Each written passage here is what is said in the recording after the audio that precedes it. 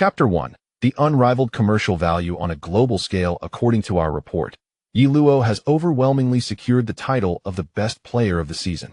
Following a vote by all members of the English Premier League Players Association, Arsenal's number 10, Ye Luo, has been unanimously elected as the season's finest player. Reports indicate that numerous players from Manchester United cast their votes in favor of Ye Luo, and even among Arsenal's fiercest rivals, Tottenham, many players expressed in interviews that, despite Ye Luo's affiliation with Arsenal, they would also vote for him, as it is universally acknowledged that no one else could surpass his performance this season. As reported by the Mirror, after triumphing in both the English Premier League and the English League Cup, many football experts believe Ye Luo is a strong contender to reclaim the prestigious Ballon d'Or this year, despite Bayern Munich's achievement of a treble. Not a single player from their ranks stands a chance of competing with Ye Luo, with his only rival being Lionel Messi. According to the esteemed French media outlet European Football, the selection for the best 11 in Europe this season has been finalized, adopting a 4-3-3 formation, featuring forwards Messi, Ye Luo, and Cristiano Ronaldo. This lineup has been dubbed the most formidable attacking trident in the annals of football history. At this very moment, a private jet has taken off from London, en route to the United States. Seated on board, Ye Luo is idly perusing through various newspapers. It has already been 3 days since Arsenal's championship victory. Yet the majority of newspapers continue to extensively cover news regarding Arsenal and Ye Luo. Next to Ye Luo is his agent, Mendes, who remarks, "We have received numerous inquiries from companies. My suggestion is to set a higher threshold, excluding those that may potentially tarnish your image." In previous years, Mendes would typically be preoccupied with Cristiano Ronaldo, who was once his primary client. However, now he finds himself accompanying Ye Luo throughout the summer on travels across the United States, Japan, the Dragon Country, and various European nations. This shift has inevitably strained his relationship with Cristiano Ronaldo. Nevertheless, Mendes has no alternative. He must prioritize serving Ye Luo, who is undoubtedly his most significant client, the most commercially valuable sports star in the world, without exception. The market of over 1 billion people in the Dragon Country is almost entirely Ye Luo's exclusive domain. Furthermore, in the markets of billions of people worldwide, Ye Luo's influence has gradually caught up to, and even surpassed, that of Cristiano Ronaldo, beyond Ye Luo's own prowess. This is also substantially attributed to the influence of the English Premier League. While Cristiano Ronaldo is undeniably talented, he has played in La Liga, within the Spanish-speaking realm. La Liga is undeniably the Premier League, with its influence stretching from Mexico to Argentina, spanning the entirety of the Americas in both the northern and southern hemispheres. Its impact far surpasses that of leagues such as the Premier League and Bundesliga, primarily due to the linguistic connection. After all, these nations were once Spanish colonies and now predominantly speak Spanish. However, these regions are economically challenged. In contrast, the Premier League, owing to its English-speaking nature, enjoys an almost exclusive dominance in English-speaking territories, where consumer power vastly eclipses that of Spanish-speaking regions. This disparity is rooted in the historical supremacy of the Anglo-Saxon peoples, who reigned as global hegemons for nearly 3 centuries, first as the British Empire and now as a progeny of it, the United States. Given their status as world leaders, the potency of their language is undeniable. The global prevalence of English is manifest in films, literature, academic papers, and more, achieving significant dissemination and influence worldwide.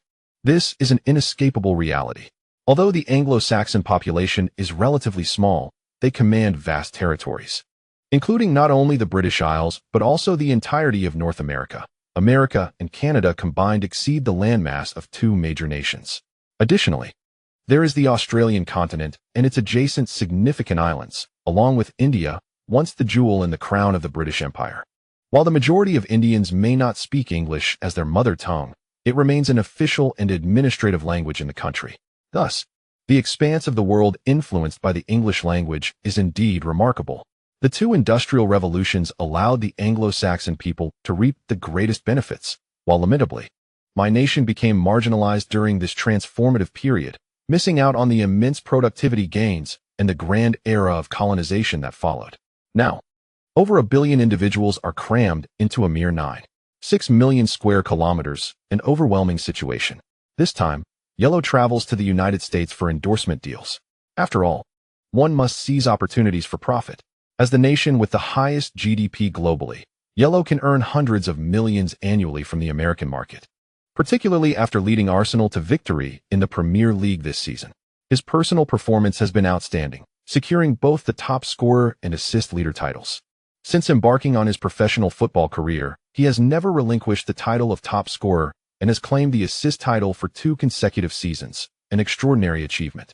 Historically, few players have simultaneously held both titles, and even among those who have, their goal and assist tallies pale in comparison to Ye Luo's impressive record of 24 assists this season, a stark contrast to the past, where 12 or 13 assists were typically sufficient to claim the assist leader title. He has directly elevated his assist tally to an entirely new level, particularly evident in the scoring charts. He has netted 50 league goals, while the second-ranked Van Persie has scored merely 24, less than half of his total. The third-place, Aguero, has managed only 22. When one examines the top 5 scorers in the league, it becomes apparent that the gap between the second and fourth positions is rather insignificant. The disparity between the first and second places feels almost surreal, signifying that Ye Luo's prowess is distinctly unparalleled. In the entirety of the Premier League, no one stands shoulder to shoulder with him. Even Giroud, Arsenal's towering striker, has scored 19 goals this season, placing him 4th in the scoring charts, surpassing Liverpool's star player Suarez. Yet, when it comes to ability, Giroud undoubtedly pales in comparison to Suarez. So, why does he boast a higher goal tally? The answer is straightforward. It is Ye Luo who has facilitated it. Of Giroud's 19 goals, 12 are direct assists from Ye Luo, and the majority of the remainder are also closely linked to Ye Luo, such as the space he creates, allowing Giroud numerous opportunities that are virtually unguarded. After all, when Ye Luo is on the pitch, defenders cannot afford to focus on anyone else. One could assert that Ye Luo's presence exerts an influence on the team that far exceeds what his statistics suggest, even though his stats are already remarkably impressive. After the season concludes, Transfermarkt updated its market value rankings, placing Ye Luo at the pinnacle with a valuation of €300 million, surpassing Messi's €210 million. Naturally, many fans argue that Ye Luo's valuation exceeds Messi's due to his youth. Ultimately, the release of this market value list sparked considerable debate, with Ye Luo now recognized as the world's highest valued football player. His endorsement deals have naturally soared in value as well. Currently, he is approached by globally renowned corporations, while smaller companies are hardly considered. As the season draws to a close, Ye Luo has secured several lucrative contracts. The globally acclaimed telecommunications giant Vodafone has re-established contact with him.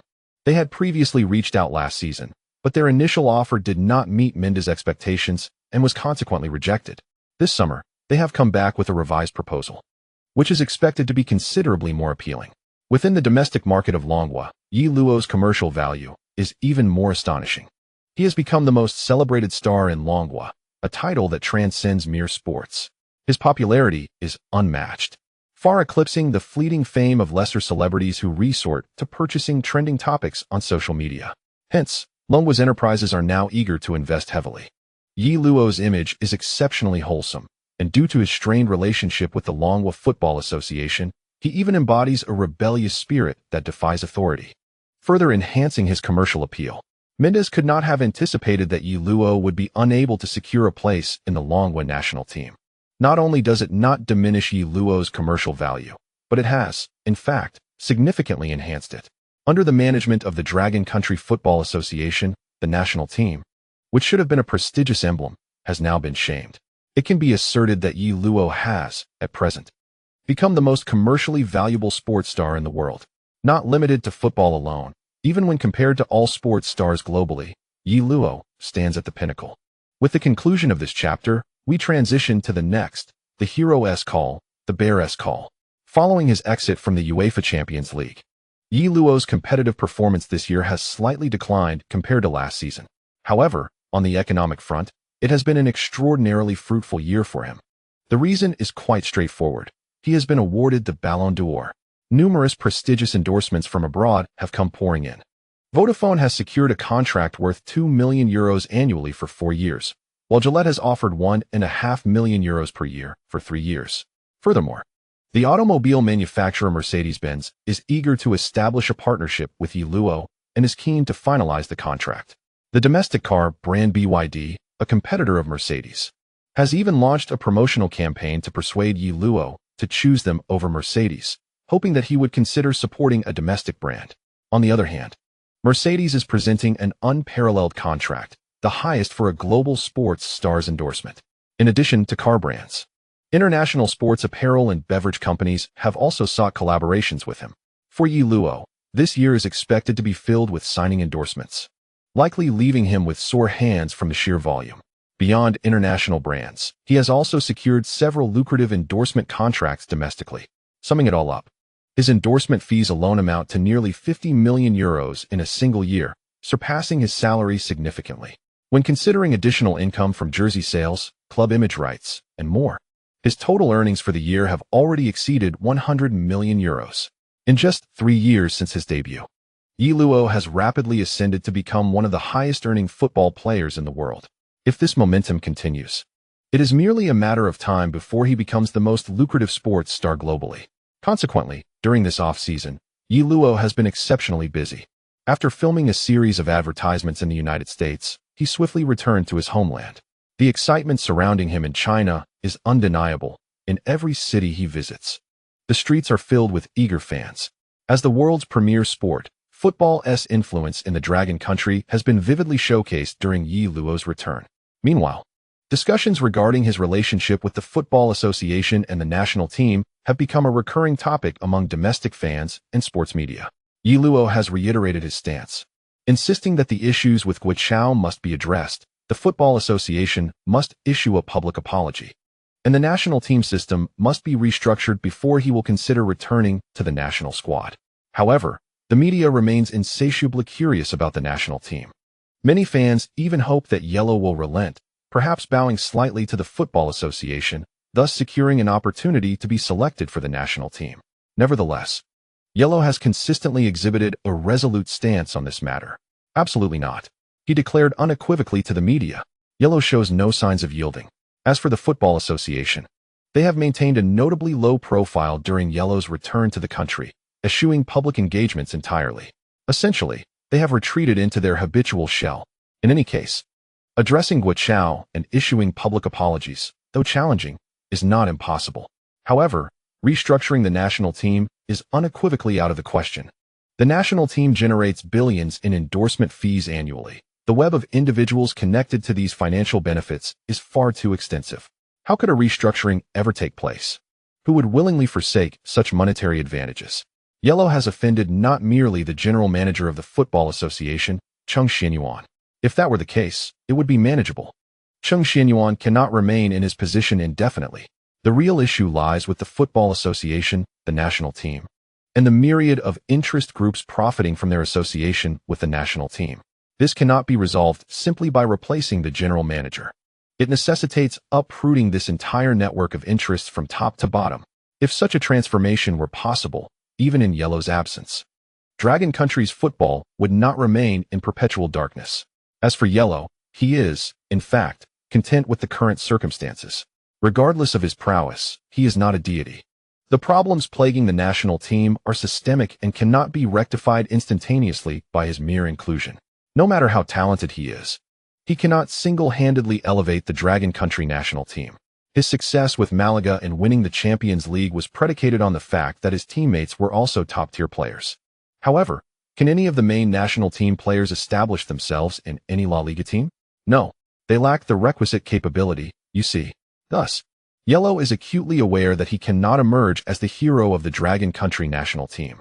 Mendes, having come to understand the realities of Dragon Country football, has also ceased pursuing Ye Luo's inclusion in the national team. Of course, Mendes' considerations are entirely driven by the maximization of interests. Firstly, as a world-class player, if he were to join the Dragon Country national team and lead them to the World Cup finals, that would be a baseline achievement. However, would reaching the World Cup finals suffice to satisfy the Dragon Country fans? Absolutely not. Such a notion is utterly preposterous. Human nature dictates that unless the national team clinches the World Cup title, the appetite and desires of Dragon Country fans will never be satiated. And once Ye Luo fails to meet the expectations of these fans, he risks transforming from a hero into a scapegoat. Greed is an inherent trait of humanity. Liu Xiong was once incredibly formidable, a world champion, an Olympic champion, a record breaker, creating miracles for Asians in athletics. Yet, what was the outcome? The outcome remains shrouded in criticism, leading to a somber exit. Ye Luo may possess the potential to guide the Dragon Kingdom's national team into the World Cup finals. His star status on the Asian stage is akin to a dimensional assault, as no Asian team's defense can withstand him. But what of the World Cup arena? The dominance of European and South American powerhouses would render the Dragon Kingdom's national team unable to even make contact with the ball. How could one play? Regardless of Ye Luo's prowess, after a match, his touches might scarcely exceed 20. In such circumstances, what could he possibly showcase? Even stars require supporting characters to shine. In a word, the national team players of the Dragon Kingdom fall short of being worthy companions to Ye Luo. Even if Ye Luo were to lead the national team into the World Cup finals, the probability of advancing beyond the group stage is nearly non-existent. This is the stark reality. Yet, will the fans of the Dragon Kingdom accept, comprehend, and face this objective truth with equanimity? How could they possibly reconcile with such a notion? We have the world's foremost star. How could we fail to progress beyond the group stage? Such sentiments will undoubtedly emerge and become a shared consensus among all fans. Refund the money. This phrase will henceforth be directed at Ye Luo. After all, as the world's top star, he is naturally the team's foremost player and also its chief scapegoat. The fans will not express gratitude for Ye Luo's achievement in guiding the team to the World Cup finals. Instead, they will lament and resent this superstar for his inability to lead the team forward. This is the nature of humanity, unavoidable. In light of this, it may be preferable to maintain the current situation. Thus, I find myself ambivalent about your joining the Dragon Kingdom's national team, Mendes remarked. Ye Luo opened his mouth, instinctively wanting to refute this point. Yet, he soon realized that Mendes' analysis held considerable merit. He found himself unable to counter it. For fans are forgetful. Before his time here, there was a player named Udebo who scored a last-minute header against South Korea in the World Cup qualifiers. The most popular commentary at the time, which Ye Luo recalls vividly, was, "Never criticize Udebo." And yet, 2 years later, he fell from grace due to a single critical comment from a commentator. From hero to pariah, it took merely a year or two. The masses, an unrefined collective, who can discern? Who can judge? Who can withstand? Chapter concludes. Chapter 3. The wild younglings of Maine and Canty. After wrapping up matters domestically, Ye Luo's busy schedule came to a close. Following a week spent with his parents at home, he returned to Europe to embark on his holiday. After a season of combat, even though the system could assist in physical recovery, the fatigue of the spirit is an unavoidable reality. Holidays are a crucial period for players to recharge and set out anew. A continuous stretch of matches without rest or respite bears no distinction from the life of a machine. Few individuals can endure such a lifestyle, and the fervor for football is likely to wane swiftly. Once passion is lost, retirement is not far behind. Even Ye Luo requires respite. He has chosen the picturesque Mediterranean city of Mallorca as his holiday destination, renowned for its radiant sunshine and temperate climate, making it a celebrated vacation spot. Each year, numerous players flock to this locale for relaxation, transforming Mallorca into a favored training ground for various clubs during the summer. It is easy to overlook the multitude of smaller teams that cannot traverse the globe in pursuit of wealth like the elite clubs. These lesser teams face challenges in finding suitable sparring partners for warm-up matches during their summer training. The selection of opponents must consider their capabilities, making such arrangements far from trivial. Only cities like Mallorca, which attract many teams from the English Premier League, La Liga, Bundesliga, Ligue 1, and Serie A each summer, can fulfill these requirements.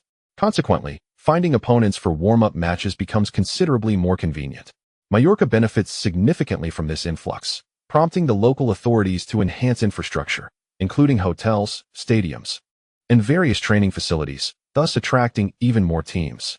In addition to clubs, some players opt to vacation here, appreciating the opportunity to maintain their physical condition in an excellent training environment. This has become a pillar of Mallorca's economy. This season, Arsenal will first convene in Mallorca, engaging in 2 friendly matches against La Liga teams Villarreal and Athletic Bilbao, before heading to the United States for the International Champions Cup this summer. Hence, Ye Luo has also selected Mallorca for his holiday, avoiding the hassle of traveling back and forth. On the sandy shores of Mallorca, Ye Luo reclines comfortably in a beach chair, donning sunglasses and relishing this rare vacation time. Nearby, a group is playing beach football. Wong, look over there. A petite black individual exclaims, pointing at Ye Luo. Wang Chu is momentarily taken aback, then follows his gaze. It's Ye Luo, he exclaims in astonishment. Hey Wang, that's your compatriot. Aren't you going to greet him? Another young man of darker complexion encourages. Yes. Perhaps we could even take a picture and get his autograph. Wang Chu hesitates. I'm not very familiar with him. He is a player for FC Metz in League 2. And this year Metz has come to Mallorca for warm-up matches. The two black players accompanying him are of similar age. One, named Sadio Mane, is a close friend from Metz's youth team and currently plays for Red Bull Salzburg. The other is N'Golo Kante, who also plays in League 2, but for Cannes. Three individuals of similar age, all competing in the same league, share a camaraderie that leads them to venture out together. Why not? Just think of yourself as a fan. Indeed, that's Ye Luo. I truly wish to obtain his autograph. Two young men with dark complexions nudged Wang Chu forward. With some trepidation, Wang Chu approached Ye Luo. Hello, Ye Ge, he greeted. In fact, Ye Luo is 2 years younger than Wang Chu. However, Wang Chu dared not assume a seniority stance before him, even though Ye Luo had never represented the national team. In the realm of Dragon Nation football, aside from a few prominent figures who might exude a sense of superiority, players like Wang Chu would eagerly seek to curry favor with Ye Luo. Ye Luo opened his eyes and beheld the young man standing before him. Wang Chu. He paused momentarily. Is it really you? Ye Ge has heard of me. Wang Chu exclaimed, his delight palpable. Indeed. I've heard of you, the Dragon Nation prodigy from Metz, who once set the record for consecutive juggles. Am I mistaken? Ye Luo smiled. Oh wow. Wang Chu felt somewhat flustered. In front of Ye Ge, I hardly feel like a prodigy at all. Please, just call me Ye Luo. You're 2 years my senior. Ye Luo waved his hand dismissively. Such modesty. Ye Ge is a superstar on the world football stage. It is only fitting for me to call you Ge. Wang Chu insisted. By the way, Ye Ge, would you like to join us? We're playing beach football and are short one player. Perhaps we could team up? The thought of battling alongside Ye Luo would undoubtedly elevate Wang Chu's reputation back home. Of course, Ye Luo replied with a smile. He was, in fact, not a person to shun social interaction. Wang Chu felt a wave of relief wash over him. He had initially anticipated that Ye Luo would be difficult to approach, given the media's portrayal. To his surprise, Ye Luo was quite affable, and Wang Chu was eager to forge a connection with the world's top star. Brother, allow me to introduce two friends. Wang Chu quickly called over Kante and Mane. Upon seeing the youthful, unassuming versions of Kante and Mane, Ye Luo was momentarily taken aback. Memories from his past life surged forth. Kante, once hailed as the finest defensive midfielder in the world, was a key player in France's 2018 World Cup victory. Mane, a Senegalese winger, had a market value nearing 100 million. Both were still quite young. Mane, born in 1991, was only 22 this year and had swiftly become a vital player for Red Bull Salzburg, gaining recognition among scouts. Kante, born in 1992, was 21 and still struggling in Cannes. His true rise to prominence would only come after helping Leicester City achieve their miraculous Premier League triumph. Presently, one was playing in Austria's lesser-known league, while the other was languishing in the obscurity of League 2. A true nameless soldier indeed. If only I could lure them to Arsenal. This thought suddenly surfaced in Ye Luo's mind. Why not? Chapter 4, a trivial sum. It would be disingenuous to claim that Ye Luo was indifferent to last season's Champions League elimination.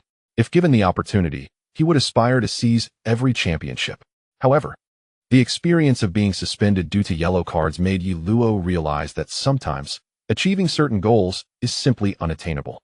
Moreover, he possessed absolute confidence in his individual prowess, believing he surpassed Messi by a significant margin.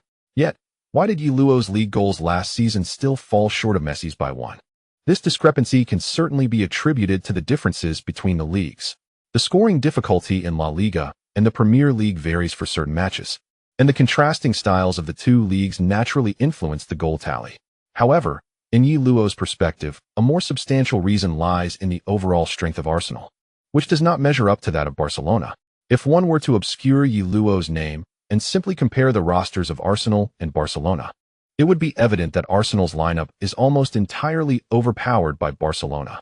In a hypothetical matchup, without Ye Luo, Arsenal would stand a 90% chance of being eliminated in the Champions League knockout stage against Barcelona. Arsenal's fans are undoubtedly acutely aware of this reality. It is precisely for this reason that Messi can focus solely on one task, scoring, with the unwavering support of the midfield trio, Xavi, Iniesta, and Busquets. Behind Messi are Neymar and Villa. And what about Ye Luo? His midfield consists of Ramsey, Coquelin, and Arteta, with the only player who could be deemed a top star being the over 30 Arteta. Beside him are Cazorla and Giroud. To be fair, Cazorla and Giroud possess commendable abilities. Yet when compared to true top-tier stars like Neymar and Villa, there remains a noticeable gap. This disparity is why, throughout this season with Arsenal, or even during his 2 seasons at Malaga, Ye Luo has not solely assumed the role of a goal-scorer.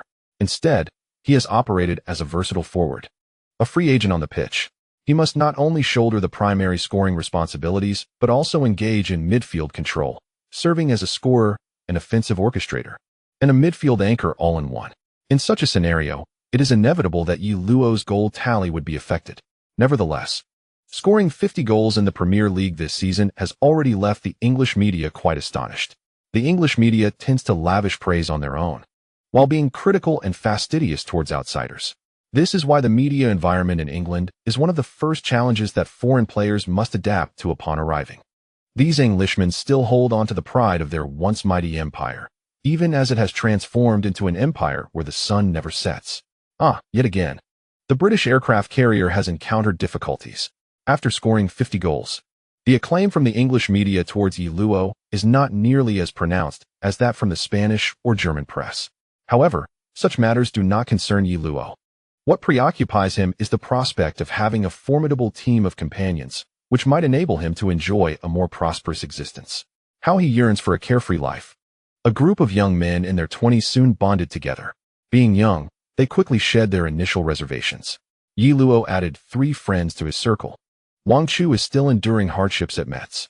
While Ye Luo wishes he could assist him, Wang Chu's predicament stems from his fragility.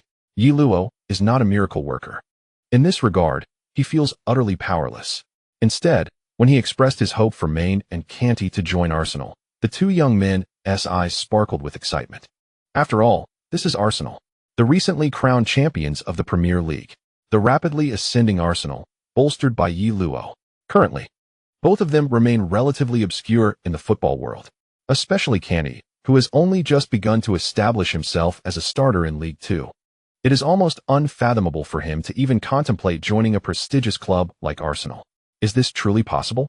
Kenny found it hard to believe. This responsibility lies with me, Ye Luo assured him, patting his chest. Upon returning to the hotel, Ye Luo felt a wave of regret. After some reflection, he realized that although he is the undeniable core of Arsenal, his involvement in the club's transfer affairs as a player seems inappropriate. How could he approach Wenger about this? Boss, I've discovered 2 prodigies. Let us bring them to the Coney training ground.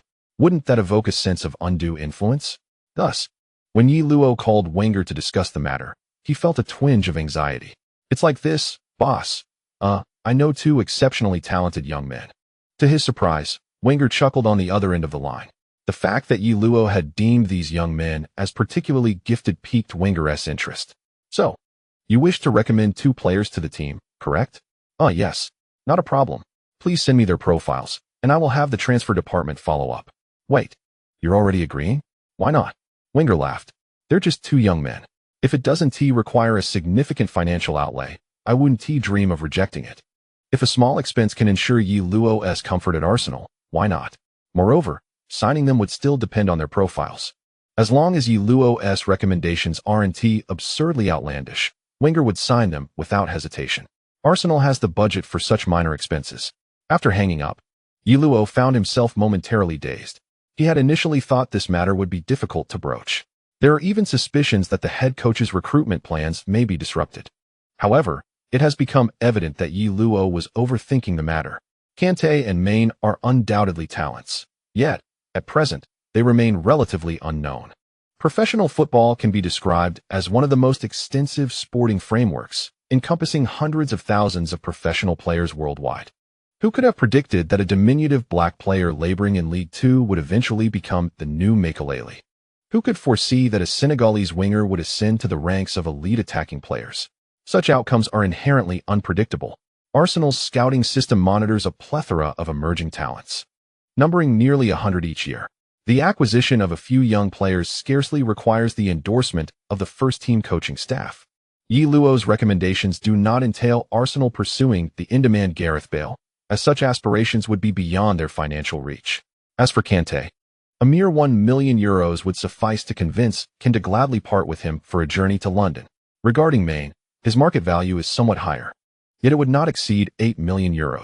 Thus, the total expenditure to acquire both would remain under €10 million. A sum Arsenal could easily offset by offloading a few youth academy players and clearing out several fringe players this season. In Chapter 5, it is suggested that nothing is beyond reach. Wenger had initially dismissed Ye Luo's recommendations for these two players. This season, Arsenal's recruitment strategy was already largely established, primarily due to a lack of funds, with an overall budget of only £60 million. Wenger's plan was to avoid spending small amounts on half-baked talents and instead invest in a genuinely significant midfield star to liberate Ye Luo, allowing him to operate more freely in the attack, while Arsenal could continue to employ their preferred 4-3-3 formation. Wenger remained confident that it was feasible to secure a top-tier midfielder for under £60 million. The current Arsenal is no longer the same as before. They have transformed into a promising team, with Ye Luo in their ranks. Arsenal not only clinched the Premier League title but also harbors aspirations for even greater accolades in the upcoming season. While Arsenal's salaries may not rival those of larger clubs, they remain competitive and are ranked among the upper echelon of Premier League clubs. Moreover, for footballers, earning money is important, but so too are the honors that accompany their careers. Achieving success with Arsenal in the Premier League and the Champions League would offset any monetary losses in wages, ultimately enhancing their renown.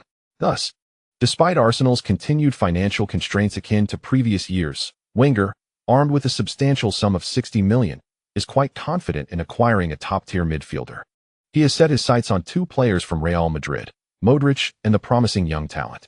This ambition emerged following Mourinho's dismissal. Currently, the illustrious Zinedine Zidane has taken the helm at Real Madrid as the interim head coach. It is likely that he has yet to acquire the authority to decide the fates of either Luka Modric or the young talent, Marco Asensio.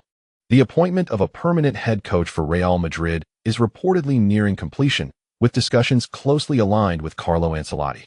Consequently, although Arsenal has initiated contact with Real Madrid, the club's responses have been rather lukewarm. Nevertheless, Arsene Wenger remains unperturbed. It is certain that either Modric or Asensio will depart this summer. Arsenal is indeed in pursuit of a marquee midfielder, yet they do not feel an urgent need to finalize negotiations before the transfer window closes. Arsenal is in no hurry, as even if they are unable to secure new signings, they can continue to rely on the framework established from the previous season, making necessary adjustments for another year. They have grown accustomed to enduring challenging times. Thus, Wenger believes that this transfer window should primarily focus on trimming the squad. He aims to offload high-earning veterans like Andrei Arshavin, who have become peripheral to the team, in order to create salary space for the arrival of a top-tier midfielder in their prime. However, when Arsenal's chief scout, Steve Rowley, burst into Wenger's office with palpable excitement, it became evident that this summer transfer window would not be tranquil. Arsene, oh my God, how on earth did you come across this talent? I assure you, this lad is the new Claude Makelele. Wenger, perplexed, responded with a furrowed brow. What? What do you mean? The new Makelele? Surely, Rowley hasn't he lost his senses? Only upon receiving the scouting report from Steve Rowley did he realize whom Rowley was referring to. N'Golo Kanté, the young French player recommended by Ye Luo. What makes him special? Wenger opened the scouting dossier and discovered Kanté's remarkable positional awareness, excellent stamina, decisive tackling, and aggressive play, showcasing the potential to excel as a lone defensive midfielder. Intrigued, Wenger watched the video footage provided by the scouting department and confirmed that Kanté indeed embodied the qualities of an exceptional defensive midfielder. His interest visibly peaked. What a splendid player! Furthermore, based on Kanté's athletic capabilities, despite lacking extensive experience, he already possessed the physical prowess to compete at a high level. Acquiring Kanté and allowing him time to develop would undoubtedly lead to his ascent in prominence. Upon examining the cost of acquiring Kanté, which amounted to less than $1 million, Wenger was delighted. He relished such a bargain that promised quality. As for Sadio Mane, After a season of honing his talents in the Austrian league, he has showcased considerable skill. Although his market value is tenfold that of Kante, the price for such a player is still reasonable. However, with the club's total transfer budget capped at 60 million, spending a few million on Maine would require careful consideration. Will it impede the team's grand ambition of acquiring a marquee midfielder? Wenger hesitated once more, letting out a sigh. Indeed, a penny can thwart even the mightiest of heroes. How he yearned to indulge in the transfer market. Yet with a mere 60 million at his disposal, what quality could he truly procure? Premium talent certainly does not come cheap. Wenger sighed again as he scrutinized the match footage of Maine. His speed was breathtaking, and his directness in attack was formidable. He could maneuver both left and right, adept at penetrating defenses. A mere 8 million could secure him. 8 million, he rubbed his hands together. Wenger was acutely aware of the myriad deficiencies within the Arsenal squad, with numerous positions in dire need of reinforcement. The midfield was just one aspect. In defense, reliable center-backs were limited to Mertesacker and Koscielny, while Vermaelen was frequently sidelined, and Giroud was hardly dependable. Should two center-backs sustain injuries, Wenger would face the daunting predicament of who would fill the void. On the right flank, Sagna, after several injuries, exhibited a worrying fragility. Jenkinson performed adequately, yet in critical matches, his capabilities fell short. Currently, only Gibbs and Monreal were available as left-back reserves, although Monreal was quite durable and posed no immediate concerns. In midfield, Arteta was aging, Diaby was perpetually injured, Coquelin was reckless, and Ramsey was inconsistent. Only Cazorla remained a reliable option. As for the forward line, aside from Ye Luo, there were Chamberlain, Walcott, Giroud, Podolski, and the promising young talent Gnabry, who had excelled in the youth academy this season. Excluding Ye Luo, Arsenal's lineup appeared rather meager at first glance. Thus, the acquisition of Maine and Kante, while these youngsters might struggle to adapt to the Premier League immediately, was not without merit. Wenger firmly believed they possessed the potential to become valuable substitutes for Arsenal. With a season or two of development, they could even evolve into key players. Moreover, if he hesitated now, the opportunity to secure them might slip away, leaving Arsenal with little connection to their talents in the future. Acting now was akin to seizing a hidden treasure, with clubs increasingly establishing comprehensive scouting networks. It was only a matter of time before these two players were discovered. In the vast European football landscape, there were countless professional players. And if one were to include South America, the number of hidden talents within this colossal football system was unfathomable. Discovering even one or two was indeed a stroke of fortune. After a brief contemplation, Wenger resolved to procure Maine and Kante without delay. As for subsequent reinforcements, he shook his head, finding himself devoid of direction. 2 days later, Arsenal began to assemble. Some players flew directly to Mallorca, while others gathered in London before departing with the coaching staff to Mallorca for pre-season fitness training, followed by a flight to the United States for the International Champions Cup. Upon landing in Mallorca, Arsenal's aircraft touched down. Wenger, accompanied by his staff, arrived early at the training ground in Mallorca to meet with Ye Luo. In a light-hearted manner, he decided to break the ice and draw a little closer to Ye Luo. Maine and Kante have already begun their endeavors, and I believe you could even serve as a chief scout after your retirement. Wenger chuckled. By the way, do you have any player recommendations? Ye Luo paused for a moment. Boss, I actually have quite a few players to recommend. Wenger was taken aback. You truly do? He inquired, surprised. I was merely jesting. Chapter 6. The touching moments of unsung heroes. Seated at his desk, Wenger found himself staring blankly at a list of names he had before him. He had not anticipated that his jest would lead Ye Luo to genuinely provide him with a list. The number of names was not insignificant. Virgil van Dijk, a Dutch centre-back born in 1991, currently plays for Celtic in the Scottish Premier League. Fabio Henrique Tavares, known as Fabinho, a Brazilian defensive midfielder born in 1993, currently plays for Real Madrid's B team. João Cancelo, a Portuguese right-back born in 1994, is a product of Benfica's youth academy. Bernardo Silva, also Portuguese and born in 1994, is an attacking midfielder from Benfica's youth system. Riyad Mahrez, possessing dual nationality from Algeria and France, is a winger born in 1991, currently playing for Le Havre in League 2. Harry Kane, an English player born in 1993, is a Tottenham player, but he is currently on loan at Leicester City in the Championship. As he scrutinized these 6 names, Wenger found himself questioning his own understanding of the situation. Where had this lad acquired knowledge of such players? Were they hidden gems like Kanté and Maine, undiscovered talents yet to be recognized? If so, how did Ye Luo come to know these names? Did he possess some prophetic ability? Wenger shook his head, judging solely from this list, aside from Harry Kane. The difficulty of acquiring the other players seemed minimal, requiring little financial outlay. Of course, while Harry Kane would also not command an exorbitant fee, being a player from their fierce rivals Tottenham made the prospect of securing him more challenging. Nevertheless, despite the intense rivalry between Arsenal and Tottenham, player transactions were not entirely unheard of. Thus, if Arsenal were resolute and the player himself was inclined to join, the transfer of the unheralded Harry Kane to Arsenal would not pose insurmountable difficulties. The only remaining question was, what of the talent and abilities of these players? Consequently, Wenger instructed the scouting department to gather comprehensive profiles on these individuals. Once the players' information reached Wenger, the scouting department rendered remarkably high evaluations for each of them. Virgil van Dijk, Riyad Mahrez, and Fabinho have proven themselves capable of fulfilling the role of substitute players. Additionally, several other young talents possess unique characteristics and remarkable abilities that merit recruitment and development. Notably, Bernardo Silva exhibits exceptional technical prowess, which, while astonishing, aligns with the recommendations of Ye Luo, who has identified a cadre of exceptionally gifted young players.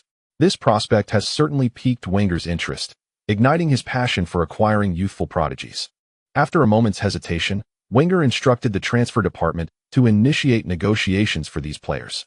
However, a concern arose regarding Harry Kane, given the strained relationship between Arsenal and Tottenham. To facilitate the transfer, it would be most effective if the player were to express a desire to join Arsenal. Wenger, with his esteemed status and reputation in the world of football, certainly had the means to persuade Kane. A personal phone call from such a revered figure would surely captivate the young striker's interest. While the Arsenal squad engaged in pre-season training in Mallorca, the transfer department, with a clear objective in mind, commenced its operations. Before long, several young players were successfully brought under Arsenal's banner. In a recent announcement, Arsenal swiftly commenced activities following the opening of the summer transfer window, securing Senegalese winger Sadio Mane from Red Bull Salzburg for a fee of £6 million. This marked Arsenal's first acquisition of the season. Following the confirmation of Mane, Arsenal promptly declared their second signing, French midfielder N'Golo Kanté from League 2. With the transfer fee likely not exceeding £80,000, Arsenal's actions in this summer transfer window have been impressively swift, culminating in their third signing, Dutch centre-back Virgil van Dijk from Celtic for a transfer fee of £7 million. Concurrently, Arsenal's youth academy has secured players João Cancelo and Bernardo Silva from Benfica's youth team. Arsenal's recruitment efforts continue unabated. They have reached an agreement with League 2 club Le Havre for the transfer of winger Mahrez, for which they will pay £2 million to acquire the Algerian talent. As of July 12th, Arsenal has successfully signed 6 players, yet it appears this is merely the beginning. Reliable sources indicate that Arsenal is in discussions with Real Madrid, hoping to bring Brazilian defensive midfielder Fabinho from the Real Madrid B team to England, with a transfer fee estimated around £3 million. Arsenal has officially announced that they will pay over £6 million to Tottenham for promising youth player Harry Kane, despite the uncertainty surrounding his valuation. Nevertheless, Tottenham seems to have made a commendable transaction. It must be noted that Arsenal's actions have been remarkably swift. These players, while relatively unknown, have all been successfully integrated into the squad without exorbitant expenditure. The investments in Mane, Van Dijk, and Kane have been slightly more substantial, culminating in a total of 8 new acquisitions. The total expenditure reached £23 million, nearly allowing for the introduction of a substantial portion of the squad. Wenger still retained a transfer budget of £37 million, considering the fees obtained from offloading some fringe players. Arsenal astonishingly had over £40 million left unspent after acquiring 8 players. This is truly extravagant. However, at this moment, all of England seemed bewildered. What was Arsenal doing? Had Professor Wenger's penchant for collecting young talents reached a point of obsession? Was it not enough to simply refrain from acquiring young players or relying on the lottery of talent? Yet, to acquire 8 players in one go seemed excessively audacious. Was Arsenal's strategy in this summer transfer window solely reliant on chance? The efficiency was remarkable, with 8 players acquired for just over £20 million, a testament to frugality. What were these fragmented signings about? In no time, English media and fans of other Premier League clubs began to mock Arsenal. Countless jokes and anecdotes emerged, as most fans observed Arsenal's acquisition of 8 young players with a sense of amusement. Even Arsenal's own supporters expressed considerable skepticism. Were they truly relying on luck for this season's signings? They voiced their grievances during media interviews. Meanwhile, in the Dragon Kingdom, many fans were equally perplexed. Was this not a rather lackluster approach? At the very least, one would expect the club to invest in a superstar to make a modest impact in the Champions League this season. Regardless, almost no one held a favorable view of Arsenal's signings, except for Ye Luo. To be frank, he did not anticipate Wenger would actually bring in those players from his list. Nonetheless, now that they were here, despite many being inexperienced and unprepared for starting roles, they possessed undeniable talent.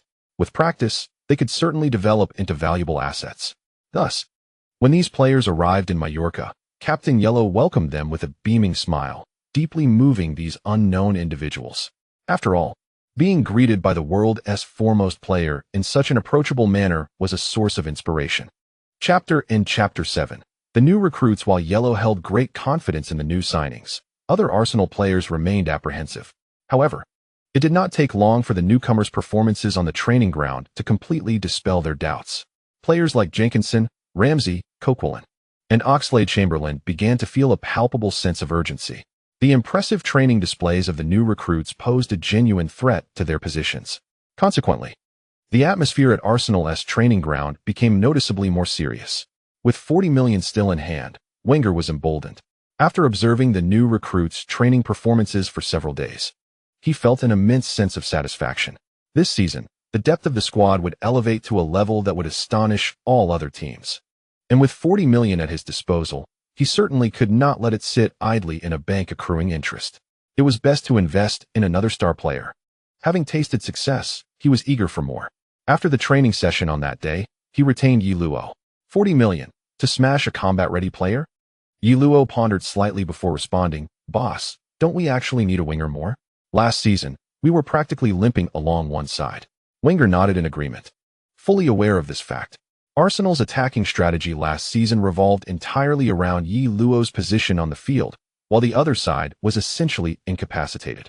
From his training performance, Fabinho could indeed hold his own in midfield.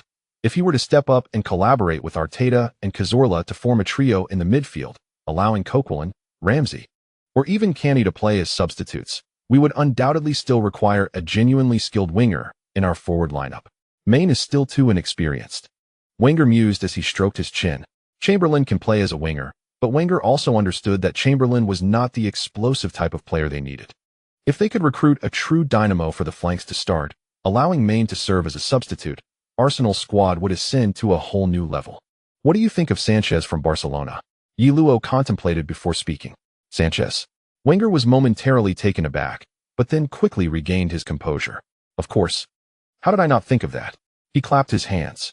Sanchez's abilities are beyond doubt. He is indeed a player of explosive talent. More importantly, with Neymar's arrival at Barcelona, Sanchez's position there has become precarious, relegating him to the bench. A player of his caliber would certainly be unwilling to settle for a substitute role. It would be entirely understandable for him to seek a transfer to a team where he could secure a starting position. That's it, Wenger decisively concluded. £40 million should be sufficient to persuade Barcelona to part with him. The only remaining issue was Sanchez's own willingness. After establishing contact with Sanchez's agent, Wenger personally called Sanchez. "Alexis, Arsenal can offer you a starting position as a winger. Moreover, we can pursue championships together, an unending stream of victories." Sanchez was faced with two choices, Manchester United or Arsenal. Following the conclusion of the previous season, Ferguson had opted for retirement. And the new manager for Manchester United was not the Everton coach Moyes, whom Ferguson had previously endorsed, but rather the former Real Madrid coach, Mourinho. Ferguson personally sought Mourinho to take the helm of the Red Devils. The threat posed by Arsenal's resurgence made Ferguson realize that if Manchester United wished to maintain its dominance in the Premier League, they needed a truly distinguished manager, one capable of leading Manchester United in battle against Arsenal. Ferguson had hoped this candidate would be Guardiola. However, he was unfortunately already secured by Bayern Munich. Thus, Ferguson turned to Mourinho. Upon Mourinho's arrival, he immediately began stirring the transfer market. He outlined a series of recruitment plans, aiming to purge the veterans, clear out the mediocre players, and bring in genuinely capable superstars. Sanchez was one of those targets in Mourinho's sights. Manchester United's 4-4-2 formation necessitates a significant overhaul. Players such as Ashley Young, Valencia, and Nani have proven to be rather mediocre on the flanks.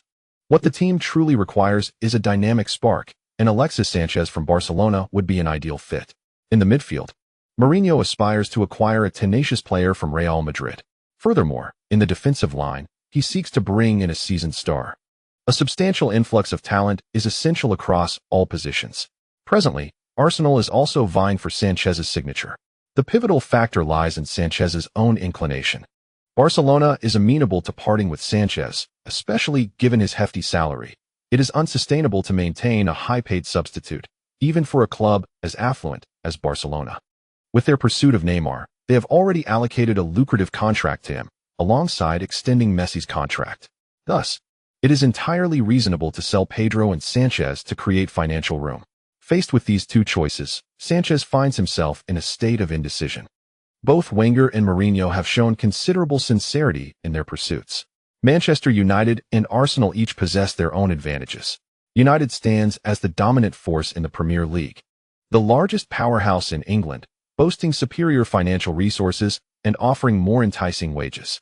On the other hand, Arsenal has the allure of Ye Luo. Indeed, Ye Luo represents Arsenal's greatest asset, as his career has been adorned with titles.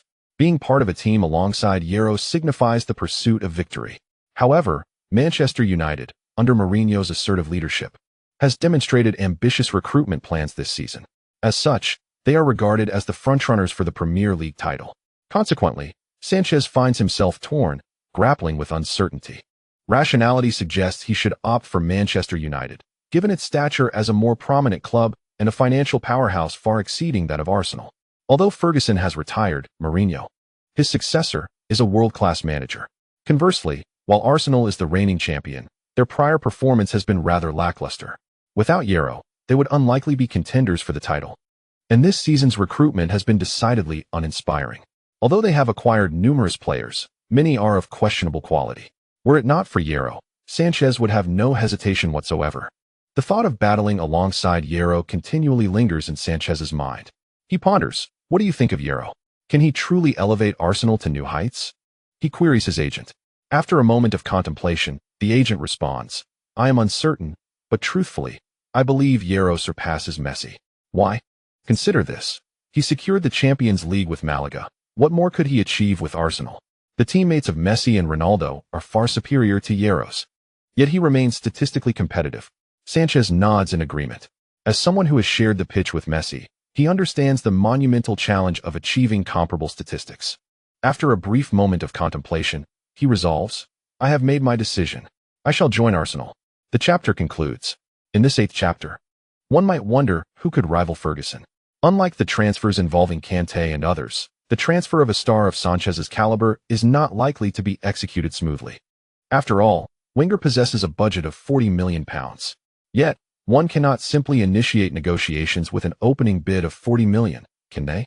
Such a tactic would hinder any bargaining potential. Hence, Arsenal's initial offer was £28,500,000, a figure that is both rounded and precise. Naturally, Barcelona promptly rejected this bid. Following Sanchez's clear expression of intent, Barcelona began discussions with Arsenal regarding the transfer fee. The tug-of-war between the two parties is expected to endure for a while longer, with the new season rapidly approaching. Recent reports from the English media have highlighted the competition between Manchester United and Arsenal, suggesting that players are increasingly inclined to join Arsenal. This marks a significant shift. Since Ferguson's retirement, Manchester United's allure appears to have waned. On television, Liverpool legend Carragher remarked, "It's merely Sanchez." To which Manchester United icon Gary Neville retorted, "Isn't that a significant indicator? Players of Sanchez's caliber now prefer Arsenal over Manchester United. This alone speaks volumes." However, Eto'o is already prepared to don the Manchester United jersey. Eto'o, which age player are we referring to? The two engaged in a spirited debate, with the focus centered on Manchester United and Arsenal. In reality, Chelsea and Manchester City are also making notable recruitment efforts. This season, all aspiring title contenders in the Premier League are bolstering their squads. After facing obstacles in acquiring Sanchez, Mourinho called upon his former player, the now free agent Ye Luo, who joined him after his contract with the Russian team Angers expired. Additionally, Manchester United expended €35 million to secure Brazilian winger Willian from Angers. Manchester City has also finalized the transfer of Brazilian midfielder Fernandinho, with media reports indicating that his transfer fee reached £30 million. Furthermore, Jovetic, Negrito, Navas, and Demichelis have also been secured by Manchester City. Given the ongoing soap opera surrounding Sanchez's transfer between Arsenal and Barcelona, Arsenal, as the reigning champions, appears rather lethargic in their recruitment efforts. Spending merely over $20 million seems akin to a lottery scratch-off ticket, with not a single marquee player acquired and the legendary Sanchez still in limbo. This has led many commentators to express skepticism about Arsenal's prospects this season. Contrary to external perceptions, however, Arsenal's players are demonstrating considerable attentiveness to the new century. Firstly, in terms of new signings, both Van Dijk and Fabinho have immediately showcased their potential to secure starting positions. Notably, Van Dijk excels in aerial duels, possesses a robust physique, exhibits rapid recovery, and demonstrates precise anticipation. He is the quintessential model of a top defender. And then there is Fabinho. It is truly unimaginable that he, possessing such formidable prowess, has not been afforded ample opportunities at Real Madrid. However, this is hardly surprising, considering that when he began to emerge, the head coach was none other than Mourinho. Within Mourinho's tactical framework, the role of the defensive midfielder is of paramount importance. How could it possibly be entrusted to a relatively obscure talent like Fabinho? Then there is Mane, whose speed is breathtaking and dribbling skills are exceptionally refined. His performance in training has been nothing short of impressive, showcasing his potential to vie for a starting position should he acclimate to the rigors of the Premier League. Furthermore, Harry Kane boasts an exemplary foundation in his role as a center forward, with remarkable physicality, strong ball retention, and outstanding passing abilities, coupled with an astonishingly proficient finishing technique. Aside from his youth and corresponding lack of experience, he epitomizes the ideal template for a top-tier striker. Mahrez has also demonstrated exceptional capabilities, while Kanté's defensive prowess is akin to a relentless adhesive, exhibiting remarkable mobility, positional awareness, and precision in his tackles. He has already earned the nickname, the new Makelele within the team. The training performances of these new recruits have instilled a profound sense of urgency among the established Arsenal players, who are keenly aware of the impending competition for their positions as the new season approaches. In recent days, the training grounds of Arsenal have been characterized by intense dedication, with players eager to retain their roles. Concurrently, Arsenal has begun to offload peripheral players, with Diaby, Arshavin, Sagna, and Gervinho departing in succession. The remaining players understand that they are making way for the newcomers. This season, internal competition within Arsenal promises to be exceedingly fierce. In this context, following a 2-week intensive fitness regimen in Mallorca, Arsenal has set off for the United States to participate in this summer's International Champions Cup. The International Champions Cup has become the premier brand for summer warm-up matches. This year, Arsenal has scaled back the Emirates Cup, as the financial incentives of the International Champions Cup far outweigh those of the Emirates Cup. Typically, summer warm-up matches serve as commercial ventures for European powerhouses seeking to capitalize on markets in the United States, China, Southeast Asia, and Japan. As the most influential preseason tournament worldwide, the International Champions Cup predominantly invites Europe's leading clubs, and the format is relatively structured. Nevertheless, despite its structure, it remains a warm-up event. For any elite club, the focus in these matches often leans more towards economic objectives rather than purely competitive ones. The primary goals are to evaluate newcomers and foster team cohesion. Interestingly, Arsenal's first opponent in the International Champions Cup is Manchester United, who arrived in the United States a few days earlier. In addition to their matches, they are engaged in a series of commercial activities, much to the displeasure of their new head coach, Mourinho, who feels that these distractions hinder his preparations. However, following Ferguson's retirement, Manchester United's organizational structure and personnel authority have undergone significant adjustments, resulting in a cumbersome framework with overlapping roles. Presently, CEO Ed Woodward, with his financial background, is primarily focused on monetary pursuits, adeptly navigating the commercial landscape. However, after parting ways with Ferguson, the task of organizing and leading Manchester United, this colossal ship, in terms of transfers and recruitment, appears rather amateurish. Mourinho expressed his frustration over the transfer department's inability to facilitate Sanchez's move. He has repeatedly lamented in public forums about the management's lack of proactive engagement in the transfer market. It is imperative that we recruit a defensive midfielder to partner with Carrick, especially given Vidic's poor physical condition, which may render him prone to frequent injuries. We also require reinforcements in the center-back position. At the home ground of the Los Angeles Galaxy, Mourinho arrived with the team for a training session, his brow furrowed, exhibiting signs of near exasperation. Beside him stood Manchester United CEO, Ed Woodward. Upon hearing Mourinho's grievances, Woodward frowned and remarked, "But last season we contended with Arsenal until the very end. Is our squad truly that deficient?" Mourinho shook his head, muttering under his breath, "You think everyone is Ferguson. Ferguson could compete for the Premier League title with this group. If anyone else were to manage them, the top four would be in jeopardy.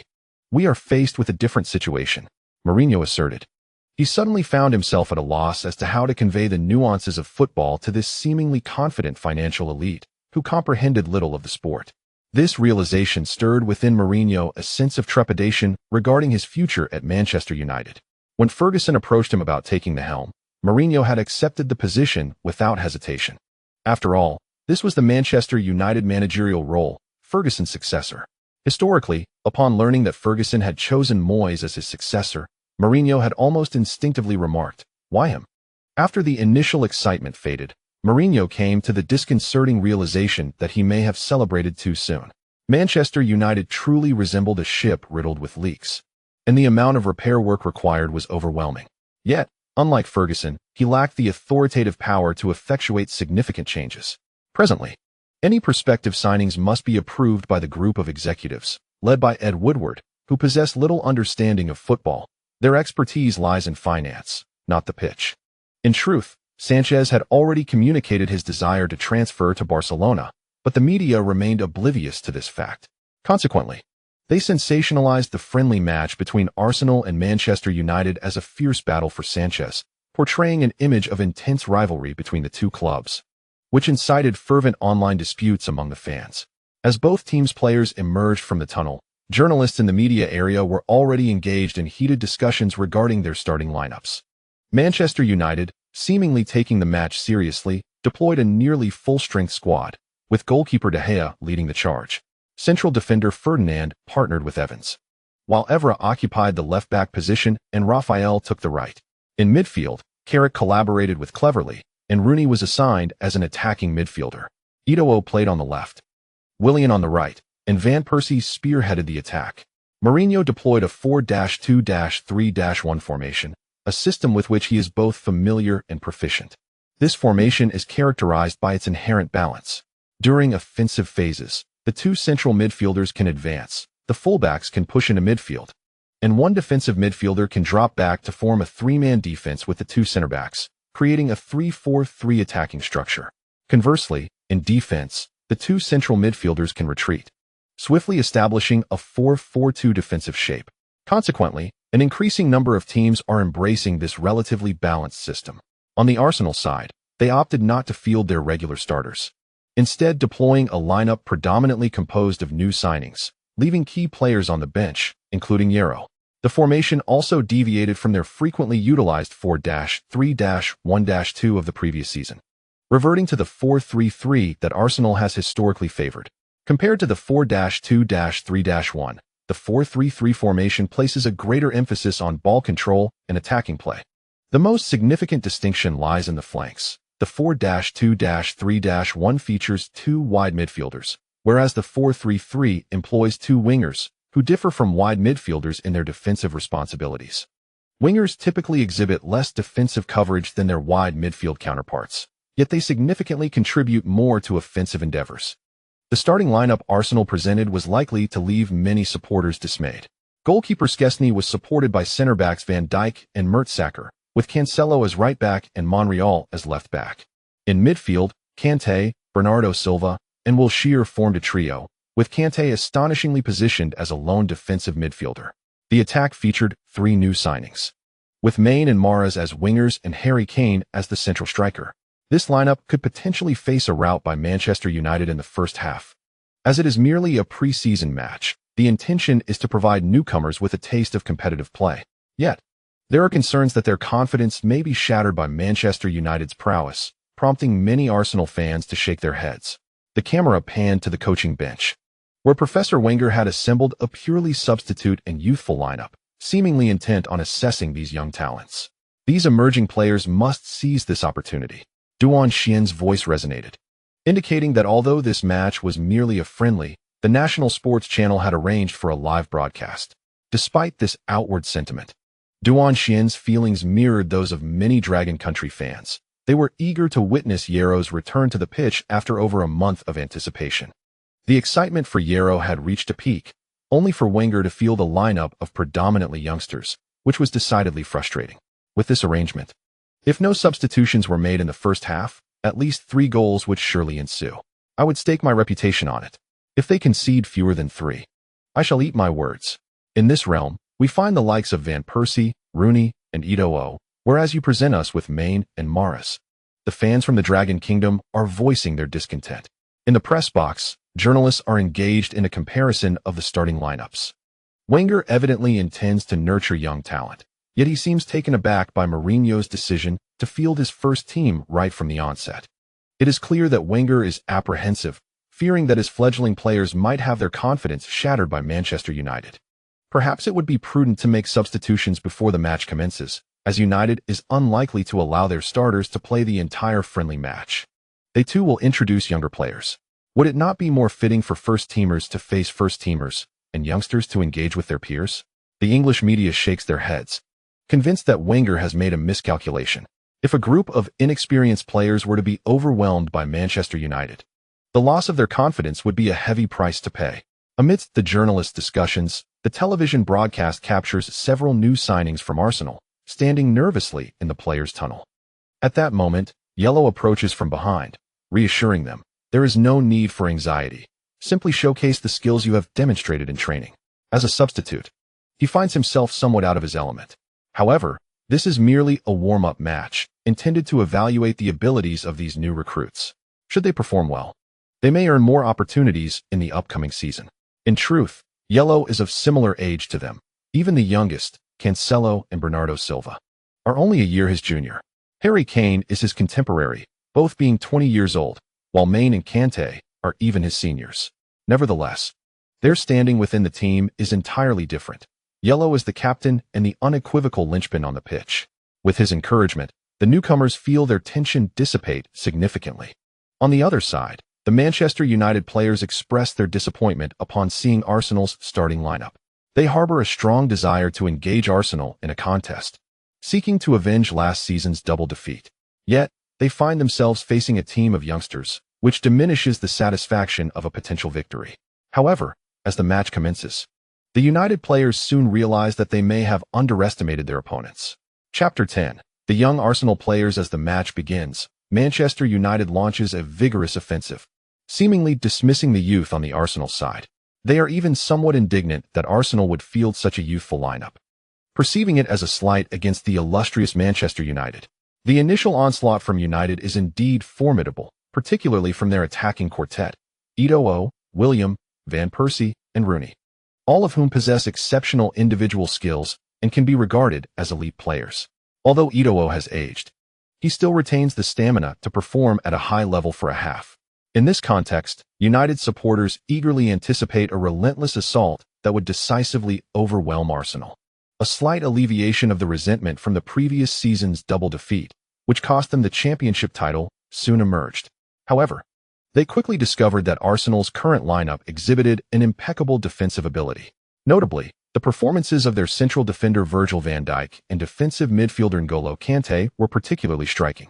In the 3rd minute of the match, Manchester United struggled to find any gaps while passing the ball around the perimeter, ultimately resulting in right-back Raphael delivering a cross into the penalty area.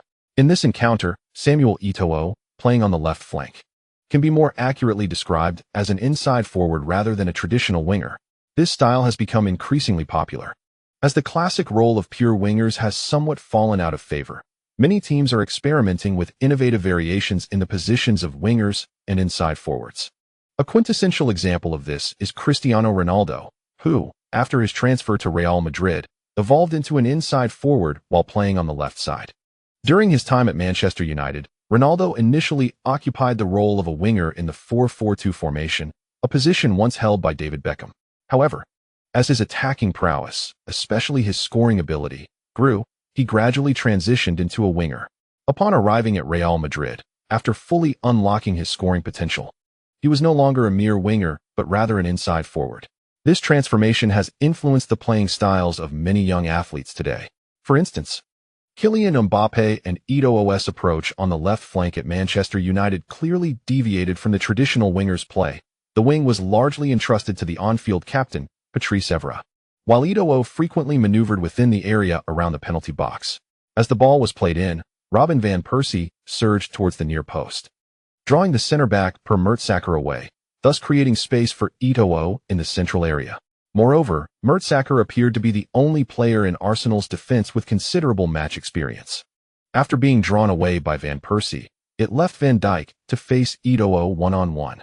The ball circled around, heading directly towards the center. Eto'o initiated his run, intending to shake off Van Dijk and execute a shot.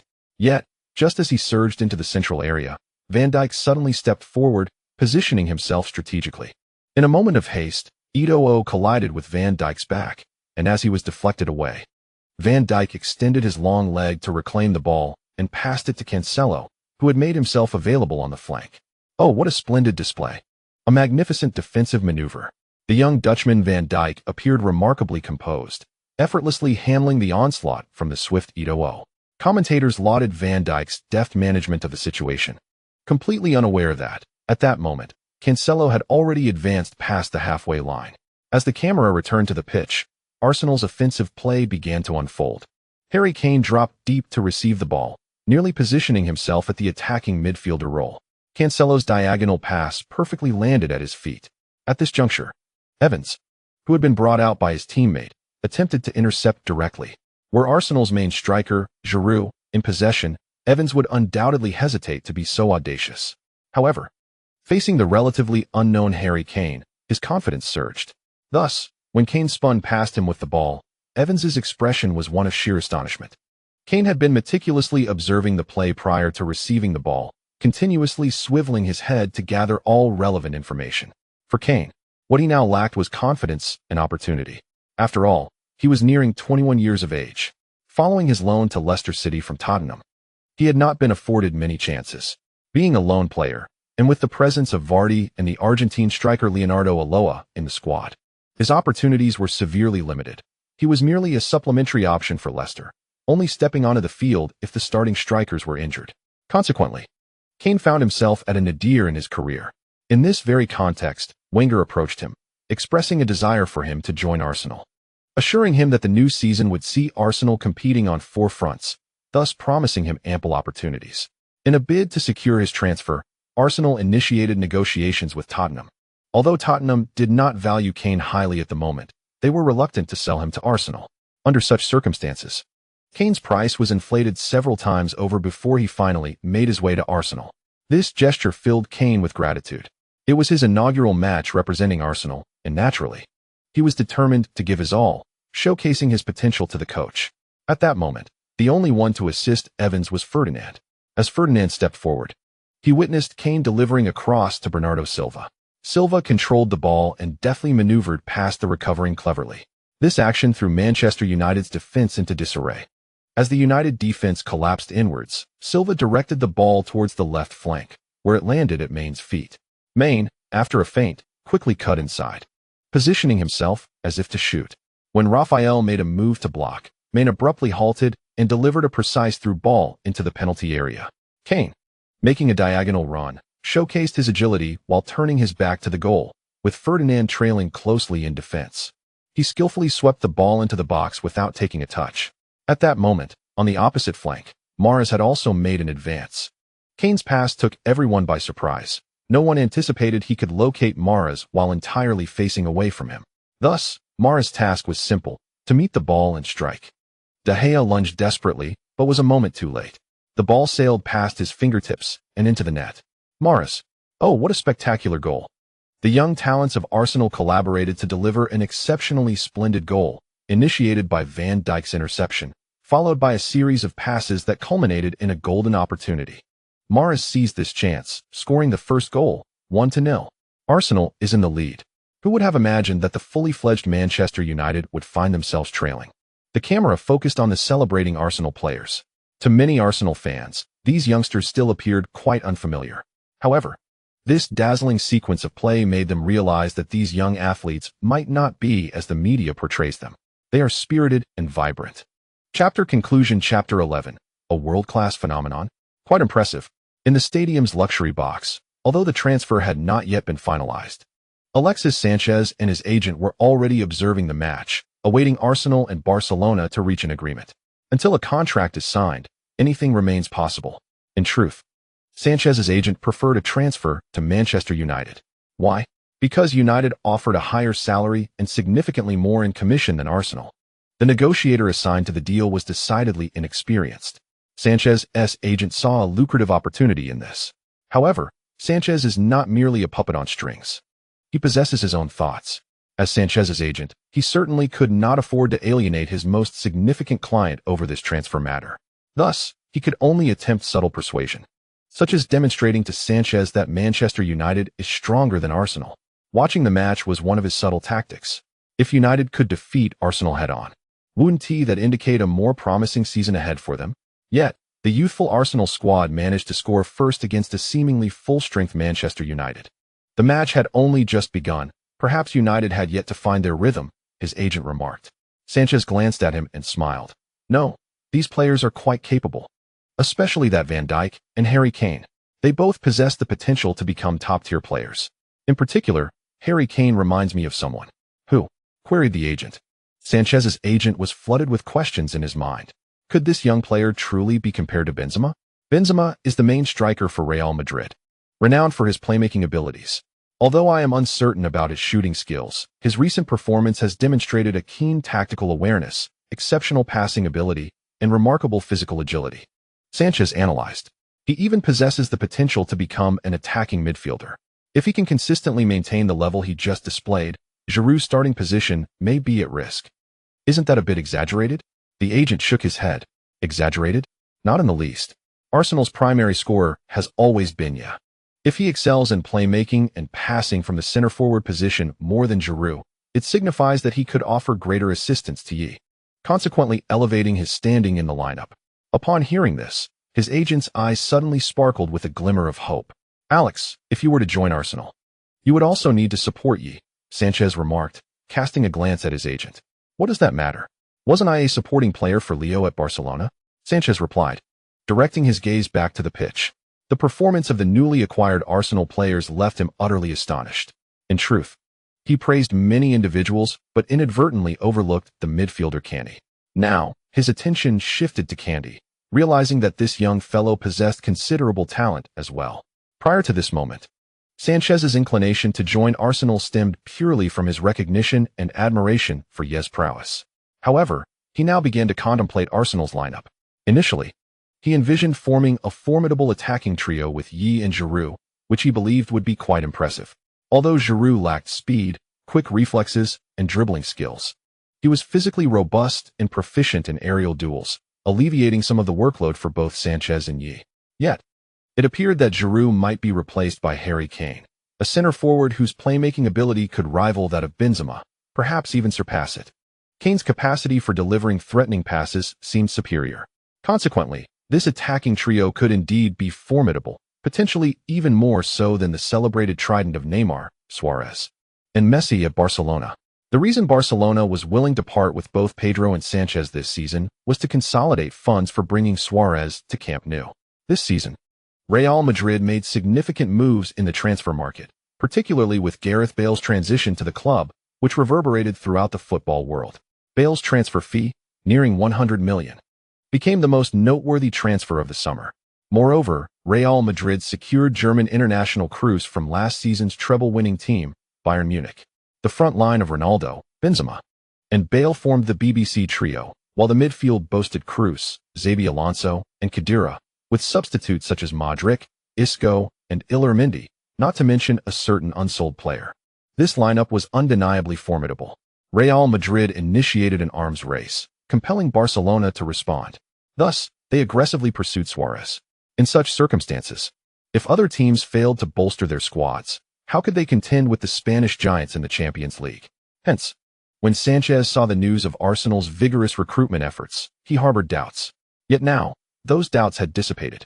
At the very least, this wave of the lottery, having secured a Harry Kane, would undoubtedly not result in a loss. Moreover, the other players are not lacking in talent either. Following the concession of a goal, the Manchester United players found themselves in a rather humiliating predicament, prompting them to retaliate with fervor. In this process, Arsenal also adeptly practiced their defensive strategies. This is the essence of a warm-up match, to assess players and refine tactics. The outcome is, in fact, of little consequence. Even if they were to lose this match, would it truly matter? Would Arsenal fans feel a sense of regret over missing the International Champions Cup? Probably not. For in a season where the only trophy was the Emirates Cup, Arsenal supporters did not deem the loss of that cup to be of great significance. Arsenal took the initiative to regain possession, while Manchester United found themselves with numerous attacking opportunities.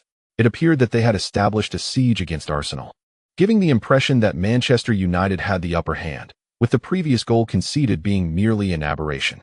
Sanchez's agent remarked, "This is not necessarily the case." Although Manchester United had more possession, Arsenal's goalkeeper hardly faced any challenging saves. They hardly had any shots from the center. Just look at that defensive midfielder from Arsenal. Yes, the diminutive one, Sanchez exclaimed. His positional awareness is exceptional. He consistently finds himself in the best defensive positions, covering a vast area while executing tackles and positioning with precision. Where did Arsenal find such a midfielder? He undoubtedly possesses the potential to be a world-class defensive midfielder. Sanchez expressed his astonishment. From a purely defensive perspective, Kane indeed exhibits the early signs of becoming a world-class defensive midfielder. Another world-class talent? Sanchez's agent mused, feeling overwhelmed. How can Arsenal acquire such a player so casually and have him be of world-class caliber? As the chapter concludes, Sanchez himself found it hard to believe. The lottery tickets that Arsenal had scratched off now appeared to have a significantly high probability of yielding a reward. It was akin to uncovering a first prize while scratching a lottery ticket. Would one simply discard such a ticket? Certainly. Arsenal would seize the opportunities presented by these fortunate draws. At that moment, the dynamics of the match shifted once again. Kante surged forward, intercepting the ball from Cleverley's feet, and subsequently passed it to B. Silva. Upon receiving the ball, B. Silva turned and executed a precise through ball to Maine, who faced Raphael. After feigning an inside cut, Maine swiftly made a break to the byline and delivered a cross. In the center, Harry Kane adjusted his position, taking 2 steps back before lifting his right foot. With a powerful volley, he struck. A thunderous sound resonated. Sanchez's face reflected astonishment as the football spun within Manchester United's goal. What a remarkable strike! Sanchez was taken aback. Possessing excellent support capabilities, height, physicality, and passing skills, he now showcased impressive shooting prowess as well. Such a comprehensive center forward is indeed a rarity. Leading by 2-0, this scenario has taken many by surprise, particularly the performance of Arsenal's lottery players. The English journalists in the media seats who had previously mocked Arsenal now find themselves astonished. Did the lottery ticket they scratched yield a grand prize? Such fortune seems almost otherworldly. Meanwhile, Manchester United appears somewhat bewildered. As the first half unfolded, their defense faced immense scrutiny. Fortunately, they managed to avoid conceding further goals. As the second half commenced, Mourinho undoubtedly delivered an impassioned speech in the locker room, yet he refrained from making substitutions, aiming for his players to reclaim their footing independently. Arsenal also opted against extensive changes, with Ye Luo and Cazorla entering the fray, replacing Wilshere and Maine. This decision indicates Wenger's satisfaction with the new signings' performances. Upon Ye Luo and Cazorla's entrance, Arsenal swiftly regained control of the match. Desperate for a counterattack, Manchester United found themselves stifled, only intensifying their urgency. In the 53rd minute, Arsenal netted their third goal. Ye Luo received a pass from Harry Kane and effortlessly slotted the ball into the net. 3-0. Arsenal had once again overwhelmed Manchester United. Upon witnessing this goal, Mourinho appeared at a loss for words and began orchestrating a significant overhaul of his squad. 10 Manchester United players stood ready at the sidelines as Mourinho prepared to make 10 substitutions. Observing this considerable maneuver, Wenger also initiated changes, allowing Ye Luo and Cazorla to play alongside the team's two central figures, providing the new signings a chance to integrate. Subsequently, he executed an 8-for-8 substitution strategy. However, the replacements for Manchester United comprised substitutes and youth players, while Arsenal brought forth genuine mainstays from the previous season. Consequently, Arsenal showed no restraint in the ensuing match. Ye Luo scored a stunning long-range effort and assisted Cazorla. 5-0. Arsenal triumphed in their first official warm-up match of the new season with a resounding victory. Following the match, Sanchez turned to his agent and said, "Inform the people at Manchester United to cease all contact with me. I fear Arsenal may misconstrue it." After securing this win, the media fervently discussed Arsenal's new signings. In stark contrast to previous disparagement, the narrative shifted to one of adulation. This is the nature of the media's role. Among them, Harry Kane naturally garnered significant praise, being an Englishman. The English media has never held back in extolling their own. In no time, Harry Kane became the focus of attention as a brilliant center forward, with Tottenham Hotspur inevitably becoming the punchline in the media's reports. A week prior, the media has been effusive in its praise for Tottenham's general manager, Levy, for orchestrating an astute business deal by selling a player valued at under $2 million for an impressive $6 million. However, the narrative has shifted, and Levy is now derided by the press as a fool in this transfer saga. Selling off a promising striker for $6 million is likely causing him considerable distress. Such is the fickleness of the media. Nevertheless, they possess a remarkable ability to unearth secrets. For instance, it has come to light that these players were all recommended to Wenger by Ye Luo. One might dismiss the notion of recommending one or two players, but 8 in one go. Moreover, all 8 showcased outstanding performances in the warm-up matches, which is nothing short of astonishing. After all, aside from a few players acquired for several million, one like Kane, who cost around $1 million, managed to hold his own against Manchester United's midfield, which is quite surreal. Based solely on that one match, a transfer fee of €5 million for Kane would undoubtedly attract a multitude of suitors. A 5-fold increase in value from a single game is truly remarkable. The pertinent question remains, how did Ye Luo come to know of these talents? The following day, reporters were stationed outside Arsenal's training ground in the United States, eager to interview Ye Luo. How did I discover them? Quite simply, I am a seasoned FM player, he remarked, sincerely attributing his insight to the database provided by Sports Interactive. He humorously noted their annual endorsement fee and image rights compensation of €3 million. Ye Luo mused internally that Sports Interactive would gladly shoulder the blame for him. See, Ye Luo identified 8 top-tier talents through our game database. Do you still doubt the authenticity of our game? For Ye Luo, it was crucial not to divulge that he possessed knowledge of which players would excel in the future, as such a claim could be perceived as whimsical. However, he was wary of attracting unwanted attention. After all, the concept of time travelers had emerged, and the existence of a faction hunting down such individuals was not beyond his imagination. Thus, he allowed the Football Manager game to take the fall. Yet, the database of Football Manager is publicly accessible. If Ye Luo can access it, so can others. So why cannot others unearth exceptional talents from it? It merely underscores the significance of Ye Luo's analytical skills and vision. Perhaps, after retiring, Ye Luo could become an exceptional scout. In this moment, the media could only marvel at Ye Luo's keen eye for talent. Upon learning that they were personally recommended to Wenger by Ye Luo, Arsenal's new recruits were invigorated, their confidence soaring. After all, they were players endorsed by the world's best. For a professional athlete, particularly one in their 20s, what more could one desire? Is it more important than self-confidence? Ye Luo's optimism inadvertently boosted their confidence immensely. Under such circumstances, their potential was realized at an accelerated pace. Chapter 13. The first team roster for the new season. Arsenal's participation in the International Champions Cup in the United States continues. Following their match against Manchester United, Arsenal faced 2 local teams, the Los Angeles Galaxy and Club America from the Mexican League. Arsenal triumphed in both encounters, achieving significant victories. Throughout this process, the team assessed the players' abilities and conditions. In these warm-up matches, Wenger had another purpose: to establish the core framework for the team in the upcoming season. Although Arsenal will contend on 4 fronts next season, their aim is to defend their Premier League title while advancing further in the Champions League.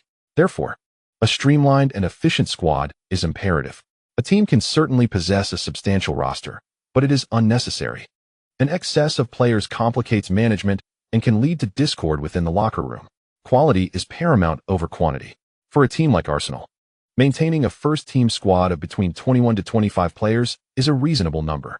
Currently, with the addition of 8 new signings, and including the almost confirmed transfer of Sanchez, the first team has swelled to over 30 players, rendering it rather cumbersome. It is essential to trim the squad, releasing those players who are not in contention. This is beneficial for both the team and the marginal players themselves.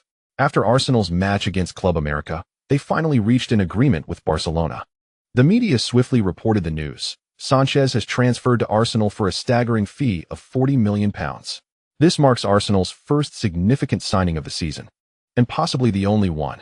The Chilean star Sanchez has officially joined.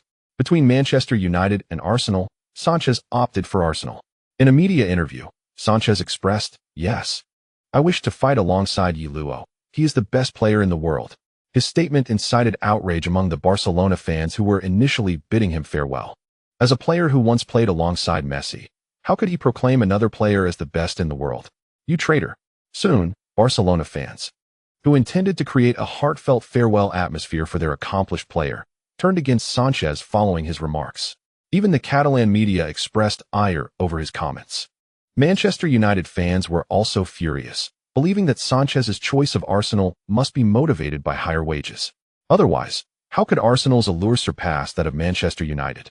Indeed, it must be for the money. Look at how I tear him apart. Manchester United fans flocked to Sanchez's social media, denouncing him as a slave to money. A player like you is unworthy to represent Manchester United. You have forsaken your dreams for the sake of wealth. As Sanchez faced this onslaught, Arsenal supporters naturally retaliated, proclaiming, "We are the reigning champions. Losers, you must understand this." Choosing Manchester United is a pursuit of dreams. Choosing Arsenal is merely for financial gain? It seems Manchester United players play for free. Which club holds the title for the highest wage expenditure in the Premier League? In a fleeting moment, the comments section of Sanchez's social media transformed into a battleground for both sets of fans. Soon, a revelation emerged that decisively tilted the argument in favor of Arsenal supporters. It was disclosed that the salary offered by Arsenal to Sanchez was lower than that of Manchester United, which proposed a weekly wage of $250,000, while Arsenal's offer stood at $180,000. This revelation silenced those Manchester United fans who had vehemently insisted that Sanchez's move to Arsenal was purely motivated by financial gain. They withdrew, awaiting their next opportunity for a counterattack. For Arsenal, Sanchez's arrival allowed Wenger to solidify the framework of the first team. In terms of goalkeepers, 3 positions were essentially secured: Szczesny, Fabianski, and with Minoni seeking a departure, a youth team goalkeeper, Viviano, would fill the 3rd slot. The central defense comprised Koscielny, Mertesacker, Vermaelen, and Van Dijk. Right-back competition lay between Jenkinson and Cancelo, while Monreal and Gibbs held the left-back positions. In midfield, Wenger had already envisioned a trio of key players: Fabiano, Cazorla, and Arteta, with substitutes including Kanté, Wilshere, Ramsey, Coquelin, and Flamini. The forward line remained a point of indecision for Wenger, particularly regarding the central striker position. While Ye Luo and Sanchez were certain starters, the choice between retaining Giroud or promoting Harry Kane posed a dilemma for him. Nonetheless, the core attacking lineup was gradually taking shape with Ye Luo, Sanchez, Giroud, Kane, Maine, Mahrez, Walcott, and Gnabry, covering both starters and substitutes adequately.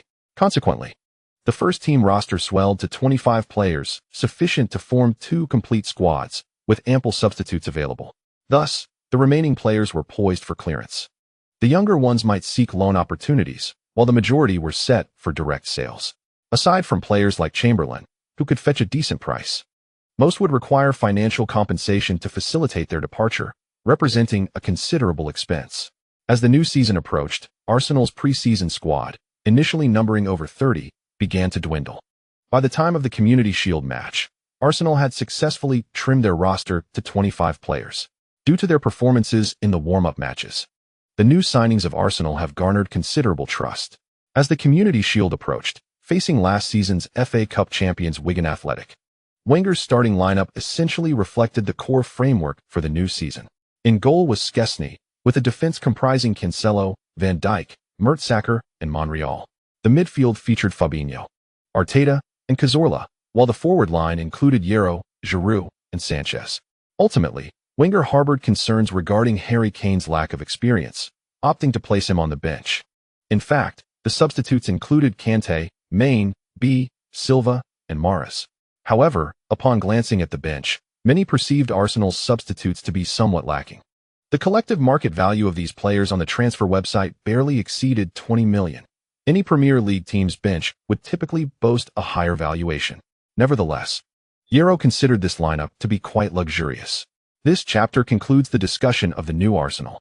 The team underwent a significant transformation this season, with the starting 11 featuring Dutch centre-back Van Dijk, Portuguese right-back Cancelo, Brazilian defensive midfielder Fabinho, and winger Sanchez, marking the inclusion of 4 new signings. In the commentary box, the commentators from various television stations were ready. Andy Gray from Space Sports and his longtime partner Lineker were positioned in the commentary area. As the players lined up in the tunnel, the commentators and guests maintained communication. At that moment, the guest room boasted a remarkably illustrious lineup, including recently retired Arsenal legend Thierry Henry, Manchester United veteran Gary Neville from the class of '92, and the seasoned tactician Harry Redknapp, who was awarded Premier League Manager of the Season in 2009 to 2010. Former Liverpool centre-back Jamie Carragher also joined them. Before the match commenced, the 4 engaged in spirited debates to capture the viewer's attention. This was a strategy employed by the television station to boost ratings, drawing on the familiar names in English football to engage fans. At that moment, their discussion revolved around Arsenal's squad depth. I do not believe their squad depth has improved. In fact, it has been significantly weakened, asserted Gary Neville, a Manchester United legend. Look at their bench, it's filled with young players, and their average age is even younger than last season. So, you think Arsenal cannot defend their Premier League title? Carragher queried. They're far too young. Carragher shook his head. Suddenly, Henry erupted into laughter, prompting everyone to turn their attention toward him. I was suddenly reminded of a phrase uttered by Henry. You cannot win anything with a group of children. Gary Neville's expression froze instantly. All his previous arguments were shattered by this statement, which had once been the media's assessment of the class of '92. Yet, what was the outcome? Ferguson and his young protégés forged a dynasty. Now, history seems to echo itself. Wenger has a cadre of prodigious talents who shone brilliantly in the preseason matches. Their performance is worthy of their exalted reputation. Could Wenger, then, use this batch of geniuses to establish a golden era akin to Manchester United's class of '92? The current circumstances, however, are somewhat disparate. The ordinary retired defender Jamie Carragher remarked, "Indeed, the intensity of competition in the Premier League today far surpasses that of our era."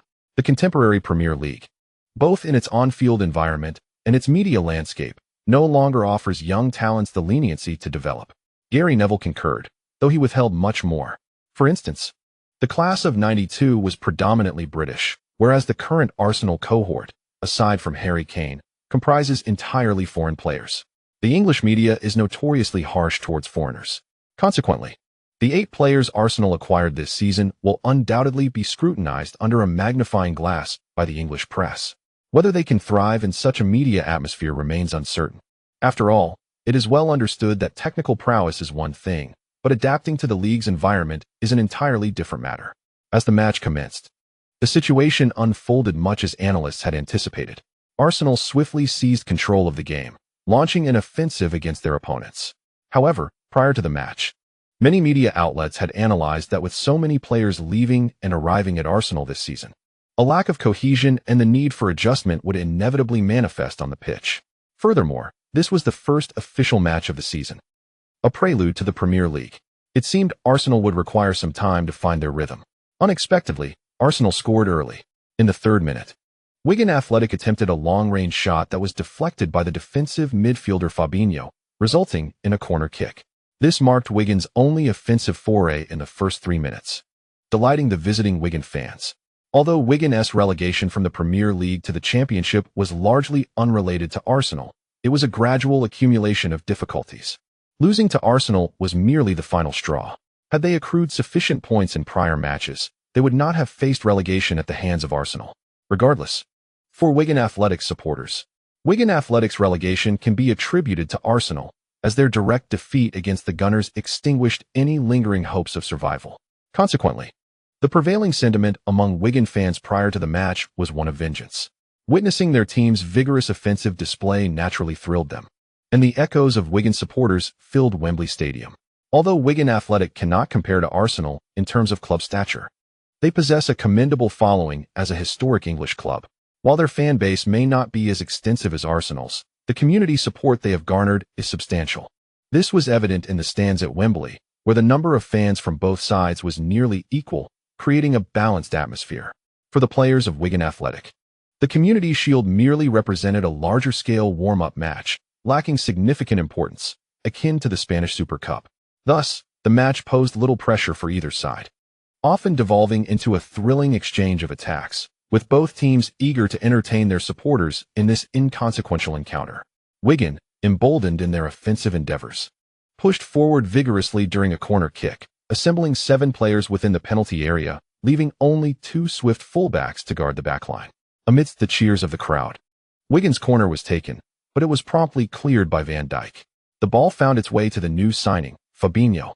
As he received the ball, Ye Luo and Sanchez burst forward along the flanks like arrows released from a bow. Sensing the threat posed by Ye Luo, the pursuing Wigan players converged on him, allowing Fabinho to deliver a long pass directly to the advancing Sanchez without hesitation. Sanchez's pace was electric, and he swiftly crossed into the opposing half, with Fabinho's pass perfectly positioned ahead of him, enabling him to maintain his momentum. By the time Wigan's players realized the situation, Sanchez had already charged to the edge of the penalty area. As some players turned to mark him, the pressure on Ye Luo lessened. He noticed Sanchez slowing down to assess the situation, and their eyes met, showcasing the instinctive understanding shared between top-tier athletes. In a sudden burst of acceleration, Ye Luo sprinted forward.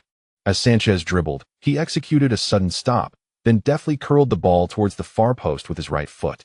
As the ball descended from the air, a flash of red surged forward, and with a powerful header, Ye Luo struck, effortlessly driving the ball into the net. End of chapter.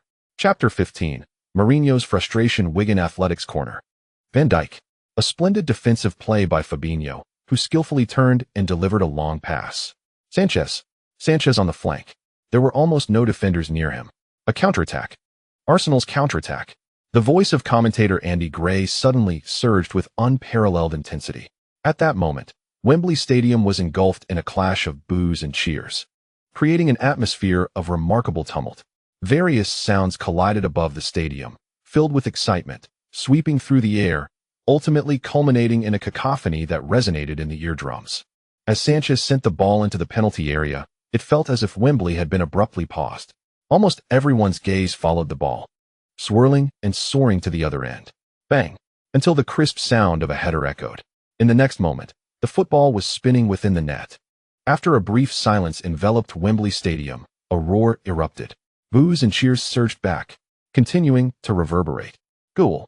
Commentator Andy Gray raised his arms high in exultation. Ye Luo. Magnificent. A splendid counterattack. A beautiful goal assisted by the new recruit Sanchez. Sanchez's speed, his ability to push forward, and his passing will undoubtedly elevate Arsenal's overall attacking prowess. Just like this counterattack, he has provided Arsenal with an additional attacking force, significantly alleviating the pressure faced by Ye Luo. Van Dijk, Fabinho, Sanchez. It must be said that Arsenal's signings this season have been remarkably successful. Typically, a defending champion does not make sweeping changes to their lineup. Yet Arsenal has done precisely that, indicating that Wenger is acutely aware of the challenges faced by the team in the previous season. Arsenal had relied too heavily on Ye Luo last season, which, while it secured them the Premier League title, also cost them the Champions League, suffering a humiliating 0-4 defeat to Dortmund in the semifinals without Ye Luo. This may well be one of Arsenal's most disgraceful losses in recent years. This season, Wenger has brought in 9 players and released 16. Such a drastic overhaul has raised concerns about Arsenal's prospects for the entire season. Yet, I believe that as long as Ye Luo is on the pitch, there is little for Arsenal to fear. As the commentators spoke, Ye Luo pointed towards Sanchez, signaling him to come join the celebration. Well played, Ye Luo exclaimed loudly. Sanchez opened his arms and rushed over. The two Arsenal forwards embraced, followed by their teammates who joined in.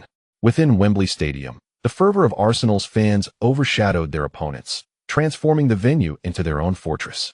On the sidelines, Wenger clenched his fist and waved slightly, then turned to smile at the coaching staff behind him. Sanchez is a pivotal signing this season, intended to share the burden of pressure with Ye Luo. Judging by this goal, Sanchez is undoubtedly capable of fulfilling that role. Surprisingly, the performance of the new signings has been remarkable, particularly that of Van Dijk and Fabinho. Van Dijk, a Dutch player who once graced the Scottish League, remains relatively unknown despite his evident talent, as it is not uncommon for a central defender to lack recognition before achieving notable success. The path to fame for defenders is considerably more arduous than for their attacking counterparts.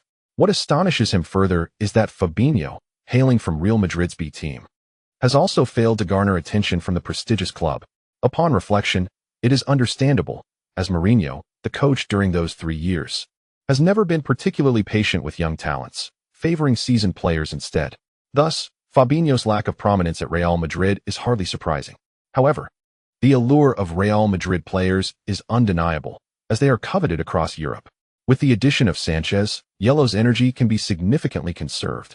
Last season, Ye Luo, as a forward, accumulated 4 yellow cards, a testament to Arsenal's over-reliance on him necessitating his transitions between midfield and attack. This season, Wenger has resolved that unless faced with insurmountable challenges from other Arsenal players, Ye Luo will predominantly operate in the forward line, allowing him to focus primarily on scoring. This strategy is likely to reduce both Ye Luo's fatigue and the risk of injury. Although Wenger has never witnessed Ye Luo sustain an injury, the possibility must not be overlooked. After securing a goal, Arsenal firmly established control over the match. Even when Wigan attempted to mount an offensive, they found no opportunity, as possession was steadfastly held by Arsenal. The game unfolded with a distinctly one-sided atmosphere, with Arsenal's possession rate steadily increasing. The synergy among Arsenal's midfield trio was striking. Fabinho could effectively assume the role of a lone defensive midfielder. Arteta orchestrated the attacking direction, and Cazorla facilitated play in the forward area. Flanked by the dynamic duo of Ye Luo and Sanchez, while Giroud, as the central striker, created ample space for both Ye Luo and Sanchez. This attacking system even evokes memories of Barcelona's legendary trio, Xavi, Iniesta, and Busquets. Nevertheless, in terms of capability, Arsenal's midfield trio still falls slightly short. The commentators expressed astonishment at Arsenal's control during this period, noting a stark contrast to the previous season, where Ye Luo appeared considerably lethargic. His range of movement was limited, often merely ambling along the left flank. Yet, Arsenal's midfield dominance remained largely unaffected. Is there a significant difference in Arsenal's midfield compared to last season? Indeed, there is. Last season, Arsenal employed a formation of 3 defensive midfielders alongside Cazorla as an attacking midfielder. This season, they have transitioned to a configuration featuring Fabinho as the sole defensive midfielder, complemented by Arteta in the number 8 role and Cazorla in the number 10 position. The formation has shifted from 4-3-1-2 to 4-3-3, reducing the number of midfielders, yet paradoxically enhancing their control. Why is this the case? Lineker discerned the essence. The crux lay in 2 individuals, Fabinho and Van Dijk. These 2 new recruits for Arsenal, with Fabinho exhibiting remarkable vigor in the defensive midfield role, handled the game with aplomb, while Van Dijk not only excelled in defense, but also adeptly facilitated play from the center-back position.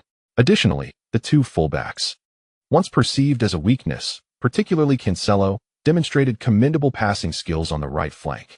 Indeed, Arsenal had struck gold. At Manchester's Carrington base, Mourinho listened to Lineker's rather unrestrained analysis. While he disagreed with parts of it, he concurred with the final remark. Arsenal had truly unearthed a gem. How had he overlooked Fabinho during his time at Real Madrid? Mourinho mused, somewhat vexed. Chapter 16, the first championship. The curtain raiser, we must recruit more formidable players to contend with Arsenal, Mourinho emphasized during a phone call with Ed Woodward. But we have already brought in Pedro, Eto'o, and Willian, and we still have Rooney and Van Persie, Woodward countered. Not enough. Far from sufficient. We require a world-class defensive midfielder and a top-tier center-back. Woodward's brow furrowed in frustration. He perceived Mourinho as bordering on madness. Last season, Ferguson had not embarked on such a frenetic recruitment spree. The acquisition of Van Persie alone had sent shockwaves through the entire Premier League. Jose, just tell me who you desire. Mourinho pondered momentarily before responding. In terms of defensive midfielders, I believe we should approach Bayern Munich for Schweinsteiger, and for center-back, Carvalho. He could play for Manchester United for a year or 2. Woodward felt overwhelmed by this proposition. Carvalho posed no issue. Real Madrid would likely part with the veteran. But Schweinsteiger? What was he thinking? Would Bayern Munich truly release him? If we aspire to attain the championship, we must possess a sufficiently robust squad, Mourinho insisted. Woodward's patience with Mourinho's demands was wearing thin. I will have the transfer department reach out, he stated, abruptly ending the call. In truth, he held little hope for acquiring Schweinsteiger. Bayern had just lost Cruz to Real Madrid. If Schweinsteiger were also to depart, would Bayern even continue to compete? Such a notion was utterly improbable. Moreover, both Carvalho and Schweinsteiger were advanced in age. How long could they be of service? As Mourinho racked his brain for ways to rival Arsenal, the latter had already taken complete control of the pitch. The exuberant cheers of Arsenal fans effectively drowned out those of their opponents. The entirety of Wembley seemed to transform into the home ground of Arsenal supporters. Under such circumstances, Wigan Athletic could not withstand for long. Finding themselves 3 goals down before the close of the first half, the central defender Van Dijk showcased his formidable heading ability by scoring from a corner kick. Sanchez, assisted by Ye Luo, effortlessly found the back of the net.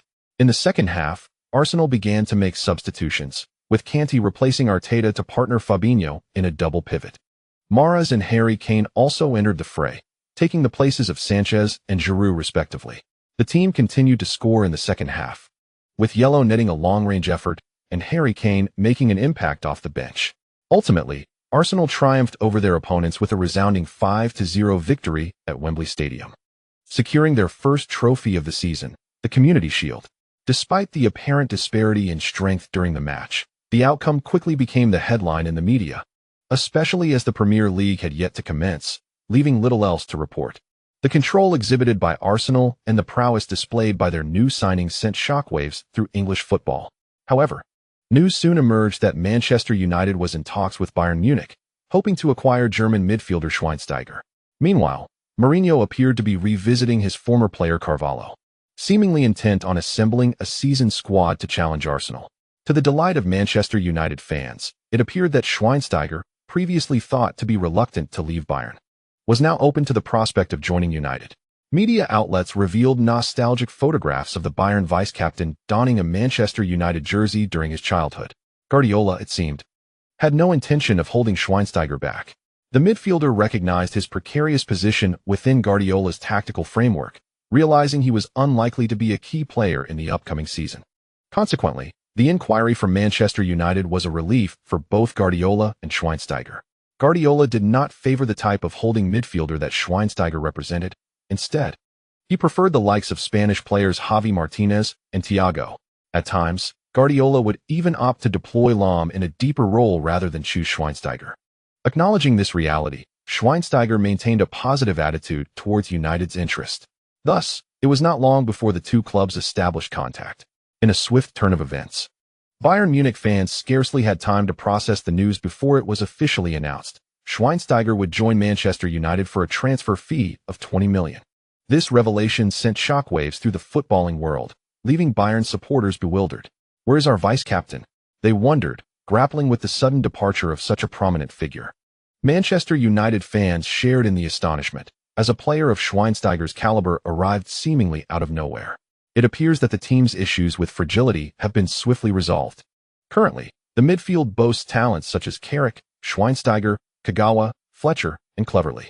At first glance, the squad seems robust and formidable. Consequently, the confidence of Manchester United supporters has been rekindled. Under the watchful eyes of many, the 2013-2014 season of the English Premier League has finally commenced. The opening match features Arsenal hosting West Ham United, a team that performed commendably after their promotion last season, finishing 12th and securing their spot in the league. This season, they have made some reinforcements. However, facing Arsenal away poses a significant challenge for West Ham. For Arsenal, encountering an opponent that is neither overly strong nor weak in the first round is indeed an advantageous scenario. West Ham's ability to elevate the game's intensity will help Arsenal's players quickly adapt to the new season. While their strength is insufficient to pose a genuine threat to Arsenal at home, this is undoubtedly a positive development for Arsenal. After all, starting the season against a balanced opponent is the most ideal situation. Prior to the match, the atmosphere among Arsenal's players is notably relaxed and lively. Although the English media has been focusing on Manchester United, Schweinsteiger, and the transfer drama with Bayern Munich following their Community Shield victory, Arsenal's players remain undistracted, concentrating solely on their own performance. During the match, Arsenal's players exhibit their excellent form. In the 3rd minute, Arsenal scores, as Ye Luo expertly slots the ball into the net. The crowd at the Emirates Stadium erupts in waves of jubilant cheers, as if the stands might be lifted off the ground. After scoring, Ye Luo points to Sanchez, who provided the assist, beckoning him to join in the celebration. The goal was remarkably effortless. Ye Luo barely touched the ball throughout the process. He simply positioned himself appropriately, received the pass, and took the shot that resulted in a goal. Such an easy scoring method has been a rarity for Ye Luo in the past. Last season with Arsenal, or previously at Malaga, he was often required to engage in extensive passing, orchestrating play, or making breakthroughs. Now, he finds himself in the right place at the right time, receiving the ball seamlessly and scoring effortlessly. This simplicity in scoring allows Ye Luo to approach the game with relative ease. This is not to say that his other abilities lack significance. These skills are vital and can be utilized as trump cards in critical moments. The current ease of play greatly conserves Ye Luo's energy, ensuring he remains in peak condition to intimidate opponents at any moment during the match.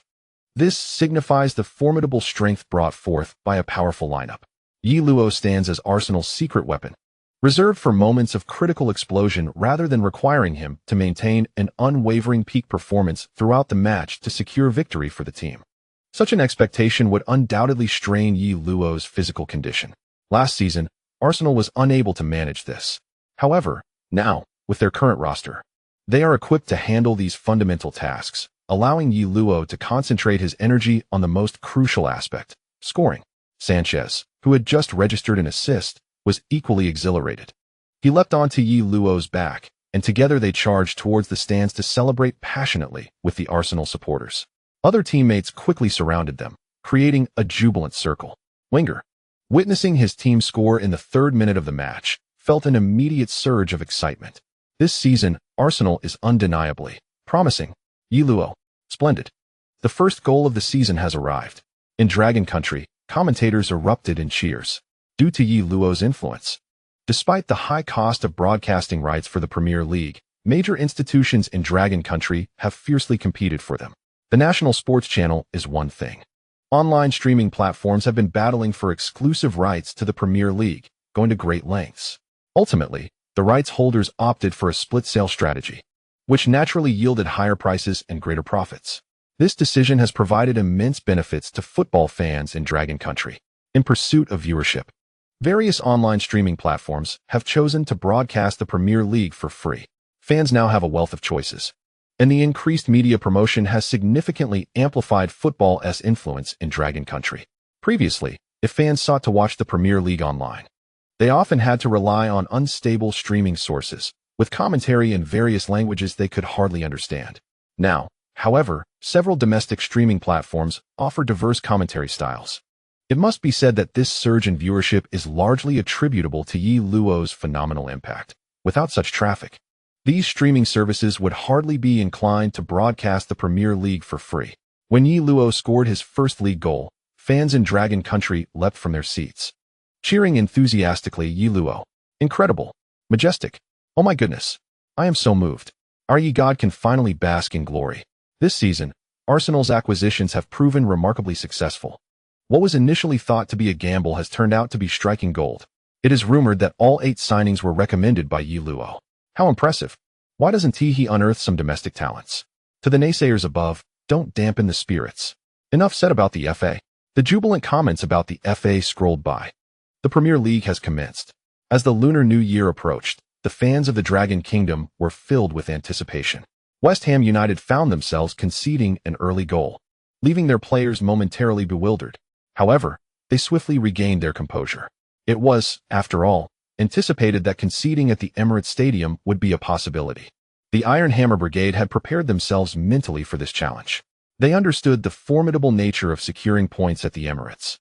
To press forward would likely result in being overwhelmed by Arsenal. Conversely, if they opted for a defensive strategy, aiming to maintain the deficit at a single goal, hope would remain alive, for instance, through a counterattack to equalize. Hope is indeed a precious commodity. Thus, West Ham continued to fortify their defense, believing in the possibility of leveling the score. Their mindset remained steadfast until yet another goal was conceded. In the 23rd minute of the match, Ye Luo retreated to receive the ball and delivered a precise pass to the starting striker, Harry Kane. Kane, skillfully holding off a defender, laid the ball off to Cazorla. Without hesitating, Cazorla sent a direct pass to the on-rushing Sanchez, who had made a clever run into the channel as Kane received the ball. Cazorla, keenly aware of Sanchez's movement, executed a sublime through ball. Sanchez. Amidst the commentators' exclamations, Sanchez chased down the ball at the flank, executing a powerful sweeping shot towards the far post. As the camera followed the action, it revealed that Ye Luo had made a late run into the box. With ease, he slotted the ball into the empty net. 2-0. Arsenal had effortlessly scored their second goal, with Ye Luo being the scorer. Following his goal, the camera promptly focused on him. "I even wonder if he broke a sweat," Andy Gray quipped. "It was astonishingly effortless. Ye Luo hardly exerted himself, yet managed to net 2 goals. And did you notice he seemed to hardly sprint? In a casual manner, Ye Luo accomplished a brace. This version of Arsenal is truly terrifying." In the commentary box, the commentators echoed this sentiment. Meanwhile, the journalists in the press area exchanged glances, sensing that this Arsenal felt somewhat unfamiliar. They were reminded of the Arsenal from a decade ago. It was as if Arsenal had returned to its former glory overnight, leaving everyone astounded. After establishing a 2-goal lead, Arsenal played with even greater poise. In the second half, Ye Luo assisted Kane in scoring, and then completed his hat trick with a direct free kick. 4-0. Arsenal secured a comfortable victory at home, marking a triumphant start to the season. Chapter concluded. Chapter 18. UEFA Champions League group draw. At the post-match press conference, West Ham's manager, Allardyce, appeared resigned to the outcome of the match. When confronted with questions from journalists, he remarked with a hint of sarcasm, "To be honest, I'm not surprised to lose to Arsenal." Initially, the reporters anticipated some profound insights from Big Sam, but unexpectedly, amidst the tension between the two teams, Allardyce surprisingly engaged in a bit of banter. "Arsenal possesses wealth, while we are financially constrained. It is as simple as that, and this is the reason for our defeat in this match. I take great pride in my players' performance.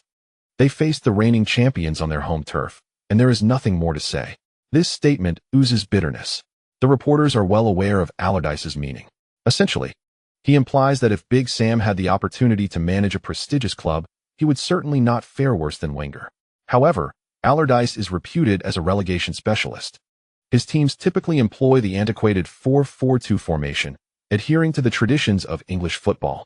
No major club would be foolish enough to appoint a relegation expert to lead their team. Allardyce has traversed numerous clubs. Why has he never stayed long? Because he indeed possesses a knack for avoiding relegation, yet his accomplishments beyond that are rather limited. Did he genuinely make such a claim? The next day, reporters surrounded Ye Luo at the training ground. "I have nothing to say," he remarked. To be frank, Allardyce's words are hardly surprising if we are discussing wealth. Manchester City is even wealthier. Ye Luo preferred not to dwell on this topic. Consequently, Manchester City fans felt quite aggrieved. How did this matter involve us? It feels like being caught in crossfire. For Arsenal, their focus was not on engaging in verbal sparring with Allardyce. He is merely a vanquished foe, garnering little attention. Ultimately, victory is what matters. If the opposition wishes to be obstinate, Arsenal cannot possibly silence them.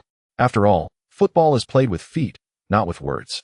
Soon, the second round of the league arrived, with Arsenal facing Aston Villa, a venerable club that traces its dominance in English football back to the 1890s. During that era, the Qing dynasty was still thriving. Furthermore, Aston Villa is a club supported by the English royal family. Word in Spain, it might well be crowned with a title like Real Villa. In this match, Prince William of the British royal family occupied a box at Villa Park, watching the entire game. Prior to this, the media had hinted that the prince would attend the match. With the prince present, one might expect Arsenal to show some deference. Alas, that was not the case. In the 12th minute of the match, Arsenal scored. Cazorla struck from a distance, opening the scoring for the season. Following Arsenal's goal, the momentum surged uncontrollably. In the 21st minute, Ye Luo leaped above a defender in the penalty area, heading the ball into the net. By the 36th minute, Ye Luo, after receiving the ball on the flank of the penalty area, deftly maneuvered past the defense and pushed the ball into the far corner. 3-0. The first half had yet to conclude, and Villa was already 3 goals down. As the second half commenced, Yellow struck again with a long-range shot, completely quelling any hopes of a Villa comeback. The final score at the end of the match was 4-0. In a stunning display, Aston Villa succumbed to a crushing defeat at Villa Park, conceding 4 goals. Meanwhile, Arsenal celebrated consecutive resounding victories, with the remarkable Yellow netting hat-tricks in both matches, instilling trepidation in the hearts of fans across England. Such a fearsome striker is unprecedented in the annals of Premier League history. Last season, Yellow unleashed an astonishing 50 goals, setting a record that left spectators in awe. As the current season unfolds, his tally appears poised for further elevation, especially given the tactical adjustments Arsenal has embraced, providing Yellow with increased opportunities to score. Under these circumstances, surpassing last season's goal count seems neither exaggerated nor implausible. Following the conclusion of the second round of matches, the draw for the Champions League group stage commenced. Arsenal's advancement to the Champions League semi-finals last season secured them a coveted position among the top seeds. Consequently, their fortunes have shifted favorably, allowing them to avoid other top-tier teams.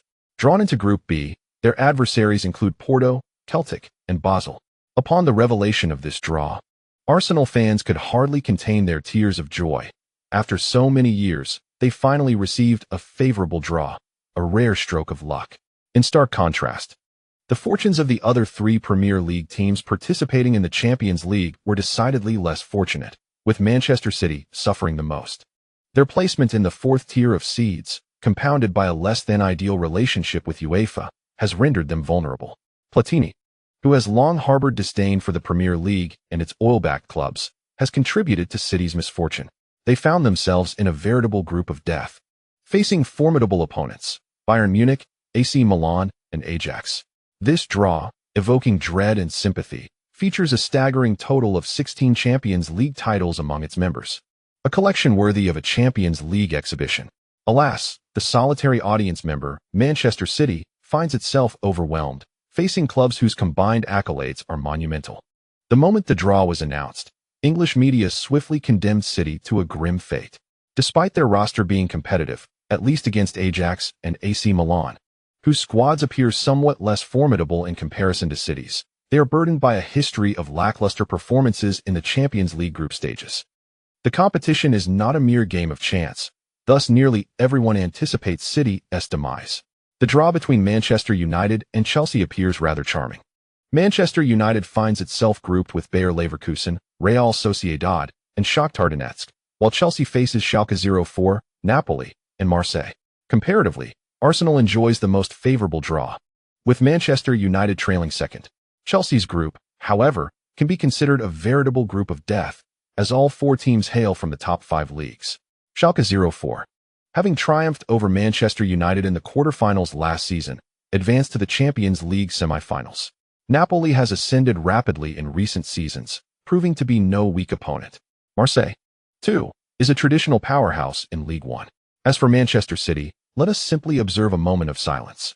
With the conclusion of the group stage draw, discussions among the English media quickly subsided, for the 3rd round of the league is upon us, heralding a significant clash. Arsenal will host Chelsea. For Arsenal, the first 2 rounds of matches were merely appetizers. The true test arrives with Chelsea in the 3rd round. Chelsea endured a tumultuous season last year, with Benitez unable to command the respect of the club's hierarchy, resulting in his dismissal after just 1 season. Initially, Chelsea sought to bring back Mourinho, but he unexpectedly joined Manchester United. Consequently, Chelsea has invited back the caretaker Ranieri, known for his adeptness at assembling a cohesive team with minimal reinforcements. Ranieri's coaching career is quite storied, beginning with Valencia, where he transformed the club into a formidable side known for its Italian-style defense and counterattacks, leading them to a glorious era in the late 1990s. Even now, Valencia supporters hold Ranieri in high regard.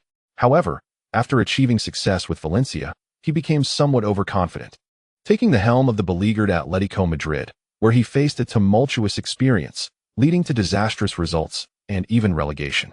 Thus, Ranieri's coaching career reached a nadir before he ventured into the Premier League to manage Chelsea, albeit during a time before Abramovich's acquisition. At that time, Chelsea was indeed a formidable force in the league, yet it was still far from the heights it would later reach. Ranieri's tenure at Chelsea was unremarkable, but following Abramovich's takeover, he continued for another season, during which Chelsea secured an astonishing second place in the league. Subsequently, he departed under a cloud of disappointment.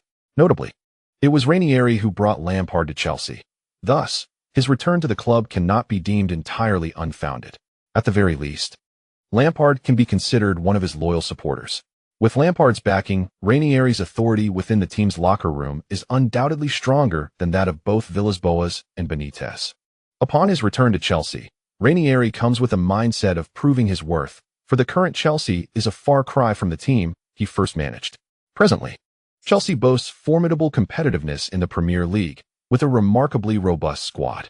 To demonstrate his capabilities, it is imperative that he leads Chelsea to the Premier League title. Thus, his most formidable rival is the reigning champions, Arsenal. To contend with Arsenal, it is essential to contain the threat posed by Ye Luo, a point that has been reiterated time and again. This is common knowledge, yet the crux lies in the execution. Compared to last season, Arsenal appears even stronger this year. Ye Luo has seen a reduction in his individual ball possession, yet he has become more adept at capitalizing on opportunities. However, Ranieri does not perceive this as a decline in Ye Luo's ball-handling abilities. Moreover, the ease with which other Arsenal players perform is largely attributable to Ye Luo, whose immense presence on the field compels opponents to focus their attention predominantly on him, thereby allowing other Arsenal players to shine. In terms of tactical approaches to counter Ye Luo, Ranieri finds himself lacking new strategies.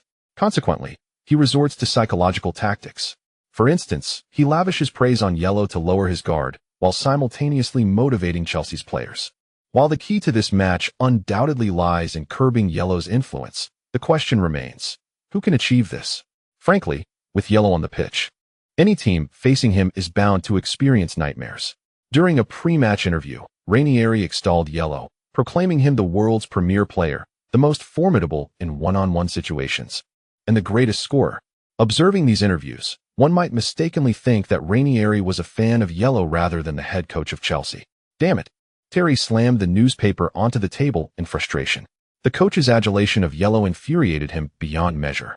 Last season, Arsenal had triumphed over Chelsea twice, and Terry's performance had been nothing short of disastrous. He had struggled to keep up with Ye Luo. As the match approached, the media began to revisit the two encounters from the previous season, consistently showcasing Terry's humiliating moments on screen, which only served to exacerbate his irritation.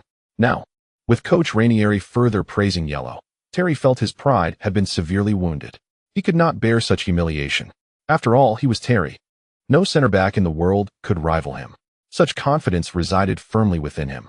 Thus, he took the initiative to approach Ranieri and express his willingness to take on the challenge. You specifically want to mark Ye Luo? Ranieri feigned surprise at Terry's approach, yet internally, he felt no astonishment at all. He was well acquainted with the sensitive psyche of veterans like Terry, who were nearing the twilight of their careers. Having once been a professional player himself, he understood Terry's mindset. In recent times, the media had been proclaiming Terry's decline, suggesting that Chelsea needed to seek new central defenders. And such discussions undoubtedly affected Terry. He was eager to prove himself, to demonstrate that he had not aged, that he could still be a cornerstone of Chelsea's defense. However, this urgency was not devoid of fear of his own aging. His physical prowess was diminishing, agility was waning, his jumps were not as high. His speed was not as swift, and his reflexes were not as sharp as they once were. The sensation of aging could be quite daunting, and Terry was grappling with these fears. Hence, he was particularly sensitive to Ranieri's words. I wish to mark Ye Luo in the upcoming match, boss, Terry declared loudly. In fact, he was affording Ranieri a degree of respect. If it were Boas, he would have simply stated, I will mark Ye Luo, as a notification rather than a request for consultation. Nonetheless, this tone sounded rather piercing to Ranieri, as it appeared to be a query, yet in reality, it was an imperative announcement. The prominent figure of the Blues committee held Ranieri in little regard. However, Ranieri was not taken aback by this. Thus, a smile crept onto his lips as he uttered a statement that nearly drove Terry to the brink. You alone? Chapter 20. All set. Ranieri's tone and expression deeply wounded Terry. He abruptly stood up, startling the handyman. This individual before him was not known for his amiable temperament. Fortunately, Terry had not lost his composure. He glared at Ranieri and, almost through gritted teeth, asserted, indeed. Assign this task to me. I will not allow him to score in this match. Terry was all in. The notion of single-handedly marking Ye Luo seemed rather implausible at first glance. Yet, Terry thought that if he could indeed contain Ye Luo, it would serve as the ultimate proof of his enduring status as a world-class defender. Ranieri recognized the necessity of not pushing Terry too far. Furthermore, he could not genuinely allow Terry to face Ye Luo in isolation. There would need to be support and assistance when Terry confronted Ye Luo. His aim was solely to ignite Terry's competitive spirit, enabling him to deliver an outstanding performance in the match, rather than transforming Terry into a reckless hothead. After a moment of contemplation, Ranieri replied, "I believe in you, John. You remain an elite defender. Ye Luo is entrusted to you." He coaxed out the anger, then offered a sweet treat. Ranieri felt that his ability to manage players had reached new heights, filling him with satisfaction. In the locker room, he ignited the spirit of revenge among the Chelsea players. Externally, he continuously released flattering remarks about Ye Luo to disarm their opponents. This led Wenger to question whether Ranieri was merely aiming to secure a draw at the Emirates Stadium. Frankly, the more Wenger pondered this notion, the more convinced he became that Ranieri might indeed pursue such a strategy. Arsenal's impressive performance in last season's encounters with the Big Six would undoubtedly evoke trepidation. Consequently, it was plausible that Chelsea, playing away, would adopt a defensive stance in hopes of securing a draw. Within Arsenal's locker room, confidence for the upcoming match ran high. Chelsea? Merely a vanquished foe. Thus, while Chelsea was galvanizing their players to the utmost, Arsenal appeared somewhat routine in their preparations. This was entirely understandable, considering that Arsenal had triumphed over Chelsea twice last season, and this match was on their home turf, with their opponent's coach displaying an air of sycophancy. Yes, sycophancy. This was not merely Arsenal's sentiment. It was echoed by Chelsea supporters. Unaware of Ranieri's strategic maneuvers, they expressed their outrage upon seeing him laud Ye Luo in the media. "I failed to comprehend why this individual was reinstated. He is utterly unworthy of Chelsea. We are Chelsea. Damn it. Is this truly a clash of titans? Our aim should be the Premier League title. Yet under this feeble coach, I see no hope for championship glory." Chelsea fans vehemently criticized Ranieri's weakness on the team's official social media channels. In the face of this, Ranieri felt quite helpless. He genuinely believed that to defeat Arsenal, bolstered by Ye Luo, they must excel in every aspect, particularly in spirit. The outcome of the match hinged on the players' performance on the field. As for the head coach, they could not guarantee victory in every match, nor could they personally step onto the pitch. It was rare to witness a head coach warming up unless circumstances dictated otherwise, such as a dismissal leading to a veteran stepping in as interim coach. Therefore, the coach's role was to create advantageous conditions as much as possible before the match, meticulously arranging tactics and fostering a favorable atmosphere in terms of public opinion and player mentality. In these respects, Ranieri felt he had performed adequately. Tactically, Chelsea had no particular innovations. Playing away, they would primarily focus on counterattacks.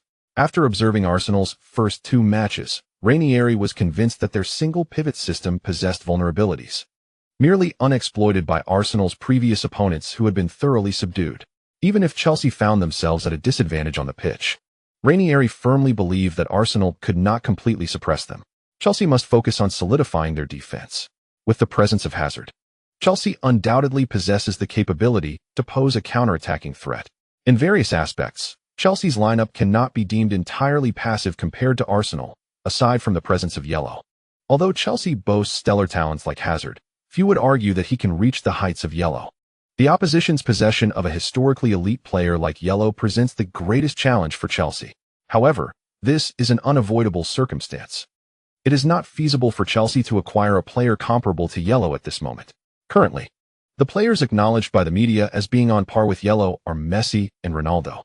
Furthermore, with Ye Luo's dominating performances in the Premier League, particularly his astonishing record of 50 league goals in a single season, many media outlets, especially those in the English-speaking world, believe that Ye Luo has indeed surpassed Messi and Ronaldo, rightfully claiming the title of the world's foremost football star. This viewpoint stems from a widespread belief that scoring in the Premier League is more challenging than in La Liga. The English media has consistently regarded the Premier League as the world's leading league, a notion supported by the exorbitant broadcast rights fees.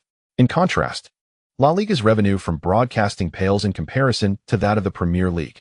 Of course, Spanish media contest this claim, citing the number of Champions League titles as their evidence. insisting that La Liga outshines the Premier League. Both sides present compelling arguments and engage in heated debate.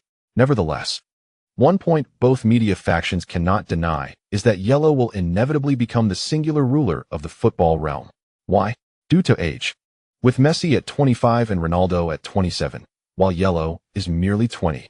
Therefore, in 7 or 8 seasons, as Messi and Ronaldo approach their 30s, yellow will be entering the pinnacle of his career. At that juncture, yellow will reign supreme in the world of football, and whether another player can be compared to him remains uncertain.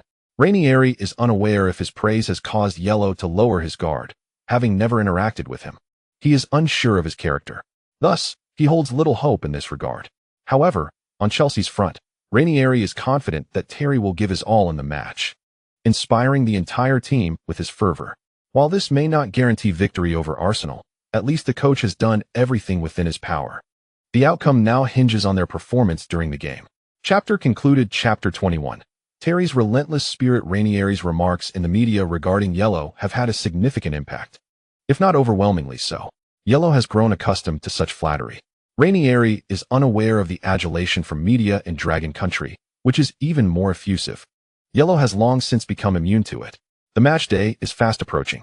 In this intense confrontation, both sides naturally deployed their strongest lineups. Faced with the reigning champions, Ranieri was certainly not one to underestimate the challenge. On Arsenal's side, they could not afford to take Chelsea lightly, as they are indeed one of their rivals in the title race. Hence, the match commenced with fervent intensity. Oh dear, the fierce contest.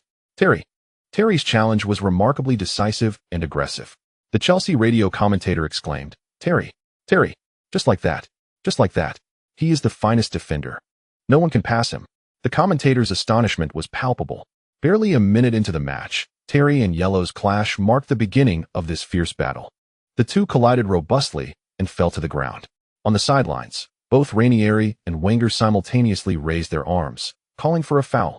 However, Ranieri believed Yellow was at fault, while Wenger naturally argued that John Terry had committed the infraction. Yet, the referee, Atkinson, one of the esteemed quartet of Premier League officials, evidently had his own judgment. He waved his hand, signaling for the game to continue. No foul. The referee's decision would undoubtedly influence the course of the match, particularly regarding the standards of officiating. Every team tends to probe the referee's leniency in the early stages of the game. If the officiating is relaxed, the intensity of the contest will likely escalate. What constitutes a good referee? A good referee maintains a relatively consistent standard throughout the match. The greatest concern arises when the officiating fluctuates between lenient and strict. Furthermore, some referees may be inconsistent, enforcing different standards at various moments. Therefore, it is not the rigidity or leniency that matters, but the consistency. Consequently, the players on both sides had little objection to this ruling. Terry felt exhilarated. That recent confrontation seemed to rejuvenate him by a decade. A decade ago, John Terry was renowned for his explosive physical prowess, often overpowering many formidable strikers. However, as age advanced, he sought to leverage his experience to mitigate injuries. Engaging in such an aggressive challenge to send a warning to his opponent was a rarity for him now. Yellow, rising from the ground, realized that Terry's actions did carry the potential for a foul. In other leagues, a whistle might have been blown. However, this is the Premier League, where the standards are comparatively more lenient. Thus, such confrontations without a foul call are quite normal. Moreover, for a forward, relinquishing possession is not unusual.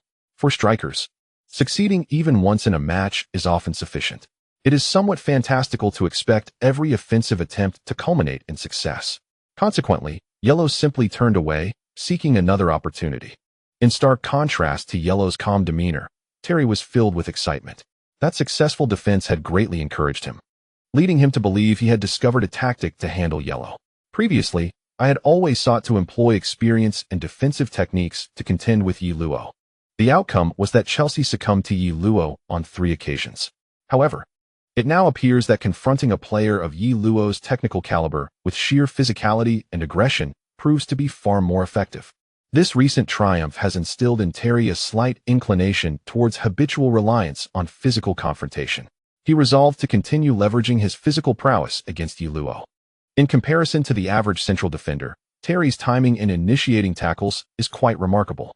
In the 3rd minute of the match, As Ye Luo prepared to receive the ball once more, Terry decisively charged forward, engaging in a vigorous confrontation before Ye Luo could gain possession.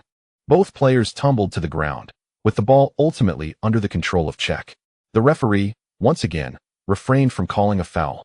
Terry felt a surge of joy. This method was proving effective. Ranieri applauded, recognizing Terry's commendable performance. Commentators lauded Terry's display, and Chelsea supporters erupted in cheers for him. In this exhilarating atmosphere, Terry was filled with enthusiasm, his form exceptionally sharp. His duel with Ye Luo had seemingly become the match's focal point. The referee, Atkinson, was astute in his understanding. The spectators yearned for the clash between Ye Luo and Terry, prompting him to adopt a lenient approach, intensifying the physical contests on the field. The fierce confrontations proliferated as the match progressed, with Terry growing increasingly exhilarated, feeling a resurgence reminiscent of his youth when his formidable physique had garnered him renown. He transformed into a formidable wall, a wall that could move. Ye Luo recognized this as well. It appeared that Chelsea placed immense trust in Terry, frequently relying on the former captain for crucial tackles. In the 10th minute, Ye Luo dropped back to receive the ball, feigning a pass before deftly maneuvering into the center, evading Mikel. Yet, again, it was Terry who surged forward. His timing in the tackle was exquisite. The moment Ye Luo bypassed Mikel, Terry was already upon him, initiating contact with his body. Such a collision typically would not warrant a foul, as he refrained from using his hands. Ye Luo, quick to respond, skillfully retrieved the ball. Avoiding loss of control from the impending confrontation with Terry, he swiftly pivoted, creating space between himself and Terry. Sensing Terry's pressure from the side, Ye Luo, without hesitation, thrust his shoulder forward. Was it not a contest? Would he be intimidated? Bang! The fierce confrontation unfolded, propelling Terry aside. In that instant, Ye Luo expertly cut in with his right foot, simultaneously lifting his leg to execute a shot with a swift motion of his calf. Bang!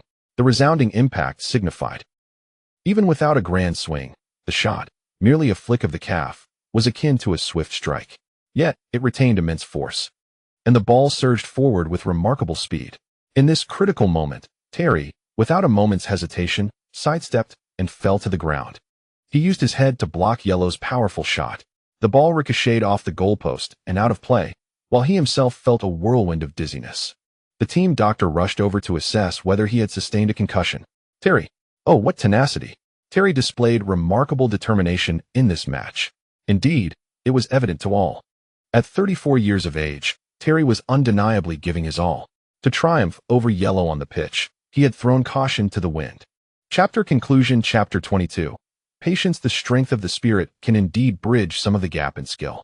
But can Terry, relying solely on this willpower, a familiar concept to Dragon Kingdom fans, successfully mark Yellow one-on-one in a match? From the current perspective, he appears to be on the brink of success. Commentators were singing his praises. Terry exhibited exceptional form in this match, perhaps showcasing his finest performance in the past 2 or 3 seasons. In several one-on-one confrontations with Yellow, he held his ground, a rarity indeed. Typically, defending against Yellow requires the deployment of 2 or more defenders, yet Terry has managed to tackle Yellow solo multiple times, which is nothing short of a monumental accomplishment. Amidst the commentators' accolades, Yellow could not help but notice Terry's performance. He had never regarded this veteran with much seriousness. Yet now he found himself facing unexpected challenges. Could it be that his own form was lacking? This fleeting thought crossed Yellow's mind, only for him to dismiss it with a shake of his head. He could not claim to be in peak condition today, but he was certainly performing adequately. If it wasn't his own form faltering, then it must be Terry's that had improved. What could account for Terry's seemingly boundless energy today? Yellow pondered this question, but ultimately cast it aside. For him, the reasons behind Terry's good form were inconsequential. What mattered was overcoming his opponent. Whether Terry was in peak form or not made little difference to Yellow. Moreover, the better Terry played, the more invigorated Yellow felt. Like now.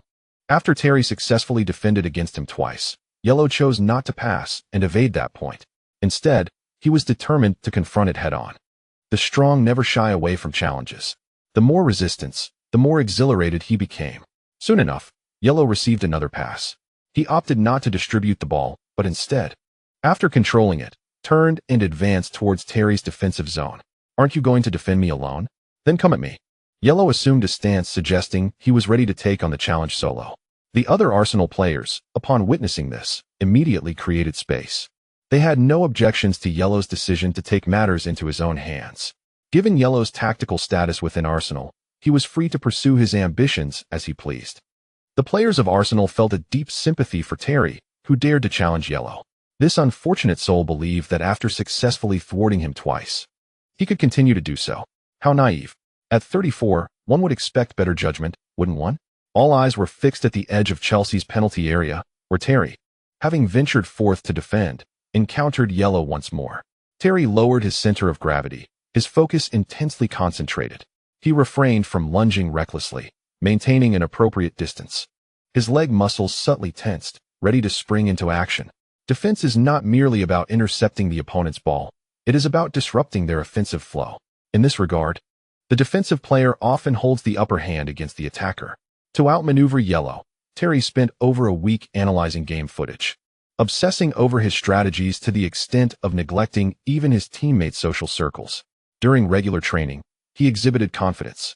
Yet, privately, he acknowledged the formidable challenge of overcoming Yellow, prompting him to diligently reinforce his skills. Yellow's feints were remarkably convincing, his ball control and dribbling exceptional. Once he had initiated his turn, it was impossible for Terry to simply intercept the ball. Thus, he opted to block Yellow's shooting angle while allowing him the option to cross the ball. He had already prepared his retort. Should Yellow choose to pass, he would unleash a torrent of banter, mocking him for his cowardice in opting for a pass rather than confronting him directly. Ultimately, for Terry, every tactic was necessary to accumulate his advantage. Yellow lifted his right foot, the tip barely grazing the surface of the ball. Unmoved, Terry remained acutely aware of Yellow's prowess in deceiving opponents. He kept his gaze fixed on Yellow's feet, unwilling to relinquish his balance easily. Indeed, his instincts proved accurate. It was merely a feint.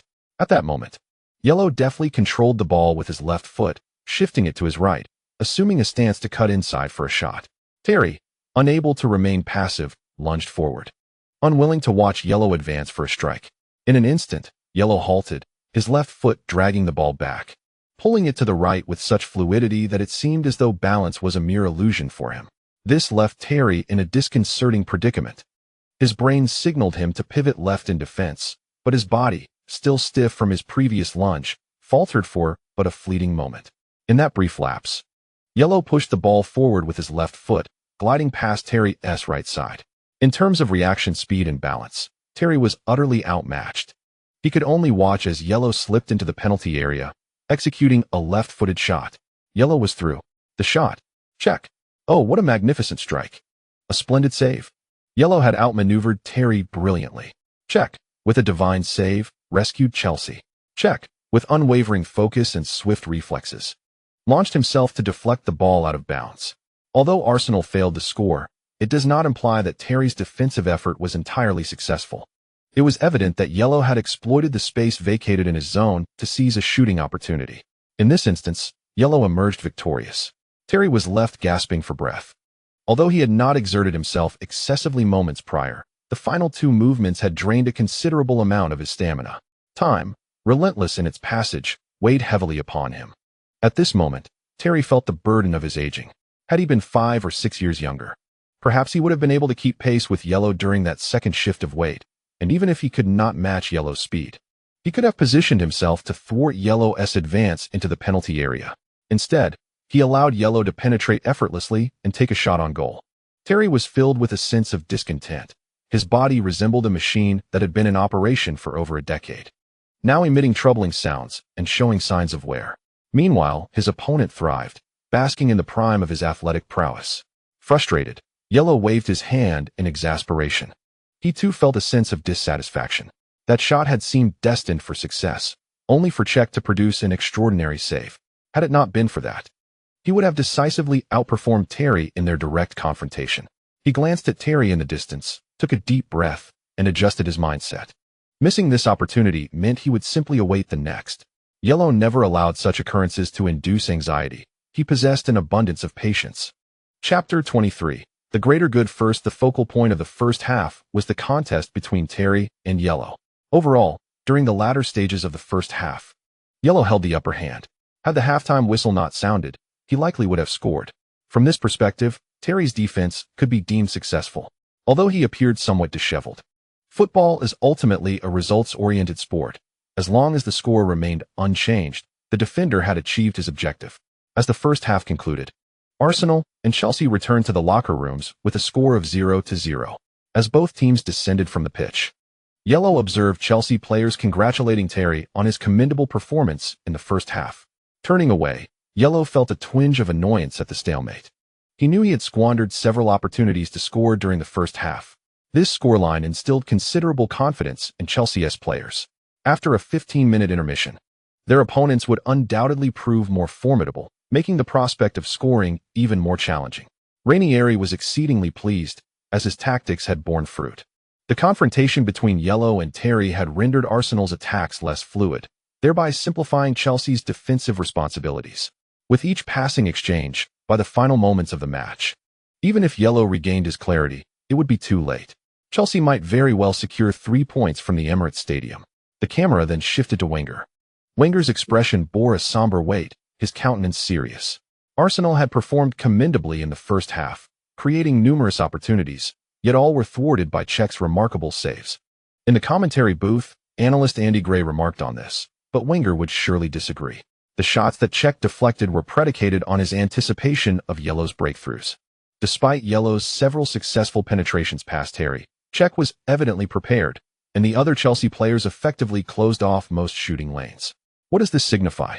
It signifies that everything was meticulously orchestrated. This was Chelsea's strategy, and based on the first half, their plan proved exceedingly successful. During halftime, discussions surrounding the match frequently highlighted Terry's name. His performance was commendable. While he did not completely neutralize Ye Luo, his persistent engagement evidently diminished Ye Luo's effectiveness. That alone sufficed. His ability to prevent Ye Luo from scoring indicated a successful defense. Terry was indeed formidable. Media and fans alike praised his efforts. Chelsea supporters expressed immense satisfaction with the team's performance, particularly given they were away against the reigning champions, Arsenal, who boasted Ye Luo in their ranks.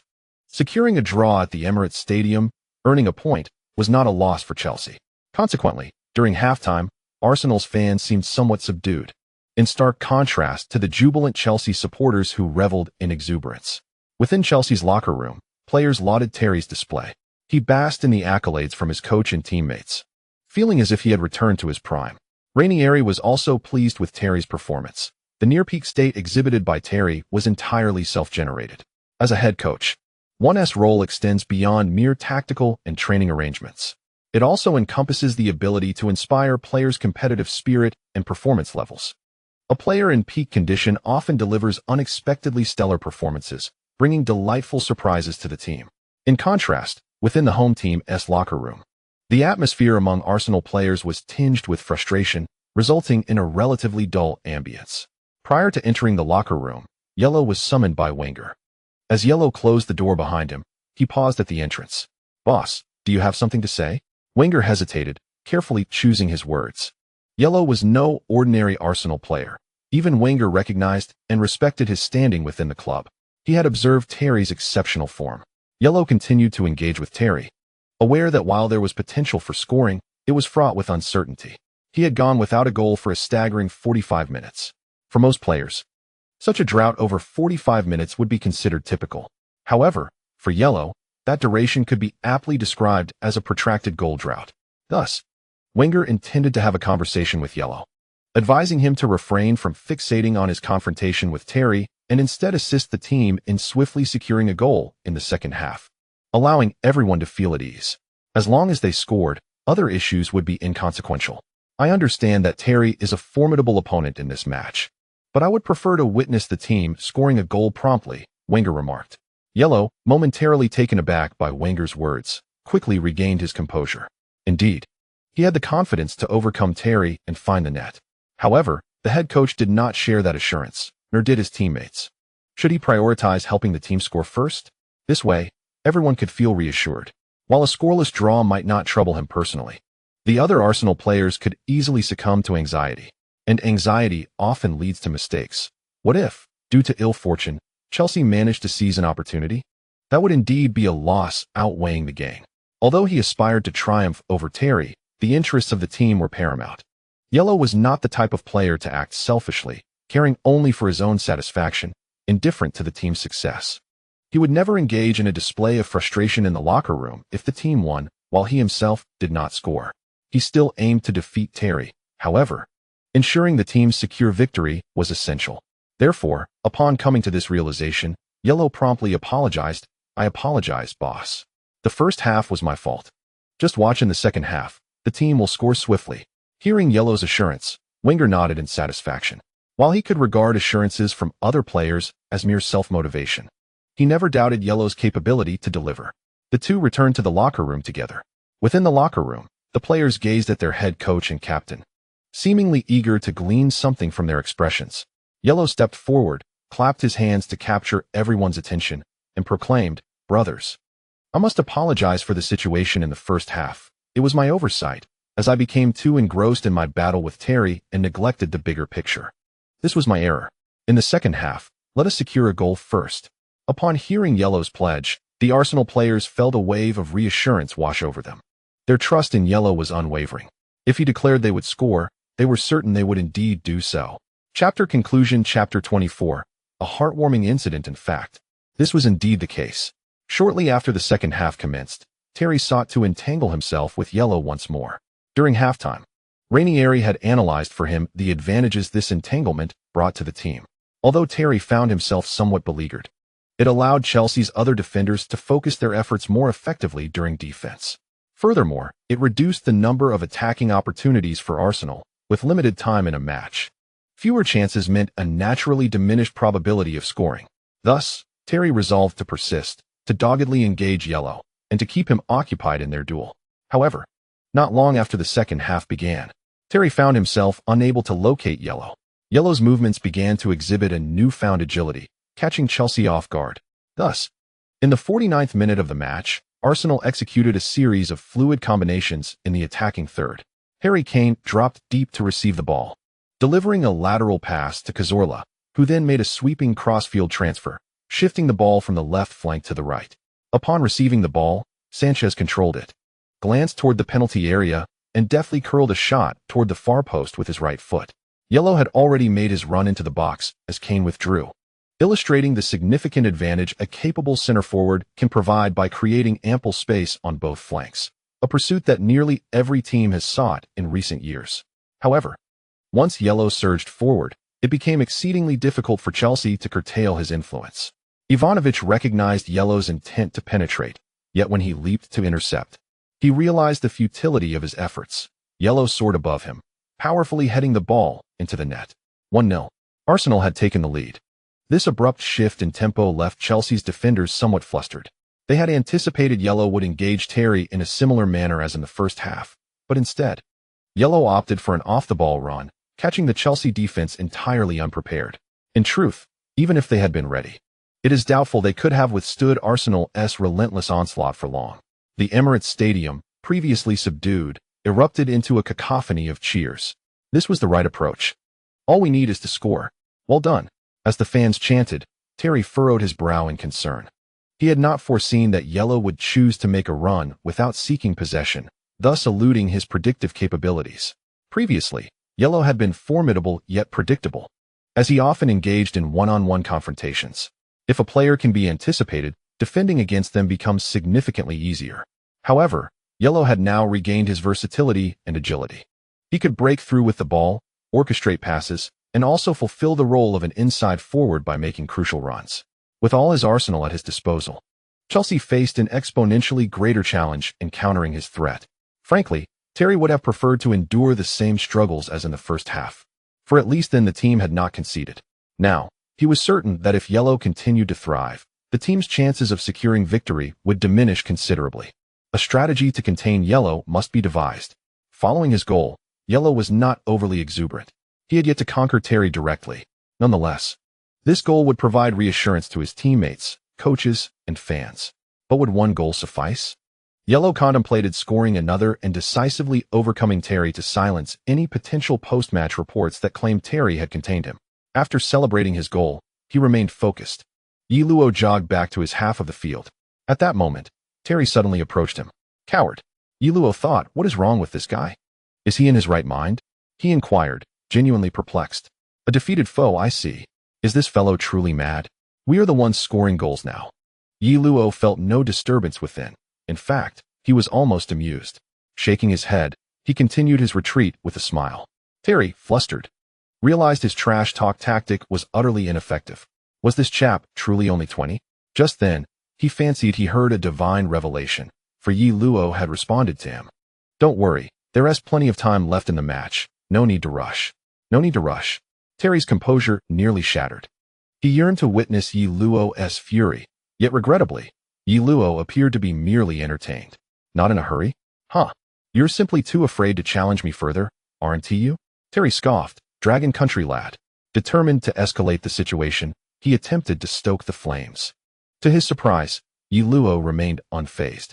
Of course, there is no urgency. There are still over 30 minutes left in the match. How many shots do you and Vanessa Pessel think you can manage? I'd wager at least 5. Upon hearing this, Terry's face flushed with rage. The scandal involving Terry and his former teammate Bridges' ex-girlfriend, Vanessa Palencel, had made global headlines, leading Ye Luo to leverage this information against him. Instead of inciting Ye Luo's anger as he had hoped, Terry found himself seething, ready to charge at Ye Luo.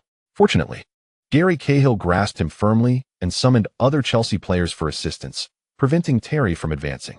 Cahill sighed with relief as he observed Terry gradually regaining his composure.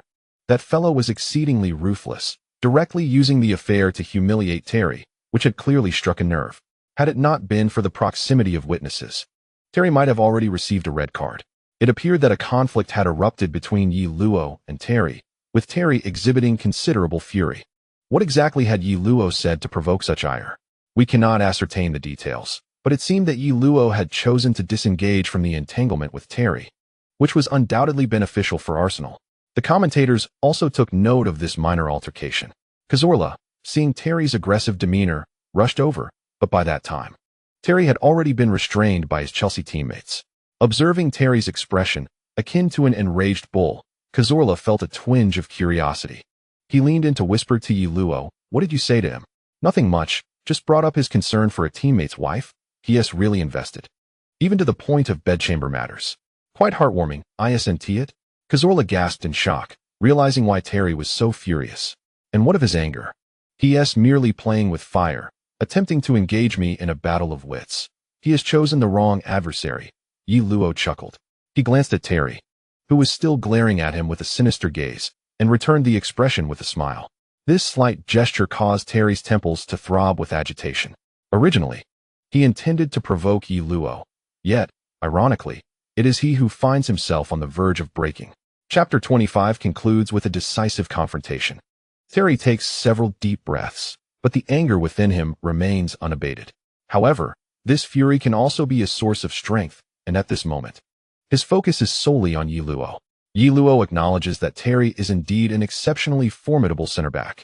To conquer such an opponent would provide a fitting conclusion to the match. As the game progresses, Ye Luo begins to seek out Terry.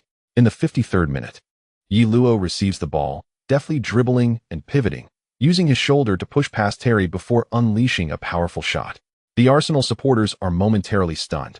From their vantage point, it appears as though Ye Luo has carried Terry with him during the turn, only to shoot thereafter. The resounding impact echoes as cheers erupt. But soon they are replaced by collective sighs of disappointment. Cech leaps, deflecting the ball out of bounds.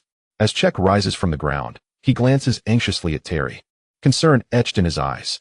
With the current pace of the match, how long can Terry sustain this effort? And how many more shots can he save? Cech's apprehension is warranted. Arsenal's offense is relentlessly aggressive. Chelsea has just completed a counterattack, with Hazard attempting an incisive shot, only to be thwarted by Van Dijk. Immediately, Arsenal's onslaught resurfaces. The ball swiftly finds its way to Ye Luo's feet. Now, in a counterattacking scenario, Ye Luo's speed is unleashed. He executes no feints, simply driving the ball forward and racing past Terry. Terry, unable to commit a foul in time, reaches out but grasps only air. As he turns, he loses his balance and tumbles to the ground. Ye Luo, having effortlessly evaded Terry, swiftly raises his foot to shoot. The ball soars into the air. Cech barely has time to react. The sound of the ball striking the crossbar resonates in Cech's ears like celestial music. The crossbar. Oh, the crossbar. It denies Ye Luo's goal. Terry is clearly struggling to keep up with the pace. The pressure on him is immense. The camera swiftly zooms in on Terry, who has just staggered to his feet, panting heavily. He greedily inhales air, then exhales, allowing oxygen to replenish his energy. This condition indicates that Terry's stamina has been severely depleted in a short span, particularly following the intense sprint. Ranieri can no longer remain seated. He approaches the sidelines, brow furrowed, his eyes betraying a mix of urgency and hesitation. Under such immense pressure, Terry risks being overwhelmed. But should he substitute Terry? Replacing him could create turmoil in the locker room. Moreover, who could possibly take his place? For now, they have yet to concede another goal. All he can do is pray that Terry can withstand the mounting pressure. As long as Chelsea does not concede, there remains a glimmer of hope for them to equalize. However, Terry's stamina may be faltering as Arsenal continues to mount relentless assaults on his defensive zone. Here it comes again. In the midst of conversation, Arsenal's offensive flames once again ignited at the precipice of Chelsea's penalty area. Fabinho carried the ball past the halfway line and subsequently passed it to Arteta, who, upon receiving the ball, surveyed the situation in the attacking front. Harry Kane pressed into the box while Ye Luo and Cazorla exchanged positions. Cazorla drifted wide while Ye Luo occupied the number 10 role, with Sanchez maneuvering along the right flank, simultaneously creating space for the advancing fullback Cancelo. His options for passing were plentiful. Yet, Arteta, without a moment's hesitation, swiftly relayed the ball to Ye Luo whenever the opportunity to connect with Ye Luo arose. No Arsenal player would ever hesitate. Just before Ye Luo received the ball, Terry had surged forward, intent on marking him tightly. He nearly succeeded. However, in that very instant, Ye Luo sprang into action, darting towards the ball for a few meters before receiving it and pivoting. The motion was seamless. Terry's plans to closely defend fell through as he now faced Ye Luo, who had turned with the ball. Mikel quickly prepared to join Terry in pressuring Ye Luo, but Ye Luo denied him that chance. He advanced with the ball, and as Terry turned, Ye Luo deftly flicked the ball away. Yet, Terry was ready. He did not fully commit his weight forward. As Ye Luo executed the flick, Terry swiftly halted, attempting to close in once more. But Ye Luo effortlessly pulled the ball back and continued his forward thrust. The shift in balance had already begun to overwhelm Terry. When confronted with Ye Luo's final change of direction, he found it impossible to twist his body in time. He strained, struggling, eyes wide with determination to keep pace. Yet, under the force of inertia, his body seemed frozen in place, helplessly watching as Ye Luo glided past him. Terry glanced towards the penalty area, where Gary Cahill was rushing forward. But Ye Luo merely executed a change of direction and surged through. One-on-one. One-on-one. The commentators exclaimed in astonishment. Ye Luo successfully maneuvered past several defenders. At this moment, Cech had no choice but to charge forward. He preferred to confront Ye Luo's shot within the penalty area rather than face him in a one-on-one scenario. Lowering his center of gravity, he focused intently on Ye Luo's feet. Suddenly, Ye Luo's body halted, his ankle flicking. A chip shot? Cech immediately dismissed the thought. No, he intended to dribble. Indeed, he watched as Ye Luo advanced towards his right. Acting swiftly, he lunged to the right. But in that very moment, a drastic change overcame him.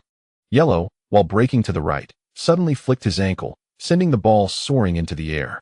At this moment, Cech, who was just about to leap into action, found himself utterly incapable of making a save. He could only watch helplessly as the ball soared over his head, descending towards his goal. Only after the ball crossed the goal line did Ye Luo clench his fist and raise it triumphantly into the air. He cast a glance at Terry nearby and smiled. Refraining from provoking him, for such actions were unnecessary. The outcome was already decided with a 2-goal advantage. Ye Luo executed a delicate chip. The ball found the net. Splendid. Magnificent. Arsenal had taken a 2-0 lead at home. Terry was cleanly outmaneuvered by Ye Luo. Chelsea's hopes were dashed. In the commentary box, the announcers erupted in exclamations of excitement. Meanwhile, the entire stadium erupted in jubilation. Arsenal fans leapt to their feet, raising their arms and waving scarves and flags. Terry, witnessing Ye Luo's smile, sat on the ground with a wry grin. In that moment, an overwhelming sense of aging enveloped him, whispering that perhaps retirement was on the horizon. Ye Luo's breakthrough had left him feeling utterly bewildered, as if his legs had turned to jelly. Chapter 26. Arsenal is unassailable. As Arsenal celebrated their goal, Terry stood with his hands on his hips, bowing his head in his position, awaiting the restart of the match. Gary Cahill noticed Terry's demeanor and opened his mouth, uncertain of what to say. Perhaps he should console the old captain, but did Terry truly need consolation? Cahill glanced at Ye Luo, who was reveling in the corner flag area. He wished to convey that it wasn't Terry's fault for being unable to contain Ye Luo. In fact, it was quite commendable that the young man had not scored in the first half. Yet, expressing such sentiments felt entirely misplaced, so Cahill chose silence instead. Terry felt disheartened. 2 goals down. Chelsea found themselves trailing by 2, rendering all his efforts seemingly futile. Even his trash-talking tactics appeared rather juvenile in the face of Ye Luo's prowess, deepening his frustration. As a man in his 30s, he felt utterly overshadowed by the younger player. The ensuing match only intensified his ordeal. As the game progressed into the latter stages, physical fatigue reached a critical threshold. Terry, as a seasoned veteran, was well versed in the art of energy management. However, given that he had often been on the defensive, it was nearly impossible to allocate his stamina effectively. Consequently, his energy dwindled significantly, and by the 70-minute mark, he began to feel increasingly overwhelmed, struggling to keep pace with Ye Luo's relentless onslaught. Terry resembled a metal strip, continually bent until fatigue led to cracks forming within. Once these fissures appeared, it signaled that a complete break was imminent. The moment when Terry, this fatigued metal, finally snapped occurred in the 81st minute of the match. Prior to this, Ye Luo had relentlessly targeted him, executing successive breakthroughs that left Terry gasping for breath, each inhalation feeling as though his lungs might burst. When Ye Luo surged towards him once more, Terry could only brace himself for the inevitable confrontation. Despite Terry's nearly exhausted state, Ye Luo showed no mercy, deftly maneuvering with a couple of quick changes of direction, slipping past Terry with ease. The veteran, overwhelmed by the rapid shifts in his center of gravity, fell to the ground, cramping in his calf, an astonishing sight, indeed. However, no one had time to attend to him. Gary Cahill rushed forward to defend, but as he took a step, Ye Luo expertly pushed the ball through his legs. The scene rendered Cahill as immobile as a mere post in the face of Ye Luo's advance. After bypassing Cahill, Ye Luo found himself in a one-on-one situation with Cech. This time, rather than attempting to dribble past, Ye Luo opted for a powerful strike with the instep of his foot. The ball curved gracefully past Cech, striking the inside of the far post and nestling into the net with a crisp sound. Gua Ye Luo, Ye Luo, once more Ye Luo, a hat trick. Oh my. 3 matches, 3 hat tricks. My God, Ye Luo has achieved a hat trick of hat tricks. 3 consecutive matches with hat tricks. 3-0. Arsenal, playing at home, has sealed their victory. As the ball soared into the net, commentators leapt from their seats, their voices erupting like machine guns. The Emirates Stadium trembled, akin to an erupting volcano. Arsenal fans sang and danced with exuberance, reveling in their 3-0 lead over Chelsea. The team's performance against such formidable opponents filled spectators with hope. If this continues, not only will the team defend their Premier League title, but they will also pursue the Champions League trophy. We are the strongest team in Europe. We possess the world's best players. The commentator from Arsenal TV shouted passionately from the booth. Long live Arsenal. Long live Ye Luo. In North London, those who could not secure tickets gathered in pubs, raising their glasses in celebration. All Arsenal supporters brimmed with confidence and anticipation for the team's future. We shall embark on our Champions League journey once more. The Arsenal fans proclaimed. The Champions League trophy, the ticket to the elite. Without it, one may not be recognized as a true giant. The Arsenal faithful dream of claiming a Champions League title, allowing their team to cross the threshold into true greatness. Well done. A hat trick. A hat trick. Marvelous. I absolutely adore you. If I were a woman, I would wish for you to grant me ecstasy tonight. The other Arsenal players surged forward, flocking to Ye Luo, celebrating exuberantly. 3-0, victory was assured. The Arsenal players were confident of this, with less than 10 minutes remaining. They were determined not to let Chelsea stage a comeback. Their opponents were nearly vanquished. Terry's condition was a testament to this. He lay on the ground, gasping for breath, while Gary Cahill and Ivanovic pressed his legs. Both of Terry's legs had cramped. Terry was cramping. What a rare sight indeed. As a seasoned veteran, Terry possessed considerable experience in matches, and cramping was seldom an issue. Typically, it was the less experienced young players who were more prone to such ailments. Yet, here was Terry, succumbing to cramps, a clear indication of the immense pressure Ye Luo had exerted upon him. It was time for Terry to be substituted. The commentators unanimously agreed. Indeed, Terry could no longer continue. The camera panned to Ranieri on the sidelines, his brow furrowed.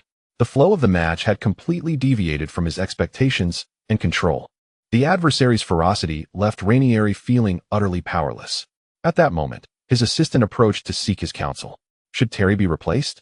Ranieri glanced at the cramping Terry and nodded. Let Luiz warm up. At this juncture, he had to concede that Terry could no longer remain on the pitch. He had become a liability in Chelsea's defense. Although substituting Terry for David Luiz would not likely alter Chelsea's fate, it was certainly preferable to continuing to concede goals. After Chelsea made their substitution, Arsenal also opted for changes. Kanté replaced Arteta, Main came on for Harry Kane, and Bernardo Silva took the place of Cazorla. The introduction of these three young talents was met with resounding cheers from the crowd. This season, Arsenal's starting lineup was formidable, complemented by a wealth of young talents on the bench. The future of the team appeared exceedingly bright. We, Arsenal, are invincible. Chapter 27. Arsenal substitutes. Ranieri sat on the bench as Arsenal made 3 substitutions in quick succession.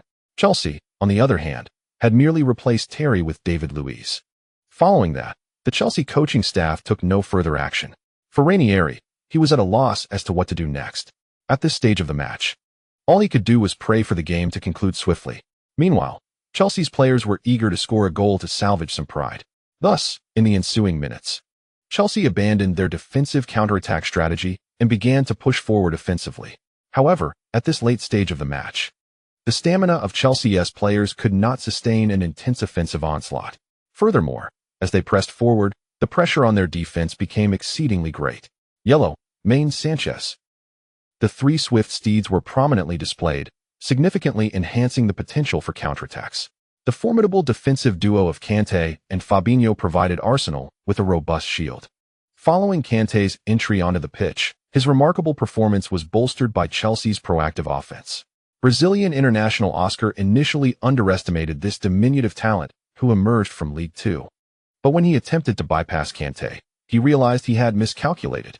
Kanté promptly surged forward, dispossessing Oscar of the ball. Before Oscar could react, Kanté swiftly positioned himself, blocking Oscar behind him, and delivered a precise pass to Bernardo Silva. The young Silva, understandably nervous as it was his Premier League debut, was soon toppled by Mikel during his initial touch. However, just as Mikel believed he could orchestrate a counterattack after winning the ball, Kanté intercepted it at a moment when Arsenal's formation was pressing forward. Chelsea had the opportunity for a promising counter, requiring only to distribute the ball to exploit a numerical advantage. Yet, just as Mikel prepared to pass, a figure flashed before him. Kanté. Amidst the commentators' astonishment, Kanté decisively intercepted, reclaiming the ball from Mikel.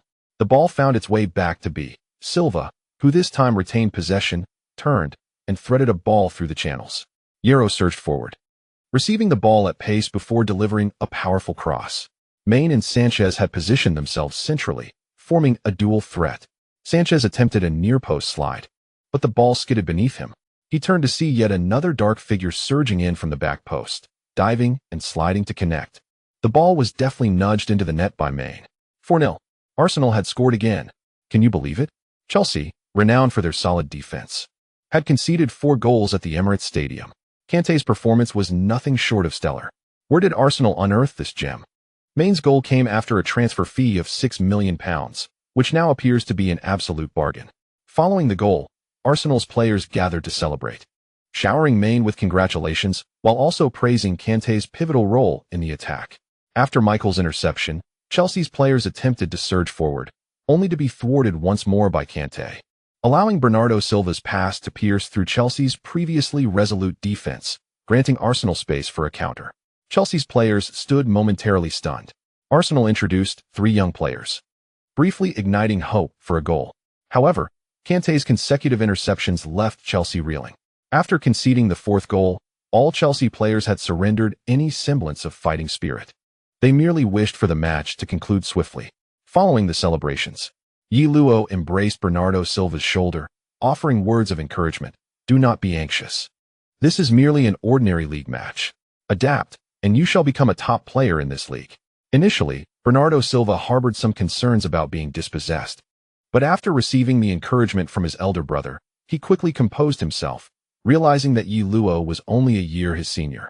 In the ensuing match, Bernardo Silva indeed improved significantly. He did not confine himself to the attacking midfielder position, but frequently exchanged roles with Ye Luo and Sanchez. Both Ye Luo and Sanchez were versatile players, capable of performing in left, central, right, and attacking midfield positions, as well as in the second striker role. This attribute of versatility rendered Arsenal's forward play increasingly fluid and dynamic, complicating defensive efforts for their opponents. In the final minutes of the match, Arsenal was relentlessly attacking Chelsea, leaving the spectators in awe. Arsenal was undeniably formidable. With Chelsea being so thoroughly dominated, did other teams stand a chance? Did Mourinho's Manchester United have any hope of contending with Arsenal? It seemed unlikely. Ye Luo was exceptional, having scored 9 goals in 3 matches. Who else could match that? This season, Ye Luo was in remarkable form, and with Arsenal's enhanced squad, his scoring opportunities became comparatively easier. Arsenal appeared poised to defend their title this season. On the internet in Longwa, fans were astonished by Arsenal's displayed prowess, particularly in light of the stellar performances from Kante, Maine, and the previously starting Van Dijk and Fabinho, which left fans in awe of Arsenal's fortune in acquiring such value-for-money talents. It is not that Chelsea is too weak, rather, Arsenal is too strong, remarked one player, garnering considerable agreement and applause from fellow fans. Indeed, Chelsea remained a formidable team. Without Ye Luo, they might not have succumbed to defeat. Yes, in this match, Chelsea was entirely overwhelmed by Ye Luo's onslaught. If Chelsea could not withstand Ye Luo's fierce attacks, could other teams? This season, as long as Ye Luo remains uninjured and continues to play, he could very well lead Arsenal to victory in both the Premier League and the Champions League. A double crown, even a quadruple crown, is within reach. Just look at Arsenal's bench. Fans eagerly expressed. The outstanding performance of Arsenal this season made players realize that they might genuinely have a chance to secure the Champions League title. Ye Luo's second Champions League trophy might just materialize this season. Fans began to hope fervently. Meanwhile, on the field, Chelsea had completely retreated into a defensive stance. With the score at 4-0, they were determined not to concede further goals. After Maine's goal, little time remained in the match. The 4 minutes of stoppage time passed swiftly. As the referee blew the final whistle, this highly anticipated Premier League clash concluded with a score of 4-0. Arsenal achieved their 3rd consecutive victory, maintaining their position at the top of the league table. The chapter concludes. Chapter 28. The Champions League matches have arrived. Following 3 rounds of the league, the Premier League has fully embraced its new season. Arsenal, boasting a triumphant record of 3 wins from 3 matches, occupies the pinnacle of the league table. Simultaneously, Manchester United has also secured victories in all 3 of their encounters. However, compared to Arsenal's commanding triumphs, United's victories appear less resounding. Their matches have been closely contested, with narrow 1-goal victories, predominantly against mid-tier teams. In contrast, Manchester City has emerged as an even more formidable contender.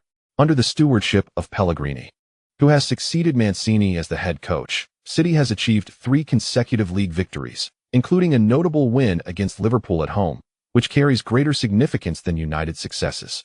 Currently, Arsenal, Manchester City, and Manchester United each sit on 9 points, occupying the first 3 positions in the league. Despite all having 9 points, Arsenal stands out with a markedly superior goal difference, especially after their victory over Chelsea. The media has been abuzz, proclaiming that the once mighty Arsenal seems to be on the path to resurgence. This Arsenal evokes memories of the invincible season when they clinched the title. They possess a formidable starting lineup, complemented by a highly enviable bench.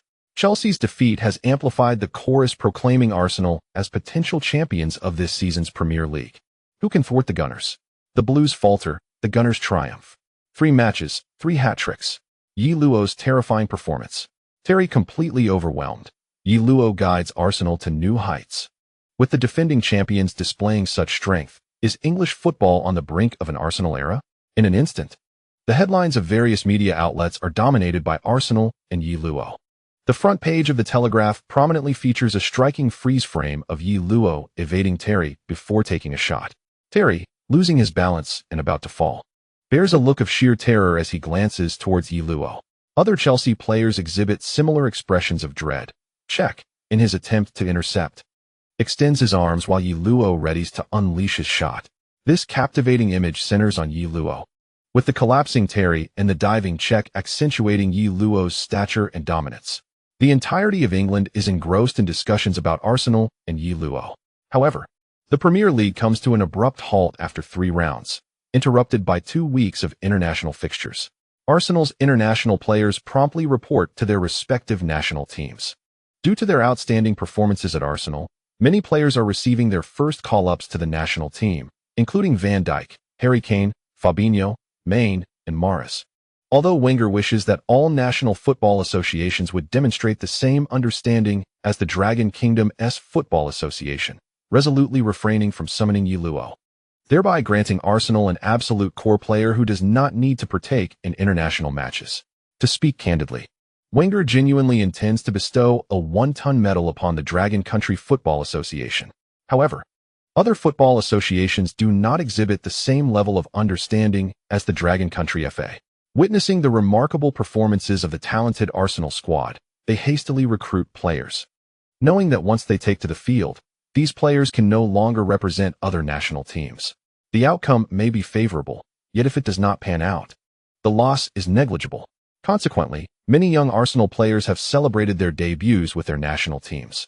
2 weeks later, as the internationals returned to the club, the FIFA virus struck, resulting in injuries to 2 players. Cazorla suffered a hamstring injury, necessitating 3 weeks for recovery, while Mertesacker sustained a hamstring injury to his right thigh, sidelining him for at least 4 weeks. The simultaneous injuries to 2 key players left Wenger seething with frustration. The club pays their wages, yet they are relentlessly overworked when representing their national teams. For instance, Cazorla was denied opportunities during the European Championship and World Cup, only to be exhaustively utilized in friendly matches. It is indeed vexing. Nevertheless, such circumstances are unavoidable. Football reigns as the world's premier sport, and national team matches pertain to the honor of the players and their nations. It is a war of sorts in peacetime, a notion not to be taken lightly. Historically, there have been instances where a single football match incited full-scale war between 2 nations. Although Cazorla and Mertesacker's injuries have left Wenger disheartened, Arsenal's current strength is formidable. The substitutes are capable of stepping up. In the weekend league match against Sunderland, Arsenal opted for a central defensive partnership of Koscielny and Van Dijk, while Wilshere, returning from injury, was given a starting opportunity alongside Arteta and Fabinho in midfield. Arsenal's strength remained undiminished as they decisively triumphed over Sunderland with a 3-0 victory, securing their 4th consecutive win in the league. Ye Luo scored a goal in this match, elevating his league tally to 10. Although he did not continue his streak of consecutive hat-tricks, his 4 matches and 10 goals have become the focal point of discussion across European media.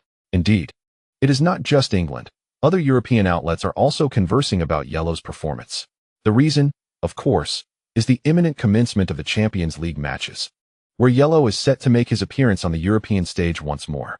Although Arsenal did not reach the Champions League final last season, Ye Luo still netted 20 goals in the tournament. He has made scoring over 20 goals in a single Champions League season a habitual achievement. Prior to this, scoring more than 10 goals in a single Champions League season was a remarkable feat worthy of great acclaim. In retrospect, the earlier accolades seem almost laughable in light of Ye Luo's scoring prowess. Furthermore, the question of who will be the top scorer in this season's Champions League lacks any suspense. Whether in England, Spain, Germany, Italy, or France, media outlets engage in similar polling and investigative endeavors. Ye Luo consistently maintains his position at the pinnacle of the rankings, emerging as the unequivocal favorite for the title of top scorer. In a preview of this season's UEFA Champions League by German publication Bild, both Arsenal and Ye Luo have been highlighted prominently. If we consider the perennial favorites for the Champions League crown, such as Real Madrid, Barcelona, Bayern Munich, and Manchester United, this season, Arsenal has undeniably positioned itself as a formidable contender for the championship. Although Arsenal faced elimination in the semi-finals last season, it was primarily due to their significant loss in an away match in the absence of Ye Luo. However, following substantial reinforcements this season, Arsenal embarks on a new journey, undeniably stronger than the previous year. Even Bayern Munich must approach this Arsenal side with utmost caution. Chapter concluded. Chapter 29. Rivals. The UEFA Champions League matches are always highly anticipated, representing the pinnacle of football excellence worldwide. While the financial allure of the Champions League may pale in comparison to the quadrennial World Cup, which is intertwined with national pride and honor. In terms of tactical and technical prowess, the Champions League is universally acknowledged as the highest standard. National teams, after all, are temporary assemblies, lacking the cohesive training and synergy that clubs possess. To illustrate, if the Champions League final features two teams performing at a perfect score of 100, it embodies their utmost competitive spirit. Conversely, the World Cup final comprises two teams at 80%, striving with a fervor that surpasses 120%. This disparity in intensity is one reason the World Cup final garners greater attention. Indeed, while the technical caliber of the Champions League final is superior, one would seldom witness a player risking a severe injury to execute a defensive play or facing a lengthy suspension for a handball in the Champions League. However, for Ye Luo, the World Cup final holds little significance. Thus, the Champions League final represents the highest echelon of competition in which he can participate. Consequently, the media in Dragon Country eagerly anticipates this event. Even before the commencement of the tournament, they have begun to generate excitement. Although Arsenal's group opponents this season may not be particularly daunting, in Dragon Country, Arsenal's Champions League matches attract even more attention than those in the so-called group of death. Beyond the media, the players themselves are equally enthusiastic about the arrival of the Champions League. In the Barcelona locker room, after training sessions, discussions often turn to Ye Luo, the player who, last season, was suspended for a single match, leading to Arsenal's elimination, raises questions about whether he might accumulate yellow cards again this season. It seems unlikely. As a forward, he has noticeably reduced his involvement in midfield and carries a lighter defensive burden. Arsenal's roster has indeed strengthened. The prospect of facing this player is somewhat daunting, yet I find myself eagerly anticipating the chance to compete against him once more. For the players of Barcelona, Ye Luo's name frequently resonates in conversation, as he is now recognized as a rival to Messi. The competition between the two players in terms of Champions League goals has escalated to a near-fever pitch.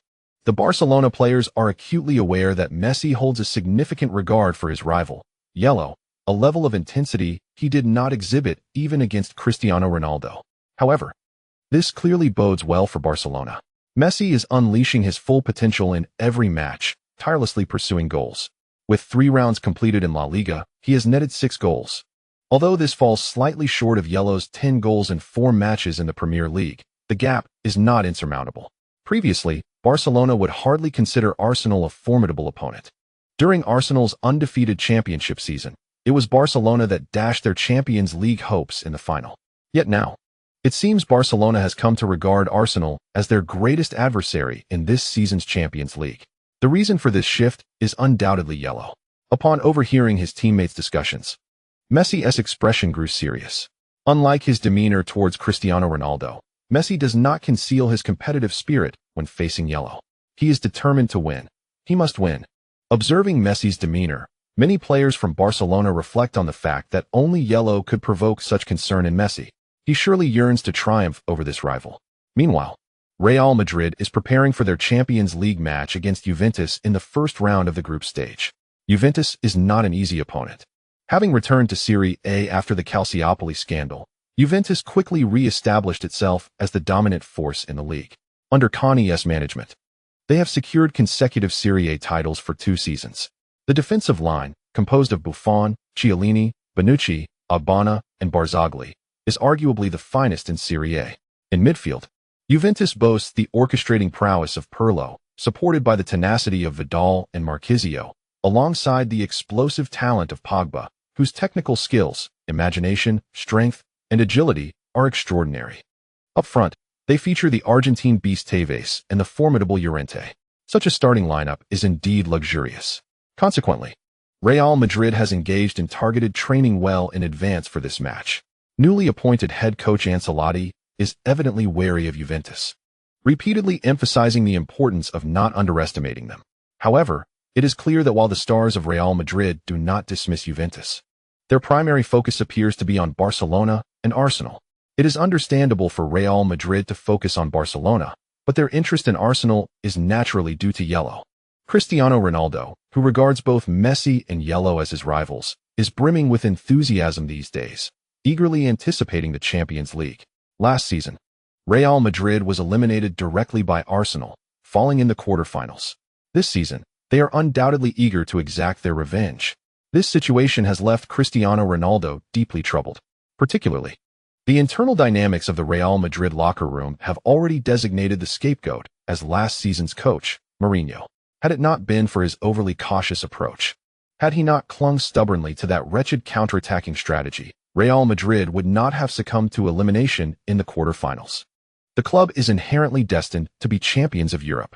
This season, we must seize the Champions League title. In the locker room, Cristiano Ronaldo bellowed, "I am especially looking forward to our clash with Arsenal. They must not be eliminated before they face us." As his words echoed, Marcelo, the chief lieutenant, immediately responded, "Indeed. We seek vengeance. We demand the championship. With scorers like Cristiano among us, securing the Champions League title is a foregone conclusion. Yellow, he surely cannot compare to you." Marcelo proclaimed loudly, "Ronaldo is the greatest." Within the locker room, the Portuguese contingent began to extol his virtues. This season, the coaching mantle has been taken up by the beloved Ancelotti. Tactically, Ancelotti has not burdened the star players in the front with excessive defensive responsibilities. Although Real Madrid has inherited a counterattacking DNA after 3 years under Mourinho, Ancelotti's demands on defense are not as stringent. This has afforded the frontline stars a sense of freedom, which they find immensely gratifying. This is reflected in La Liga, where Real Madrid has achieved 3 consecutive victories by substantial margins. Cristiano Ronaldo has netted 7 goals in these 3 matches, surpassing Messi to claim the top spot in the scoring charts. However, this is not the pinnacle of Ciro's ambitions. He seeks not only to outshine Messi, but also to surpass Ye Luo and earn the title of the world's best player. End of chapter. Chapter 30. The Champions League is the Champions League, and the league is the league. Amidst everyone's anticipation, the Champions League fixtures have finally commenced in full swing. Both Barcelona and Real Madrid kicked off their matches on the very first day of the competition. For Ye Luo's fans, the focal point of these matches lies in the performances of Messi and Ronaldo. Barcelona hosted Pilsen at their home ground, where Pilsen posed little threat to them at the Camp Nou. Barcelona secured a resounding 4-0 victory, marking a triumphant start. Messi was in extraordinary form. He deftly maneuvered his way through the box and scored within the first minute, providing Barcelona with a dream start. In the 32nd minute, Messi found the net again, this time with a direct free kick that curled into the goal from a tight angle. In the second half, Messi completed his hat-trick in the 80th minute with a penalty. And in the dying moments of the match, Iniesta struck from distance to seal the score at 4-0. On the other side, Ciro's performance was equally remarkable. In their home match against Juventus, Real Madrid triumphed over their opponents with a scoreline of 2-1. Cristiano Ronaldo was the architect behind the 2 goals that propelled Real Madrid to victory.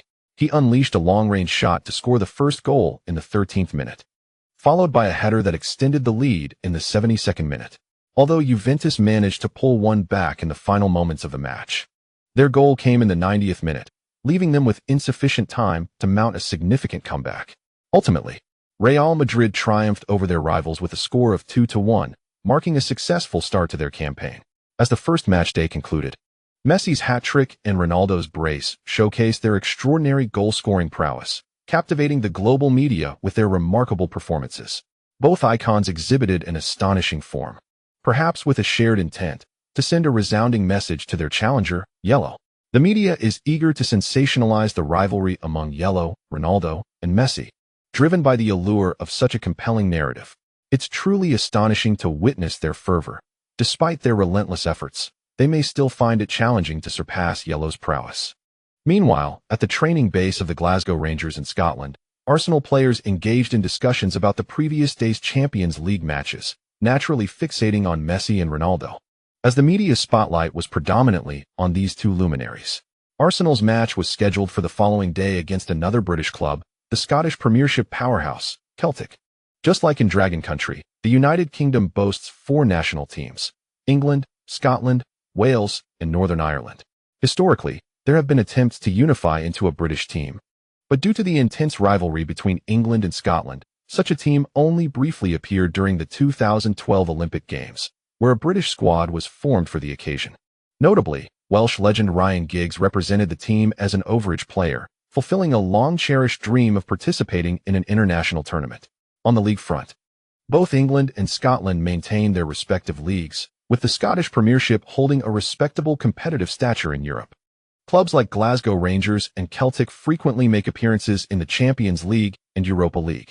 Given the fierce local rivalry between Glasgow Rangers and Celtic, Arsenal received a warm welcome from the former during their stay in Glasgow. Although Celtic is considered a giant within the Scottish Premiership, they pale in comparison to Arsenal's stature, resulting in a relaxed atmosphere among the players during training.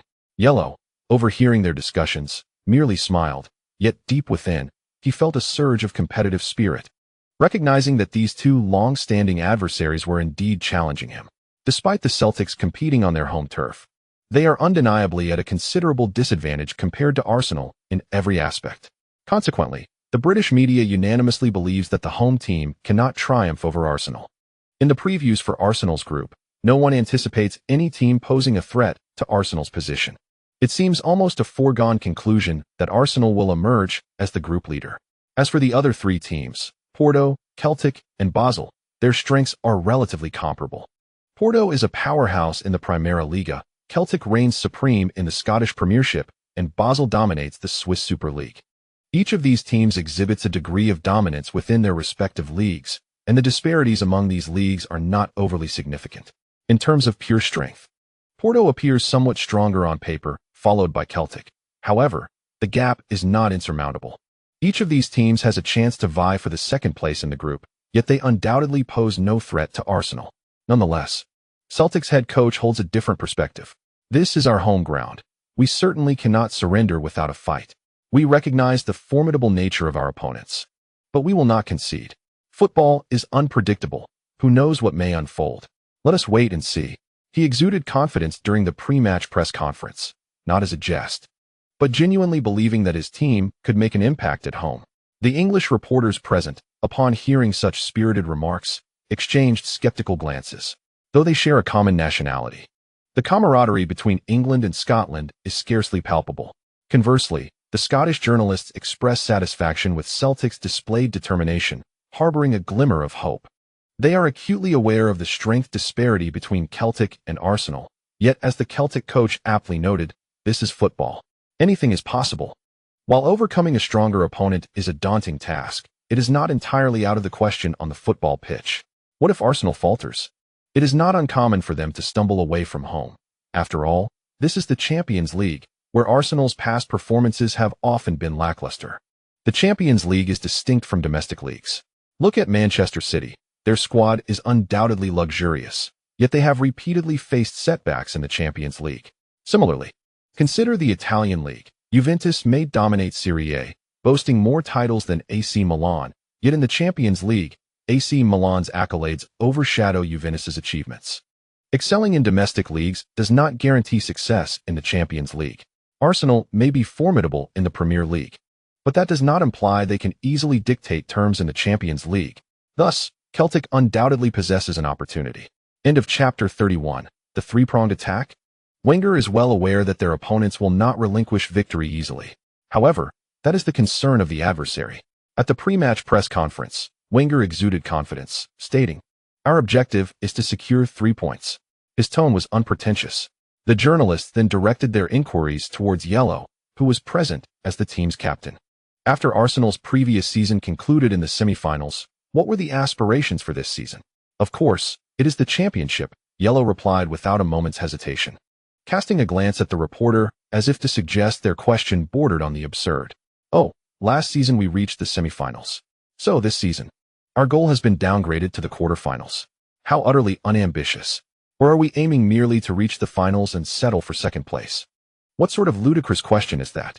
Recognizing the folly of such inquiries, the reporters swiftly rephrased their questions. This season, with Guardiola at the helm of the treble-winning Bayern, Barcelona having acquired Suarez, Real Madrid making significant investments to bring Gareth Bale to the Bernabeu, and Manchester United bolstering their squad. Do you believe Arsenal can triumph in the Champions League amidst such fierce competition? When has winning the Champions League ever been a simple feat? Ye Luo responded, "We are certainly aware of the formidable nature of our adversaries, but that will not deter us. What we need is to focus on our own performance. Regardless of who the opponent is, our aim remains victory." With the press conferences concluded, The anticipation for the upcoming match intensified. Under the watchful eyes of many, Arsenal's first group stage match of the Champions League was set to commence at Celtic's home ground. Yellow's return to the Champions League ignited excitement among fans from Longwa.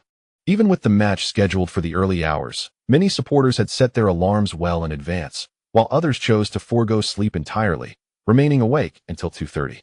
As the familiar Champions League anthem played, excitement surged among the weary fans. We are about to witness Arsenal's away challenge against Celtic in the B group of the UEFA Champions League for the 2013-2014 season, announced the commentator, Duan Xian. On the national sports channel, the screen displayed a close-up of Yellow. It has begun. At least a 3-0 victory. Yellow with a hat-trick. The fatigue of Longwa's fans dissipated in an instant. Online, comments flooded in at a rapid pace. Let us first examine both teams' starting lineups. For Arsenal, due to injuries to Cazorla and Mertesacker, Wilshere and Koscielny have stepped into their positions. Additionally, Arteta experienced a minor muscle strain before the match, leading to Kanté being given the opportunity to start for the first time in Arsenal's lineup. The camera shifted to Kanté among the squad. Wenger has always excelled at nurturing young talent. Kanté has been granted opportunities as a substitute in several recent matches. In this particular game, facing a rather weak opponent and with Arteta nursing a minor injury, it was only natural that Kanté was awarded a starting position. He partnered with Fabinho in a double pivot, while Wilshere played as an attacking midfielder. The alteration of two players in Arsenal's midfield led the Celtic coach to believe that he had a fair chance in the match. On camera, Kanté appeared remarkably composed. The league felt tranquil. Arsenal's players were not surprised by Kanté's inclusion in the starting lineup. This young man, seemingly beyond his 21 years, possesses a remarkably steady mentality. Arsenal acquired Kanté at a minimal cost, a transaction that proved to be exceedingly advantageous. According to the latest data from the German transfer market website, Kanté's market value has surged dramatically, skyrocketing tenfold from 800,000 to 8 million, marking the most significant increase across Europe. Interestingly, the players following Kanté on the list are predominantly from Arsenal as well. This stroke of fortune has undoubtedly been a windfall for Arsenal. After both teams shook hands and lined up for photographs, the captains completed the coin toss, granting Celtic the kickoff while Arsenal secured the choice of sides. As the teams took their positions, the match officially commenced with the referee's whistle. The Celtic forward passed the ball backward before launching a fierce assault towards Arsenal's front line. Exuding an aggressive momentum, bolstered by the cheers of the home crowd, Celtic's initial offensive culminated in a shot. The center forward, Commons, leaped high to execute a header, setting up a perfect opportunity for Celtic's number 10, Stokes. Amid the commentators' astonished exclamations, Stokes struck the ball on the edge of the penalty area without allowing it to bounce, sending it soaring towards the upper tier. Although the shot did not find the net, the home supporters responded with cheers and applause, thoroughly pleased with Celtic's vigorous attack. The Scottish commentator, witnessing this spectacle, remarked on the audacity of Celtic's early strike, noting that they were not to be underestimated. Arsenal was not invincible, and there was a possibility of conceding a goal. The Celtic coach nodded in satisfaction, capitalizing on the advantage of playing at home to initiate a pressing attack right from the start. This tactical approach is not particularly novel, yet it effectively aims to exploit the opponent's unsteady footing. Even if a goal isn't scored, the intention is to establish dominance and suppress the adversary's momentum. Consequently, even if Arsenal later regained control, their psychological edge would have been considerably diminished, thereby reducing their chances of scoring. Naturally, Celtic, playing on their home turf, was not inclined to surrender easily from the outset. As Szczesny prepared to take a goal kick, Celtic's players exhibited no signs of retreat, instead opting to press high and engage in an aggressive pursuit. Celtic displayed an assertive style of play. They advanced numerous players into the attacking front, preparing to press Arsenal aggressively. Observing this situation, Fabinho retreated to receive the ball. Szczesny passed it to Fabinho, who, instead of releasing it immediately, controlled the ball and pivoted, distributing it to the flank where the fullback Monreal awaited. Despite the opponent's relentless pressing, Arsenal remained composed. Although they were playing away, they possessed the confidence to dictate the match. They were not inclined to let the game devolve into a frantic exchange of possessions. While they might not necessarily lose in such a scenario, and could even score more than their opponents, this approach lacked stability. Against a team like Celtic, such tactics could prove counterproductive. Arsenal recognized that taking excessive risks against Celtic was unwarranted. They sought a secure victory. Thus, they exhibited remarkable patience, circulating the ball in midfield and rendering Celtic's pressing efforts futile. Ye Luo also dropped back to assist in the build-up. Under these circumstances, Celtic's intensity in pressing soon began to wane, as chasing the ball, without success, merely exhausted their energy. Celtic had a clear understanding of their own capabilities. While initiating a vigorous attack at the start was viable, maintaining such pressure on Arsenal throughout the match was utterly unattainable. Consequently, Celtic had no choice but to activate their Plan B, retreating to a compact defense and waiting for counterattacks. The Celtic coach on the sidelines shook his head. Although the pre-match plan was commendable, reality had outpaced their expectations. Arsenal's ability to dismantle their pressing surprised them, suggesting that Celtic had overestimated their own capabilities in this regard. The initial wave of pressing faltered, diminishing their momentum and preventing them from executing their first tactical maneuver effectively. As Celtic fell back, Arsenal began to launch their offensive. The ball found its way to Ye Luo, who halted it before suddenly cutting into the center, creating a wall of defenders before him. This maneuver opened up space on the flanks, allowing him to send the ball to Harry Kane, who had drifted wide. Without hesitation, Kane delivered a direct pass toward the byline, with Monreal making an overlapping run along the trajectory of Kane's pass. With minimal defensive pressure, Monreal executed a cross, a half-high delivery aimed not at the small box, but toward the vicinity of the penalty area. At that moment, Ye Luo, who remained in this zone, adjusted his positioning. Ye Luo. Amidst the commentators' exclamations, Ye Luo drew back and launched into the air. A powerful strike. Bang! The thunderous roar compelled numerous fans to involuntarily shut their eyes. One can only imagine the immense power behind Ye Luo's shot. The football soared towards the goal with a fierce intensity, crashing into the crossbar with a resounding bang. This elicited gasps of astonishment from the Celtic supporters, who witnessed the ball strike the underside of the bar before it fell into the penalty area, only to be cleared by a startled Celtic defender. At the back, Van Dijk seized possession and advanced the ball forward, allowing Arsenal to continue their offensive onslaught. Celtic's initial aggressive approach proved futile, as Arsenal's first wave of attack left their fans breathless, overwhelmed by the evident disparity in skill. In the stands, Celtic supporters were left in shock by Arsenal's relentless attack, and a profound silence enveloped the stadium for several seconds before they finally reacted with a feeble chorus of boos. Yet, the jeers lacked conviction. Ye Luo had nearly scored. His stunning volley had struck the crossbar, allowing Celtic to escape a near disaster. The quality of his shot was remarkable, showcasing a level of precision that is exceedingly difficult to achieve. It was truly unfortunate, had that ball found the net. It might have been destined to be crowned the best goal of this season's Champions League.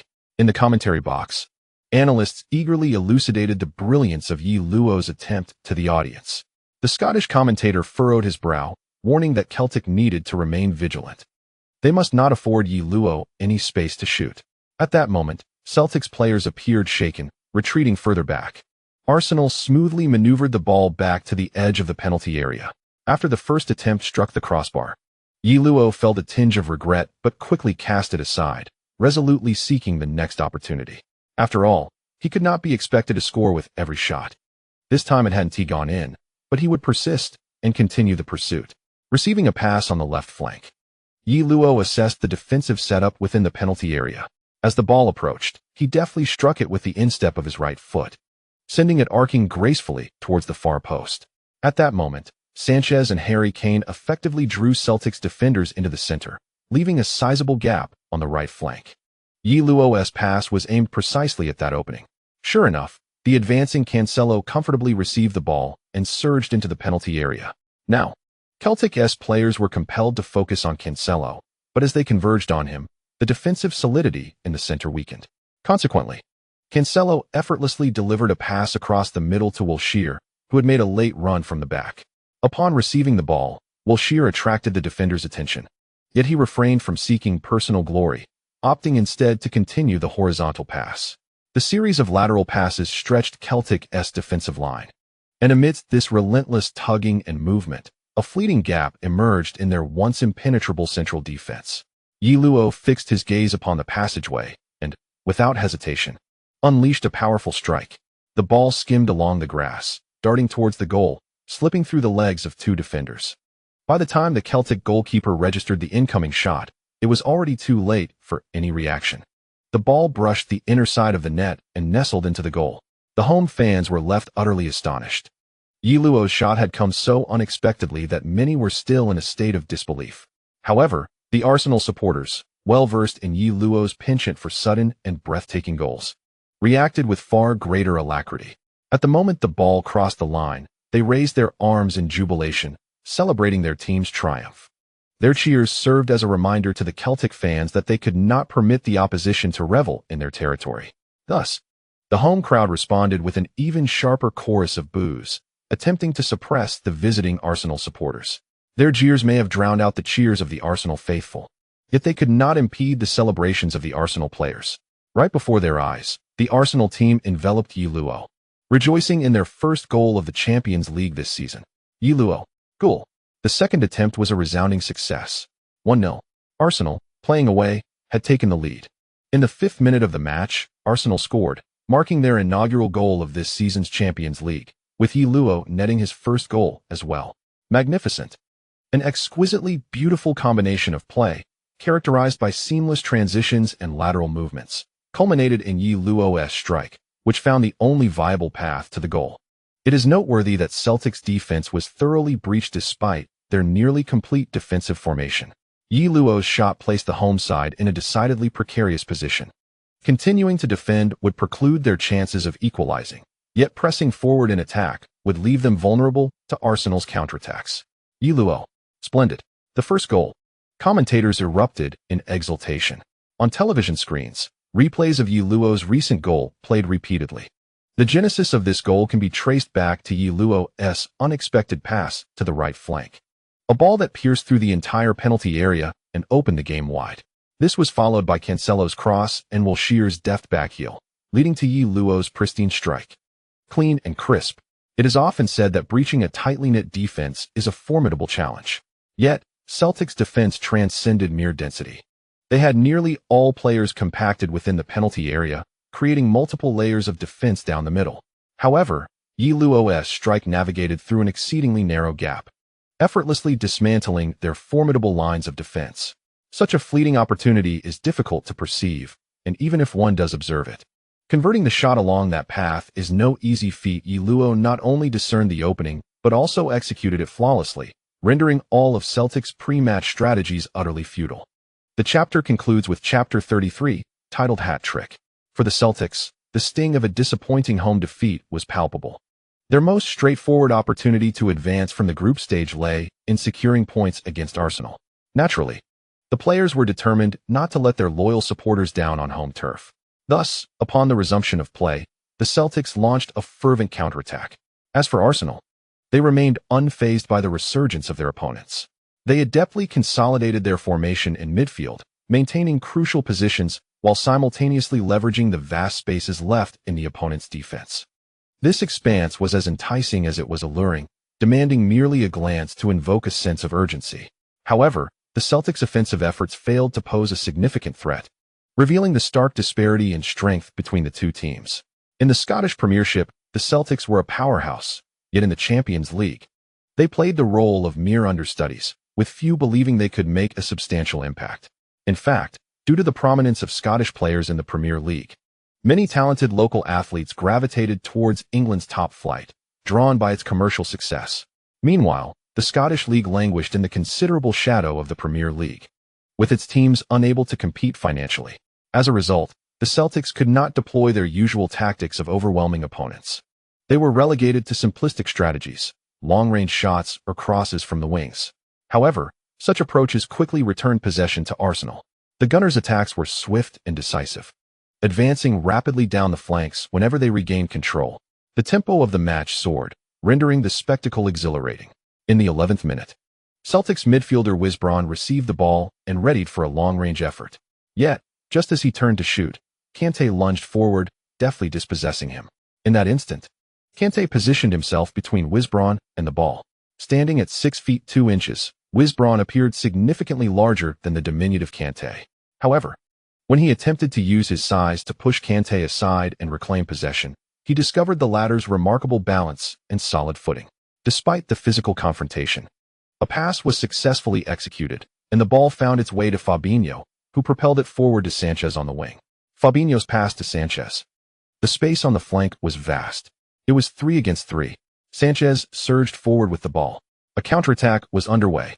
The commentators erupted in excitement at this unfolding drama, while sharp boos reverberated through the stands, piercing the eardrums of all present.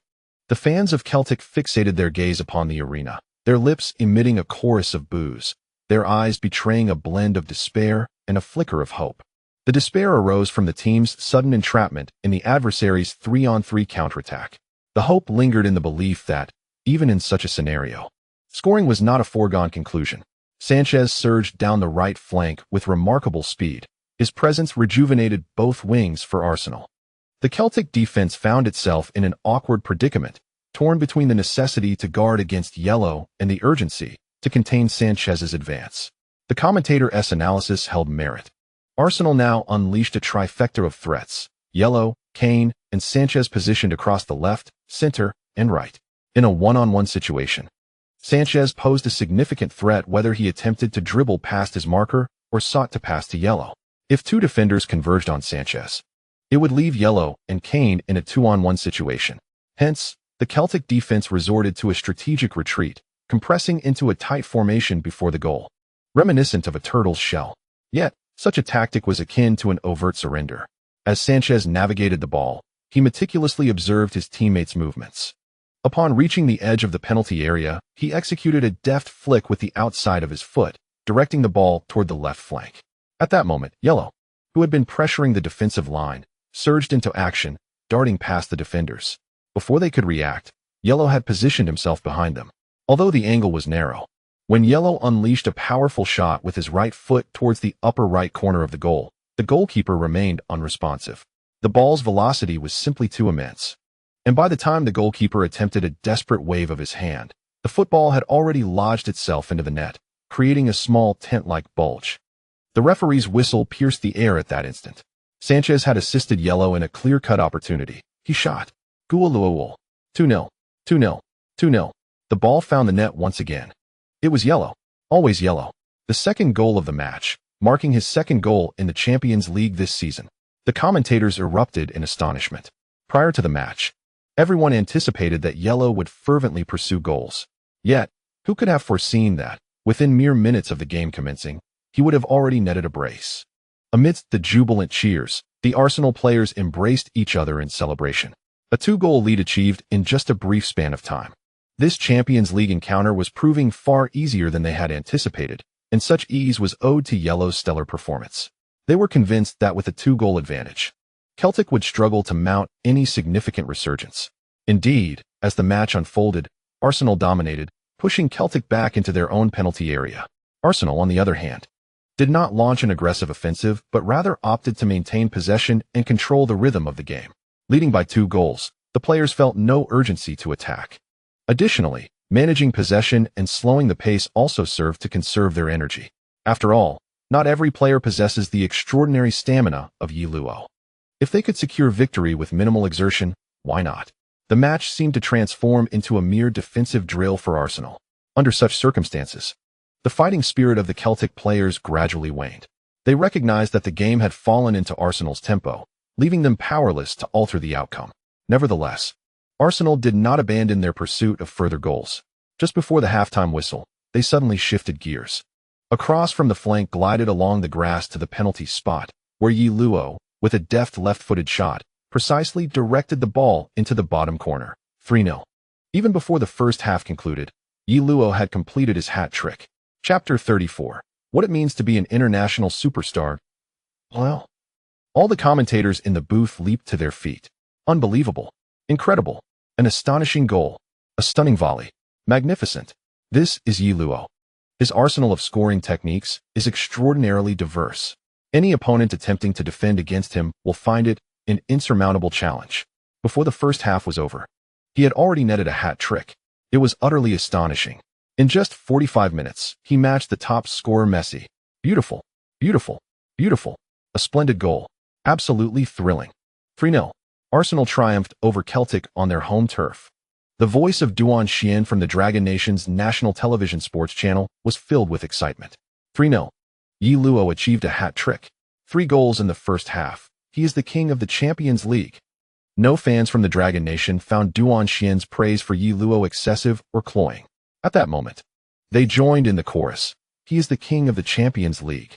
Countless fans across the Dragon Nation leapt from their seats in front of their televisions, raising their arms in jubilation. The joy and passion of football allowed all fans to forget their troubles. The fans of the Dragon Nation have endured so little joy from football. Yet now, all their frustrations seem to dissipate, swept away by Ye Luo's astonishing performance on the Champions League stage. Well done. A hat trick in the first half. Even Messi and Ronaldo cannot compare. I bet a fortune that Ye Luo will be this season's top scorer in the Champions League. Breaking his own single-season Champions League goal record is not out of reach. Incredible, incredible, incredible. The online discussions surrounding this match reached unprecedented heights. Weibo's trending topics were once again ignited. The fervor of the fans, even in the depths of night, remains unyielding. Following that goal, the time left in the first half dwindled. Arsenal, having seized control of the match, refrained from launching further aggressive assaults. Before long, the first half concluded after a mere 45 minutes. Due to the occurrence of 2 goals, there were 2 minutes of stoppage time. During this brief interlude, Arsenal mounted another offensive, nearly scoring once more, which left the Celtic supporters in the stands quite alarmed. Only upon the referee's whistle signaling the end of the first half did they exhale with relief. Both teams returned to the dressing rooms with a scoreline of 3-0. As per customary protocol, the home team was listed first, followed by the visitors. The formidable Celtic, in their own arena, found themselves utterly powerless. The expressions of journalists in the media box reflected their dismay. While they had anticipated a Celtic defeat, the sheer lack of resistance was unforeseen, especially on their home turf. Was Arsenal truly this formidable? During the halftime interval, media personnel, reporters, and football analysts engaged in discussions regarding the first half. Many speculated that Arsenal would temper their pace in the second half, focusing on controlling the game, as the outcome seemed increasingly inevitable. The pivotal question was whether Celtic could seize an opportunity to score and salvage some dignity in the second half. However, contrary to everyone's expectations, Arsenal struck again immediately after the second half commenced. The scorer was none other than Ye Luo. Kante initiated a steal in midfield as the second half began, directly passing the ball to Ye Luo. At that moment, Celtic was in an attacking posture, their central defenders advanced, and even the goalkeeper had strayed from his goal. Witnessing this, Ye Luo seized the opportunity and shot without hesitation. Amidst the astonished gazes of onlookers, the ball soared from the center circle towards the Celtic goal. Ye Luo executed a delicate lob. The ball found the net. Oh my, just as the second half began, Celtic faced a devastating blow. Arsenal scored yet again. Ye Luo's long-range lob. What more is there to say? A magnificent quadruple. Ye Luo's instantaneous lob caught the goalkeeper too far forward. He was utterly helpless against this strike. A quadruple. Ye Luo had already netted 4 goals in this match. Who can possibly impede him? I dare say he may score again. As the commentators erupted in excitement, an eerie silence enveloped the stadium. The Celtic fans had lost all spirit, their expressions now betraying fear as they gazed at Ye Luo sprinting across the pitch. Gradually, many Celtic supporters slumped despondently into their seats. Cheering? What nonsense! Can such an opponent truly be vanquished? Clearly not. They lack the requisite prowess, you see. The adversary is formidable, and succumbing to such a rival perhaps should not be deemed shameful. The fans of the Celtics, faced with the team's disheartening defeat, can only engage in a form of self-soothing psychological reinforcement. Arsenal faced Ye Luo. They succumbed to Ye Luo. He is, after all, the world's finest player. Losing to him is utterly normal. It is of no great consequence. Furthermore, a considerable number of Celtics fans opted to leave the venue prematurely. Consequently, Arsenal's supporters gradually began to dominate the atmosphere within the stadium. In the press box, journalists were engaged in discussion. Arsenal's dominance was evident. Ye Luo's prowess was undeniable. They might indeed clinch the championship this season. Ye Luo is indisputably superior to both Messi and Ronaldo, and by a significant margin. While Messi and Ronaldo possess remarkable talent, neither can rival the sheer terror that Ye Luo instills. The Celtics are truly unfortunate. It is well understood that this match has lost all suspense. At this moment, the technical statistics have emerged. Ye Luo's lob shot was taken from a staggering distance of 69 meters. 69 meters. Ye Luo has scored the farthest goal in this season's Champions League. Commentators were left in awe. Subsequently, the Celtics players lost their spirit, trailing 4-0. Any attempts at resistance became futile. Thus, the proceedings of the second half began to grow increasingly dreary. In the 89th minute, Ye Luo cut in from the flank and unleashed a powerful strike, once again finding the back of the net. He netted his 5th goal of the match, achieving a remarkable quintuplet. 5-0. In his debut match of the Champions League this season, Ye Luo announced his triumphant return to the world stage. The commentators were nearly compelled to rise in reverence for Ye Luo. Remarkably, many Celtics fans joined in a chorus of cheers and applause for him, even venerating him. As the match concluded, numerous Celtics players rushed towards Ye Luo, not to confront him, but to exchange jerseys. The Celtics players pursued Ye Luo with the fervor of starstruck admirers. Ultimately, Ye Luo's jersey, shorts, shoes, and socks were claimed by the Celtics players. Those who obtained Ye Luo's jersey waved it excitedly in the air. Witnessing this scene, Duan Xian could not help but reflect on the fact that Ye Luo has truly become a world-class superstar. Even his opponents, after the match, resemble fervent fans. This is what it means to be an international superstar. Tactical retreat, indeed. The chapter concludes. Chapter 35. All of Northwest England is in turmoil. Ye Luo, with his 5 goals, led his team to a resounding 5-0 victory over their rivals, sending shockwaves throughout Europe. While previously, when Messi achieved a hat-trick and Ronaldo scored twice, Spanish media engaged in a textbook display of extravagant praise, the current situation. Ye Luo scored an impressive 5 goals, a tally that surpassed the combined efforts of both Messi and Ronaldo. The Spanish media promptly fell silent. Meanwhile, the neighboring French publication, France Football, marveled in their report, suggesting that Ye Luo seemed almost extraterrestrial in his prowess. Each of his attacks instilled trepidation in his opponents. Under such circumstances, Celtic's defeat to Arsenal appeared inevitable. Indeed, any team facing Ye Luo in this formidable form would likely find themselves vanquished.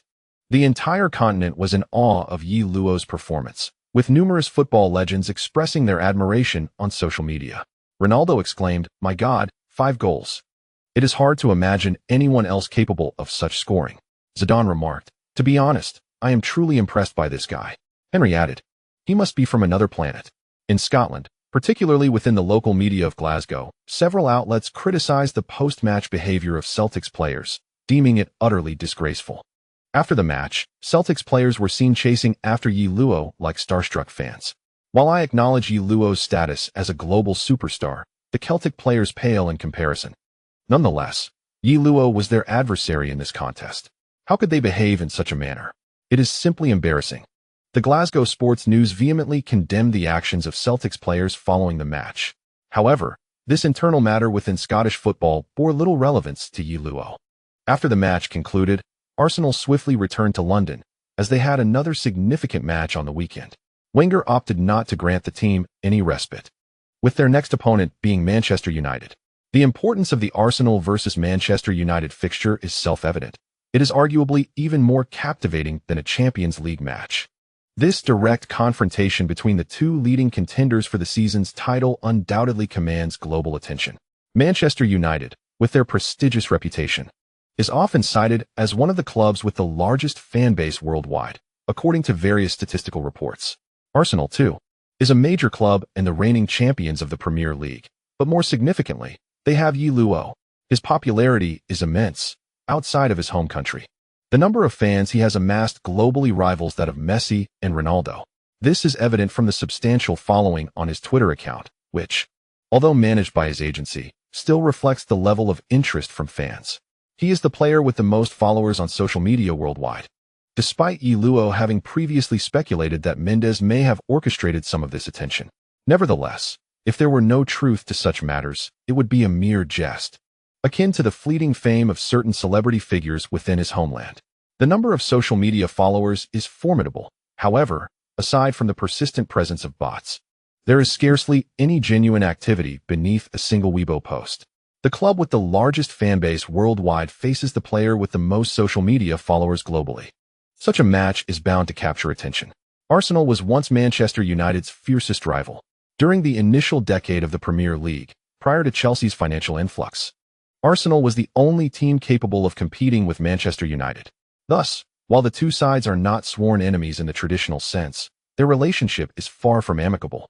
With deep-seated animosity among the fans, coupled with the competitive dynamics of the current season, both teams have shifted their focus entirely to this matchup following the conclusion of the Champions League fixtures. Despite Sir Alex Ferguson's retirement, this season's Manchester United should not be underestimated. With Jose Mourinho at the helm, they boast stars such as Robin van Persie, Samuel Eto'o, Willian, Pedro, and Wayne Rooney, creating a constellation of talent.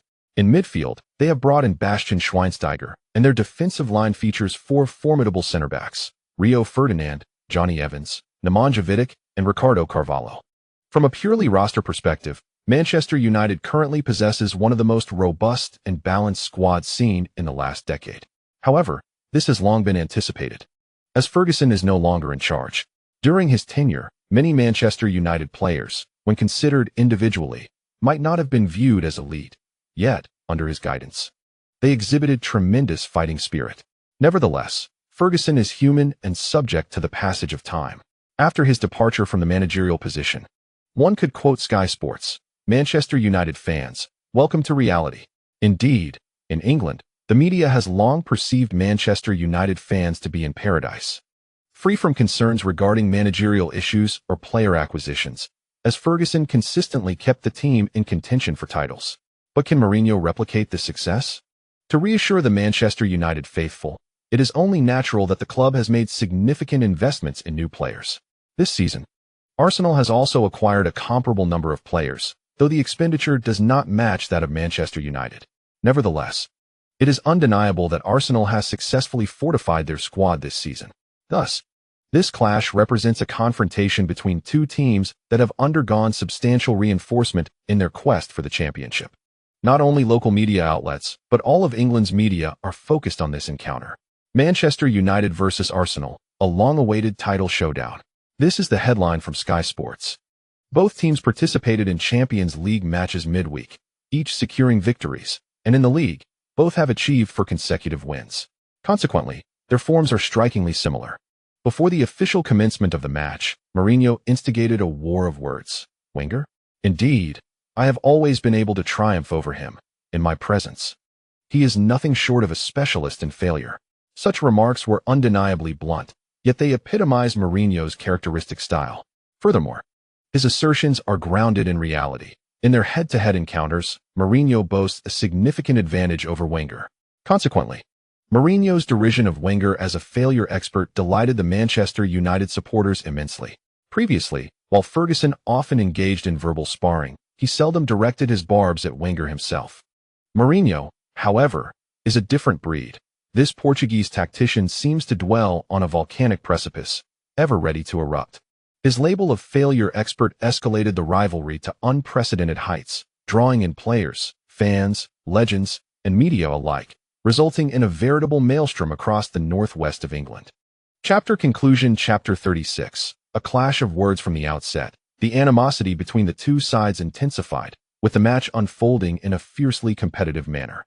The initial exchanges were marked by robust challenges, leading to several chaotic moments on the pitch. Arsenal initiated an offensive maneuver, with Wilshere and Ye Luo executing a series of intricate passes, culminating in Ye Luo delivering a precise switch to Maine, who seized the opportunity to exploit his speed advantage against Manchester United's centre-back, Evans.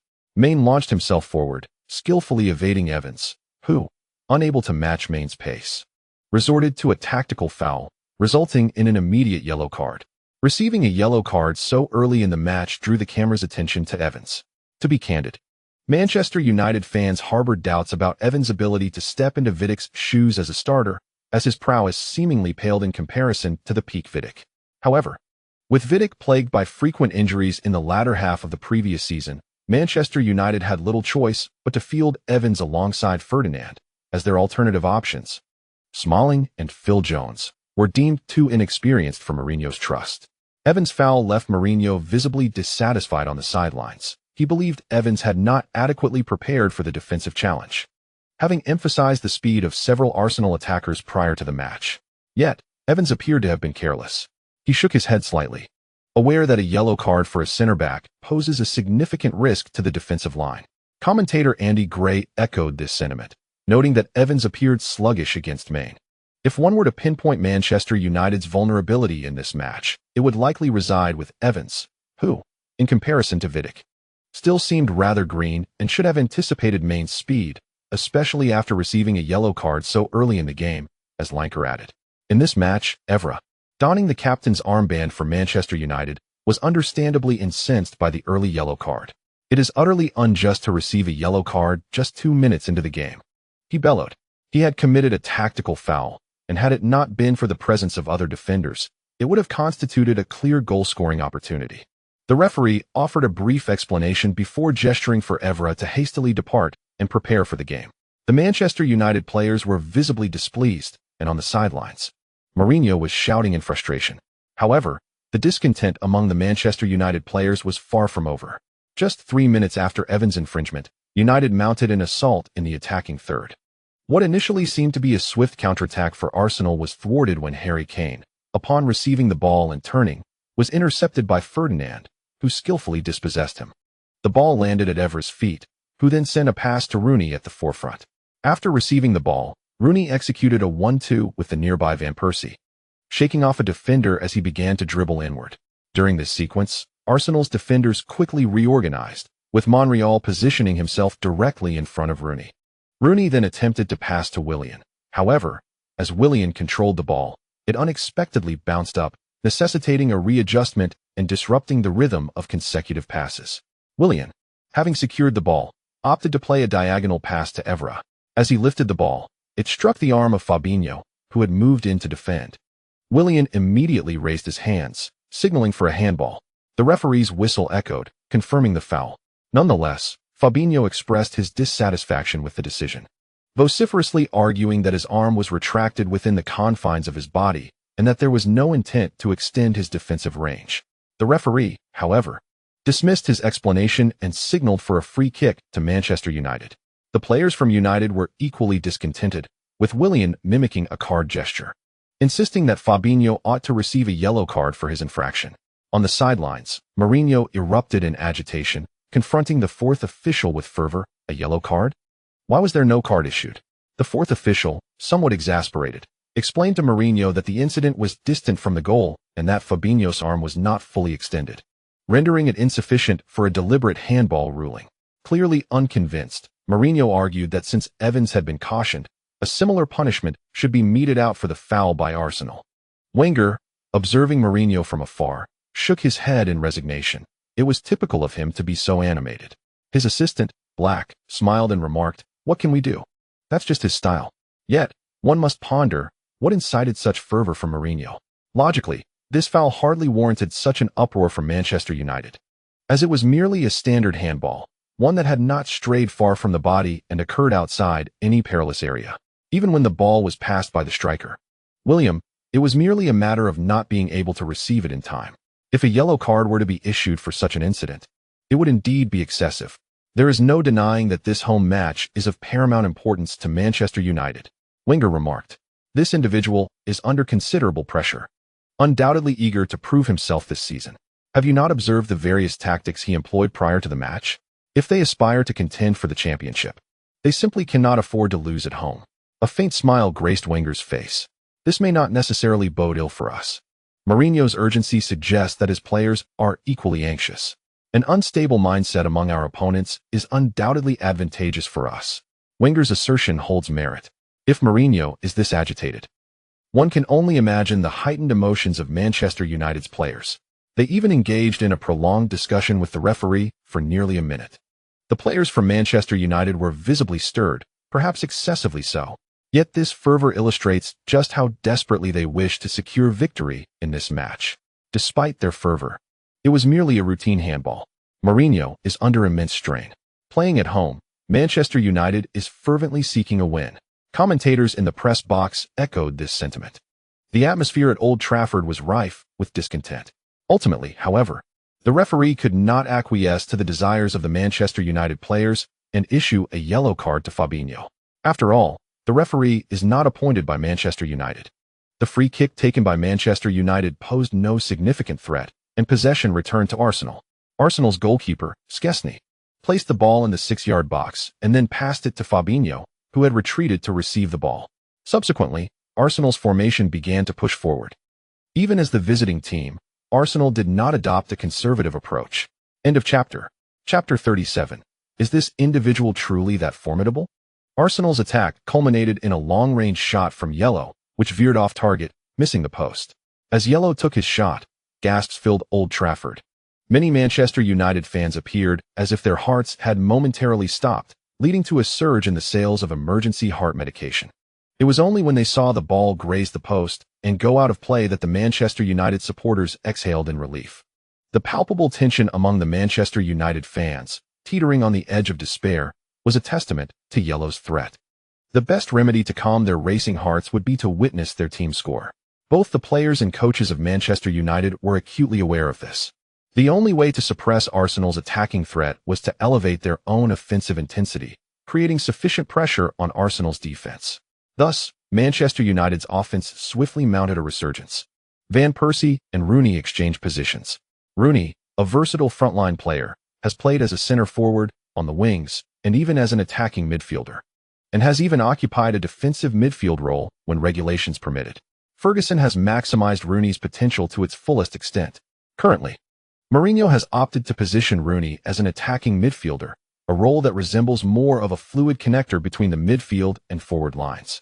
Rooney's responsibilities in orchestrating the attack are relatively limited. That duty largely falls to his supporting players, Carrick and Schweinsteiger, both of whom are regarded as elite midfielders excelling in both offensive and defensive capacities.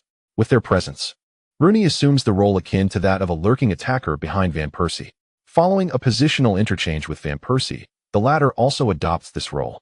The frequent positional rotations among attacking players have become a hallmark of modern football.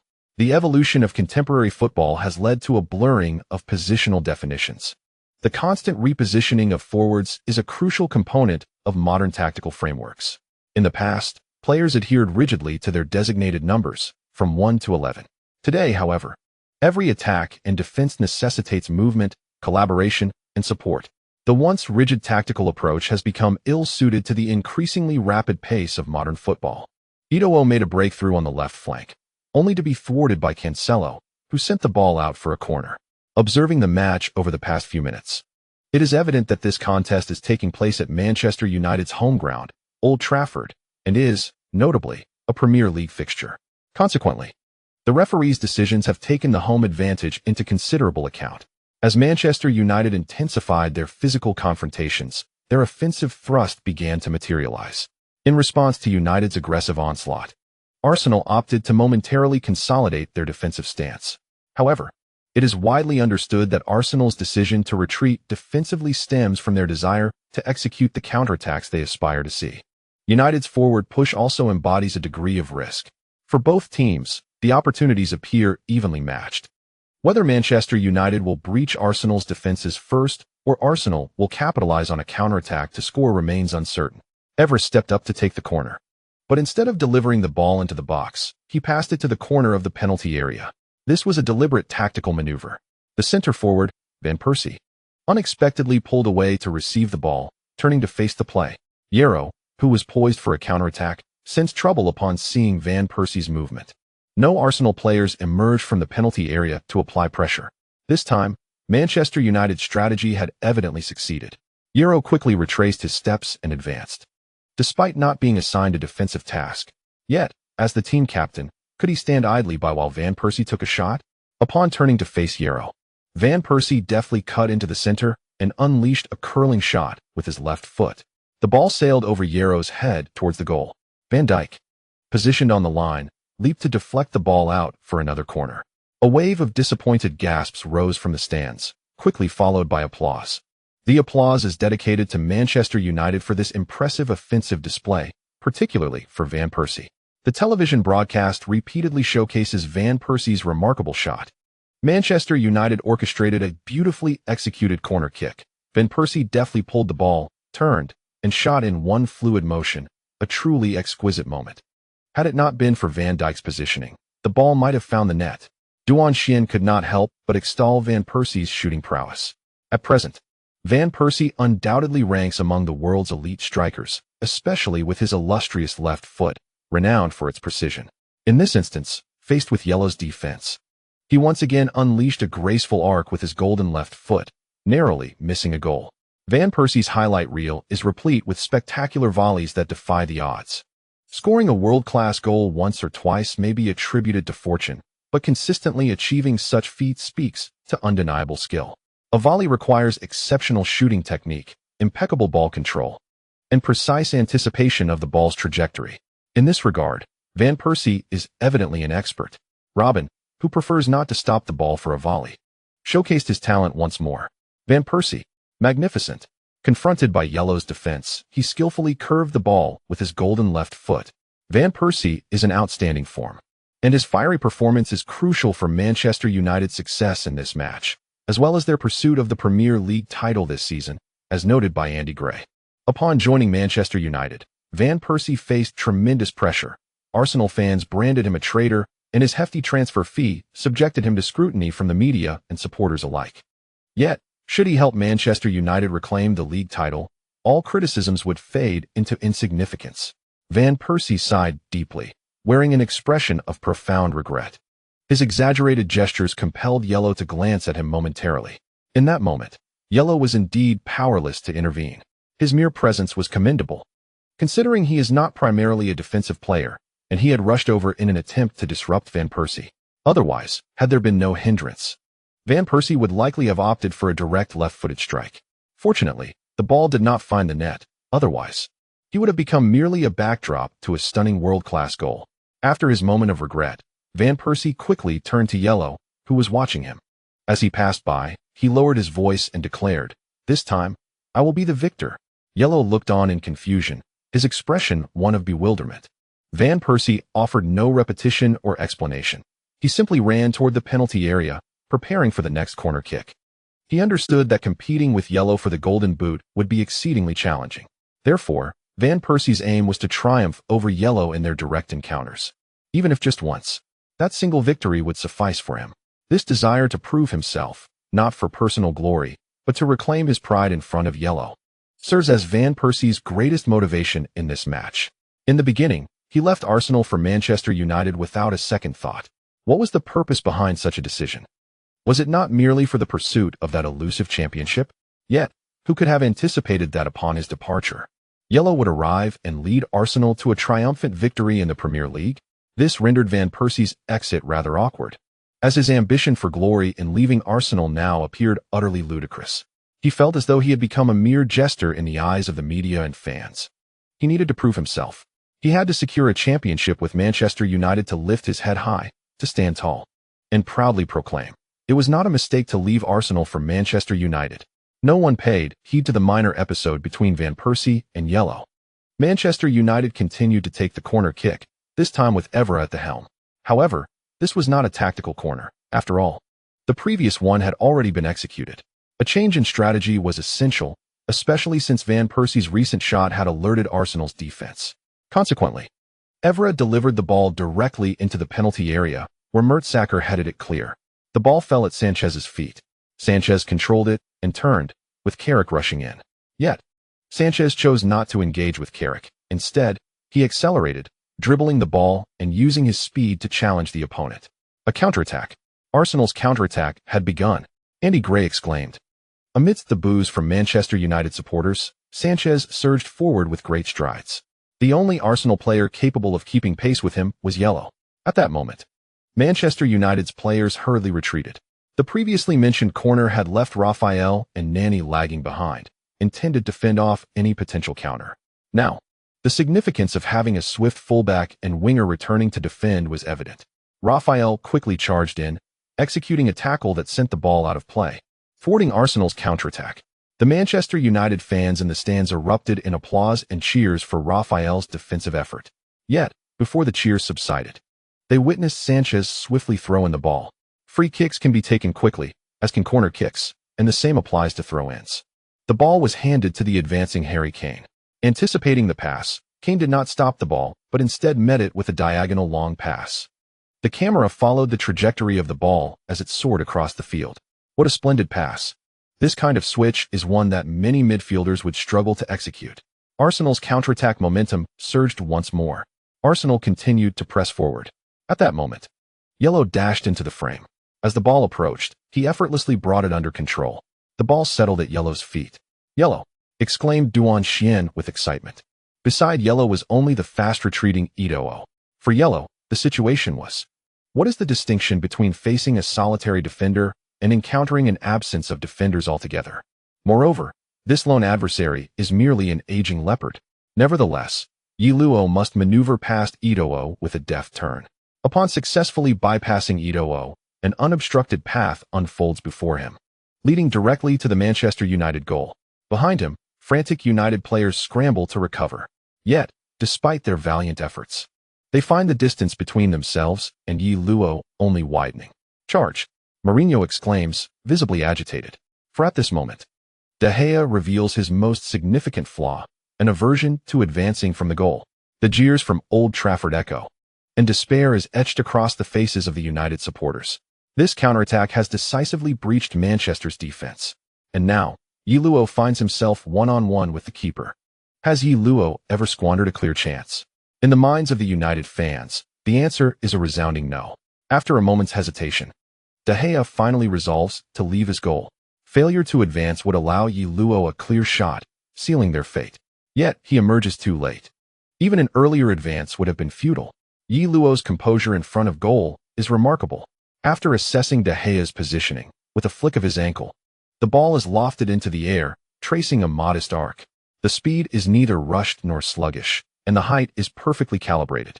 De Gea's outstretched arms prove inadequate to intercept the ball soaring above him. He leaps, attempting to extend his body fully, arms reaching out. Yet the ball glides just past his fingertips.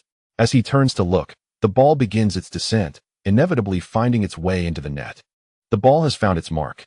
Ye Luo scores. The net ripples. Duan Xian exclaims with fervor. Oh. Andy Gray joins in the exhilaration. Within just 18 minutes, Arsenal has taken the lead on enemy turf. Manchester United, having played with vigor and apparent dominance in their home ground, finds all their efforts shattered by a single Arsenal counterattack. An incisive strike, propelled by the terrifying speed of Arsenal's attacking trio, obliterates United's defenses.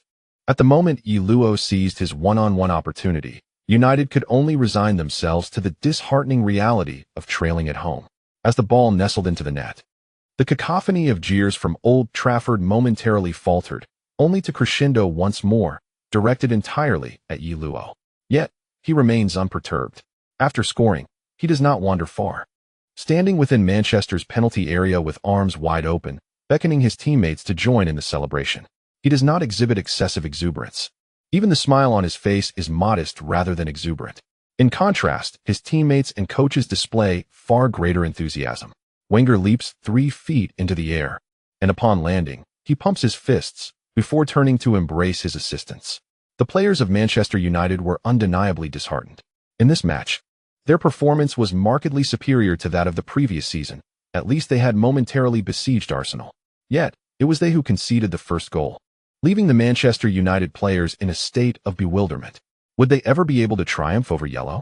Van Persie, hands on hips, had ample reason to believe that the opponent's goal was a retort to his earlier provocations. This thought only deepened his frustration, sending shivers down his spine. Could this individual truly be that formidable? Chapter 38. The frenzied Manchester United. As Arsenal's players reveled in their goal, Manchester United's players stood in stunned silence. Although the team had undergone a managerial change this season, the arrival of the illustrious Mourinho, coupled with significant reinforcements to the squad, had rendered them far more formidable than the previous season. Moreover, playing on home turf, the players had every reason to exude confidence. Yet, it was they who fell behind first, and this blow to morale was particularly devastating, occurring at a moment when Manchester United's attacking momentum was on the rise. Their consecutive corner kicks had swiftly morphed into a counterattack opportunity for Arsenal, and in that singular moment, Ye Luo found the back of the net. Mourinho, on the sidelines, was visibly agitated, pacing in frustration. However, no matter how incensed he was, he could hardly attribute the responsibility for the goal to any one player, seeking a scapegoat. Arsenal's counterattack was executed with remarkable speed. Within 2 or 3 passes, they were in the attacking third, granting Yellow an expansive space to sprint into. Could one truly blame De Gea for failing to thwart Yellow's clear-cut chance? How many goalkeepers in the world could have stopped such an opportunity? This goal simply underscored the incisiveness of Arsenal's counterattack and Yellow's exceptional individual prowess. There was little to say about the concession of such a goal. The camera remained fixed on Mourinho, who appeared increasingly anxious. He returned to his bench, sat down momentarily, only to rise again shortly thereafter. If even Mourinho was so perturbed, one could only imagine the sentiments of the Manchester United players. To find themselves trailing at home was indeed a shocking turn of events. In the early stages of the match, Manchester United's offense was vibrant and vigorous, yet it was Arsenal who found the net. Andy Gray lamented that a solitary counterattack had resulted in a goal, noting that Yellow had hardly exerted himself in the match thus far. For Manchester United, Yellow's performance was nothing short of a nightmare. The atmosphere at Old Trafford had grown significantly quieter compared to earlier.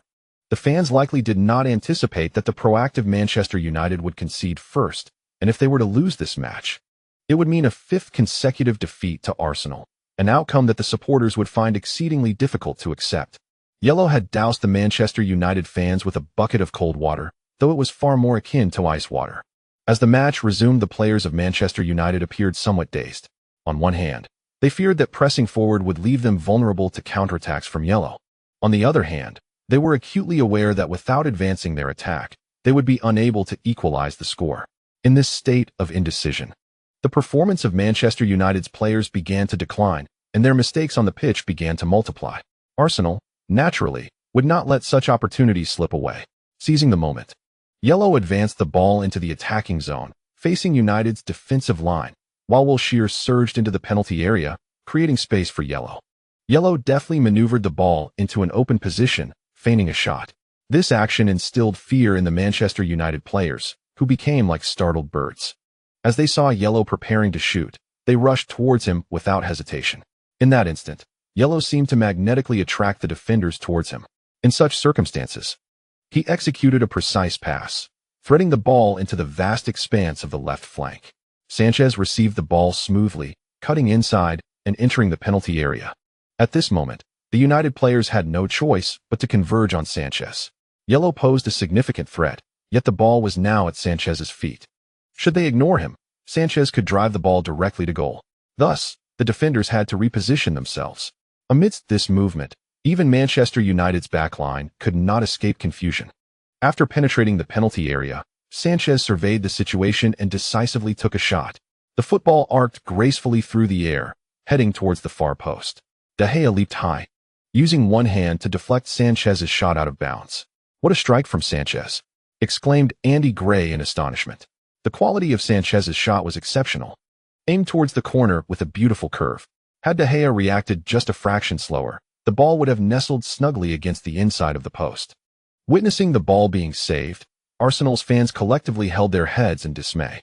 On the sidelines, Wenger gestured regretfully, revealing a look of helplessness towards his assistant, Blay.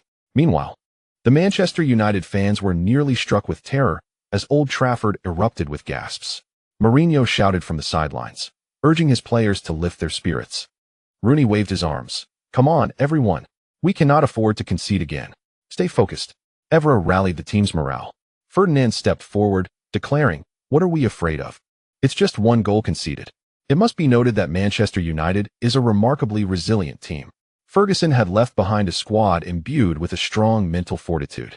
Even in the face of adversity, they quickly regained their composure under the encouragement of their core players. Arsenal sensed their opponent's resilience. In the 20th minute of the match, Yellow's shot was heroically blocked by Evans, who threw himself in front of it with his head. Evans lay on the ground for an extended duration, causing the referee to gasp in astonishment. Such fervor was alarming. He hastily gestured for the team doctor to enter the field. Head injuries are no trifling matter in the realm of football. Players often use their heads to intercept the ball, a practice fraught with peril. The force behind a shot is formidable, and while the head is the hardest part of the human body, it is also its most vulnerable area. Any injury to the head must not be taken lightly. In fact, due to the frequent heading of the ball, many footballers, upon retiring in their 40s and 50s, may suffer from varying degrees of head or cervical spine ailments. Research has demonstrated a correlation between these conditions and the excessive use of headers by players. Consequently, FIFA has instituted a rule prohibiting heading training for youth players under the age of 13. After a thorough examination, the team doctor confirmed that Evans had not sustained a concussion, allowing him to rejoin the match. Ye Luo was somewhat astonished. His powerful shot was met with Evans's fearless header, a true testament to his audacity. Instantly, Ye Luo held this opponent in high regard. Indeed, he was a worthy adversary. For Ye Luo, the expression of respect came through unwavering effort. Evans's selfless defense seemed to ignite the fighting spirit of the Manchester United players. In the 23rd minute of the match, Nani broke past Montreal's defense on the right flank and delivered a cross near the goal line. The ball was deflected out of the penalty area by centre-back Van Dijk, fortuitously landing at Ye Luo's feet. With his back to the attacking direction, Ye Luo received the ball. Behind him, Willian surged forward, aiming to intercept Ye Luo's path to the ball. However, entirely focused on the football, Ye Luo seemed to possess eyes at the back of his head, delicately lifting the ball over Willian's waist. Simultaneously, Ye Luo completed a turn from another direction. Splendid. Duan Xian could not help but applaud. Such dribbling was a feast for the eyes, reminiscent of the legendary Ice Prince, Bergkamp. In his prime, Bergkamp executed a similar maneuver, scoring a goal that became an iconic moment in his career. Following this, Ye Luo continued to advance, and to save time, he executed a simple 1-2 with Wilshere. Under Ye Luo's speed, Carrick had no means to obstruct him, helplessly watching as Ye Luo whizzed past. A counterattack. Arsenal's counter was underway. Wilshere's pass found its way to Ye Luo, who adjusted his angle and delivered a precise through ball. Harry Kane surged forward at high speed. A clear shot on goal. Amidst the commentators' astonished exclamations, Kane charged in. De Gea's timely intervention saw him thwart Kane's strike with a graceful save. The football, deflected by De Gea, found its way to the feet of the diligently retreating Willian. Willian swiftly passed the ball laterally to Carrick and then advanced forward, intending to execute a 1-2 with him. Carrick, understanding his intent, delivered the ball into Willian's path. Upon witnessing the ball's deflection, Ye Luo immediately opted to track back, even resorting to a tactical foul in a crucial moment. Faced with Ye Luo's approaching defense, Willian abruptly halted, shifting his weight to evade him and burst past from the opposite side. While Ye Luo possessed remarkable speed and offensive prowess, his one-on-one defensive capabilities were somewhat lacking. Against a player like Willian, who excelled in dribbling, Ye Luo occasionally found himself outmaneuvered.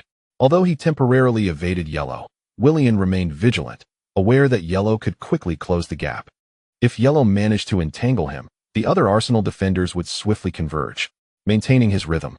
Willian sought to keep Ye Luo at bay as he surged toward the Arsenal penalty area.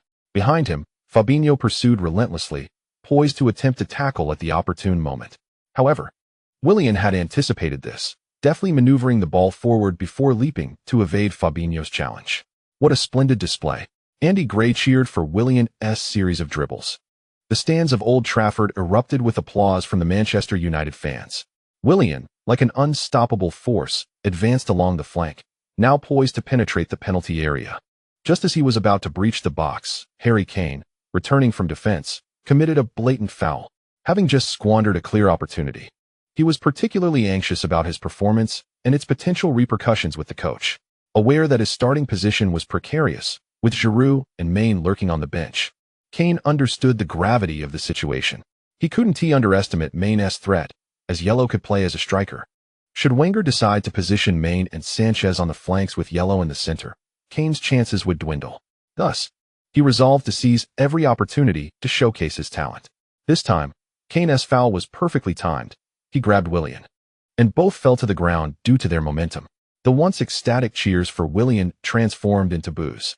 The referee's whistle followed suit.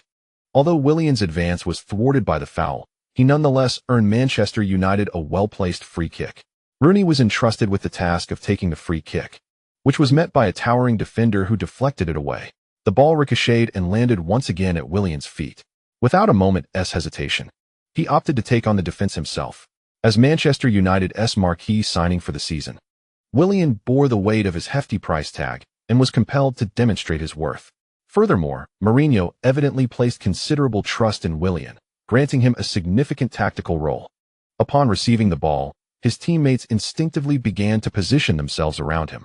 Willian's recent display of dribbling has filled him with immense confidence. He now faces Fabinho.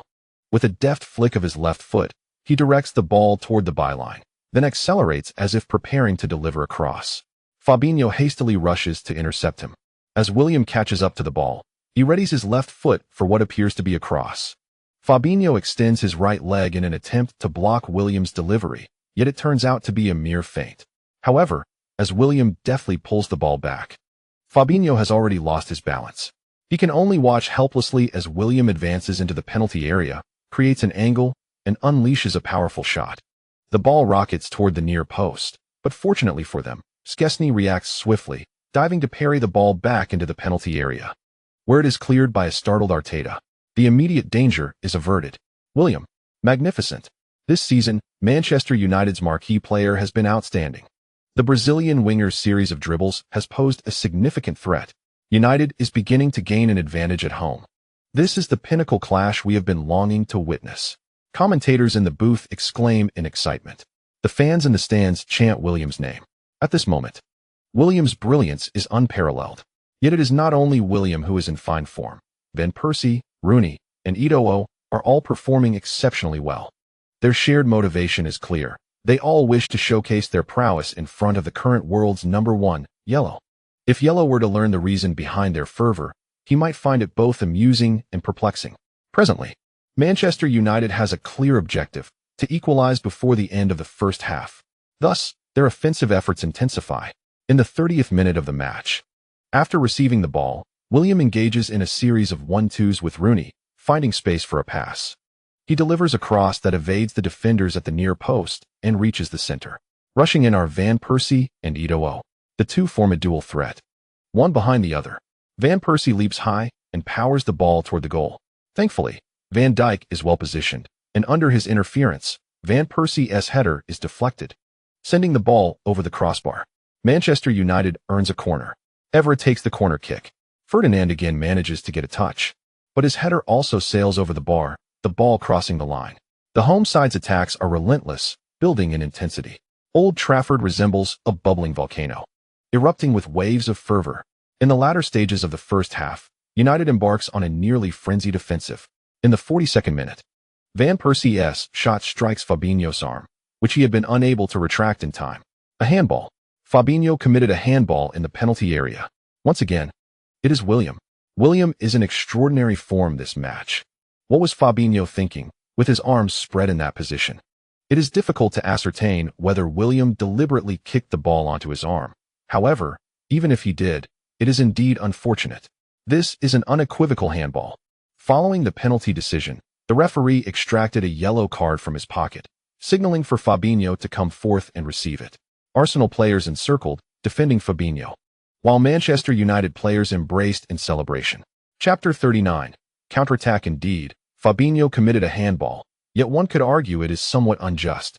He was actively retreating, sprinting into the penalty area, and in the midst of his motion, Van Persie took a shot. It is hard to claim that Van Persie acted with intent. The reality is that Fabinho, in his haste, could not retract his hand in time. Such a situation could warrant a penalty or not. It entirely hinges on the referee's discretion. The rationale for the penalty is that Fabinho obstructed the ball's trajectory. Yet there is also a valid argument against it. His hand was not excessively extended. It was merely a natural gesture to maintain balance during his run. I was merely trying to maintain my balance. Fabinho gazed incredulously at the referee. However, the referee remained resolute, evidently unwilling to overturn his decision. Other Arsenal players hoped the referee would at least refrain from issuing a yellow card, considering that Fabinho had taken on a more substantial defensive role in midfield. Arteta and Wilshere leaned more towards offensive play. While they could contribute to defense, they primarily positioned themselves as two central midfielders, forming an inverted triangle in Arsenal's midfield. When they advanced for an attack, Fabinho was obliged to drop back, acting as a lone defensive midfielder. The significance of his position in defense is undeniable. Should Fabinho receive a yellow card, the tenacity of the midfield defense would undoubtedly diminish.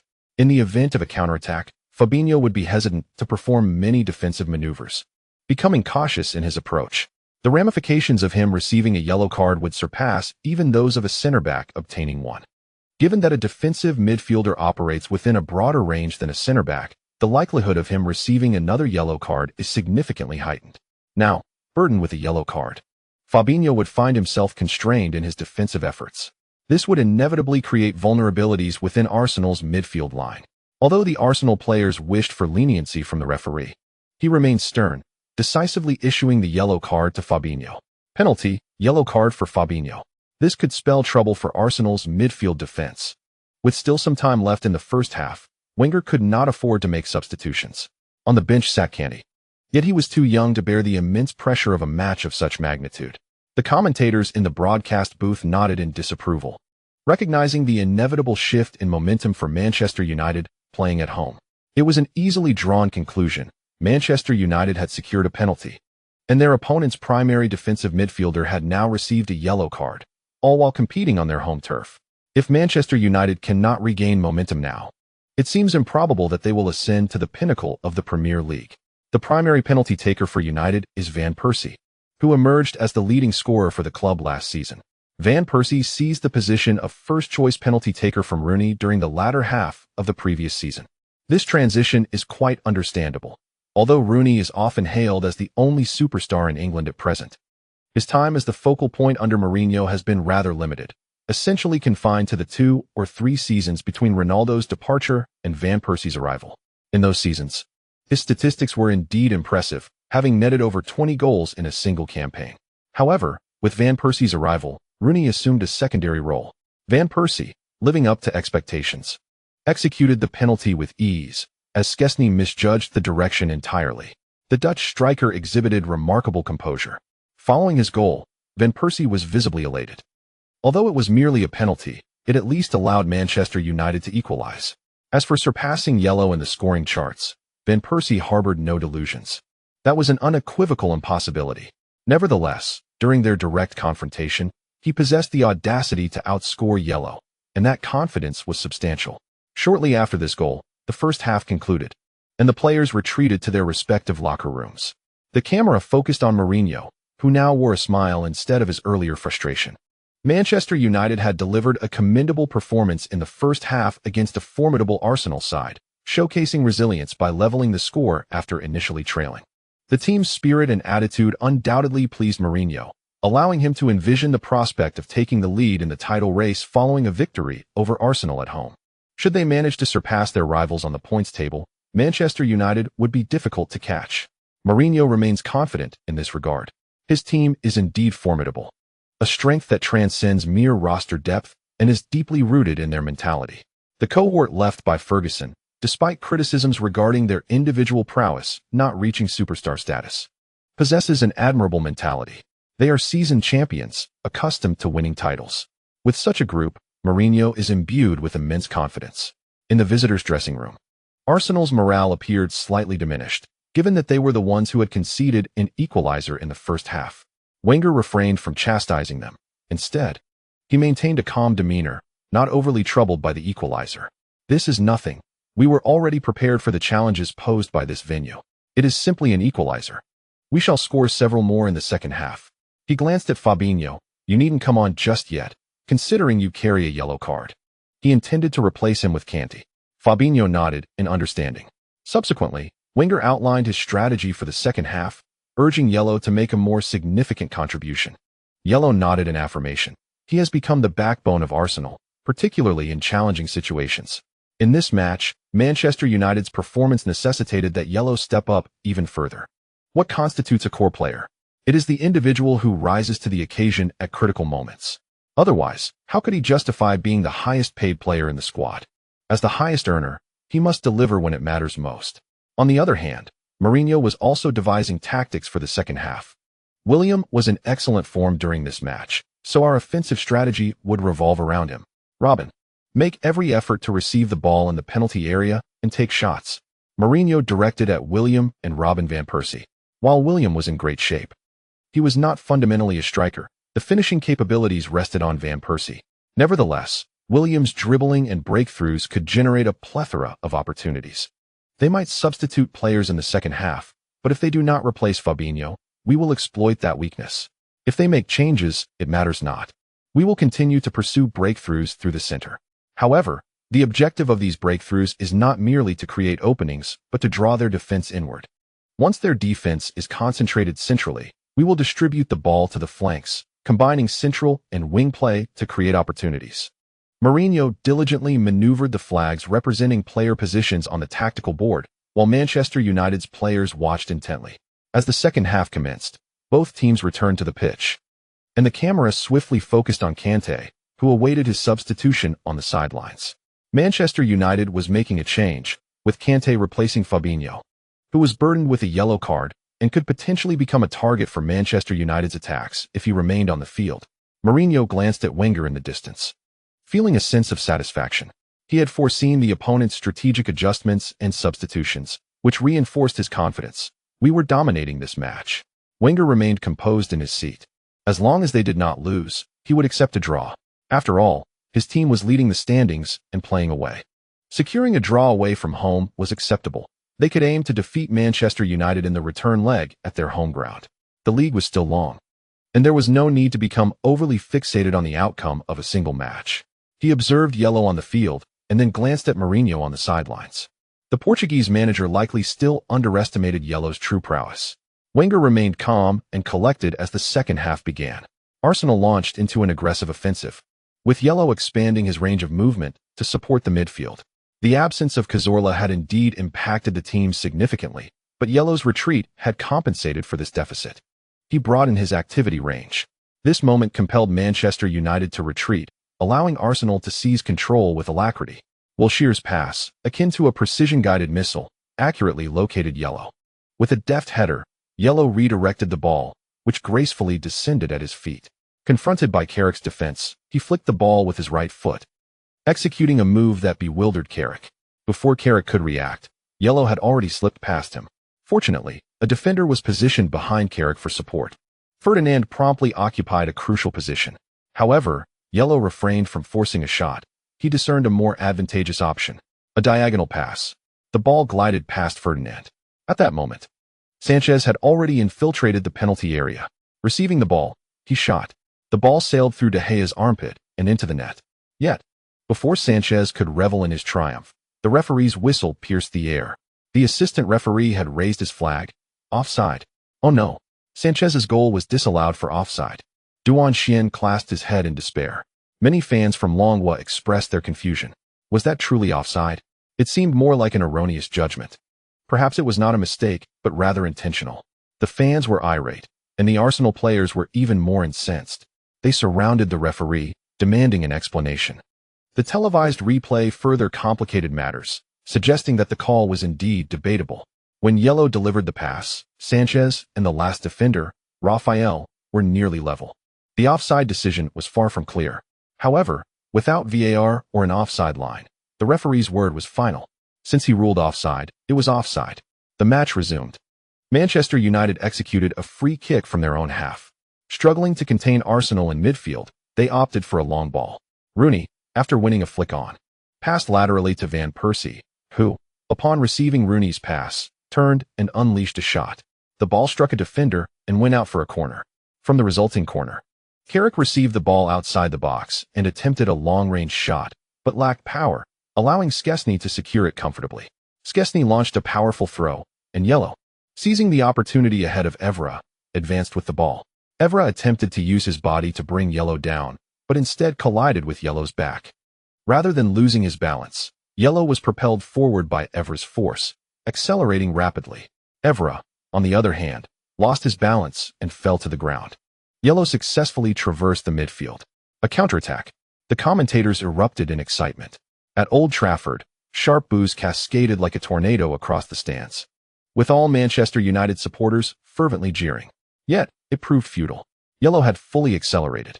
Before him stood only 4 Manchester United defenders: Raphael, Carrick, Evra, and De Gea. As other Manchester United players desperately returned to defend, one might expect different players in such a scenario to control the ball and await support from behind. Yet, Ye Luo was not one to hesitate. This was a splendid opportunity. Slowing down would likely devolve into a stalemate, transforming a counterattack into a positional siege. A prospect Ye Luo was naturally averse to. Raphael, with fervor, lunged forward, his studs glinting ominously as they aimed for Ye Luo's ankle. He was resolute, willing to risk a red card to thwart Ye Luo's advance. Raphael. The commentators gasped in unison, while Arsenal fans felt their hearts leap into their throats. Get out of the way. But Ye Luo chose not to evade. Instead, he accelerated.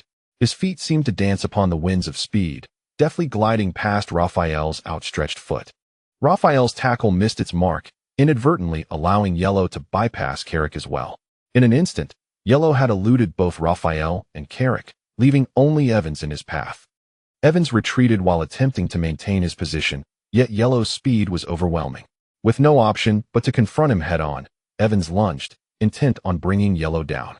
However, with a simple change of direction, Ye Luo effortlessly slipped past Evans. The Manchester United supporters in the stands were left astounded as 3 defenders fell victim to Ye Luo's remarkable agility. Now, only goalkeeper De Gea remained, the last hope for salvation. De Gea rushed out, swiftly approaching Ye Luo. As Ye Luo passed Evans, he slightly overextended the ball, prompting De Gea to believe he had a chance.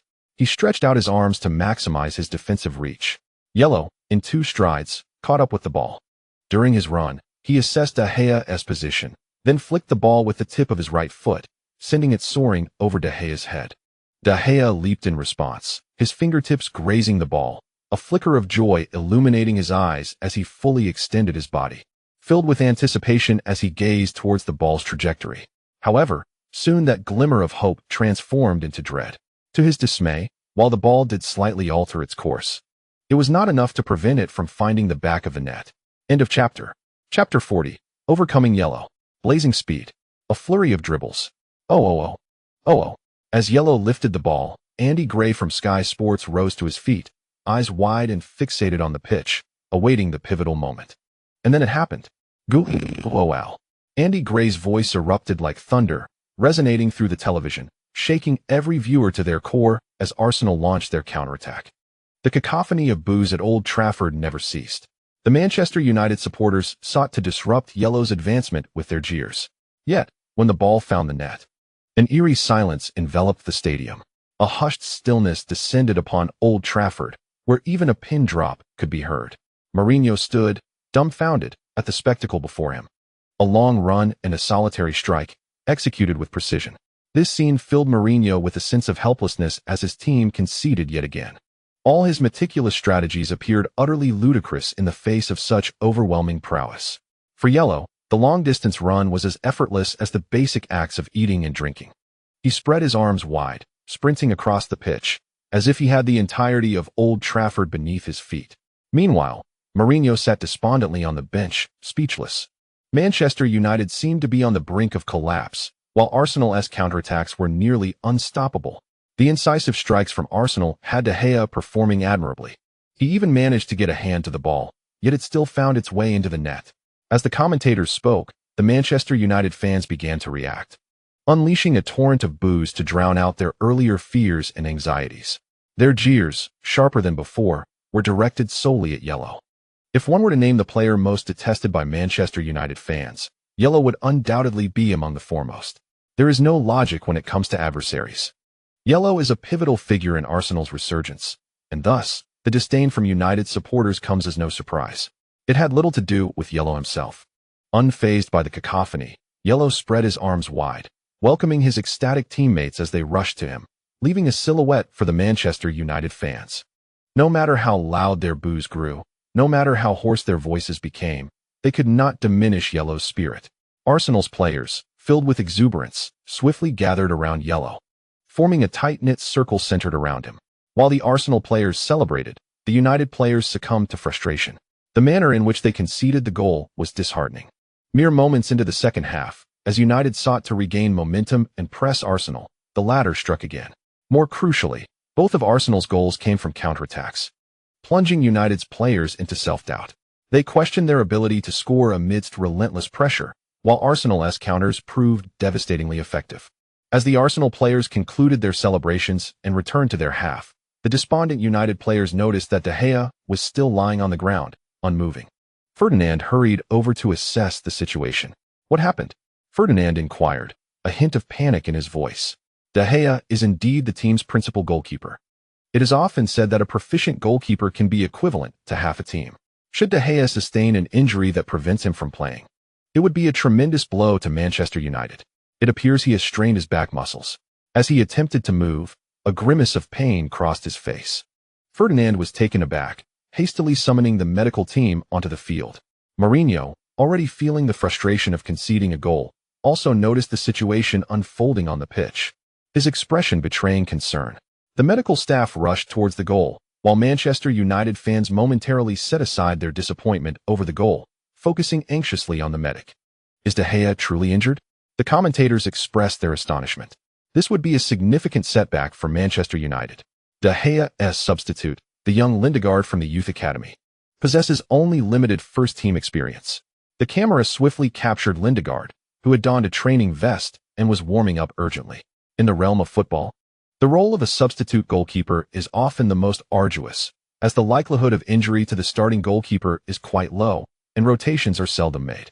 Consequently, the second-choice goalkeeper rarely receives opportunities to play, often relegated to a season of limited minutes.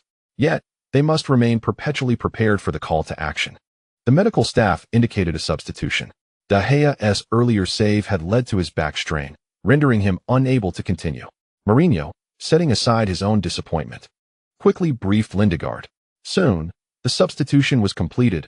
Lindegaard entered the fray, replacing De Gea. Manchester United was compelled to make an adjustment, wasting a substitution opportunity. At this moment, Wenger's eyes brightened as he called Wilshere over from a short distance. Now we must take the initiative in our attack, Wenger whispered. Wilshere, understanding the directive, responded, I comprehend. Boss, if we do not capitalize on their goalkeeper's instability, it would be a squandered opportunity. As Wilshere returned to the field with the coach's latest instructions, Arsenal's players shared a mutual understanding. When the match resumed, as Manchester United sought to press forward and level the score, they found themselves unable to advance. Previously, Arsenal had retreated, allowing Manchester United to harbor the illusion that they could dominate Arsenal at home. But now, Arsenal began to assert control in midfield, swiftly reclaiming possession of the ball. Mourinho instinctively glanced at Manchester United's central midfielder, the young lad named Candy. Damn it, where on earth did Arsenal find such a player? Mourinho muttered.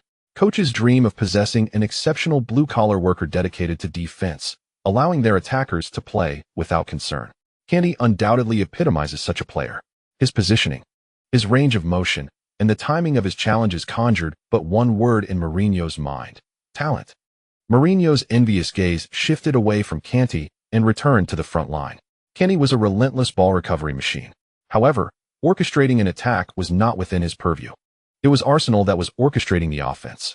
The Manchester United players did not retreat entirely. Rather, they resolutely battled in midfield. Yet they found themselves at a disadvantage as Yellow's withdrawal compelled them to abandon their plan of confronting Arsenal head-on in midfield. Manchester United was being suppressed. They were being dominated at home by Arsenal. This was indeed a surprising turn of events. Previously, Arsenal had opted for a defensive stance, playing on the counterattack. And now they had pushed forward. Even more astonishing was the apparent lack of effective responses from Manchester United against Arsenal's pressure. Arsenal continued to maintain possession. Commentators were astounded by the unfolding scene. This was the theater of dreams. This was Manchester United's home ground. To dominate Manchester United here? Such occurrences have been scarce since the Premier League era. Yet here it was, manifesting before everyone's eyes. All present, including Manchester United fans, could not help but ponder. Has Arsenal truly grown this formidable? 5 minutes passed. Andy Gray shook his head, stating, Manchester United seems completely overwhelmed. Arsenal's midfield control is remarkably solid. United has failed to mount an effective offensive challenge to push Arsenal back for a consecutive 15 minutes. Lineker made a sharp observation from the side. Perhaps the only solace for United fans is that they conceded a goal in the last 15 minutes. Andy Gray quickly chimed in. Indeed, Yellow. The previously calm atmosphere suddenly heightened. The clock ticked backward for a few seconds. Yellow withdrew to receive the ball, drawing a center-back out of the penalty area. A momentary disarray struck Manchester United's defense. This was the opportunity Arsenal sought to exploit. Wilshere and Yellow combined effectively. Yellow used his body to shield Ferdinand, receiving Wilshere's pass. He awaited Wilshere's surging run before relaying the ball to him. Upon receiving the pass, Wilshere did not hastily strike. Instead, he controlled the ball, and his advancing strategy proved effective as United's defense was compressed into their penalty area. At that moment, after passing, Yellow abruptly accelerated. Evading Ferdinand's close marking, while Wilshere's pass was perfectly timed. Ye Luo, with a deft motion of his left foot, lifted the ball elegantly. The football, spinning forward, traced a distinct arc as it soared through the air, deftly evading the defenders within the penalty area. It grazed the inner edge of the far post and found its way into the net. The young goalkeeper Lindegaard was unable to react in time. Witnessing this spectacle, Mourinho could not help but shut his eyes in anguish. Lindegaard had been hastily thrust into the game, with insufficient warm-up and scant experience in the Premier League. What could one expect from him when faced with an opponent of Ye Luo's caliber? In this world, tales of instant fame from a single goal are few and far between. The outcome of such an impromptu appearance is rarely a story of triumph. Rather, it is often riddled with unfortunate incidents. 3-1. Arsenal had once again extended their lead. For Manchester United, this match had essentially become a formality. The pained expressions were not limited to the players. The fans bore similar looks of despair. They had been booing incessantly, their voices hoarse, yet it proved futile. It did nothing to hinder Arsenal's performance on the pitch. Amidst the cacophony of jeers, the ball found its way into Manchester United's net for the third time. They watched helplessly as their team conceded yet another goal. Old Trafford once again succumbed to an eerie silence.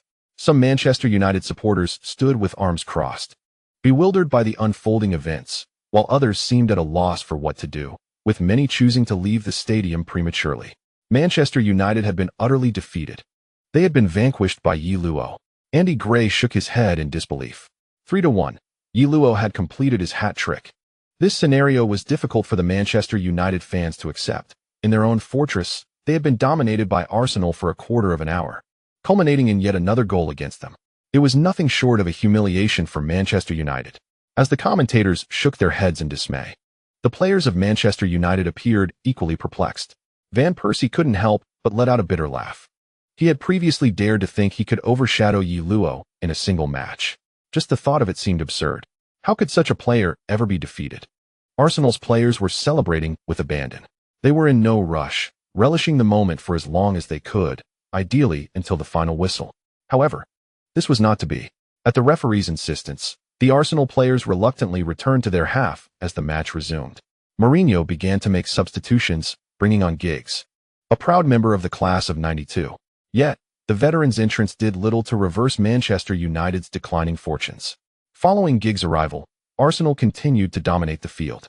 One might argue that Arsenal's midfield was significantly stronger than that of Manchester United, though such a claim might not hold water.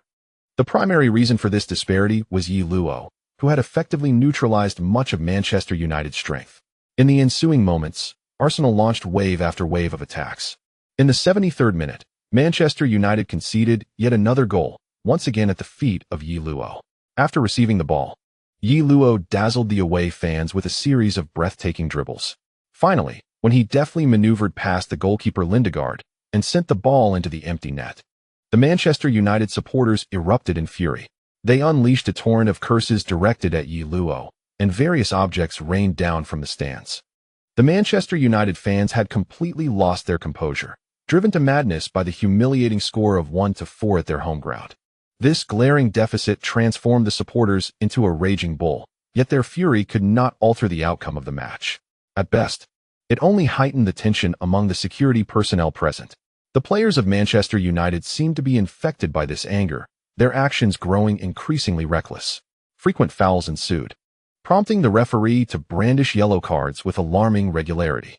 The result of the match had been determined. Manchester United could only vent their frustrations through such behavior.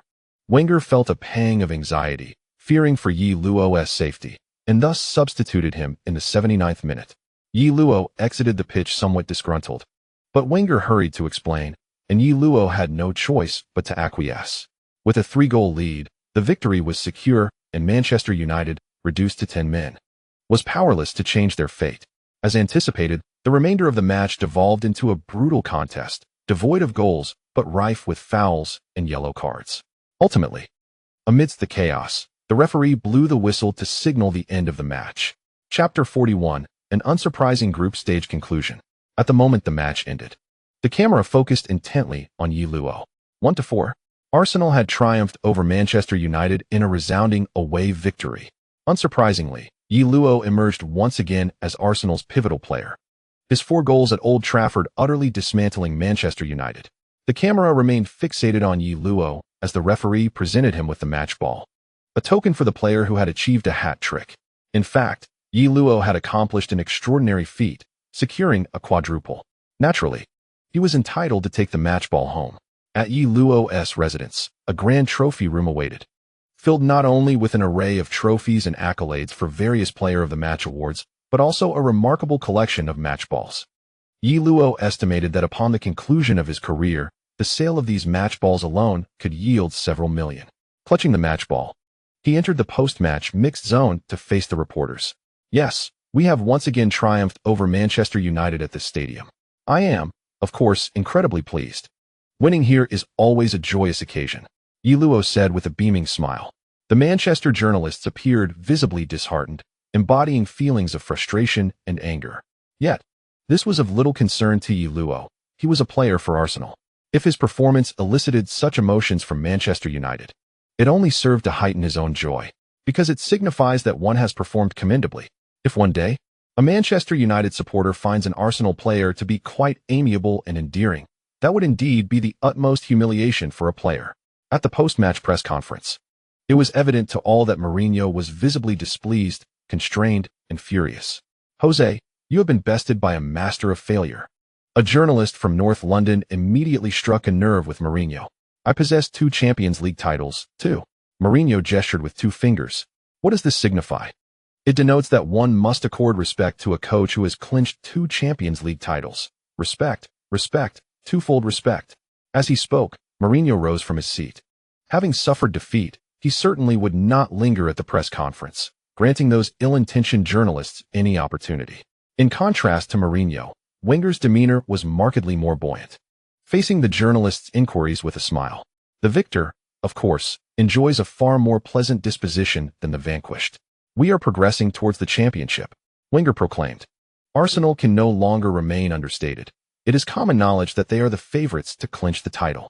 As the head coach, one cannot feign modesty. After all, Arsenal has become a formidable force, an elephant that cannot be concealed. Given this reality, it is far better to candidly articulate one's ambitions, which can, in turn, instill greater confidence in both players and supporters. This match reverberated throughout England and even across Europe. Manchester United suffered a devastating defeat on their home ground.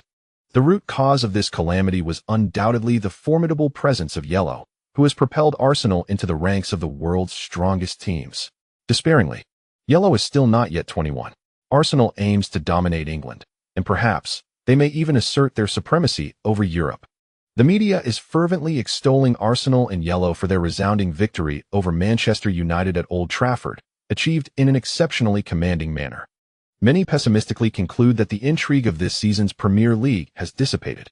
Indeed, this sentiment holds merit. Even a Manchester United side, significantly bolstered under the stewardship of Mourinho, could not vanquish Arsenal, falling victim to their overwhelming prowess. Who, then, can thwart Arsenal's march towards reclaiming the Premier League title? Following their encounter with Manchester United, Arsenal faced a League Cup match against the lower-tier team Huddersfield. Fielding a squad of reserves and youth players, Arsenal triumphed 3-1, advancing in the competition. Next, Arsenal was set to host West Bromwich Albion in the 6th round of the league. Prior to this match, Arsenal had achieved 5 consecutive league victories, amassing 15 points at the summit of the league table. Manchester City and Manchester United both stood at 4 wins and 1 loss, occupying 2nd and 3rd places, respectively. West Bromwich Albion's strategy for this match was straightforward: defend resolutely. At the Emirates Stadium, they did not harbor illusions of defeating Arsenal. Merely securing a point would suffice to elate them. This also serves as a test for numerous championship teams.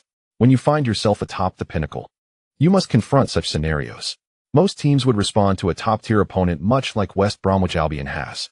The measure of whether a team is elite is not merely in their assertiveness during encounters with formidable rivals, but rather in their composure when faced with an impenetrable defense. It has been proven that Arsenal, with the remarkable Ye Luo, is indeed a top-tier team. Against Arsenal's incisive offense, West Bromwich's defense swiftly crumbled. The final score was 3-0. Ye Luo netted 2 goals and provided an assist. Arsenal triumphed over West Bromwich, achieving their 6th consecutive league victory. Yellow has astonishingly scored 18 goals in 6 matches, averaging 3 goals per match. Europe is in a frenzy. This is the most formidable phenomenon in history. 6 matches. 18 goals. My goodness, this is a revelation.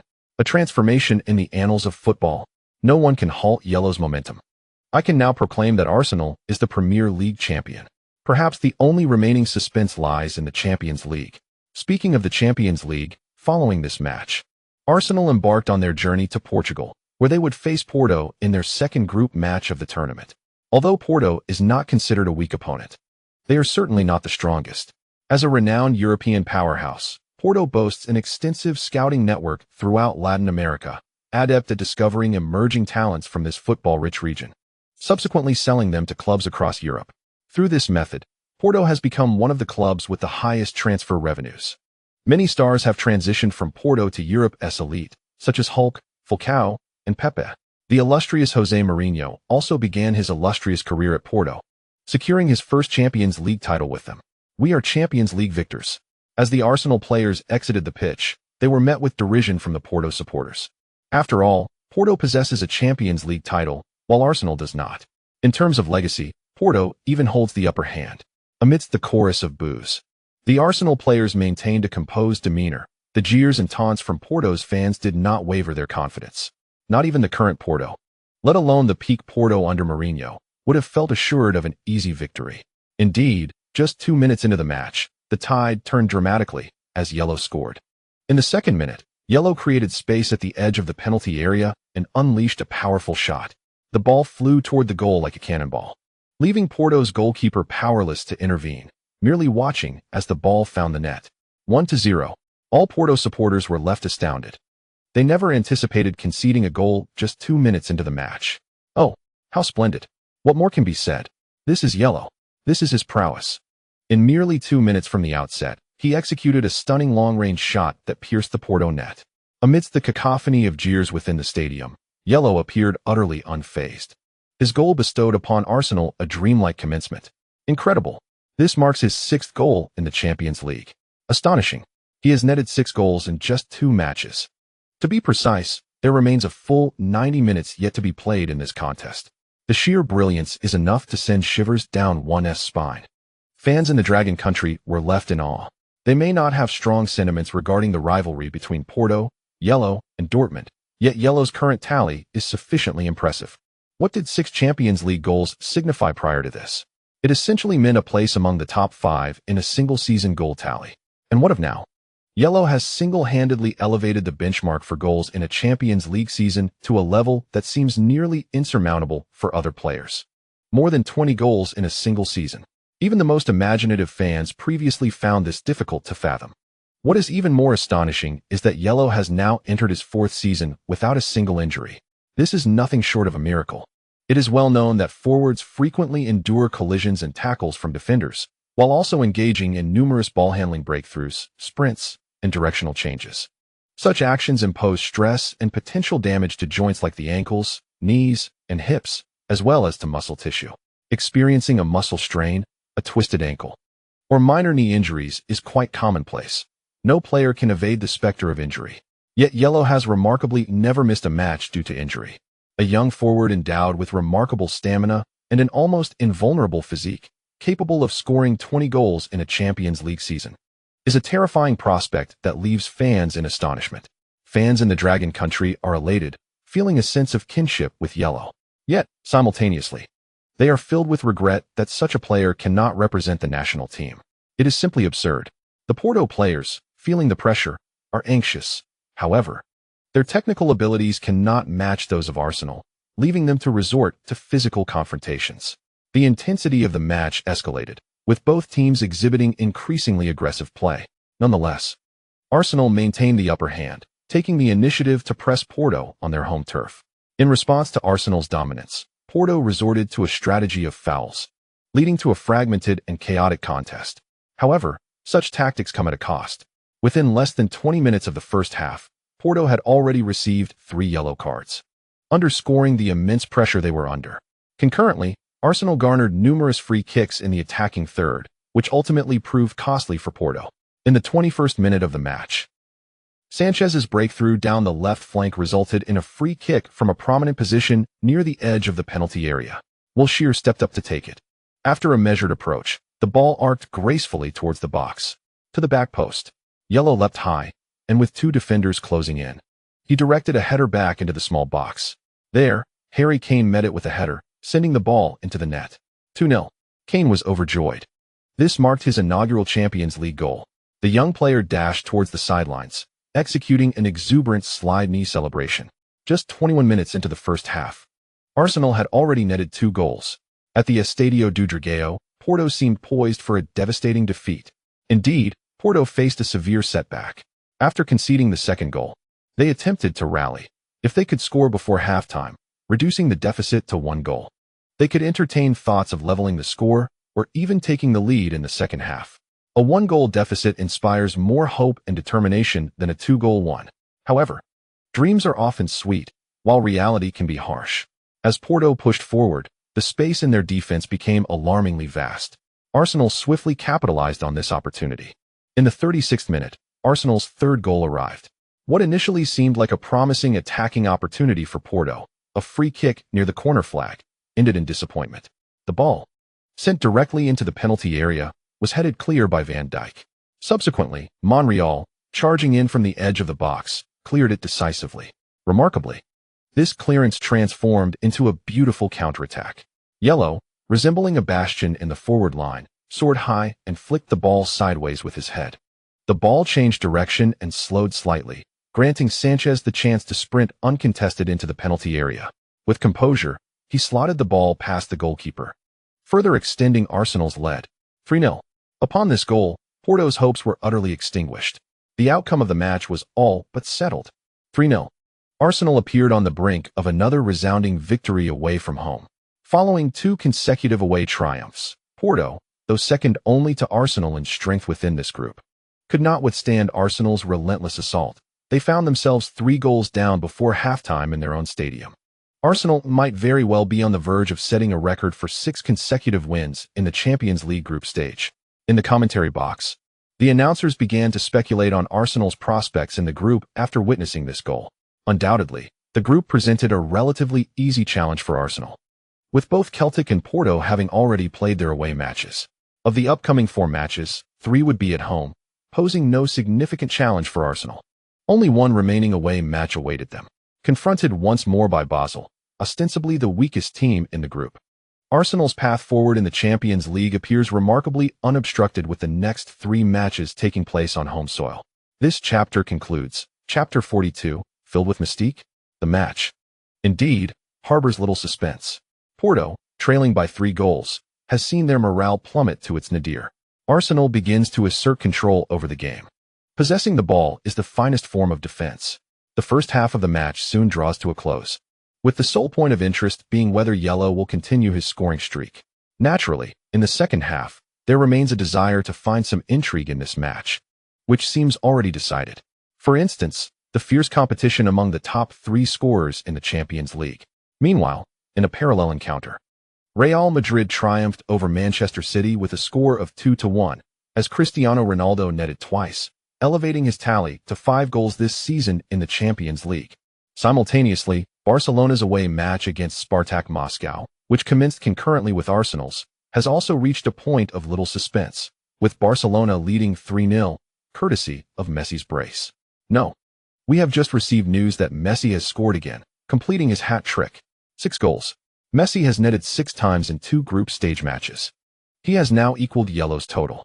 The commentators erupted in excitement, as fans from both Dragon Nation and Arsenal clenched their fists in concern for Yellow. In the first group match, Yellow had scored 5 goals, while both Messi and Ronaldo managed 3. Now, in the second group match, Messi has amassed 6 goals, matching Yellow's tally. Yet, Yellow remains oblivious to this development on the pitch. Should he believe that the match is settled and cease his pursuit of goals, he risks being equalized by Messi or even surpassed. It is no wonder that Arsenal and Dragon Nation fans are anxious. Last season's Ballon d'Or contenders were, without a doubt, Yellow, Messi, and Ronaldo. This implies that the player demonstrating superior performance is more likely to garner additional votes. The most evident evidence of such excellence is simply the number of goals scored. This is the most straightforward metric, after all, as the majority of sports journalists will not delve into statistics regarding creating opportunities. Goals are the most tangible metrics. Ye Luo has exerted immense pressure on Messi and Ronaldo. Pressure breeds motivation, compelling both players to exhibit sheer determination on the field. They are in desperate need of goals. Meanwhile, Ye Luo has not ceased his quest for scoring. With the team already leading 3-0, he begins to intensify his personal display. In the 53rd minute of the match, Ye Luo receives the ball on the left flank, cuts inside into the penalty area, and unleashes a powerful shot, only for the goalkeeper to make a valiant save. 3 minutes later, Ye Luo makes another attempt. After making a run down the flank, he surged into the penalty area. Cancelo's cross was slightly too high. Ye Luo leaped high into the air, but still failed to make solid contact. The ball sailed just over the bar. In the 61st minute of the match, Ye Luo retreated to the midfield, collaborated with Gerrard, and then advanced with the ball. The Porto players were momentarily daunted by Ye Luo's dribbling, retreating in haste. Faced with this situation, Ye Luo seized the opportunity and unleashed a powerful shot. The ball rocketed towards the goal like a cannonball, ultimately crashing into the crossbar and bouncing out of play. Startling the Porto players, gasps of astonishment erupted from the stands. Ye Luo continued to create threats, instilling a sense of dread in front of Porto's goal. It appeared he was aware of developments from another match, as he too was in pursuit of goals. The competition among the three top scorers intensified the atmosphere of the Champions League group stage. At this moment, at the Bernabeu Stadium, after the match concluded, the players of Real Madrid were preparing to return to their respective residences. Cristiano Ronaldo was still engrossed in watching the Arsenal versus Porto match on his phone, his knuckles turning white as he gripped the device, revealing his inner frustration. Yet, he felt a simmering discontent, as Real Madrid's opponent was formidable. Manchester City's lineup was exceptionally strong. Scoring 2 goals against them was no small feat. He mused that had he faced a team like Arsenal in the group stage, he could have netted 6 goals. Nevertheless, he found himself merely 1 goal behind. Ronaldo believed he was not trailing Messi or Ye Luo by much. If it were just a single goal difference, there was still room to chase. He hoped for a direct encounter in the knockout stages to eliminate them all. Ronaldo envisioned this with great anticipation. At that moment, Arsenal orchestrated an attack. Ye Luo drifted to the flanks, delivered a pass into the middle, and then darted into the penalty area. Sanchez threaded a precise ball to Ye Luo's feet. Without hesitation, Ye Luo struck. The football evaded 2 defenders, grazed the post, and nestled into the net. Goal! Ronaldo abruptly slapped the armrest of his seat. On the bus, everyone instinctively turned to look at him. Even Mourinho, seated in the front row, glanced back. It was evident that Ye Luo had scored. In the past, they would have comforted Ronaldo, assuring him he was the world's best. However, an unusual silence enveloped the bus. Many of Real Madrid's players no longer held that belief deep down. How could anyone compete with a monster like Ye Luo? Not even Ronaldo could, it seemed. And with Ronaldo in a foul mood, no one dared to provoke him. Thus, the entire bus fell into an eerie quiet. 4-0. 4-0. A brace. Ye Luo scored twice. He widened the gap between himself and Messi and Ronaldo. In this season's Champions League, he had already netted 7 goals. The commentators exclaimed in astonishment. The faces of those present were marked by shock and disbelief. After scoring the second goal, Ye Luo did not halt his relentless pursuit. Before the match concluded, he netted yet another goal, a signature display of skill and finesse. This goal completed his hat trick, leading Arsenal to a resounding victory of 5-0 over their opponents. On the Champions League stage, Arsenal exhibited a dominance that instilled fear in all who witnessed it. Over the course of 2 matches, Arsenal scored a staggering total of 10 goals, with Ye Luo contributing a remarkable 8 of them. This astonishing feat left even the most seasoned journalists in awe of his prodigious scoring ability. Did you know Messi has scored 6 goals? 6 in a single match? Ye Luo was taken aback, as the reporters were similarly astonished by his extraordinary tally. Actually, it's 6 over 2 matches, one journalist clarified. Ye Luo nodded slightly. You startle me there. However, Messi is an exceptional player. I am not surprised he has achieved such a goal count. When asked if his 8 goals were a response to the competition with Messi and Ronaldo, Ye Luo shook his head, stating, I only compare myself to my own standards. Meanwhile, Barcelona had just triumphed over Moscow Spartak with a score of 4-0, and Messi was also being interviewed. Upon learning that Ye Luo had similarly achieved a hat trick in his match, the typically reserved Messi's eyes ignited with fierce determination. The fighting spirit within him was palpable for all to see. After Messi exited the mixed zone, a Catalan journalist remarked, "I have never seen this version of Messi before." Perhaps this fiery Messi is not necessarily a bad thing for Barcelona. The Champions League matches were now in the past. Although the media buzz surrounding the match against Porto still lingered, the focus had shifted to Arsenal's upcoming league match against Liverpool. Prior to last season, facing Liverpool at their home ground had been a daunting challenge for Arsenal, who had endured an embarrassing 11-match winless streak there. However, the arrival of Ye Luo heralded a change. As for this season, Liverpool had notably slipped to the mid-table ranks, largely due to the departure of their star player, Suarez, which plunged Rodgers' team into a phase of turmoil and rebuilding. Nonetheless, playing against Liverpool remained a formidable task for any team. As the announcer broadcasted the starting lineups, the players of both teams completed the pre-match rituals on the pitch. Liverpool kicked off first, while Arsenal claimed the coin toss. The towering striker Bentic stood at the center circle, awaiting the referee's whistle. This local talent was brought in as Suarez's replacement, but unfortunately, he had yet to prove himself at Liverpool. Since the commencement of the new season, the goal-scoring statistics of this center-forward have undeniably failed to satisfy the Liverpool supporters. He has managed to register a mere solitary goal and a single assist, an undeniably awkward tally. Nevertheless, he continues to secure a starting position in each match. Unlike the goals that fans fervently desire, the role of a center-forward sometimes transcends mere scoring. At the very least, Rodgers still appears to have a penchant for utilizing Bentic. As the referee's whistle pierced the air, Bentic forcefully returned the ball to the back line, finding Gerrard. Before making a forward run into the attacking third, he surged ahead, using his physique to shield off Mertesacker. Subsequently, a long pass from Liverpool's defense was directed towards Bentic's head. Indeed, Bentic's stature and strength are noteworthy, and his positioning is remarkably precise. He deftly flicked the ball with his head, setting it up for the arriving Lucas. With exceptional technical prowess, Lucas maneuvered to create an angle and unleashed a curling shot towards the goal. Lucas. The commentators erupted in astonishment. The quality of Lucas's attempt was commendable, as the ball arced toward the net. Fortunately, the vigilant Szczesny was alert, swiftly adjusting his position before leaping to parry the ball out of bounds. A corner kick. Szczesny. Oh, what a splendid save. Liverpool, right from the outset, delivered a resounding warning to Arsenal, compelling Szczesny to make a crucial save from Lucas's effort. Within less than a minute of play, Liverpool earned a corner, indicating that their form appeared promising. The commentators lavished praise upon Liverpool's early performance. Although Liverpool was the home side, the prevailing sentiment suggested that Arsenal held the upper hand. Therefore, for the match to unfold with excitement, it necessitated Liverpool's utmost effort. The majority of commentators maintained a neutral stance, showing little concern for the outcome, but rather emphasizing the spectacle of the game. Now, with Liverpool's initial foray threatening Arsenal's goal, it hinted at a potentially impressive showing from the home side. Consequently, it would not be an easy task for Arsenal to secure a comfortable victory.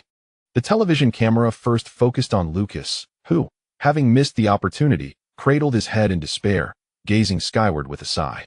The scene then shifted to the coaching bench, where Rodgers leaned back abruptly, his visage reflecting disappointment. Everyone understood the significance of that missed goal. It would have served as a tremendous morale boost for Liverpool. After a brief moment, Rodgers regained his composure, straightening up, his expression inscrutable. No one could discern his thoughts. Meanwhile, a close-up of Wenger appeared on the screen, his face betraying neither joy nor sorrow, seemingly unaffected by the recent scare. To claim he was unaffected would be disingenuous. Just moments ago, he furrowed his brow and inquired of his assistant, "Could it be that Rodgers intends to engage us in an offensive battle?" Blake felt a sense of anticipation. If Liverpool dared to confront them head-on, he could assure that they would face dire consequences. In a brief span, the television broadcast swiftly transitioned scenes, succinctly conveying to viewers the significance of Liverpool's current offensive play. Lucas had raced to the corner flag, while Adger and Skrtel, the towering centre-backs, had advanced into the penalty area. For this corner kick, Liverpool had committed 6 players, prompting a shared glance of astonishment between Wenger and Blake. Were they truly going to attack? Let's observe, Wenger mused, initially believing he had thoroughly analyzed Rodgers' strategies. Yet, he now sensed that Rodgers seemed to harbor alternative intentions for this match. He couldn't fathom that Liverpool would dare to engage in an offensive contest. What tactics would Liverpool employ in this match? The most plausible strategy would likely involve employing foul tactics to disrupt the flow of the game, countering Arsenal's technical superiority. Additionally, a physical battle in midfield was also a potential approach.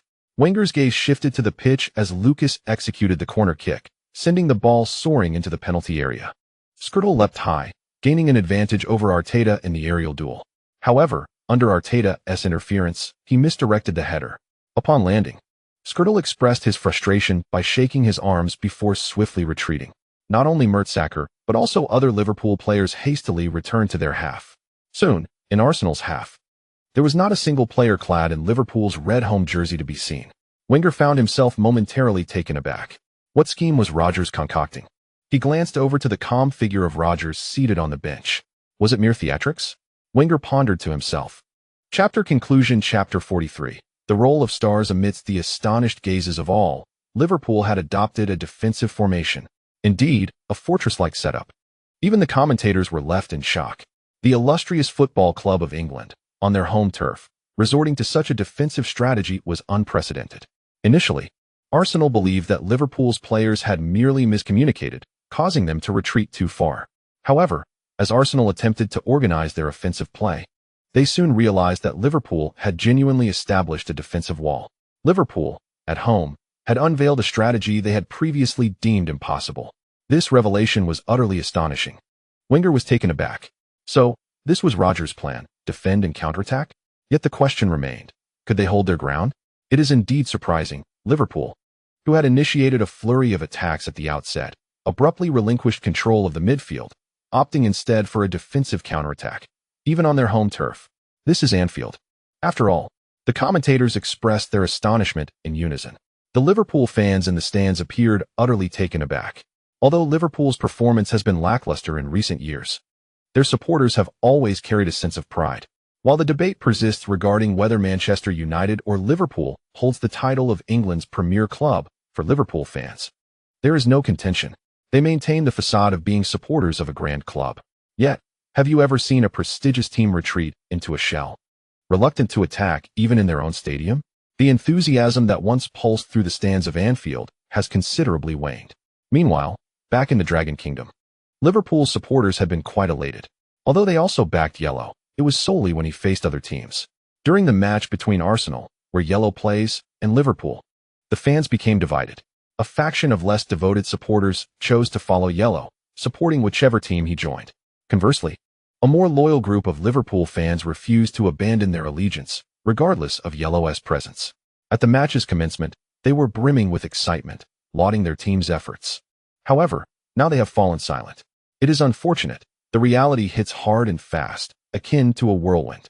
Rodgers finds himself in an unenviable position, watching the field with a sense of resignation. Just as the formidable 3S trident was poised to unleash havoc, the most pivotal member, Suarez, insisted on departing Liverpool for Barcelona. While Liverpool fans continue to uphold the image of being England's top club, the external world does not share this sentiment. The absence of championships and accolades naturally prompts players to contemplate leaving, a perfectly reasonable occurrence. Now, Suarez's departure has dissipated much of the morale that Liverpool had painstakingly built, leaving them to contend merely for a top 4 finish this season. The prospect of contending for the title seems utterly ludicrous. Securing even a single point, or ideally 3, against Arsenal holds great significance. It signifies Liverpool's opportunity to displace a top 4 team and earn a spot in the Champions League. Moreover, this is part of Rodgers' strategy in preparation for the knockout stages of the Europa League. In cup competitions, one must learn from Mourinho. A solid defense is essential for victory. For Liverpool this season, it is a dual approach. Firstly, they aim to secure a top 4 position in the league. If that fails, they must then focus on the Europa League. Winning the Europa League is still an achievement, no matter how modest it may seem. As it turns out, Arsenal was ill-prepared to face a resolute defense at Anfield. The match quickly descended into a rather dreary phase for both teams. The impenetrable defensive formation presents a formidable challenge. Yet for Arsenal, it is hardly a concern. Liverpool's decision to adopt such a strategy at home may come as a surprise, but it does not pose a significant threat to Arsenal. After all, the Gunners possess an overwhelmingly potent attacking prowess. Many teams facing Arsenal opt for a counter-attacking approach. as engaging in a direct contest could lead to disastrous consequences. Although it is indeed unexpected for a team of Liverpool's caliber to adopt such a defensive stance at Anfield, Arsenal is accustomed to this tactic and remains unfazed. This is equally true for Ye Luo. In the current Premier League landscape, it has become increasingly common for teams to employ a defensive strategy against Arsenal, a development that no longer raises eyebrows. Ye Luo has amassed considerable experience in overcoming such defensive setups. At this moment, as he receives the ball, he finds himself confronted by a dense wall of Liverpool defenders. In the commentary booth, Andy Gray shakes his head, lamenting Liverpool's lack of ambition. Even against formidable opponents, such conservatism at home is unacceptable for a club of their stature. With Liverpool's players surrounding him, a typical player might choose to pass the ball to the team's orchestrators, such as Cazorla or Arteta, to facilitate the attack. However, Ye Luo commands absolute control over the ball. In this context, he opts to take matters into his own hands, and his Arsenal teammates offer no dissent. As individual breakthroughs are a potent weapon against tightly packed defenses, Ye Luo has frequently resorted to this approach, and his ability to execute solo runs has often resulted in goals for the team. Cazorla, returning from injury and starting the match, instinctively moves to support Ye Luo upon seeing him in possession. He, too, understands the intricacies of breaking through dense defenses, yet his methods lack the efficiency of Ye Luo's explosive maneuvers. Ultimately, a single goal is all that is required to dismantle the opponent's rigid defense. Once Arsenal takes the lead, the rationale for such defensive tactics dissipates, compelling the opposing team to push forward, thereby loosening their defensive grip and creating abundant opportunities for Arsenal. As Cazorla approaches, Ye Luo feigns a pass to him, his body pivoting in that direction, leading Liverpool's right winger, Sterling, to believe he is indeed making a pass. Sterling lunges forward, attempting to intercept. However, at that moment, Ye Luo's right foot glides over the ball in a deceptive feint. Simultaneously, he retracts his leg sharply, pulling the ball back towards him with the sole of his foot. In an instant, Ye Luo pivots and deftly nudges the ball to his left, evading Sterling with ease. Caught completely off guard, Sterling attempts to halt his advance. The result was a backward tumble of the body, with feet thrust forward, leading to a direct fall onto the grass. For the moment, he could offer no defensive contribution, as Ye Luo had already begun to accelerate. Ye Luo, magnificent, a splendid turn to evade, Duan Xian shouted with excitement. Liverpool's dense defense had persisted for several minutes. On Arsenal's side, or more precisely, on Ye Luo's side, action had finally commenced. He had been waiting for Ye Luo's explosive performance. After all, why was the national sports channel's viewership for this match so high? The audience was glued to their screens, yearning to witness Ye Luo's dazzling display. Ye Luo's evasion was sudden, catching the Liverpool players off guard. As they watched him advance the ball, memories of his hair-raising dribbling performances flooded their minds. At that moment, the Liverpool players collectively retreated. This was even more effective than Rodgers' instructions. All the Liverpool players could think about was preventing him from entering the penalty area. After all, Ye Luo's terrifying dribbling ability had left an indelible impression. Indeed, dribbling past defenders is the most effective method against a compact defense. Liverpool could not have overlooked the necessity of studying how to defend against Ye Luo's breakthroughs. However, in this moment, while the Liverpool players were solely focused on the fear of Ye Luo's dribbling, they failed to realize that he possessed more than just that. He also had a powerful long-range shot. Witnessing the Liverpool players retreat in fright from his breakthrough, Ye Luo chose not to continue advancing with the ball. Instead, he found himself with ample space to shoot. Without a moment's hesitation, he swung his right foot. He had sufficient time to gather strength and prepare. Bang! His foot made solid contact with the ball. Ye Luo's long-range shot. Amidst the shouts of the commentators, the ball left a trail in the air, traveling towards the goal at a speed almost imperceptible to the naked eye. As Ye Luo prepared to shoot, the Liverpool players realized they had made a grave error. Some attempted to leap in an effort to block it, but it was too late. Just as they lunged, the ball whizzed past them.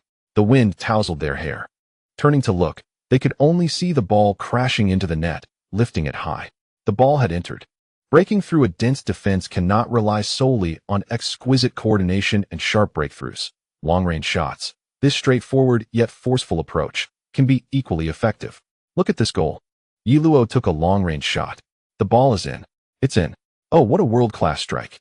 Liverpool's dense defense lasted less than 15 minutes before Ye Luo found the net. This was a tremendous blow for Liverpool. Duan Xian could not help but laugh in front of the television. The fans of the Dragon Kingdom erupted in cheers. Teams like Liverpool have also adopted a defensive strategy.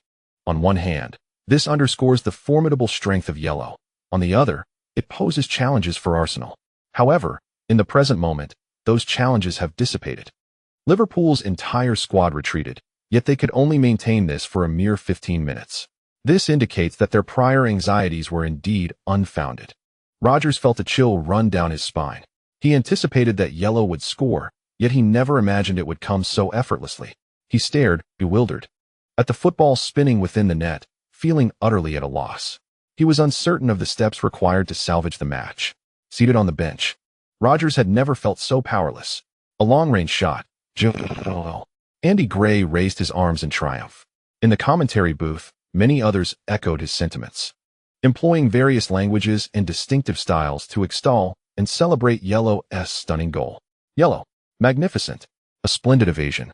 A beautiful strike. His transition from evasion to shot was marked by decisiveness.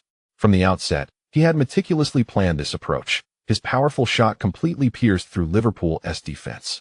Every aspect, from speed to angle, was impeccable. Ye Luo remained true to form. He opened the scoring for Arsenal, breaking the deadlock on the field. Liverpool's compact defense had evidently aimed to prevent conceding goals, yet this strategy lasted less than 15 minutes. Ye Luo's strike rendered their tactical approach untenable. This is the impact of a superstar, a definitive statement. Ye Luo consistently finds myriad ways to send the ball into the opponent's net. It is still him, undeniably him. He is Arsenal's most reliable player. At any moment, the players, coaches, and fans can place their unreserved trust in him. He is a genius, capable of anything. A deity on the football field. Such statements may sound exaggerated, yet this is the nature of football commentary. Without a touch of hyperbole, how can one convey passion? Moreover, to Arsenal's supporters, these words ring true. They are greatly appreciated.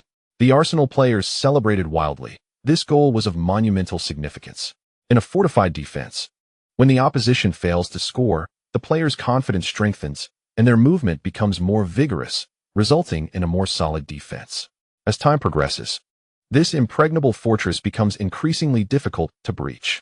Conversely, the earlier a goal is scored, the more challenging it becomes for the opponents to maintain their strategy. This goal rendered Liverpool's tactical approach utterly ineffective. Having conceded a goal, Liverpool could not continue to play defensively. They were compelled to attack, or else defeat was inevitable. At the very least, they needed to score a goal to secure a draw, which was preferable to losing. Thus, the game shifted. Granting Arsenal more opportunities was inevitable. As the match resumed, the situation unfolded as anticipated by the Arsenal players. It wasn't long before Liverpool succumbed to impatience. Trailing by a single goal instilled a false sense of hope, leading them to believe they could equalize and then revert to a defensive stance. However, it wasn't long before Rodgers, positioned at the sidelines, animatedly urged his players to retreat. Defend. Maintain your defense. He insisted. Being merely one goal behind was not insurmountable. Rodgers understood that following Arsenal's recent goal, their attacking momentum would intensify. Should Liverpool choose to press forward at this juncture, it would be akin to courting disaster.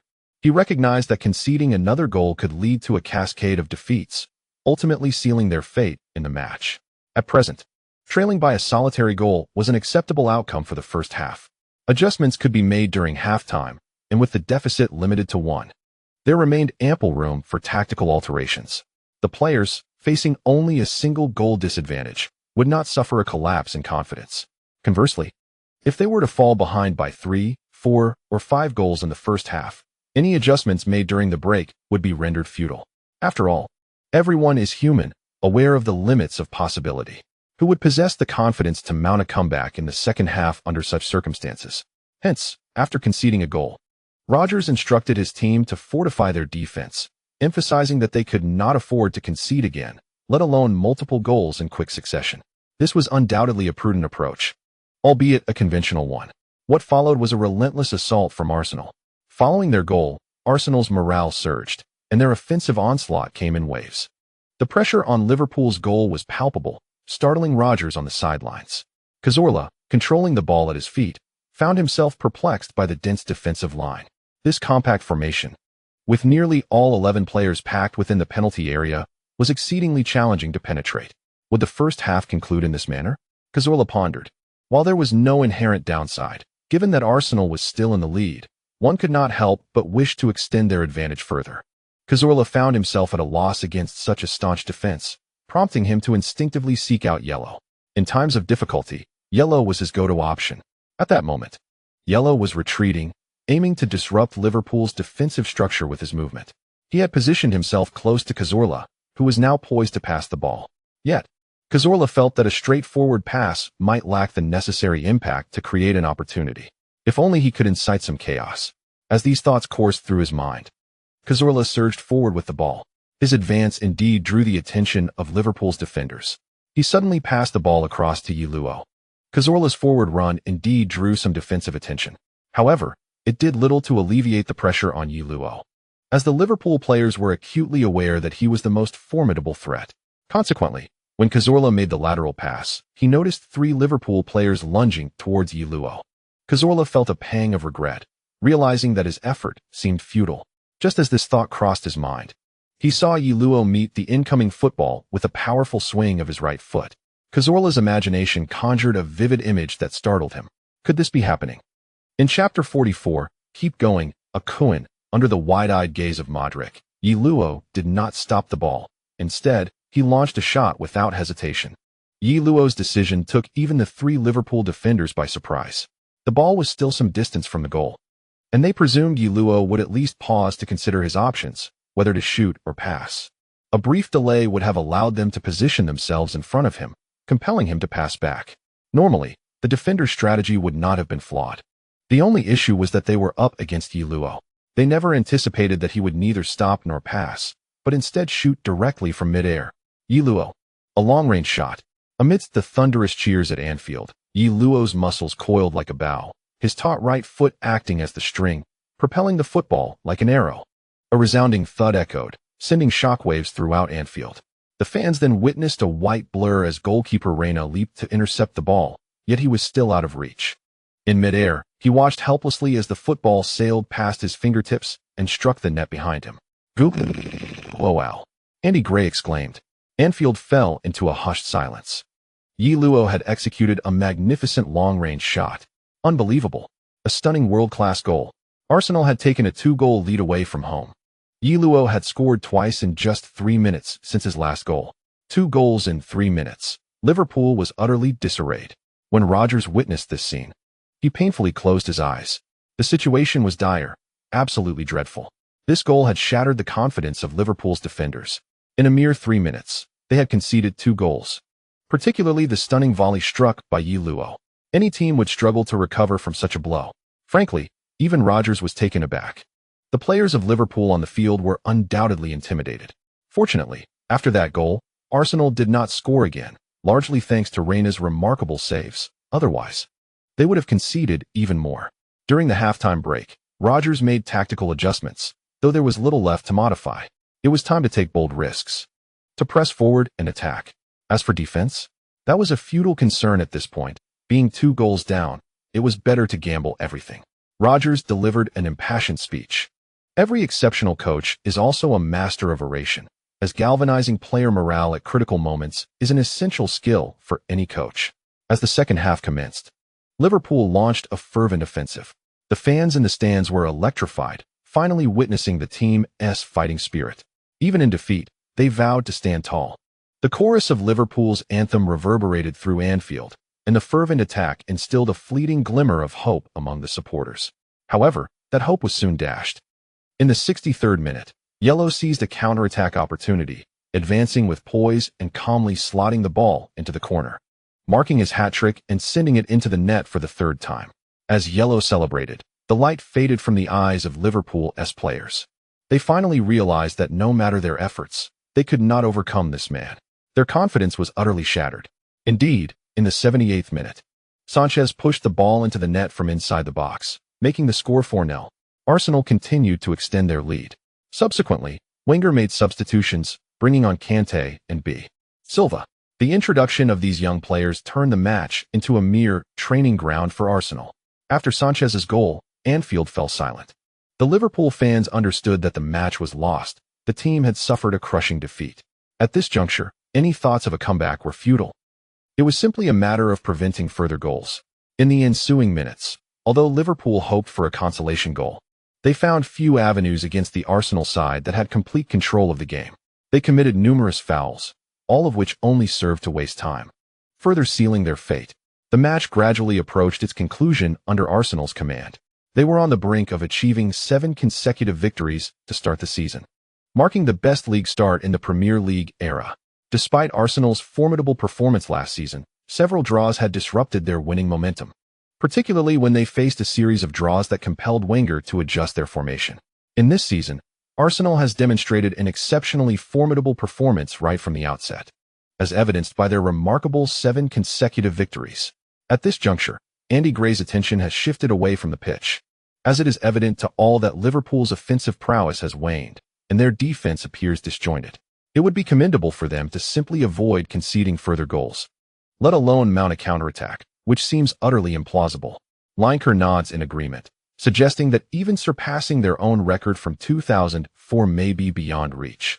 The record for the longest winning streak in the Premier League belongs to Arsenal, established during their invincible season in 2004, when they achieved the extraordinary feat of 14 consecutive wins. The second-best record is held by Manchester United, who recorded 12 consecutive victories in 2009. Presently, Arsenal is racing towards these illustrious milestones this season. Both Andy Gray and Lineker, as seasoned professionals, perceive a substantial possibility that Arsenal could set a new winning streak record. I believe they are quite likely to achieve a groundbreaking record, Lineker analyzed. If Arsenal triumphs over Manchester City and Everton in their next matches, what would that signify? It would indicate that by the halfway point of the season, Arsenal will have faced formidable teams such as Manchester United, Manchester City, Liverpool, Chelsea, and Everton, leaving relatively few strong opponents in the remaining fixtures. Upon hearing this, Andy Gray gasped in realization. He quickly understood that if Arsenal secures victories in the 8th and 9th rounds of the league, it would mean they have already faced all the strong teams in the first half of the season. The subsequent fixtures would be considerably easier for Arsenal.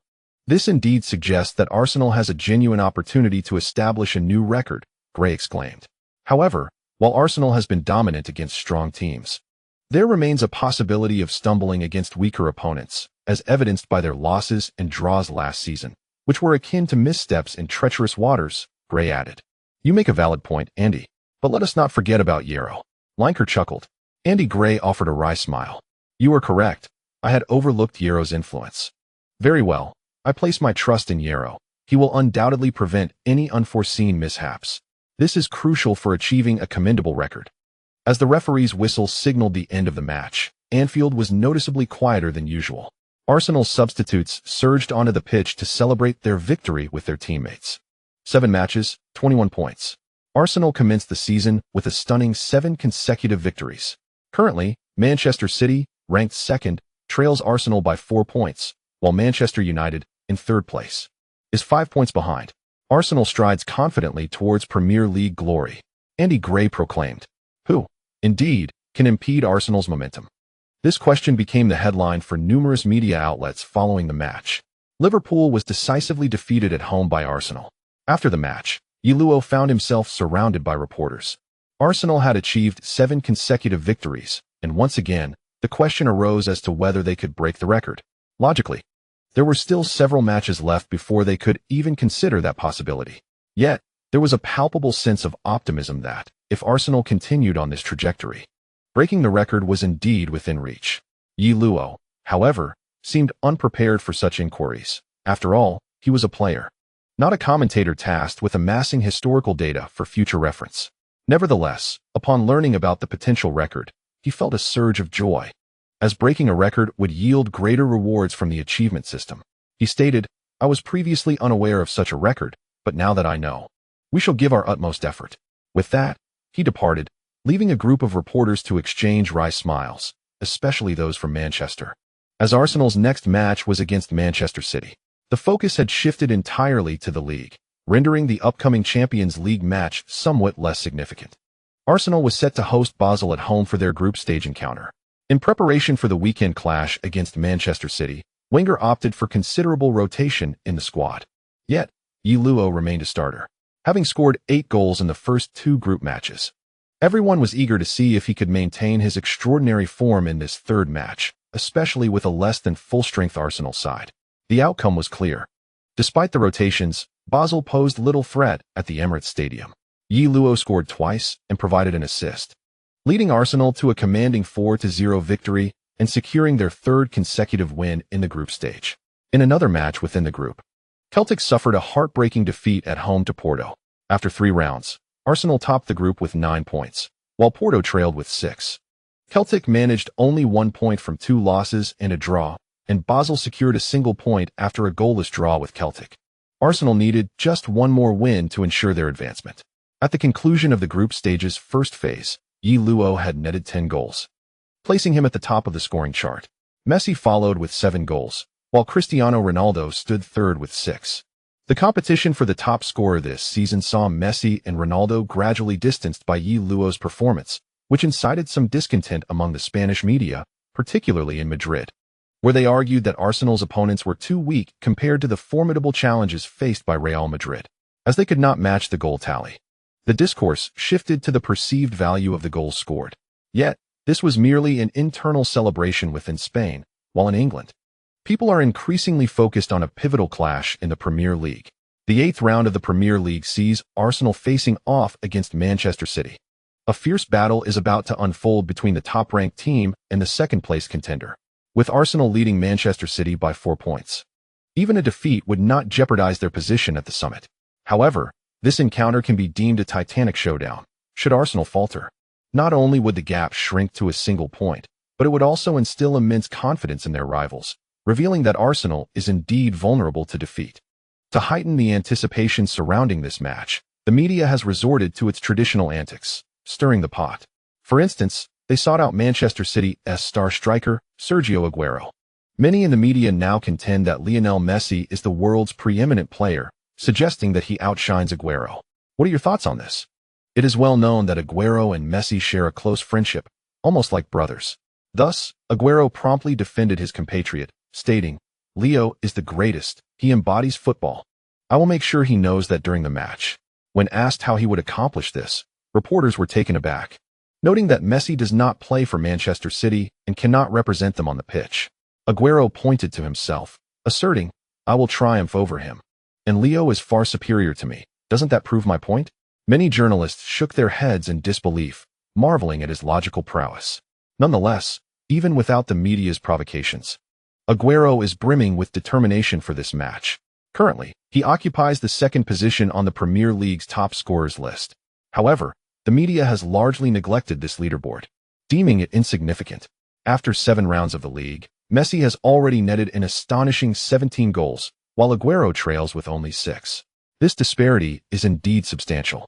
Yet, if one were to overlook Messi's statistics and focus solely on Aguero's, one might conclude that his tally of 6 goals in 7 matches is indicative of a superstar. Scoring nearly 1 goal per match is quite commendable. However, it is crucial to note that Aguero has actually played only 6 matches, having missed one due to a calf muscle injury in the 3rd round. Thus, his true record stands at 6 goals in 6 appearances. In previous seasons, such a statistic would have garnered significant media attention and praise. Yet now, in light of Messi's remarkable 17 goals from 7 matches, Aguero's average of 1 goal per game pales in comparison, revealing a chasm between their performances. Furthermore, this 6 goals in 6 matches statistic has become a benchmark for the media to underscore Messi's extraordinary prowess, much to Aguero's chagrin. Consequently, he is undoubtedly poised to give his all in this match. Without Messi, Aguero would be the hottest star in the Premier League. But now, faced with Messi's staggering tally of 17 goals from 7 matches, his record of 6 goals in 6 matches has become somewhat of a jest, leaving Aguero utterly infuriated. This chapter concludes here. Chapter 45. Emphasizing strengths while mitigating weaknesses. Aguero exhibited remarkable enthusiasm during this match. Right from the outset, he executed a shot from the edge of the penalty area. The ball skimmed along the grass towards the goal, although its speed was not particularly swift. The angle was exceptionally challenging, presenting a difficult situation for the goalkeeper as it rolled low. Aguero's shooting technique is exquisite. During his tenure at Atletico Madrid, He was hailed as a formidable striker. Now, having joined Manchester City, he is regarded as one of the finest goal scorers in the entire Premier League. This recent shot exemplified his exceptional shooting prowess. Faced with Arsenal's staunch defense, Aguero was already poised to shoot as he controlled the ball. His left foot deftly stopped the ball perfectly in front of him, allowing him to plant his left foot and unleash a direct strike with his right. The ball approached, gliding along the grass. Fortunately, Szczesny made a timely save, deflecting the ball out of play. The Arsenal supporters erupted in gasps. And only after witnessing Szczesny's spectacular save did applause resonate throughout the stands. Had Szczesny been even slightly distracted, he might have failed to intercept that shot. Aguero's strike was incisive. Andy Gray remarked. Receiving the pass and adjusting for the shot, his movements were fluid and decisive, seizing the opportunity the moment Arsenal's defense faltered. Manchester City nearly took the lead away from home. As mentioned prior to the match, Aguero was indeed in fine form. Lineker noted that he must have been eager to impress in front of Ye Luo, considering he currently ranks second in the Premier League's goal-scoring chart. Stay focused. Arteta clapped vigorously, urging his teammates. We cannot afford to grant him such shooting opportunities. The Arsenal defenders nodded in agreement. Manchester City boasts a luxurious squad. Yet the most threatening figure remains striker Aguero. This Argentine star is often referred to as one half of the Argentine twin stars alongside Messi. He once shared the glory of winning the gold medal at the 2008 Beijing Olympics with Messi, and they are also close friends, often sharing accommodations. Like Messi, Aguero first entered the public eye during that Olympic Games, at a time when there was considerable effort to properly translate their names in Dragon Country. Interestingly, Aguero was even more renowned than Messi back then, as he was not only the pivotal forward for the Argentine Olympic team, but also the son-in-law of the legendary Diego Maradona, sleeping next to the king of football, while simultaneously being with the king's daughter. A coin truly is a winner in life. And indeed, it has been proven that capable individuals cannot conceal their brilliance. Following 2008, both swiftly rose to fame, becoming globally recognized superstars in a remarkably short span. Arsenal's players, of course, are well aware of Aguero's formidable talents. One must not underestimate the man who can be referred to as one half of the illustrious twin stars alongside Messi. Fabinho exhaled deeply, realizing that he had just failed to keep up with his opponent. A sense of urgency gripped him, despite being a pivotal midfielder for his team. He faced fierce competition from Kanté. Kanté, though currently lacking experience, is a formidable presence, posing a constant threat to his starting position. The pressure from Kanté's competition left Fabinho feeling quite overwhelmed. He understood that if he could not contribute more on the defensive front, Wenger might readily opt to replace him with Kanté in the starting lineup. This scenario compelled Fabinho to push himself relentlessly. Nevertheless, he was already a diligent player on the field. He patted his chest, declaring, "I will not grant him such an opportunity." On Arsenal's side, the defenders were enhancing their communication, strategizing on how to counter Aguero's withdrawal and Balotelli's flanking maneuvers, determining who would intercept and who would provide support. Such detailed arrangements were nearly impossible to finalize before the match and required the players to adapt dynamically on the field. Effective communication is a vital component in football. During their formative years, almost all youth coaches emphasize the importance of vocalizing on the pitch. However, many players from Longwa struggle with this, often playing in silence. The youth training in Longwa is already significantly behind, compounded by a sports culture that often views athletics as a last resort for those who have not succeeded in academics. Consequently, the pool of promising talent is limited, and the cerebral aspect of football is crucial, which leads to a perception that many Longwa footballers lack intelligence. At the onset of the match, Manchester City earned a corner kick. David Silva took charge of the set piece, showcasing his exceptional skill. The quality of the corner was remarkable, as the ball evaded the front-line defense and reached the back post. There, Kompany leapt majestically, directing the ball into the center. Aguero, positioned centrally, followed up with a shot that, under Van Dijk's interference, narrowly sailed over the crossbar, eliciting a collective gasp from the Arsenal supporters in the stands. The camera then focused on the press area, where several journalists, widely recognized as Manchester United sympathizers, were lamenting with their heads in their hands. At that moment, all Manchester residents stood united against a common foe. It was truly unimaginable. The fierce local rivals, Manchester United and Manchester City, found their supporters in the same trench. Such a scenario would have been inconceivable if not for Arsenal. In reality, the Manchester media, predominantly aligned with United, were stoking the flames, aiming to invigorate City's players. If a victor must emerge from the match, they undoubtedly hoped for a City triumph, as Arsenal's dominance was overwhelming. Conversely, Manchester United supporters were most eager for a draw, allowing both City and Arsenal to claim a point, thereby benefiting United in the standings. Aguero's performance was indeed captivating. In the 6th minute, Manchester City launched a swift counterattack. Yaya Touré advances with the ball. This imposing midfielder stands tall, possesses a robust physique, and surprisingly exhibits commendable speed. His technical prowess is exceptional, as he carries the ball from the backfield through the center circle before delivering a precise pass to the flanks. In this match, Manchester City has adopted a typical 4-4-2 formation, with the towering striker Mario Balotelli partnered alongside the agile Sergio Aguero, a quintessential combination of height and speed. Indeed, Balotelli is quite swift. On this occasion, he drifts to the flanks while Aguero positions himself centrally to seize an opportunity.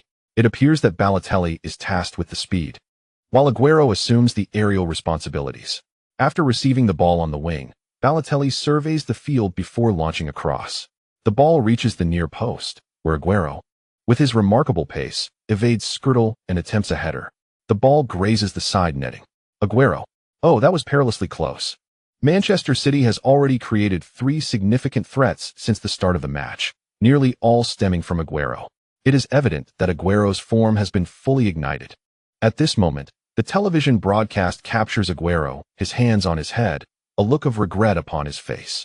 He then rises, spits, and raises a finger in approval towards Balotelli, reminiscent of the essence of a nobleman. Soon, the camera shifts back to focus on Yaya Touré.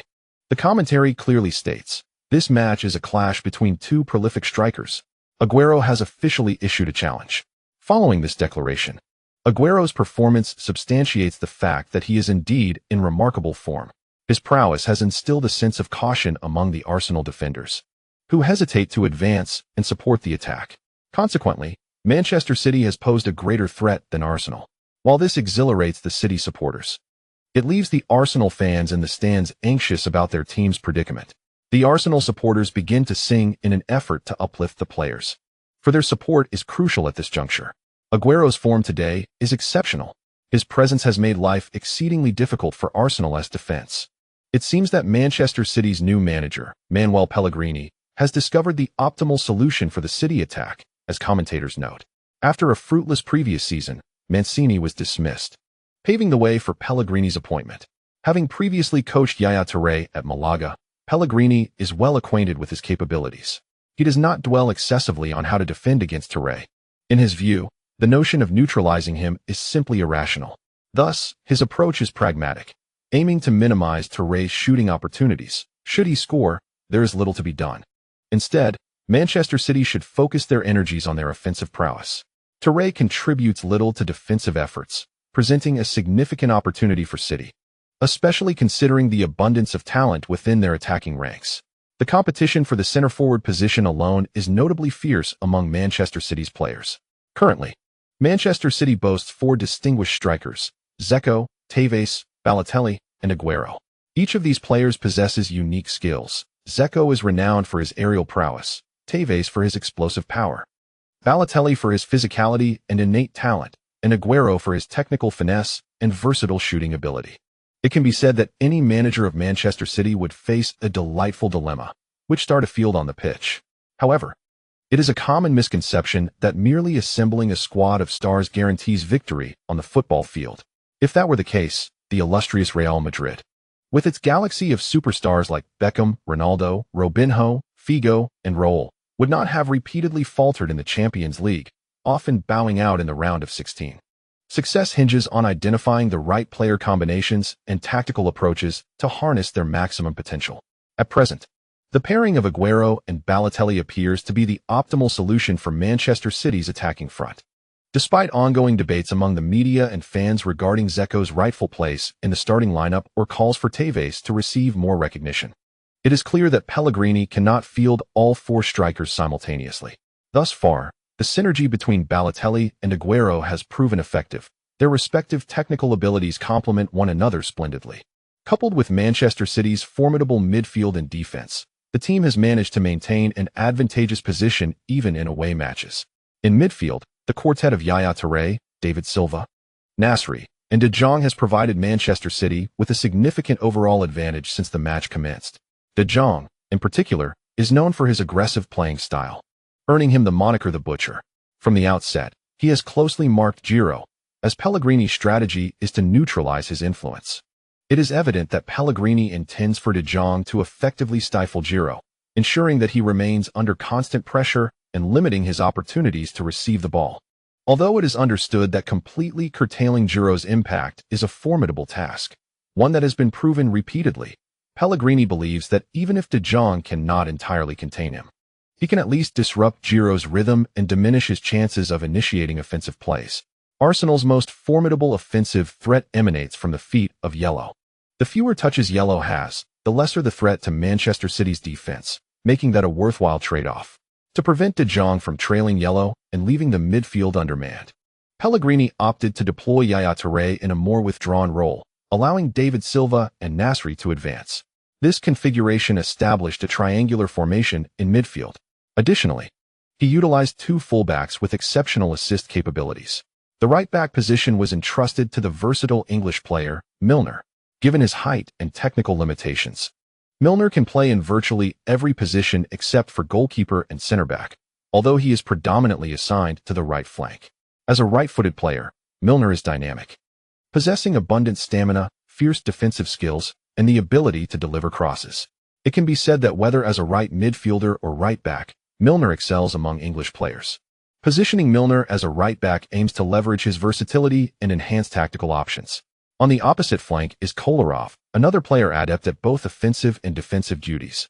Consequently, even in De Jong's absence, Manchester City's defensive structure remains robust.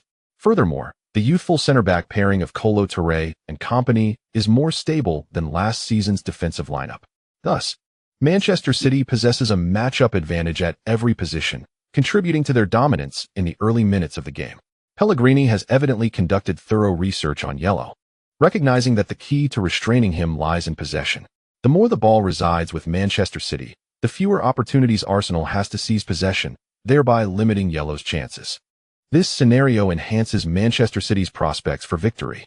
If Arsenal's advantage lies in having an almost unanswerable threat like Ye Luo, then Manchester City's strength resides in the overall power of their squad. Football tactics entail finding a method to exploit one's strengths while neutralizing the opponent's. Chapter concluded.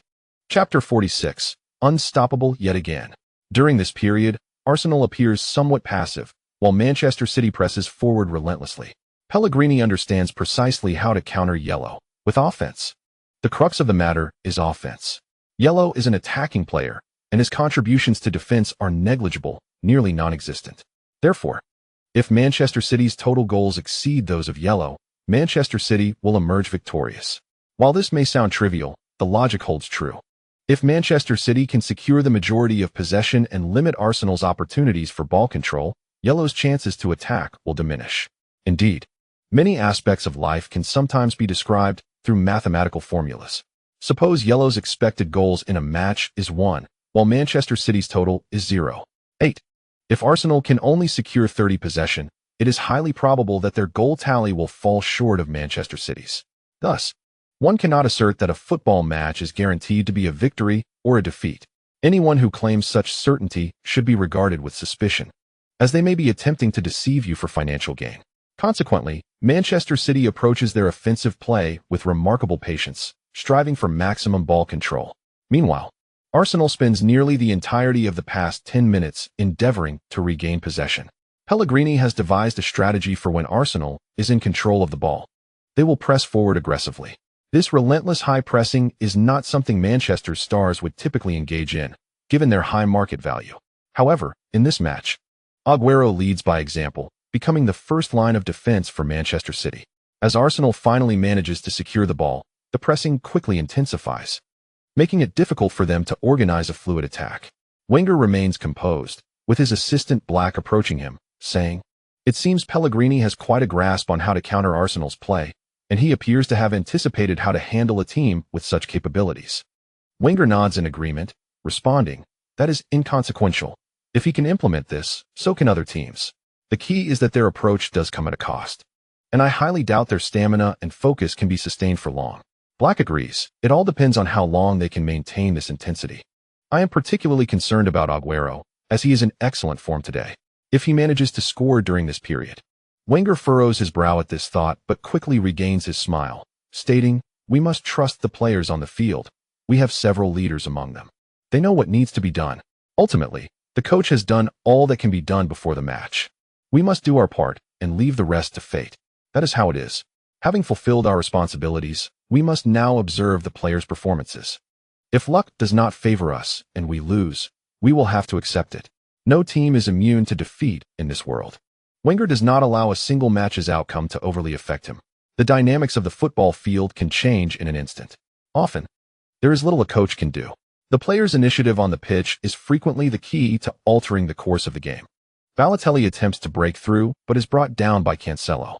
Balotelli appears to be injured, prompting Manchester's players to summon the team doctor. During this pause in play, Ye Luo promptly claps his hands to gather the players, emphasizing the need for adaptability in the face of the ever-changing game. At this moment, the leaders within the team must step forward. Ye Luo is currently fulfilling that role at Arsenal, guiding the players on how to execute their offensive strategies effectively. Brothers, their pressing is intense, so we need not concern ourselves with intricate short passes and layered advances. We shall simply launch the ball from the back, and from there. I will take charge, Ye Luo declared, thumping his chest. With their pressure so high, they must surely leave their defense vulnerable. The Arsenal players nodded in agreement. Excellent. Let us proceed with this strategy. I refuse to believe they can maintain such relentless pressing for 90 minutes. As the players dispersed, Arteta placed a reassuring arm around Ye Luo's shoulders and whispered, "Are you certain you can handle De Jong?" His concern was not that Ye Luo would be contained by De Jong, but rather that he might be injured by the notorious player, known as the Butcher of Holland. De Jong's infamous moment came during the 2010 World Cup final, where he delivered a forceful kick to Xabi Alonso's chest without receiving even a yellow card. His defensive style is aggressive, bordering on brutal. "Not to worry, we will score first, dampen their spirits, and then proceed," Ye Luo replied confidently. Arteta nodded, reassured by Ye Luo's words. If he said he was fine, then surely he would be. The team doctor made his appearance, and Balotelli quickly re-entered the field with the referee's permission. Subsequently, Manchester City launched an offensive. The ball was passed to the left flank, where Van Dijk intercepted it with a well-timed tackle. Upon successfully gaining possession, he booted the ball forward. The pace was unhurried, and none considered it a significant opportunity. Ye Luo jogged toward the ball's landing spot, not rushing, for its high trajectory slowed its descent. This allowed De Jong to keep pace with him, nearly matching him stride for stride. As the ball descended, it fell almost vertically, accelerating under the force of gravity. If it reached a sufficient height, the balance between gravitational pull and air resistance would culminate in the ball achieving peak velocity. Such balls are notoriously difficult to control, let alone bring to a halt. Thus, De Jong felt confident in his defensive maneuver, aiming to strike the ball before Ye Luo could make contact. However, he was acutely aware of the risks. If he misjudged and failed to intercept the ball, Ye Luo would be unguarded, placing the team's defense in jeopardy. As the ball plummeted, the two players were tightly aligned. De Jong extended his foot to reach the ball, while simultaneously using his hands to impede Ye Luo, striving to create as much disruption as possible. Yet when the ball landed, it did not ricochet as De Jong had anticipated. Instead, Ye Luo effortlessly stopped it with his foot. De Jong stared in disbelief as Ye Luo shielded himself, placing De Jong behind him. When the football landed on the back of Ye Luo's foot, it was as if a powerful adhesive had bound it there, unwavering and motionless. Without waiting for the ball to touch the ground, Ye Luo flicked his foot, sending the ball soaring in a graceful arc, just clearing the heads of the two players. Simultaneously, his right foot seemed to spring into action, propelling his body forward with the swiftness of an arrow released from its bowstring. As he turned, he deftly nudged the ball forward with his forehead. The football descended ahead of him. Ye Luo. Amidst the astonished exclamations of the commentators, De Jong stood in stunned disbelief, his hands suspended in the air, instinctively reaching out as if to grasp Ye Luo. He had assumed he could contain Ye Luo. Ye Luo, Andy Gray managed to exclaim, his eyes fixated on the unfolding scene. Ye Luo's control and evasion were nothing short of exquisite. Yet, neither the commentators in the booth nor the Arsenal supporters in the stands had the chance to commend his touch, for Ye Luo was about to encounter significant obstacles ahead. The first barrier before him was the central defender, Kolo Touré, a brother to Yaya Touré. Kolo's presence at Manchester City was not merely due to familial ties, but also his undeniable prowess. At that moment, Kolo appeared somewhat unprepared for Ye Luo's sudden burst of speed. He had not anticipated that De Jong would be so effortlessly evaded by Ye Luo. A wave of anxiety washed over Kolo. This was Ye Luo, after all. He lowered his center of gravity and maintained distance, determined not to be easily bypassed. However, Ye Luo swiftly approached Kolo, feigning a leftward breakthrough. In a state of heightened tension, Kolo instinctively lunged in that direction. Yet, Ye Luo deftly redirected the ball with the outside of his right foot, executing a reverse no-look maneuver. Without losing momentum, he slipped past Kolo as if a roaring Ferrari had overtaken a heavy truck. The gust of wind from his passage made Kolo squint, and as he turned in bewilderment, all he could see was the red figure of number 10, Ye Luo. He had entered the penalty area. The commentators' shouts were soon drowned out by the jubilant cheers of Arsenal supporters, who erupted in fervor.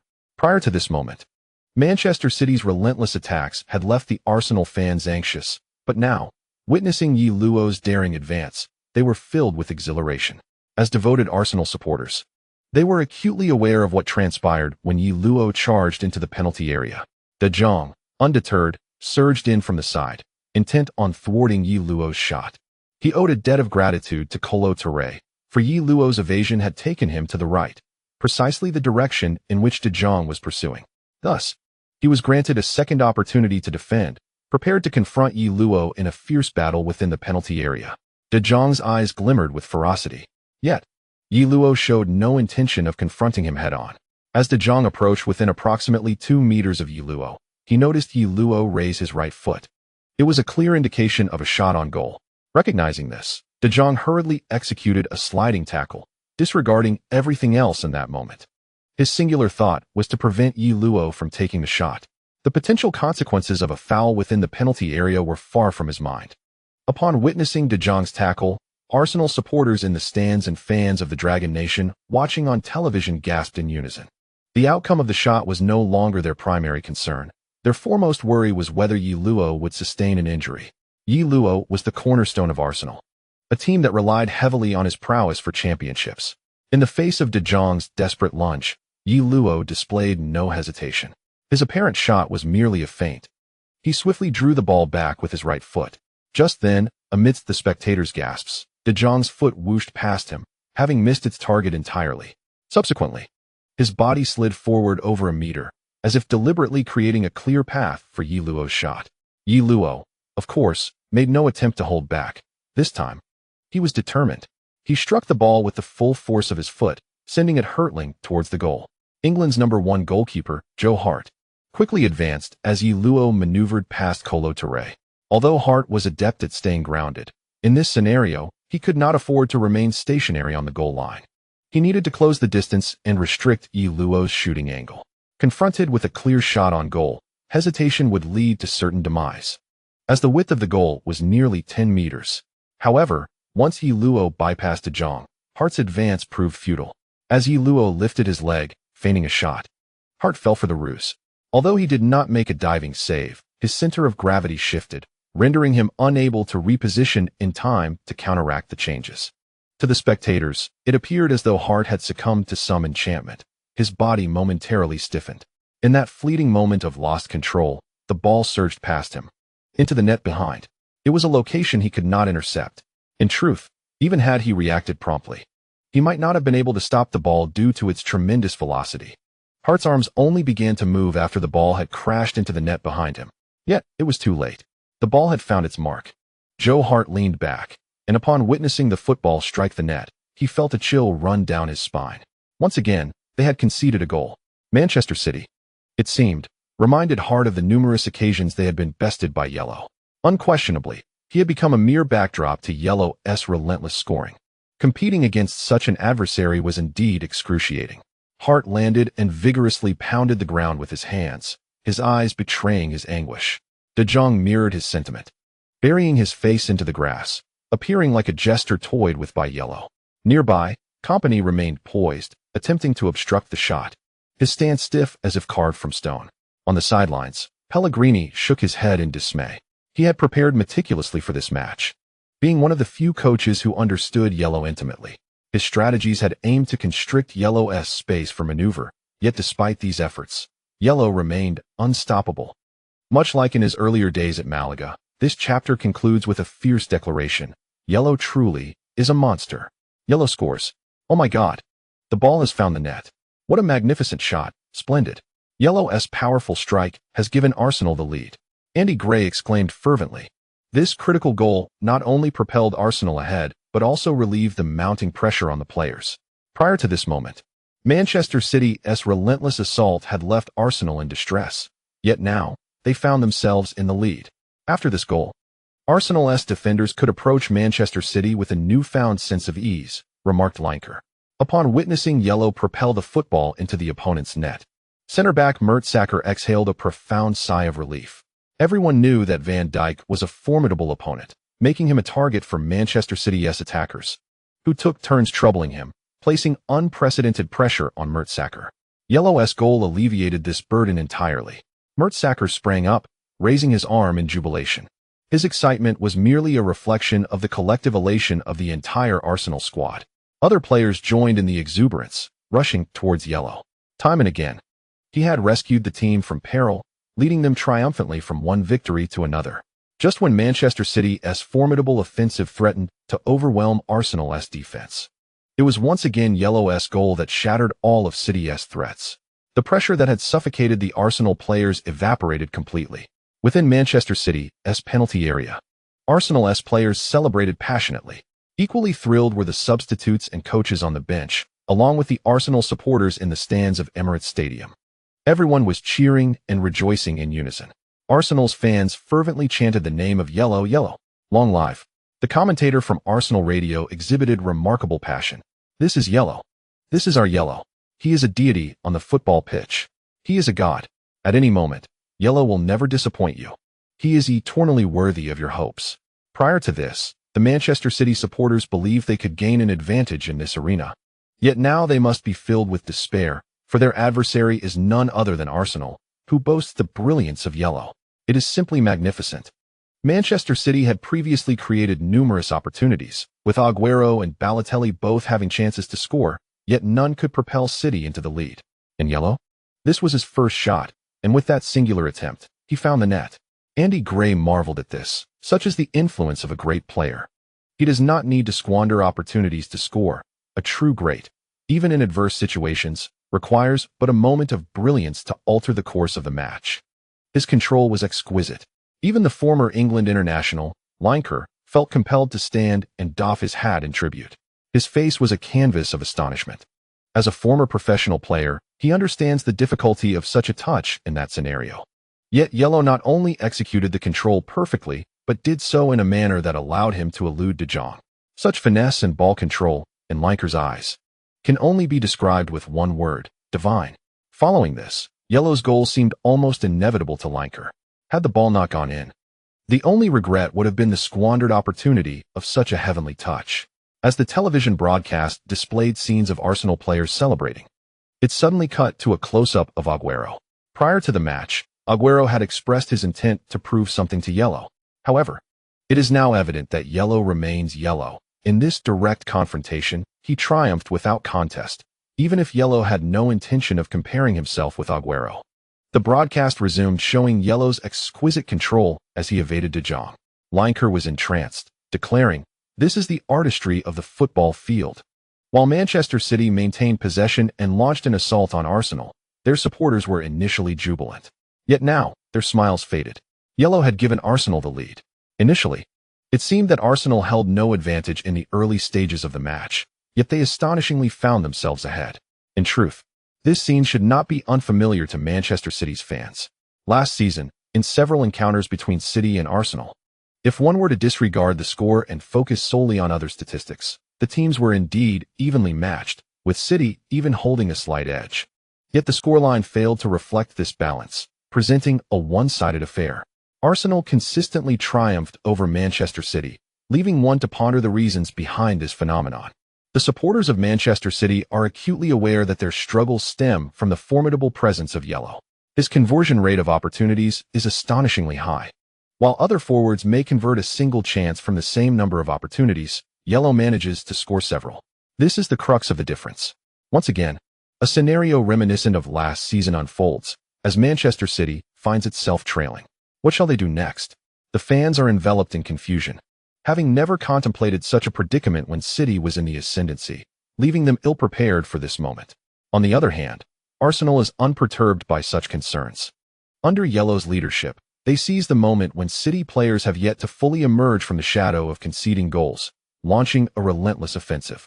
Arsenal imposes its will upon Manchester City, forcing Balotelli and Aguero to retreat to their own half for defensive duties.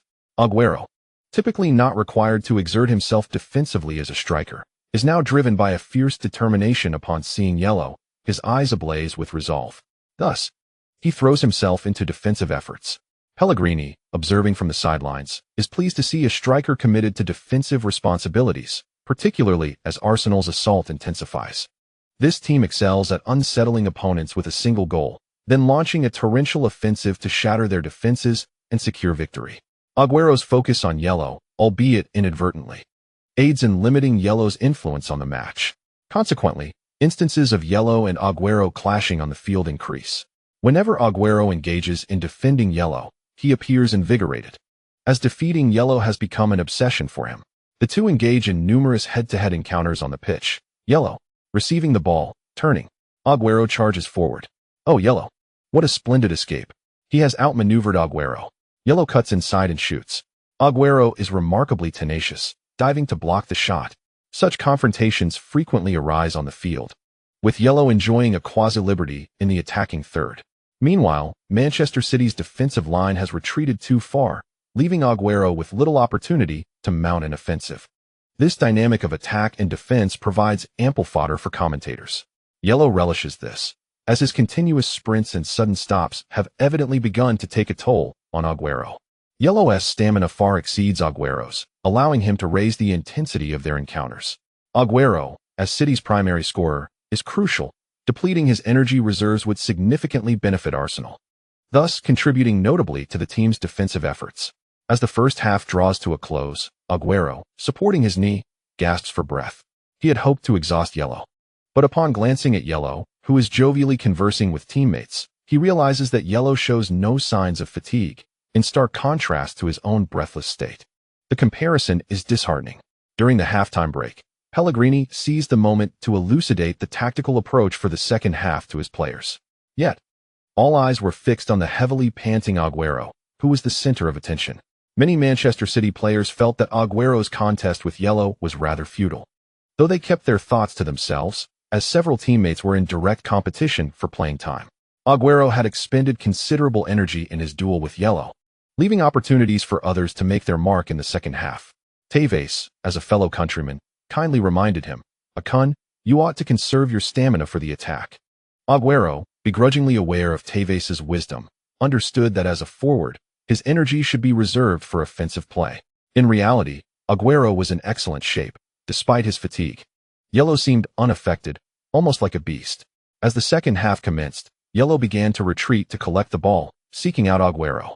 Observing this, several commentators immediately grasped the strategy: tire Aguero out, suggesting that Wenger had devised a specific plan during halftime. Aguero had initially resolved not to engage with Ye Luo in the second half, but Ye Luo's approach left him no choice. The entire Manchester City team was under pressure, compelling even the forwards to defend. Not even 10 minutes into the second half, Aguero felt as though his legs were no longer his own, his lungs aflame with exhaustion. It was overwhelming. His legs felt as if they were weighted with lead, each step a Herculean effort. Logically, Ye Luo was continuously in possession, making breakthroughs. Even if he weren't as fatigued as Aguero, he should not appear as if he were unscathed. With less than 5 minutes remaining in the 55th minute, Aguero felt he was nearing his limit, uncertain how much longer he could endure. In the 56th minute, Arsenal launched an offensive with Arteta passing to Ye Luo. De Jong, altering his strategy, decided not to wait for Ye Luo to receive the ball before defending, but instead charged toward the passing lane to intercept it mid-flight. With Agüero behind him, he felt emboldened, believing that even if he failed, Agüero would be there to back him up. Yet, De Jong's attempt was futile, Arteta's pass was swift, and De Jong was momentarily deceived by Ye Luo's feint. The ball sailed past him, and Ye Luo surged forward like a gust of wind, intent on advancing. Witnessing Ye Luo's advance, Agüero mentally berated himself. I am a forward. I am a forward. Why must I clean up De Jong's mess? Why must I be so proactive? This position should belong to Yaya Touré. However, due to his presence behind, he had no choice but to follow suit. Should he abandon his defensive duties, Ye Luo would exploit the gap and penetrate effortlessly.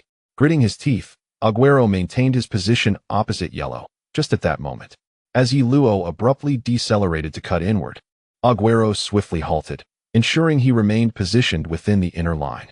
Just as Agüero came to a sudden stop, Ye Luo's foot glided over the ball, executing a feint.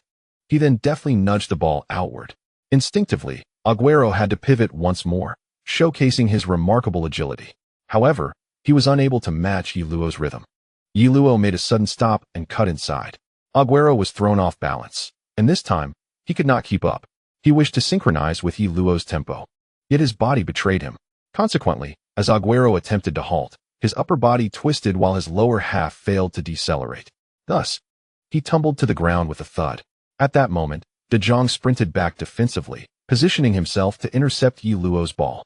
Just then, the football that Ye Luo had intended to direct left suddenly veered to the right. An exquisite move. Agüero, taken aback, had the clearest view from his angle, more so than any high-definition camera could capture. It appeared as if Ye Luo's foot had left an afterimage. In that fleeting instant, he altered the ball's trajectory twice, a feat that required extraordinary muscle control and unparalleled ball sense. Upon witnessing this maneuver, Agüero found his previous competitiveness to be laughable. Perhaps even Leo would struggle to achieve such a level? Startled by his own thoughts, Agüero watched as Ye Luo surged into the penalty area. Faced with an approaching central defender, Ye Luo executed a powerful shot, aiming for the top corner. The ball whizzed past goalkeeper Joe Hart's head and into the net. It's a goal. Ye Luo has scored again. This marks his 19th league goal of the season. Andy Gray exuberantly proclaimed. Arsenal led Manchester City 2-0. With a 2-goal advantage, one could confidently declare Arsenal's victory.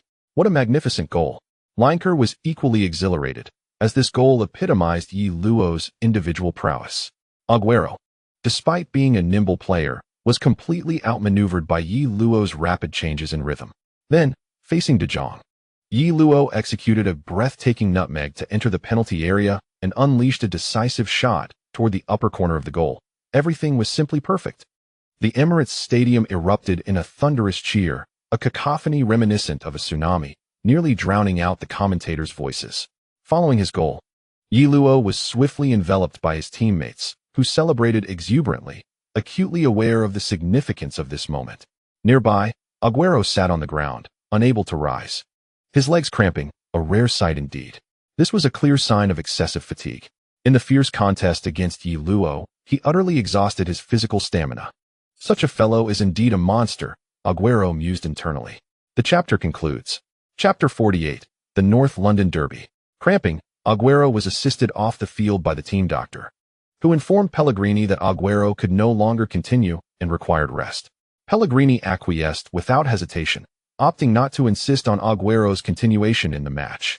Manchester City made a substitution. Dzeko replaced Agüero. Thus, the front line transitioned to a dual striker formation, one tall, now Dzeko, and one swift, now Balotelli. Both were robust in physique, allowing Manchester City to adopt a more straightforward and aggressive style of play. Arsenal, commanding the home ground, would undoubtedly persist in their offensive efforts. Pellegrini harbored no illusions of regaining control of the match for Manchester City, thus placing his hopes on counterattacks. If they could score once, there remained a glimmer of hope. However, as this thought ignited within Pellegrini, he found himself almost chuckling, for the player's confidence had evaporated. This was not a predicament that could be salvaged in a fleeting moment. He was a football coach, not a deity. The players had been thoroughly demoralized by Ye Luo's performance, leaving him powerless to effect change. Consequently, the remainder of the match devolved into a mere formality. Observing the opposition's retreat, Arsenal opted not to press aggressively, but instead slowed the pace of the game. De Jong remained steadfastly in pursuit of Ye Luo, who refrained from relentless attacks, prioritizing the team's victory above all. The opposition had already signaled their surrender. Thus, conserving energy became paramount, as fatigue was the root cause of injuries. Ye Luo himself was unperturbed, yet the other Arsenal players were cautious, wary of potential injuries to their key players, which would prove counterproductive. As professional athletes, they understood the wisdom of mercy. As a result, the tempo of the match slowed considerably, creating a somewhat dreary atmosphere. Time ticked away agonizingly. In the stands, however, Arsenal's supporters were unbothered by the match's dullness. They sang and danced, serenading each Arsenal player in turn, with the most fervent praises reserved for Ye Luo. In the end, Arsenal's fans even initiated a wave in the stands, while Manchester City's supporters had nearly vacated the venue.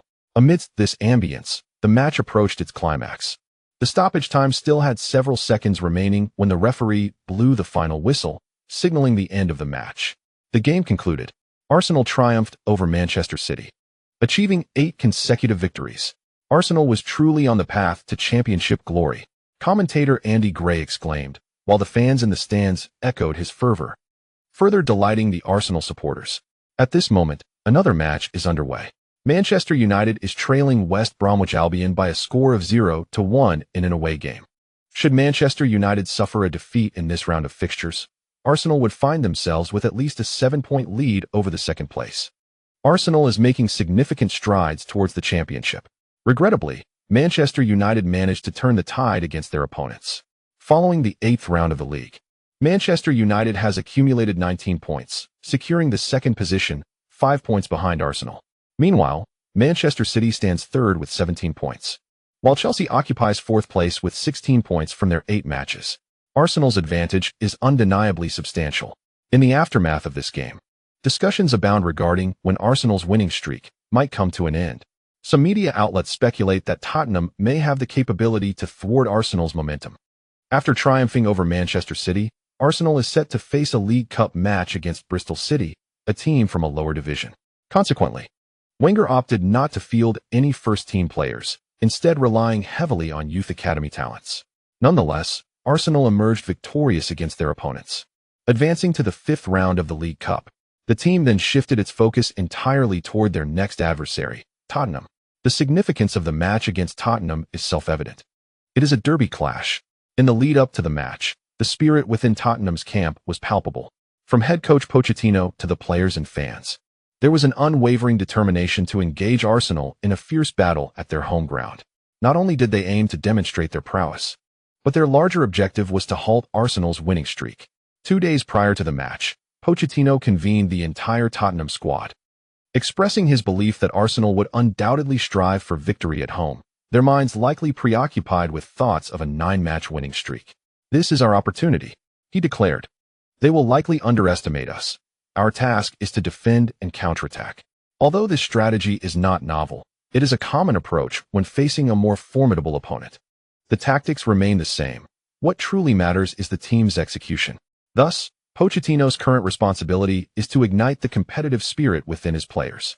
The North London derby requires little motivation. However, Pochettino seeks to stoke the flames further. As both teams took to the field, Pochettino sat on the bench, and every Tottenham player received an enthusiastic welcome from the home crowd. Meanwhile, Wenger was diligently analyzing Tottenham's starting lineup, which was unexpectedly different from what he had anticipated. This development left Wenger feeling somewhat out of control of the situation. The pivotal point lies in Sandro's position.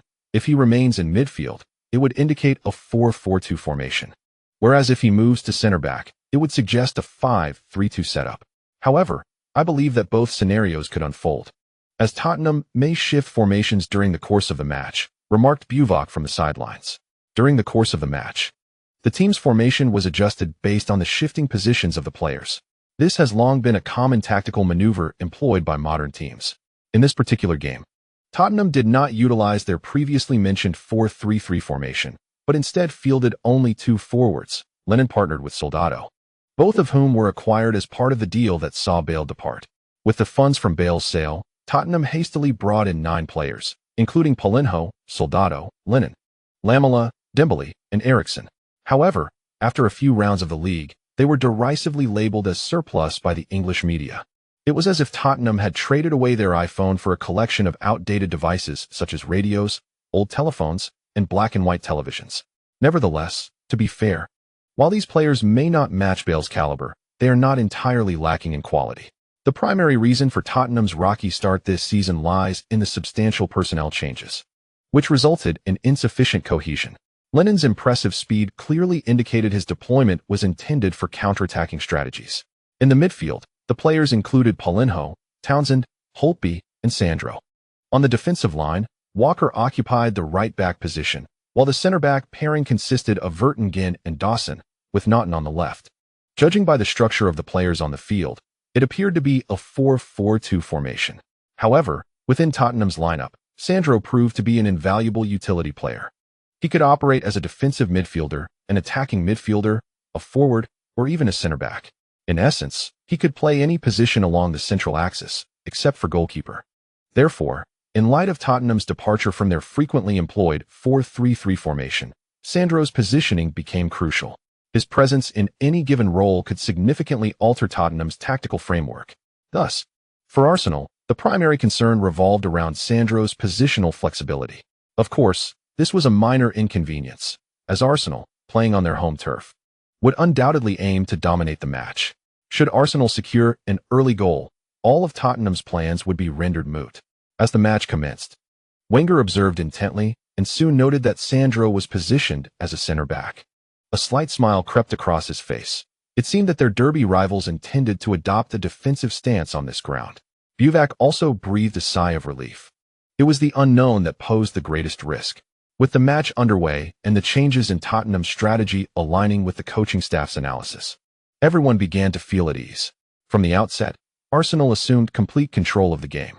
Tottenham retreated into their penalty area. The 5-3-2 formation inherently favored defense. The 5 defenders lined up in a row, supported by 3 midfielders ahead, while Soldado also dropped back during defensive phases, effectively transforming their defense into a 5-4-1 setup. The space was entirely occupied. Faced with such a defensive formation, the Arsenal players were well aware of the challenge. The key to breaking through a solid defense lies in patience. No team that adopts a defensive strategy can achieve absolute security. They will inevitably have counterattack plans in place. Lennon did not engage in defense, positioning himself alone at the forefront. Nevertheless, Arsenal could not afford to disregard him entirely. Someone must always mark him. Given the vastness of the pitch, allowing them to launch a few counterattacks could prove perilous. Hence, it was imperative for the team to maintain control of the ball, denying Tottenham any easy opportunities for counterattacks. The pace of the game was languid. Arsenal's passes flowed from left to right and back again, devoid of absolute chances. With no inclination to take reckless risks, this seemingly lethargic ball circulation had a purpose: to draw Tottenham's players out of position. On such a large field, even 5 defenders must maintain a certain distance from one another. If they spread too far apart, gaps would emerge, ripe for Arsenal to exploit. Thus, they had to keep their formation compact. Wherever the ball traveled, the Tottenham players were required to move collectively.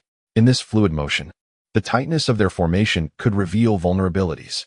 This, indeed, was the opportunity Arsenal sought to seize.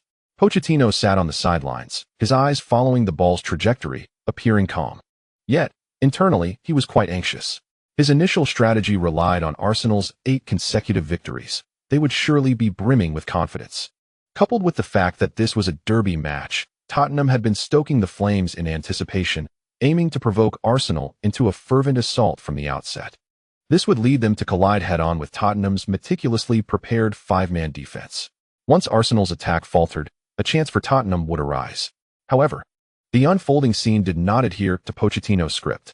Arsenal displayed remarkable patience in controlling the game, which heightened Pochettino's anxiety. Nonetheless, the role of a head coach sometimes demands a touch of theatrics. Pochettino could not reveal his apprehension. He maintained a slight smile, exuding confidence as if the situation was entirely under his control. This facade of confidence even deceived Wenger. What hidden strategy did he possess? Upon witnessing Pochettino's assured smile, Wenger found himself pondering. He approached the sidelines, gesturing downward with both hands. Since the opponent's tactics remained unclear, it was best to exercise even greater patience. The Arsenal players on the field, upon observing the coach's gestures, became increasingly cautious. After receiving the ball, Ye Luo passed it back to Fabinho, who then delivered a lateral pass to Cazorla. At that moment, Ye Luo made a diagonal run into the penalty area, causing a momentary disruption in Tottenham's defense. Ye Luo was the focal point of attention for the Spurs, and as he moved, space emerged behind him, an opportunity created for Arteta. Just as Arteta entered this space, Cazorla's pass arrived. Subsequently, Arteta unleashed a powerful shot. The ball struck the crossbar with a resounding thud and went out of play. Alas, Arteta, what a pity. After 10 minutes into the match, Arsenal finally began to initiate an offensive. The shot from Arteta struck the crossbar. Oh, look at Ye Luo's positioning. This time, Arteta's shot was the result of meticulous planning among the players on the field. Ye Luo's movement drew several defenders away, creating an opening in Tottenham's defense. And Arteta's shot nearly resulted in a goal. At this point in the match, Tottenham had yet to display their offensive capabilities. Given this, Arsenal would likely ramp up the pressure on their defense. In the commentary box, the announcers were jolted awake by Arteta's attempt on goal. The previously slow pace of the game had almost lulled everyone into a stupor, but Arteta's shot invigorated the atmosphere. The television broadcast repeatedly replayed this Arsenal attack. Ye Luo, Cazorla, and Arteta formed an iron triangle. Ye Luo's movement after passing to Cazorla left many football experts in awe, as it was clearly a route meticulously planned and thought out. Observing Ye Luo's run, one realizes that football is not merely about dribbling, breaking through, or shooting.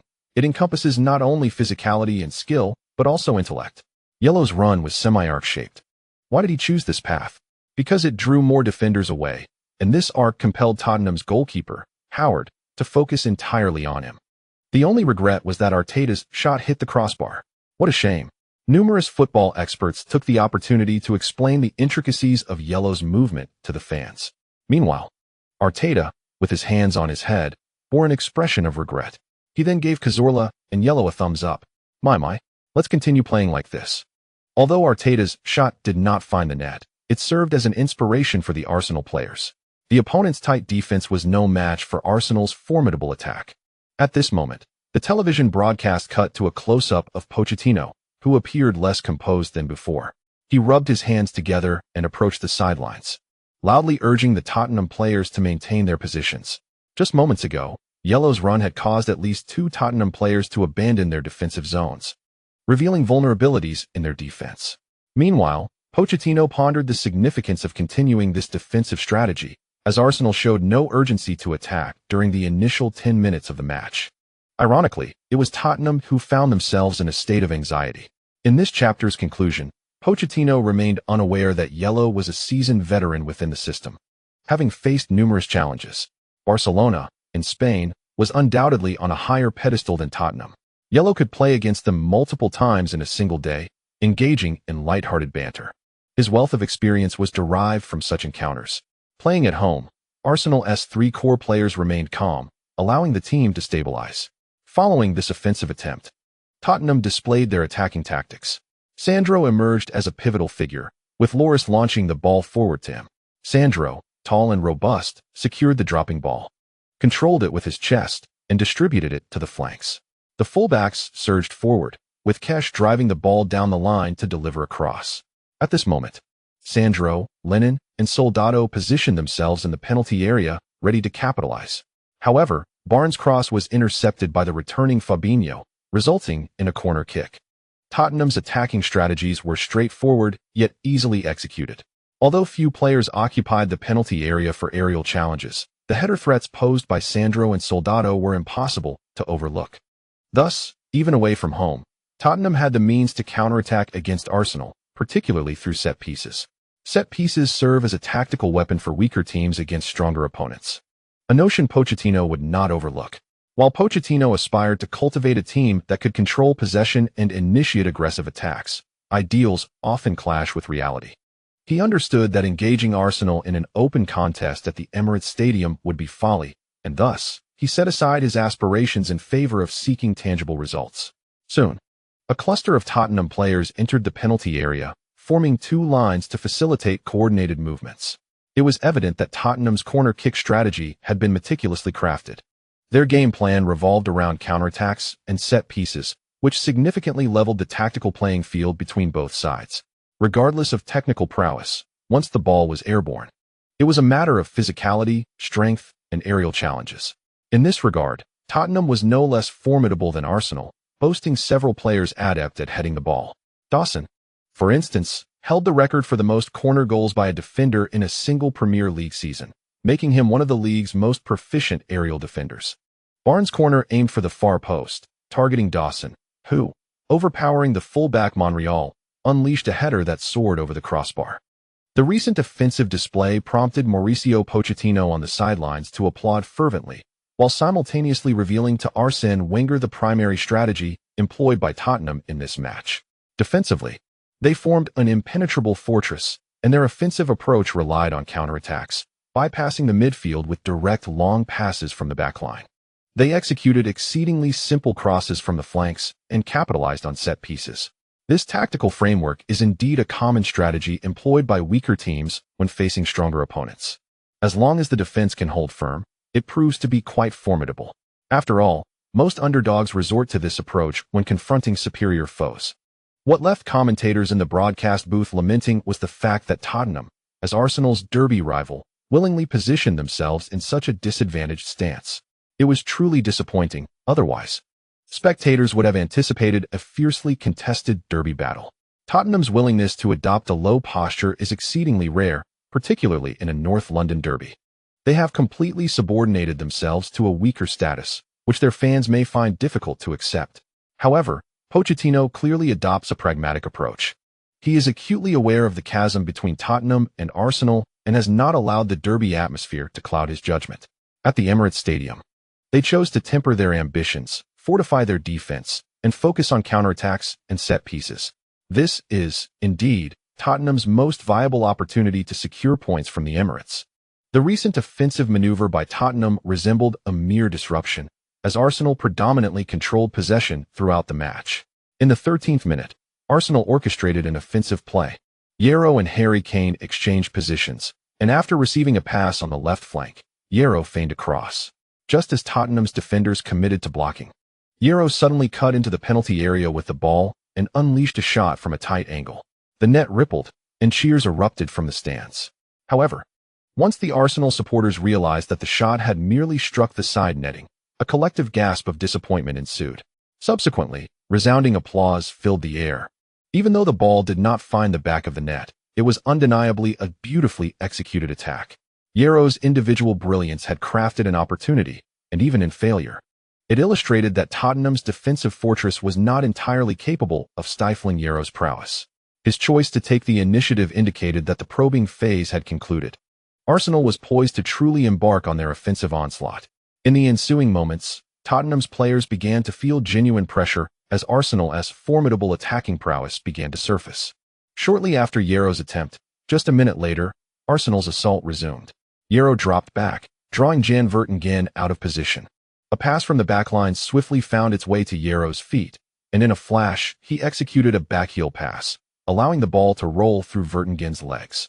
Vertonghen emerged from within the penalty area, momentarily finding himself in a brief opening. Even if Ye Luo receives the ball and passes it, the other Tottenham players have ample time to close the gap. However, Ye Luo does not halt the ball. Instead, he unexpectedly executes a backheel pass. As the ball rolls through Vertonghen's legs, on the opposite side, winger Sanchez swiftly darts into the penalty area, meeting the ball with a direct shot. Amidst the gasps of the crowd, Tottenham's goalkeeper Lloris performs a magnificent save, parrying the ball out for a corner. The Tottenham players barely have a moment to catch their breath when Arsenal's corner is taken. Ye Luo moves out from the penalty area to receive the ball. He pauses momentarily, then, without touching the ball, turns and lets it roll, causing chaos in the Tottenham defense. Ye Luo makes a lateral pass, and Cazorla, positioned just outside the penalty area, takes a shot. He aims for the lower right corner, and the ball, in full view of the fans, strikes the post with a loud thud. It bounces back, eliciting a collective sigh of disappointment from the stands. Just as the commentators begin to suggest that Tottenham has narrowly escaped disaster, a flash of red dashes forward. Tottenham defender Dawson prepares to clear the ball with his right foot. At that moment, he feels a gust of wind behind him, and simultaneously, he sees Arsenal fans leaping from their seats. arms raised in jubilation. Startled, he suddenly notices a figure standing right in front of him. It's Arsenal's number 10, Ye Luo. Dawson feels as if he has plunged into an ice cavern, helplessly watching Ye Luo deftly poke the ball away from him. Hope flickers in Dawson's eyes as he wishes for Ye Luo's touch to be heavy, causing the ball to roll out of play. After all, this is the small penalty area, and such an outcome is entirely plausible. Yet, in the next moment, Dawson's anticipation morphs into despair. Ye Luo, having nudged the ball away, swiftly sweeps it towards the goal with his right foot just before it crosses the baseline. The ball schemes past the post and into the net, leaving goalkeeper Loris with no chance to react. The ball has found the back of the net. Just as Arsenal begins to mount their offensive, Tottenham's resolute defense crumbles within 5 minutes. Cazorla shoots. Oh, what a shame. The post denies him. Ye Luo. In the commentators' exclamations, Ye Luo accelerates into the penalty area. After the pass, he does not pause but seeks an opportunity for a follow-up shot. As a forward, this instinct is innate. Indeed, he awaits his chance. Cazorla's shot strikes the post, and in an instant, Ye Luo springs into action, reacting far quicker than Dawson. He deftly pokes the ball away and, just before it crosses the baseline, completes his shot. Ye Luo's body hangs suspended in midair after the strike, showcasing the immense power behind his effort. The speed of the football was such that even goalkeeper Loris, positioned by the near post, had no time to react. The ball struck the net behind him, as if igniting a fuse that set the entire stadium ablaze. The Emirates Stadium erupted in fervor, accompanied by the ecstatic commentary from the announcers. While this goal may not rank among the most exquisite of Ye Luo's many strikes, it held profound significance for Arsenal, as it epitomized teamwork. Faced with Tottenham's resolute defense, Arsenal exhibited remarkable maturity. From the outset, they displayed patience in their passing, probing and seeking vulnerabilities in Tottenham's defense, ultimately delivering a decisive blow. A stunning follow-up. Almost on the goal line, Ye Luo swept the ball into the net. Dawson, in the presence of Ye Luo, appeared clumsy, akin to a farm tractor racing against a Ferrari. Ye Luo deftly nudged the ball away from him, executing a goal from an impossible angle. In the raucous Emirates Stadium, Pochettino was at a loss, visibly flustered. 15 minutes had passed, more accurately, just 5 minutes, since Arsenal had shown any real vigor in the preceding 10. In a mere 5 minutes, Arsenal dismantled what seemed to be a formidable defense from Tottenham with the precision of a master craftsman. This was not a long-range shot, nor a header, nor a free kick, but rather a testament to patient collaboration in the attacking third, culminating in a breakthrough through a series of incisive passes. By the time Cazorla took his shot, Tottenham had effectively conceded. Yet, the post offered a glimmer of hope for them. What ensued? Dawson's reaction was swift, but Ye Luo was swifter. Following Ye Luo's deft strike from a tight angle, Pochettino realized that the only hope for Tottenham to triumph lay in the realm of miracles. Arsenal's prowess had outstripped Tottenham's by a considerable margin. It mattered little that they were at the Emirates. Even on their home turf, Tottenham would struggle to overcome Arsenal. After Arsenal's goal, Tottenham was unwilling to concede defeat so easily. They attempted a counterattack, with Sandro shifting from midfield to a more advanced position. Tottenham sought to employ long balls, leveraging physicality to counter Arsenal's technical superiority. However, the success rate of such long passes is inherently low. If Tottenham had more opportunities to attack, it might have been different. Yet, control of the ball predominantly resided with Arsenal. Consequently, Tottenham's sporadic forays forward were largely reliant on long passes from the back, increasing the likelihood of losing possession and squandering their chances. As the match progressed, Arsenal's offensive onslaught intensified. Soon, the atmosphere in Tottenham's penalty area became fraught with tension. Thus, the second goal became an inevitable outcome. In the 28th minute of the match, it was once again Ye Luo. He executed a feint to pass after receiving the ball. At the very moment the Tottenham defenders reacted, Ye Luo deftly flicked the ball with his left foot to the right, spun around, and unleashed a powerful shot with his right foot. The ball skimmed along the grass towards the goal. Loris dove to his side in an attempt to save it. Yet it was beyond his reach. The ball grazed past his fingertips, striking the inner edge of the post and ricocheting into the net. A theoretical absolute dead angle. Ye Luo's shooting prowess left the commentators in awe. The score was now 2-0. The match had essentially lost all suspense. There was no more intrigue. Arsenal was poised to triumph in this derby, securing their 9th consecutive league victory. Even though it was merely the 28th minute of the first half, over an hour remained in the match. However, Andy Gray had already sentenced Tottenham to defeat. On the sidelines, Pochettino had returned to his seat, fully aware that the match was slipping beyond recovery. He shook his head in resignation, casting an indignant glance at Ye Luo, who was celebrating. With such a player in their ranks, what significance did winning hold? Just as the commentators had predicted, Tottenham was bereft of any capacity for a comeback. In the 58th minute of the second half, Ye Luo assisted Arteta in scoring, extending the lead to 3-0. Arsenal had fully secured their victory. In the 83rd minute, Ye Luo commenced his display of brilliance. He weaved past defenders along the wing and effortlessly lobbed the ball over the goalkeeper. 4-0. Amidst the cheers at the Emirates Stadium, the Tottenham players wore expressions of bewilderment. They had fought hard, but ultimately, the outcome was the same as before. They had once again succumbed to Arsenal, to Ye Luo, trailing by 4 goals. For anyone, the match had become hopeless. The final 10 minutes devolved into garbage time, with Tottenham players ceasing their pressing efforts. They accepted the result with calm resignation. After losing so often, they had grown accustomed to it. In the end, 3 minutes of stoppage time were announced. However, the referee prematurely blew the final whistle before the 92nd minute. After all, both sides had mentally disengaged from the match. There was no need for the game to continue. Chapter concluded. Chapter 50. A frenzied winning streak. The match has ended. The match has ended. Ye Luo has completed a hat trick. Indeed, he has once again achieved a hat trick, aiding Arsenal in a resounding 4-0 victory over Tottenham, clinching the North London derby. Tottenham has fallen to Arsenal once more, transforming what should have been an intensely contested derby into a one-sided affair. This is all due to Arsenal's remarkable transformation. With Ye Luo, they may well be one of the strongest teams in all of Europe. 9 consecutive victories. 9 consecutive victories. From the opening whistle until now, Arsenal has achieved 9 consecutive wins, marking the finest start to a league season in the club's history. A score of 27 positions them firmly at the summit of the points table. This season, who can thwart Arsenal? Such a formidable force in Ye Luo. After encountering several strong teams, Arsenal's upcoming opponents are all situated in the lower echelons of the table: Newcastle, Wigan Athletic, Norwich, Swansea, Southampton, and Everton. Should they triumph in these 6 matches, Arsenal will surpass their previous record of 14 consecutive victories in the English League, etching a new benchmark.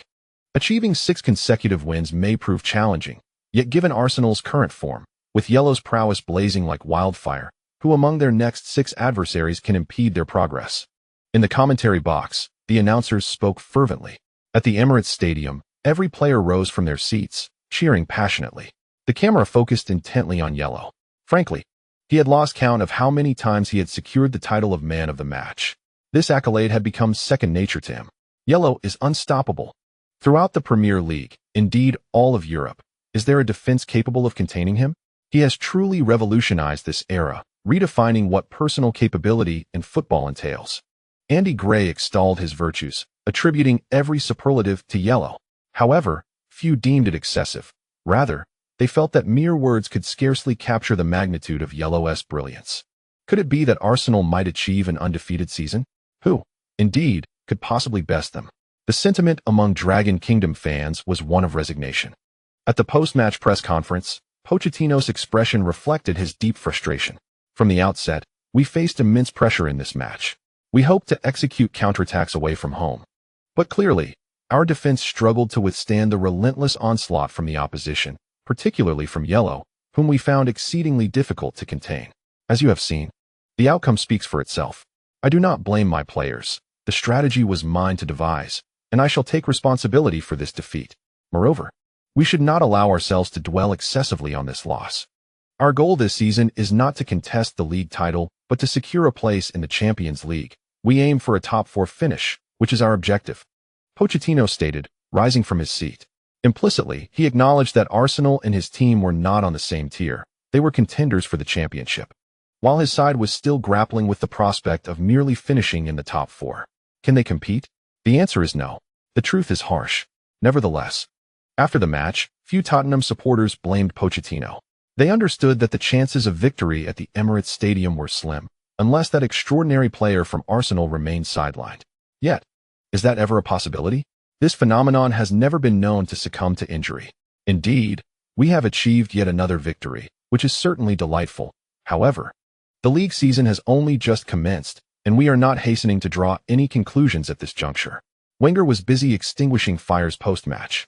While 9 consecutive wins are commendable, if the players become overly preoccupied with this streak, it may adversely affect the team's mentality and, consequently, their performance on the pitch.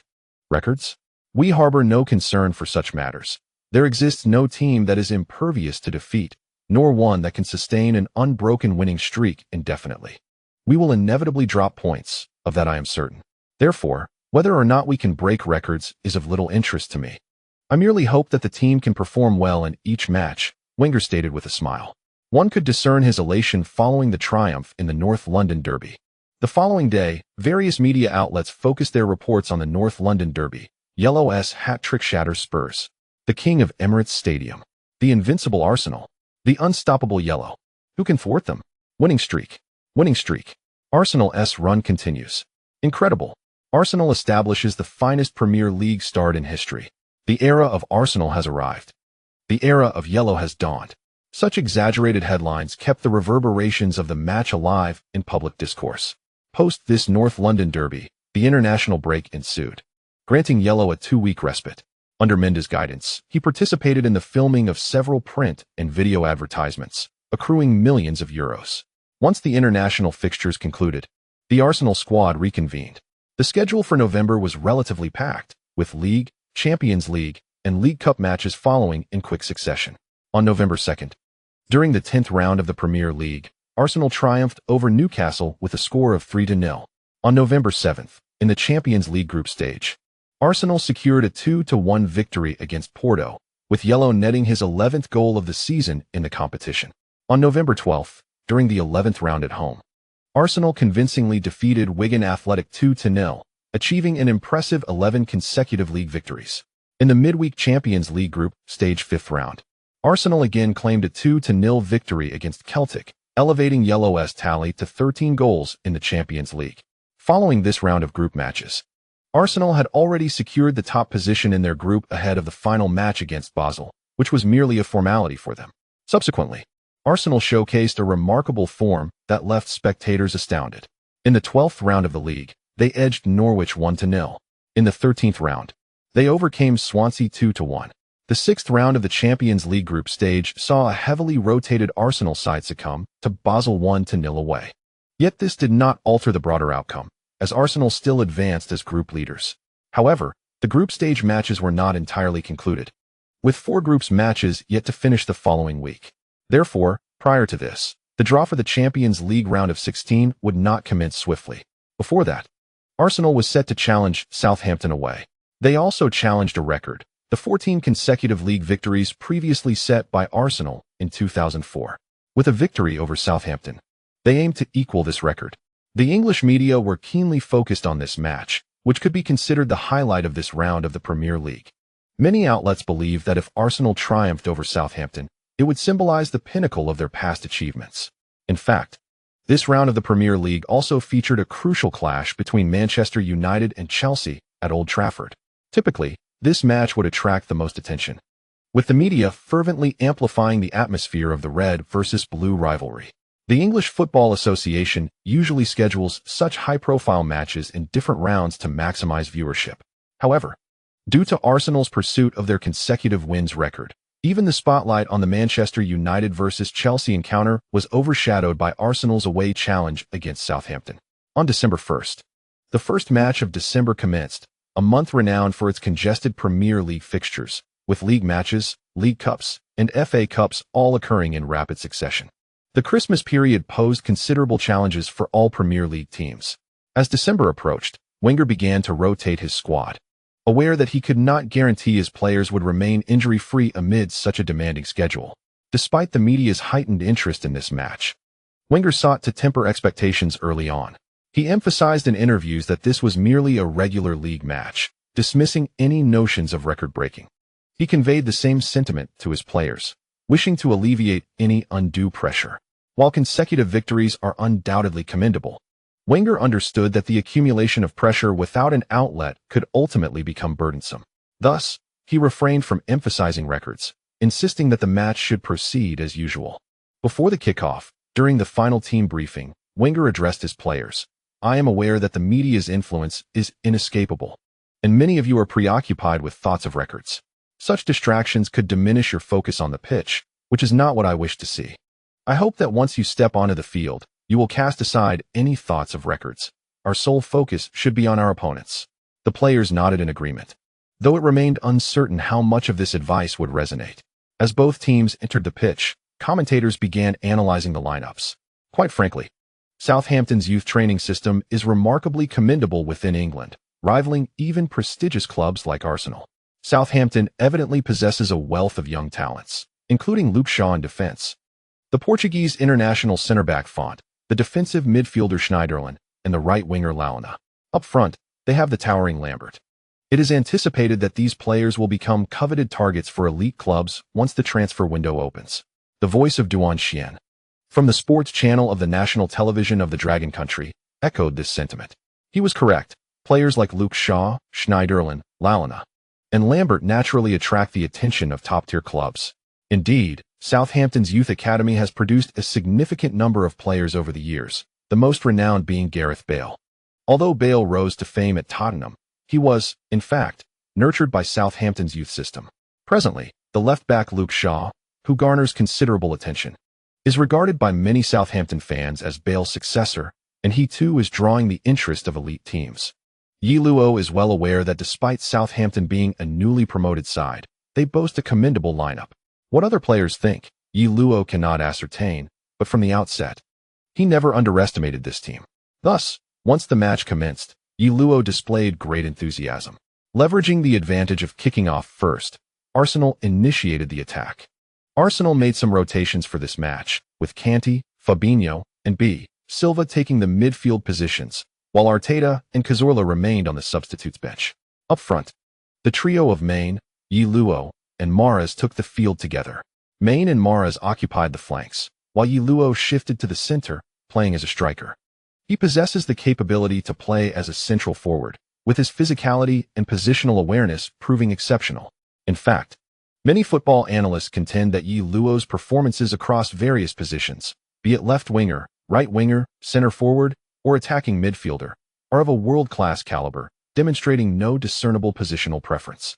His proficiency with both feet is remarkably balanced. He excels in aerial duels, shielding the ball from defenders, and making incisive breakthroughs. Such a player presents a formidable threat from any position on the front line. At the beginning of this season, Arsenal's so-called 8 lottery tickets, which have been a subject of mockery by the media and rival fans, are now beginning to show promise. The positive team atmosphere and commendable results greatly benefit the development of young players. In just a few rounds of the league, youngsters like B. Silva are gradually seizing opportunities, evolving from mere minutes in a match to now earning their first starting appearance in the Premier League. This growth can be described as a steady progression. Furthermore, to alleviate any concerns for B. Silva, Wenger has strategically placed Kanté and Fabinho as his protective shields, allowing him to focus solely on unleashing his creativity and delivering threatening passes. Wenger's pre-match encouragement swiftly calmed the somewhat anxious B. After his first touch, he regained his composure. He seized the ball near the center circle, deftly maneuvered past defenders, and lifted his gaze forward before delivering a precise through ball. Though not a razor-sharp incision, the midfield pass's potential to create a threat depended on the recipient. Upon receiving the ball at the edge of the penalty area, Yellow turned and unleashed a powerful shot, testing the Southampton goalkeeper's defensive skills. In his inaugural Premier League appearance, he made an impressive threatening pass. With Yellow on the field, Arsenal's midfielders could accumulate statistics to their heart's content. Yellow, splendid. Just moments into the match, he took a shot. His form remained exceptional. A corner kick. Within a minute of the game, Arsenal was awarded a corner. Chapter concluded. Chapter 51, a legendary season. Yellow, magnificent. The match had scarcely begun when Yellow issued an early warning to Southampton. It seemed that the likelihood of Southampton ambushing Arsenal at home was dwindling. Commentators, witnessing Yellow's performance, began to laud his efforts. Yellow's display served as a barometer for Arsenal. As long as he performed well, few would believe Southampton could pose any significant threat. At this moment, the match was just 1 minute in. The once fervent St. Mary's Stadium felt as if Yellow's shot had doused its fiery enthusiasm with cold water, significantly dimming the fervor. Southampton fans grew anxious, observing Yellow's retreating figure. Some fell silent, while others could not contain their boos. Yet, they knew that such jeers would likely have little effect on Yellow's performance. In every cozy pub where Arsenal supporters gathered, jubilant cheers erupted. Even if the shot did not find the net, they raised their glasses in celebration. The exuberance spread to every corner of Arsenal's domain. Well done. Haha. As long as Yellow performs as expected, victory is assured. Southampton cannot impede us. Oh, Yellow. In no time, songs extolling Yellow reverberated throughout every Arsenal fan gathering spot. Those Southampton fans realized their team would likely struggle to prevail against such an opponent. The cheers persisted unabated. For teams like Southampton, fighting relegation in the Premier League, a successful season typically yielded only 7 or 8 wins, with losses dominating. Yet, football transcends mere victories. For Southampton supporters, their allegiance to the club was never solely based on the number of wins or titles secured. After all, clubs like Southampton, newly promoted, often faced more defeats than victories in the Premier League.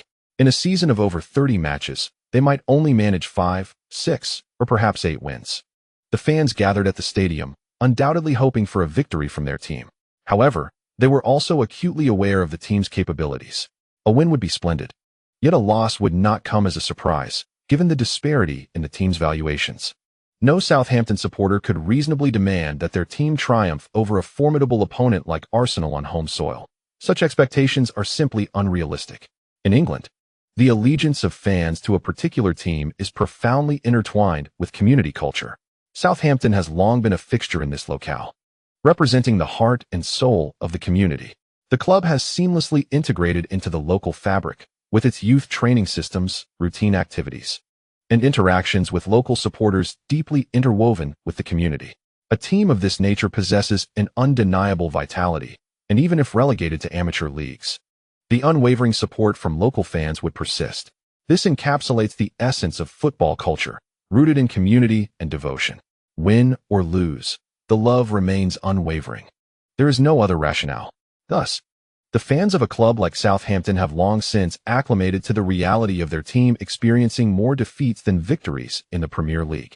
They do not demand that their team vanquish Arsenal at home, nor do they resort to vitriol when their players fail to overcome opponents of superior strength. They do not perceive a lack of effort from Southampton.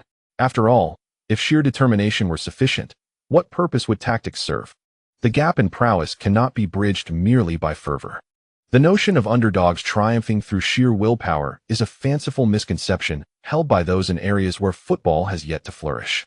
It is worth noting that Southampton's players indeed put forth considerable effort, fully aware that a loss would render them mere footnotes in the media narrative, overshadowed by Arsenal's record-chasing exploits. Thus, they too were disinclined to lose.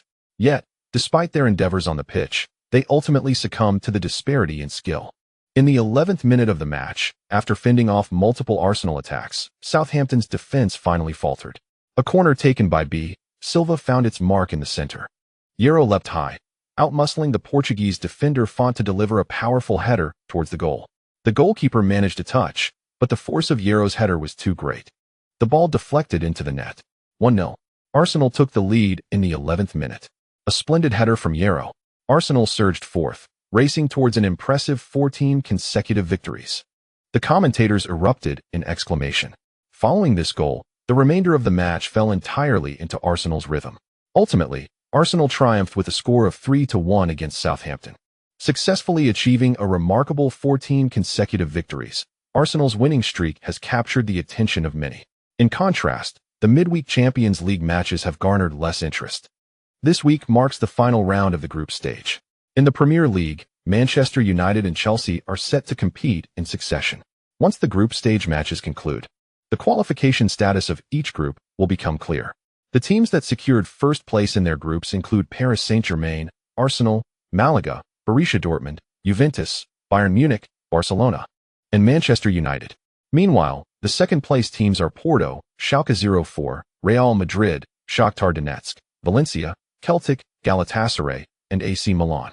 In the Premier League, the 4 teams participating in the Champions League saw Manchester United and Arsenal advance as group leaders.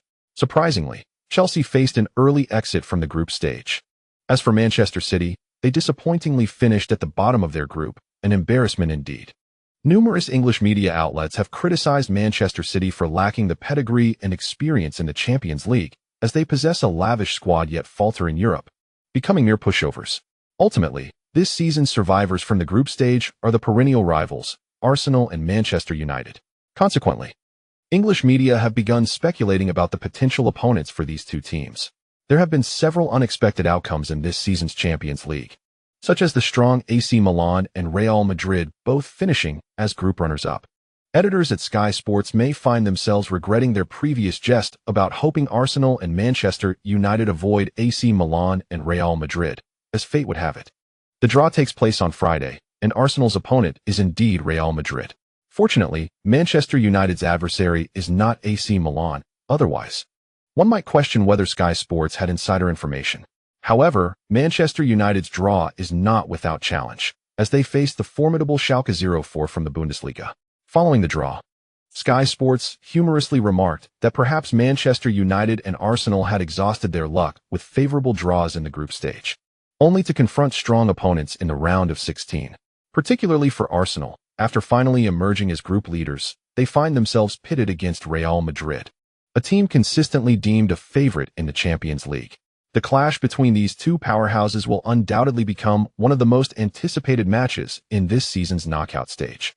The entire continent is abuzz with reports of Arsenal's encounter with Real Madrid. In England, attention swiftly shifts back to domestic affairs, particularly as Arsenal prepares for their away match against Everton. The English football scene is undeniably vibrant at this time, with Arsenal drawing Real Madrid. Media outlets have begun to sensationalize the narratives surrounding Ye Luo and Cristiano Ronaldo. Now, the whole of Europe is aware of Ye Luo's remarkable prowess. And what of Ronaldo? He will be presented with a formidable opportunity to challenge Ye Luo, as the English media has taken to framing it in a manner reminiscent of Cristiano Ronaldo as challenge to Ye Luo. In their perspective, Ye Luo's current status is evidently on par with that of Ronaldo. There exists but two categories of football players in the world. One is Ye Luo, and the other encompasses all others. The Arsenal Echo has boldly proclaimed this notion, and given the publication's pro-Arsenal inclination, few were taken aback by such assertions. Crucially, other English media outlets have echoed this report, sparking a fervor even before the commencement of the Champions League match. The English media has voiced its sentiments, while on the other hand, the media from the land of the bored ducks, represented by Marca, has expressed its discontent. A lively exchange ensued, heightening the anticipation among fans for the impending Champions League knockout rounds. Meanwhile, Arsenal has dedicated its focus entirely to domestic competitions. Ye Luo, in truth, is not overly concerned with his status on the international football stage. His primary focus lies on the upcoming match. The draw for the Champions League has certainly captured everyone's attention, and the prospect of facing Real Madrid has ignited discussions within Arsenal. Yet, this discourse remains confined, for the immediate task at hand is the preparation for their 15th league match against Everton. Prior to this, Wenger has shown the team recordings of Everton's matches from the current season. He places immense importance on this encounter, even more so than the forthcoming Champions League clash against Real Madrid, as it represents a pivotal step towards establishing a new record for Arsenal and surpassing Wenger's own past achievements. This transcendence heralds the dawn of a new era for Arsenal. Although it is likely that even a loss in this match would not jeopardize Arsenal's chances of clinching the league title, the pursuit of a record is undeniably enticing. The team has been preparing diligently for this milestone, and failing to achieve it could significantly dampen morale. In recent days, Wenger has been diligently eliminating any potential factors that might lead to Arsenal's defeat, such as pressure. Generally speaking, the greater the significance placed on a record, the more intense the pressure becomes. However, Wenger's method of alleviating this pressure does not involve instructing the players to disregard the match or the record. Instead, he reassures them, "Play with confidence. Regardless of the challenges we may encounter, do we not have Ye Luo?" In the meeting room, Arsenal's players erupted in laughter, casting glances toward their captain, Ye Luo, with some even playfully whistling in excitement. Ye Luo responded with a smile, refraining from contradicting Wenger, and exhibited neither anxiety nor discontent. He accepted the pressure imposed by Wenger with calmness, fully aware of the weight of expectation. This is Wenger's method of alleviating pressure on the entire team. He has shifted the burden that should be shared among all players solely onto Ye Luo's shoulders. The weight of this pressure is borne entirely by Ye Luo. allowing the others to feel comparatively unburdened. Such an approach, if employed by other teams, would undoubtedly be considered inhumane and a shirking of responsibility. However, within Arsenal, this practice is not only commonplace, but also deemed appropriate. Yellow perceives no fault in this strategy. As the linchpin of the team, he is the trusted captain, and the only player endowed with unrestricted authority. Moreover, he is the highest paid player in the squad, his salary constituting 30% of the team's overall payroll. Even when stripped of tactical considerations, is it not expected of someone earning such a substantial wage to shoulder their responsibilities? Within the Arsenal ranks, there exists a consensus. When issues arise, they turn to Yellow, and with him as their stalwart, the players have little to worry about. If the sky were to fall, he would be the one to bear it. With Yellow's calm demeanor, Arsenal arrived in Liverpool, preparing for their match against Everton. Naturally, Everton's fans were unwilling to be mere stepping stones for record-breaking achievements. A banner at Goodison Park boldly declared their stance. Everton will not be a stepping stone for records. It conveyed a clear message. Arsenal should not expect to tread upon Everton in pursuit of new milestones, an outcome that was unequivocally unacceptable. In the locker room, Wenger observed his players, their expressions relaxed and unaffected by the away atmosphere. He understood the reason behind their composure. They had Yellow behind them. Everything that needed to be said had been articulated. Each player had a clear understanding of how to approach the match. Yet, it was crucial to remember that this game was not merely a historical moment. They were on the verge of creating even greater records. Were they truly satisfied with a mere 15 consecutive victories? Wenger recognized that, in addition to alleviating pressure, he must instill ambition within his players, igniting a thirst for more. A team fueled by such hunger becomes invincible, relentlessly pursuing greater achievements without settling for mediocrity. Wenger was acutely aware that the current Arsenal squad was far from resting on their laurels. They had much yet to attain. Their thirst for success was palpable and abundant. "Let us take them down," Yellow shouted, raising his fist, which resonated throughout the locker room, igniting a fervor among his teammates. "Take them down," echoed the Arsenal players.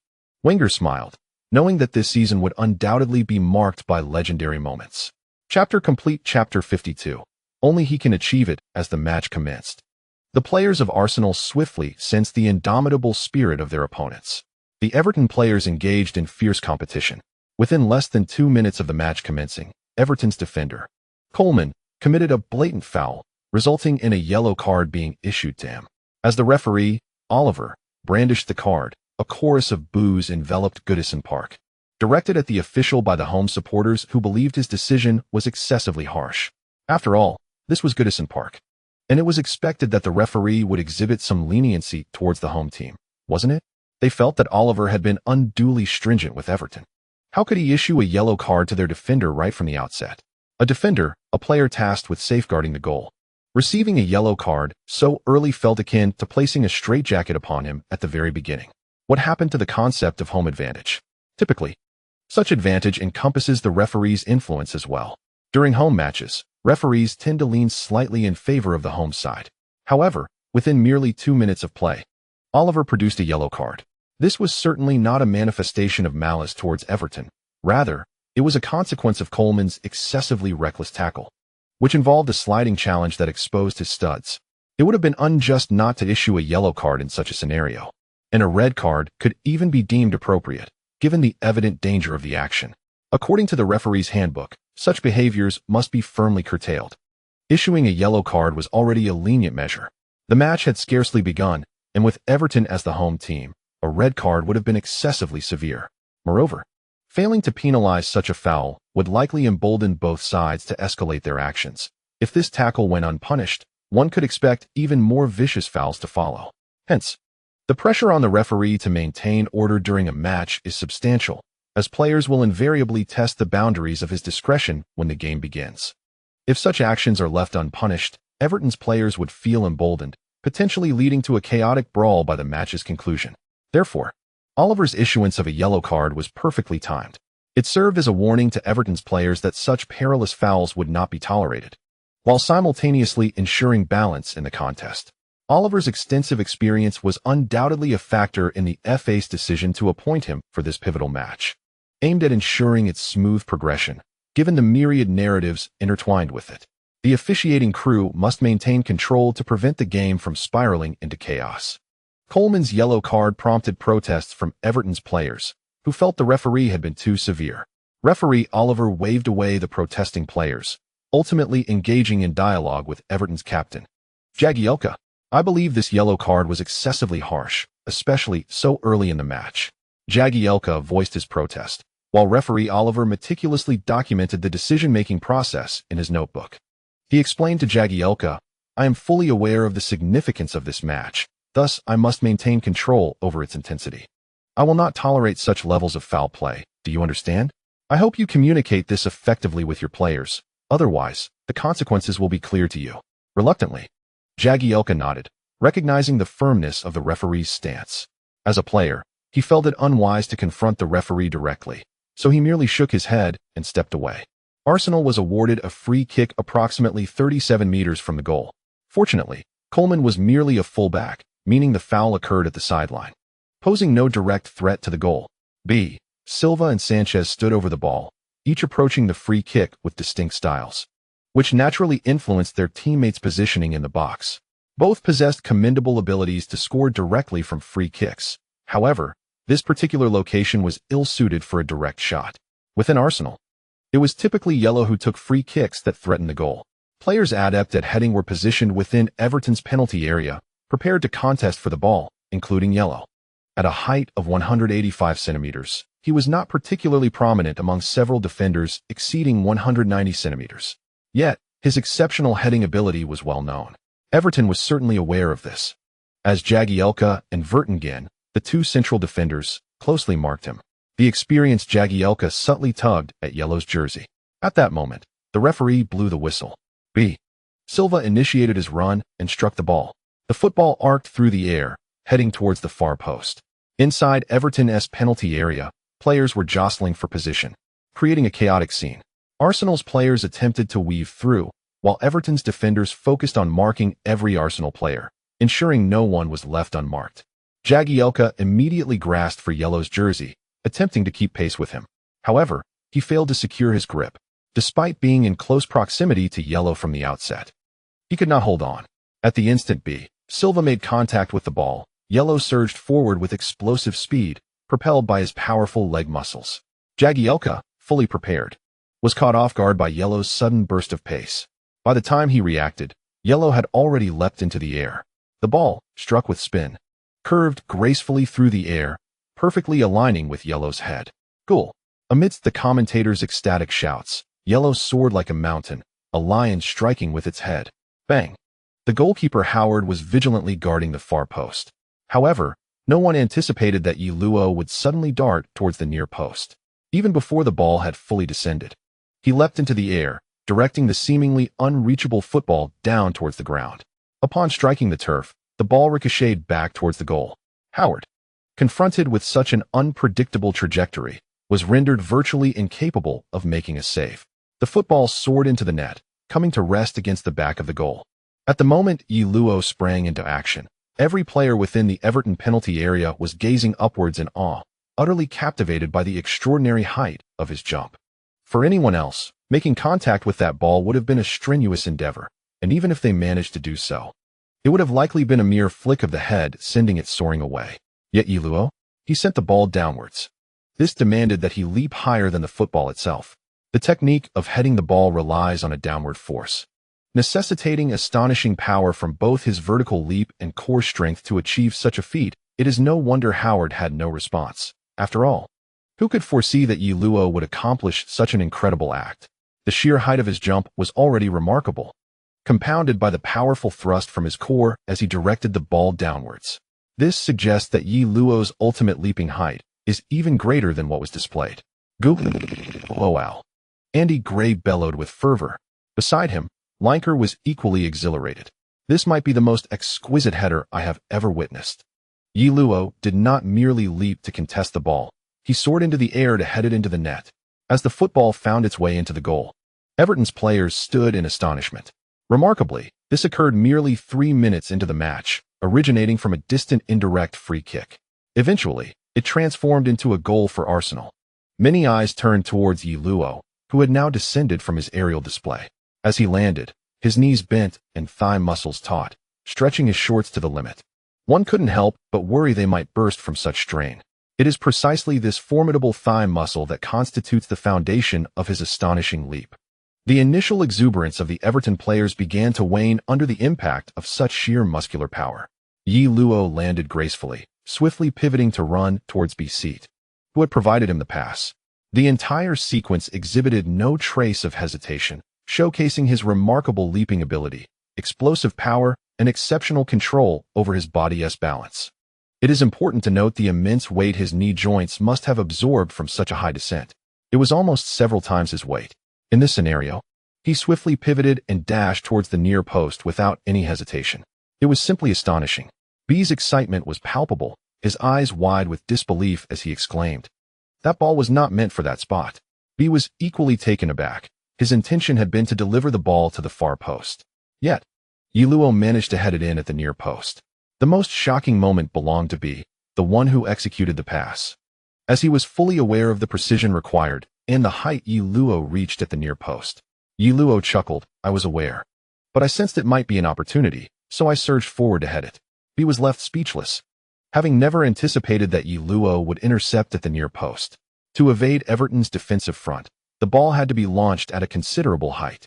Ye Luo's leap had his head soaring well above the crossbar. The other Arsenal players were momentarily stunned upon witnessing Ye Luo's goal, not expecting him to score from the near post. However, as they regained their composure, they rushed towards Ye Luo and B, celebrating the goal together. Wasn't this something only Ye Luo could accomplish? Because of Ye Luo, they felt assured that no matter how formidable the opponents or how challenging the circumstances, victory was within their grasp. He was the very essence of triumph, the guarantee of success, the pillar of strength for the Arsenal players. They all enveloped Ye Luo in a jubilant embrace, reveling in the moment. Behind them stood a bewildered group of Everton players. Howard stared blankly at the ball in the net, his expression one of shock. Jagielka mirrored his astonishment, turning to glance at Ye Luo's retreating figure, utterly at a loss for words. Coleman, with his hands on his head, couldn't fathom that his foul would lead to such dire consequences. His initial intention had been to assert dominance over the Arsenal players, to show them a thing or two. But what was the outcome? Just 3 minutes into the match, his team found themselves trailing. The Everton supporters in the stands fell silent as Ye Luo suddenly charged towards the near post, leaping high to drive the ball into the net. The Everton fans behind the goal witnessed this spectacle in stark clarity, their faces frozen in astonishment, mouths agape, eyes wide with disbelief. The entire Goodison Park was rendered speechless by Ye Luo's audacious feat. The Arsenal players' celebration was brief, and the match resumed swiftly. For Everton, conceding a goal just 3 minutes into the game was a significant blow, casting a shadow over their performance in the subsequent moments. It was destined to leave their supporters in disappointment. However, the dynamics on the field have been entirely dominated by Arsenal. As for Everton, not only did they fail to score, but simply avoiding further goals against them would be commendable. Fortunately, Howard has been exceptional during this period, preventing Everton from conceding multiple goals in quick succession. They managed to withstand Arsenal's relentless onslaught for 5 minutes. Yet, before the fans could exhale in relief, just 6 minutes after conceding a goal, they found themselves trailing again. In the 9th minute of the match, Yellow received the ball on the flank, forcefully cutting inside past the fullback Barnes and penetrating the penalty area. As all of Everton's defenders rushed towards him in a state of alarm, Yellow deftly lifted the ball, redirecting it to the other side. There, Sanchez, who had made a diagonal run from the right, received Yellow's nurturing assist without hesitation, striking the ball directly. The football sailed effortlessly into the net. Everton now found themselves 2 goals behind. Oh, Alex Sanchez. Sanchez. Andy Gray could not help but exclaim. He had aided Arsenal in extending their lead, yet the credit for this goal belonged to Yellow, whose forceful breakthrough on the flank had drawn the attention of nearly all of Everton's defenders. Once Yellow delivered the pass, Sanchez was entirely unmarked, allowing for a straightforward shot that resulted in a goal. Following the goal, Sanchez joyfully sprinted towards Yellow, eager to express his gratitude for the nurturing assist. Being teammates with Yellow was likely one of the most exhilarating experiences for Sanchez to date. The majority of the opposing defense's focus was directed towards Yellow, consequently providing ample opportunities for his teammates. In this world, there exist 2 types of players. One is like Yellow, whose presence can attract the majority of defensive attention. He is capable of dribbling, holding off defenders, shooting, and passing. On the field, he allows his teammates to play with greater ease. The other type, colloquially known as a striker, does not engage in holding off opponents, but merely positions himself, seizing opportunities.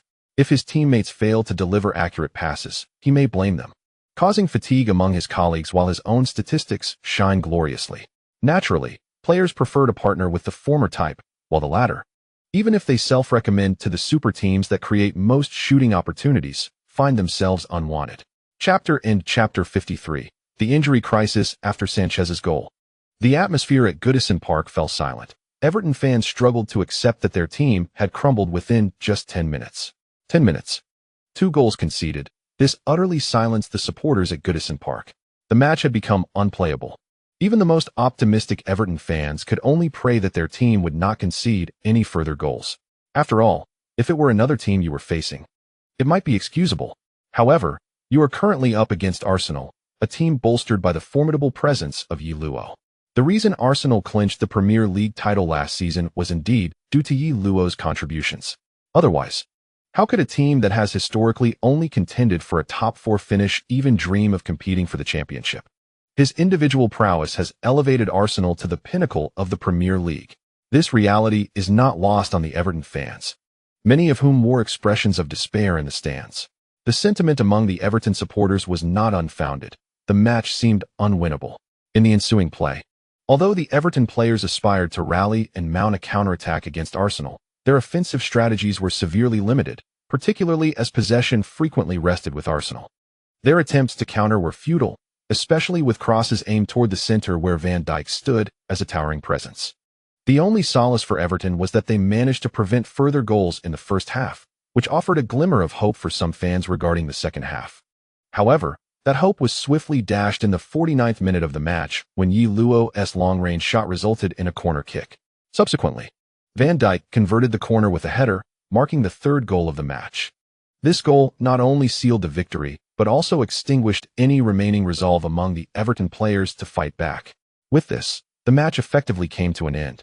The Everton players, having conceded the 3rd goal, were utterly demoralized and had relinquished any expectations of halting Arsenal's winning streak. Following Van Dijk's goal, there remained a full 40 minutes until the end of the match. In theory, this was ample time.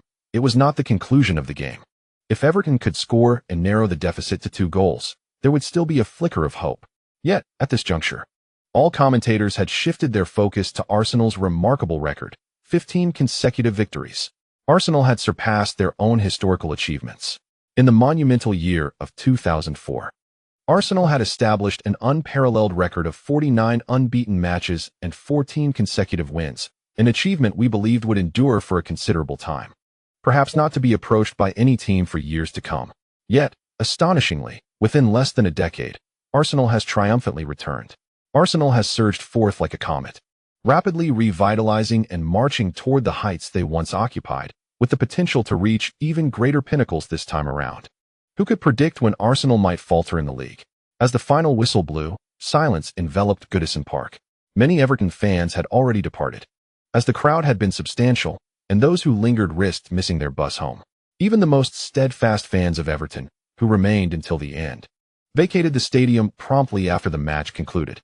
The players of Everton hastily departed, leaving the stadium to be wholly claimed by the players and supporters of Arsenal.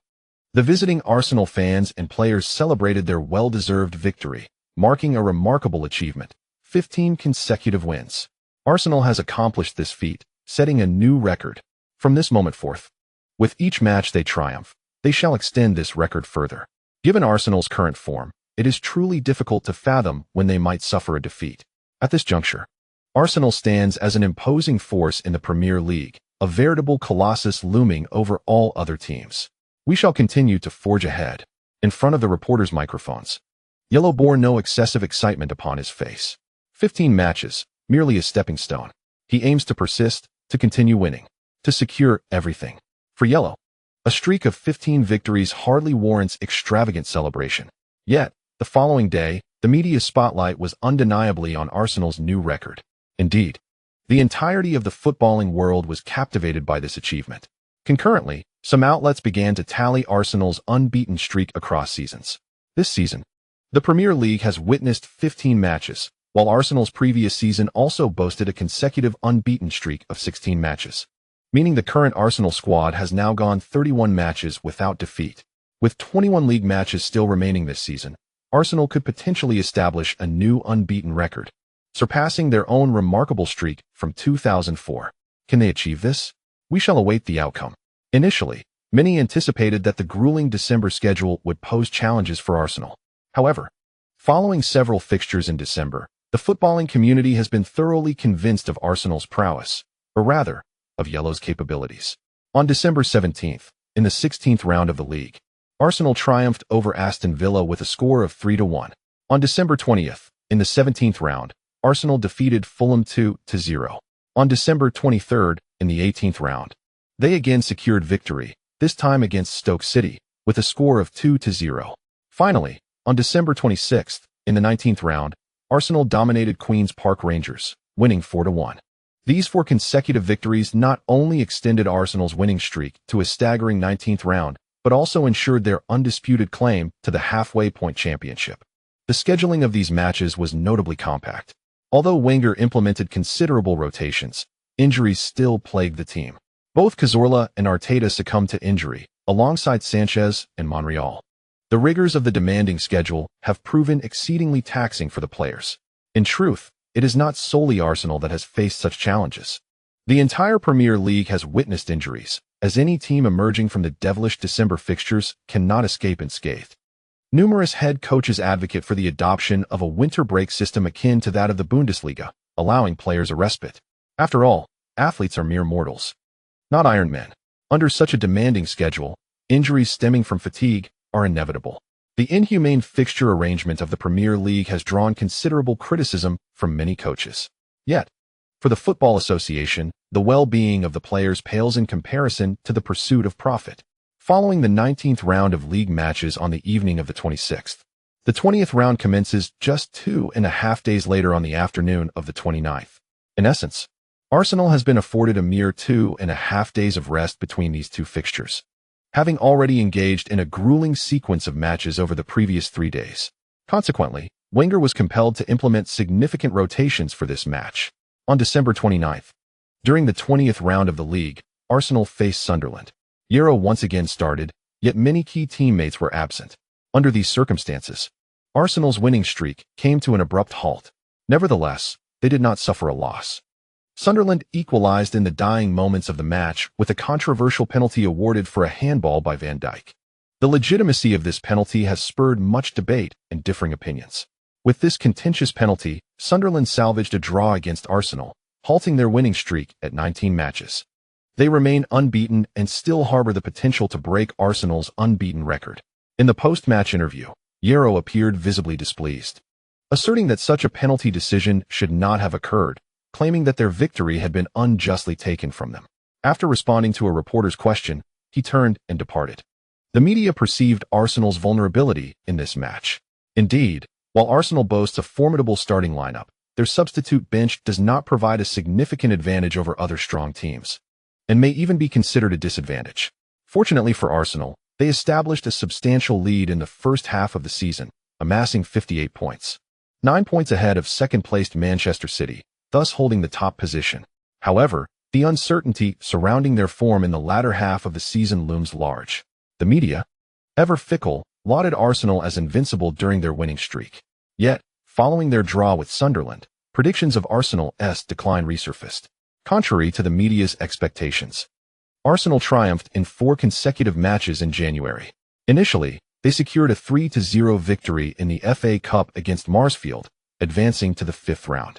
Subsequently, they achieved 3 consecutive wins against Norwich, West Bromwich Albion, and Swansea, maintaining their unbeaten streak. As time moved into February 2013, the Champions League knockout stage was set to commence. Arsenal's first challenge would be against Real Madrid at home.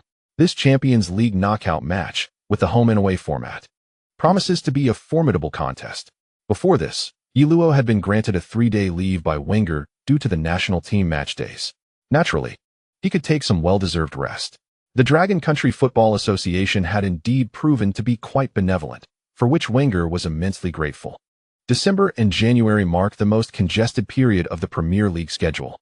Initially, it was believed that if Arsenal could endure these 2 months, they would face no further issues. However, following the 2 weeks of national team fixtures in February, Wenger found himself in a predicament. Perhaps it was the fatigue stemming from the previous intense schedule, but upon returning from the national break, Arsenal was beset by a wave of injuries. Key players such as Harry Kane, Virgil van Dijk, and Fabinho were sidelined, compounded by the prior injuries to Arteta and Cazorla. After the 2-week national team break, Arsenal reconvened, only to find that half of their starting lineup was missing.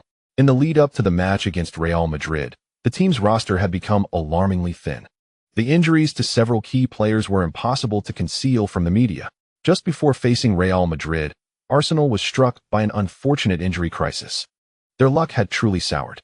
They had been in excellent form, to the point where many in the media believed Arsenal could eliminate Real Madrid and advance to the Champions League quarterfinals. However, with the absence of several vital players, Arsenal's future appeared uncertain. Reports from Sky Sports painted a rather bleak picture. Regardless of the team, losing so many key players would undoubtedly have an unbearable impact, particularly as they prepared to confront a formidable opponent like Real Madrid. Perhaps the only silver lining for Arsenal was that Ye Luo remained unscathed. Their misfortune was exacerbated by the onset of injuries just before such a crucial match in the Champions League.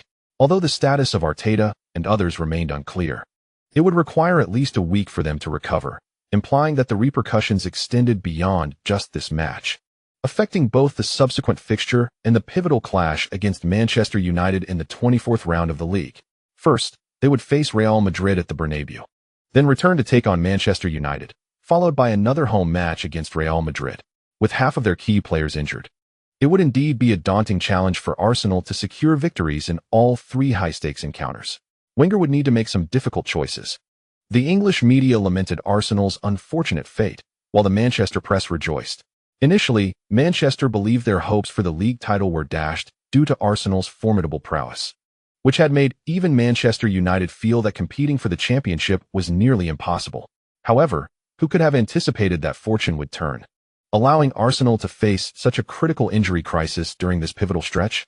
Arsenal would have to field a diminished squad against Real Madrid before facing Manchester United, followed by an away match in Madrid, with 3 consecutive high-intensity confrontations ahead. The intensity of such a match may further undermine Arsenal's squad. In other words, Arsenal is likely to be overwhelmed under such pressure. Fans of Manchester United and Manchester City are elated, as they perceive a glimmer of hope, hoping to see Arsenal brought down. Carlo Ancelotti in Madrid is also attuned to the condition of his rivals. The injury of key players on the opposing side is undoubtedly splendid news for Real Madrid. Emerging as the second in the group has imposed considerable strain on Ancelotti, especially after drawing a formidable opponent like Arsenal. Ordinarily, with Real Madrid's illustrious heritage, they would not shy away from Arsenal. However, with Ye Luo now serving as Arsenal's captain, the memories of past defeats to him loom large. Confronting Ye Luo once more places immense pressure on the entire Madrid squad. Yet, at present, Real Madrid finds itself with a rare opportunity. While Ye Luo is indeed formidable, Arsenal has lost half of its key players. Ancelotti does not believe that Arsenal can achieve anything before the constellation of stars that is Real Madrid, solely relying on Ye Luo. Chapter 54 concludes with Madrid initiating the offensive. The injury list includes Cazorla, Arteta, Sanchez, Harry Kane, Fabinho, and Monreal. This extensive roster of injuries has left many concerned for Arsenal. With half of their main players sidelined, Arsenal faces a grueling schedule that is truly daunting. From this injury list, it is evident that the sole remaining threat from Arsenal to Madrid is Ye Luo. To this day, no media outlet dares to assert that Real Madrid is guaranteed victory, solely because Ye Luo remains on Arsenal's side. As long as Ye Luo is present, no team can confidently claim a certain victory over Arsenal. Consequently, the media in Madrid has begun to stir the pot, speculating on Ye Luo's potential transfer to Real Madrid. The tone of Madrid's media suggests that Ye Luo will indeed join the ranks of Real Madrid following the season's conclusion. However, they possess no evidence, merely spouting baseless claims. The Madrid media has also resurrected the narrative of Arsenal's tradition of selling their captain annually. This year, they did not sell their captain, but they will next year. As is customary for Arsenal, the coverage by AS has provoked ire among Arsenal fans, particularly those who have seen it echoed by local English newspapers. Yet, there is a lingering uncertainty within their hearts. This behavior is typical of the Spanish media, while the English media is equally unprincipled. It does not serve as a mere mouthpiece for any particular team. The English media's lack of ethics is driven by the pursuit of traffic and profit, contrasting with the Spanish media, which predominantly acts as the voice for specific clubs, such as Real Madrid's two main outlets, Marca and AS. For instance, the two principal mouthpieces of Barcelona, namely Mundo Deportivo and Sport, often engage in baseless reporting. What? You mention integrity? Such a concept is non-existent for them. They are merely beholden to their affiliations, focusing solely on their own interests rather than the truth. In contrast, Madrid's media view public opinion as a weapon to assail their rivals. They aspire to disrupt Arsenal's preparations by sensationalizing rumors surrounding Real Madrid and Ye Luo. The ideal scenario would be to sow discord between Ye Luo and Arsenal. Thus, they fabricate stories about Ye Luo's supposed transfer to Real Madrid, conjuring them from thin air. Through the Madrid media's exaggeration, these rumors have indeed captured the attention of fans, with many taking them at face value. After all, rumors linking Real Madrid with a player hold significant market appeal. Regardless of circumstances, Real Madrid remains one of the most alluring clubs in contemporary football. Numerous players harbor dreams of donning the illustrious white jersey, even those currently entrenched in other elite clubs. Take Cristiano Ronaldo, for example. As a Ballon d'Or winner nurtured by Manchester United, he achieved remarkable success there. In terms of team strength and potential for accolades, Manchester United at that time far surpassed Real Madrid, which was merely a shadow of its former self, consistently exiting the Champions League in the round of 16. Meanwhile, Manchester United was basking in glory, reaching the Champions League finals twice in 3 years. Nevertheless, in pursuit of a transfer to Real Madrid, Cristiano Ronaldo resorted to every means possible, with his family publicly lamenting to the media, claiming that Manchester United's refusal to release him amounted to enslavement. He even expressed a desire to die at the Bernabeu. If even the prodigious talent cultivated by Manchester United could not resist the allure of Real Madrid, what hope does Arsenal have of retaining Ye Luo? Currently, Madrid's media suggests that Ye Luo is set to transfer to Real Madrid, leading many fans to speculate that there may be some truth to it. Consequently, a wave of concern has swept through Arsenal supporters. While Ye Luo's market value is indeed substantial, Real Madrid possesses ample financial resources. What if, hypothetically, they were to propose an astronomical transfer fee and salary? Would Ye Luo truly turn it down? After all, Cristiano Ronaldo, nurtured by Manchester United, departed without hesitation. As for Ye Luo, who was brought in by Arsenal, he bears no moral obligation to stay should he choose to leave. It is no wonder that Arsenal fans are anxious. As Ye Luo drove towards the team's training center, he was greeted by throngs of supporters waving banners, pleading, "Ye Luo, please don't abandon us. This is your home. We love you." The fans raised their placards, chanting slogans, hopeful for Ye Luo's continued presence. While numerous media outlets captured the poignant scene. Dear audience, prior to the match against Real Madrid, a significant announcement emerged from Madrid. According to Marca, Ye Luo is set to transfer to Real Madrid at the end of this season. This revelation has sparked a considerable uproar, prompting many Arsenal fans to gather at the training ground, hoping to persuade Ye Luo to stay. The allure of Real Madrid is undeniably strong, leaving Arsenal supporters in a state of concern. Perhaps the fans wish for Ye Luo to publicly dispel the rumors. With the critical battle approaching, Arsenal is grappling with a wave of injuries, compounded by the unsettling news regarding their pivotal player Ye Luo potentially joining their rivals. This is indeed a further blow to Arsenal's already precarious situation. Observing the throngs of fans and journalists, Ye Luo could not help but smile wryly. The media in Madrid possesses an extraordinary talent for fabricating stories. The barrage of reports over the past couple of days has placed Arsenal in a precarious position. It appears that Ye Luo must address the rumors with utmost seriousness. While other players may harbor dreams of playing for such a prestigious club, Ye Luo does not share that sentiment. He is unconcerned about offending Real Madrid. Consequently, the following day, the media featured Ye Luo earnestly addressing the rumors in an interview. "Am I going to Real Madrid? Why would I go there? Yes, some say their squad is formidable, but so what? To me, only cowards and timid souls would choose to join a team like Real Madrid, thinking they can effortlessly claim championship trophies and secure a spot in the Champions League each year. I have no interest in such patronizing accolades. I intend to forge my own legacy at Arsenal. I will not tread the path others have taken. I will carve my own. Many journalists gasped at his words. His tone, though undeniably audacious, was also profoundly offensive to Real Madrid. Such remarks left no room for reconciliation. Most players make every effort to avoid antagonizing a club of Real Madrid's stature, given its significant influence in European football. Moreover, many players may indeed harbor aspirations of joining such illustrious clubs. Yet, Ye Luo's statements have unequivocally alienated Real Madrid, effectively severing his own potential future there. Arsenal fans were naturally elated to hear Ye Luo's stance, while Real Madrid supporters were incensed, perceiving his words as a blatant disrespect toward their club.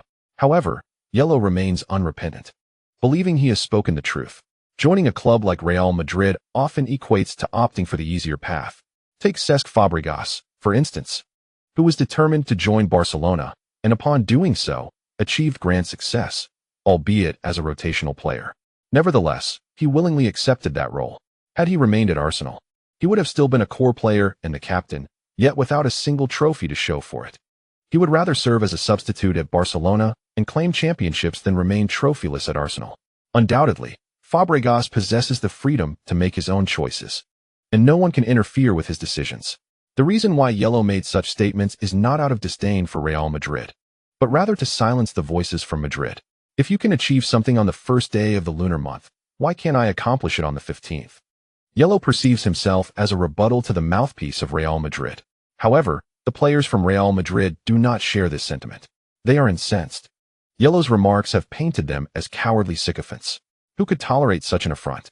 Ramos could no longer restrain himself and countered. Not a single championship has been won without effort. Only the brave deserve to be chosen by Real Madrid. Cristiano Ronaldo has never held Ye Luo in high regard and openly mocked him. He is envious of us. He yearns for the ease of winning championships as well. The captain of Real Madrid, Casillas, also refuted Ye Luo's claims. We have always respected our opponents, and I hope our rivals can reciprocate. Nearly all the players from Real Madrid reacted with indignation towards Ye Luo's comments, rendering him the enemy of Madrid. Yet, what no one anticipated was that the first strike came from Madrid. Arsenal fans breathed a collective sigh of relief, with the deteriorating relationship between Ye Luo and Real Madrid. A transfer to the latter seemed implausible. Arsenal supporters felt reassured, knowing their captain would not abandon them for Real Madrid. The focus shifted towards confronting the premier club in Europe. Real Madrid arrived in London a day early, boasting a robust squad unburdened by injuries. The English media expressed concern as Arsenal faced several key absences against such formidable opponents, compounded by the challenging schedule of home and away matches. All unfavorable conditions seemed to converge. Could Arsenal triumph over Real Madrid? Few in the English media held any confidence. However, if they could not secure victory at home, the prospects for the away match appeared grim. Amidst the prevailing pessimism in the English media, the day of the match arrived. As the players made their way through the tunnel prior to the match, Ye Luo, adorned with the captain's armband, led the procession. Behind him were the hostile gazes of numerous Real Madrid players, who were far from amicable towards him.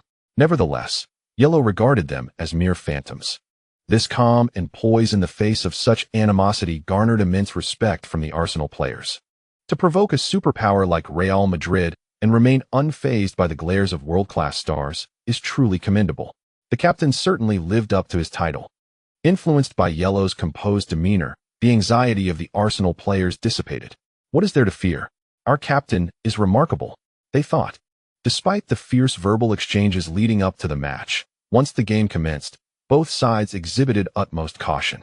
Arsenal, on their part, remained silent. Their starting lineup appears to be a mere patchwork. The central defensive pairing, consisting of Koscielny and Mertesacker, leaves Wenger feeling quite uneasy. In the absence of Van Dijk, the team's defense resembles a ship without an anchor. The left-back position is occupied by the young Gibbs, while Cancelo takes the right flank. The midfield is predominantly youthful, featuring Kante, Silva, and Wilshere. These three young midfielders form the core of Arsenal's starting 11 for this match. It is noteworthy that they are up against formidable opponents in the midfield, Xavi Alonso, Khedira, and Modric. On the front line, there are Ye Luo, Giroud, and Maine. This starting lineup appears even more daunting than last season's. Thus, it is entirely reasonable for Wenger to deploy a more conservative strategy at the outset. Arsenal set up a defensive counter-attacking stance at home, while Real Madrid's coach, Ancelotti, also places significant emphasis on defense. After all, they are playing away on Arsenal's turf, especially with Ye Luo in the lineup.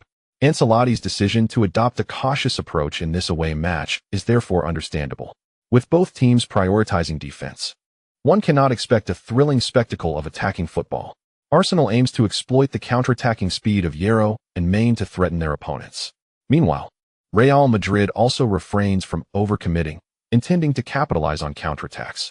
Consequently, the game unfolds in a rather lackluster manner, disappointing many spectators who anticipated a fervent clash after the pre-match banter. To their dismay, the reality fell short of expectations. In fact, Wenger shares this disappointment. Having believed that Ye Luo's provocations would spur Real Madrid into aggressive action, thereby allowing Arsenal to capitalize on defensive counters. With Ye Luo on the pitch, the effectiveness of their counterattacks would reach its zenith. However, Ancelotti had similar intentions, leading to a standoff on the field. The match lacked any remarkable moments, leaving many neutral fans, especially those who endured sleepless nights to watch, feeling disgruntled at the unexciting spectacle. The first half concluded with both teams retreating to the dressing rooms, the scoreline stagnating at 0-0. Wenger was far from satisfied with this outcome, while Ancelotti was quite content.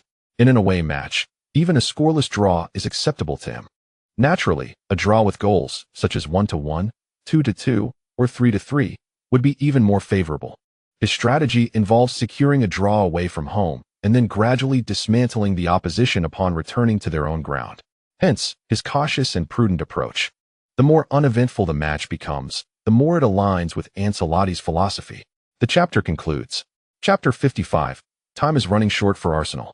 The first half of the match has ended, with neither side managing to score, resulting in a goalless draw between Arsenal and Real Madrid on home soil.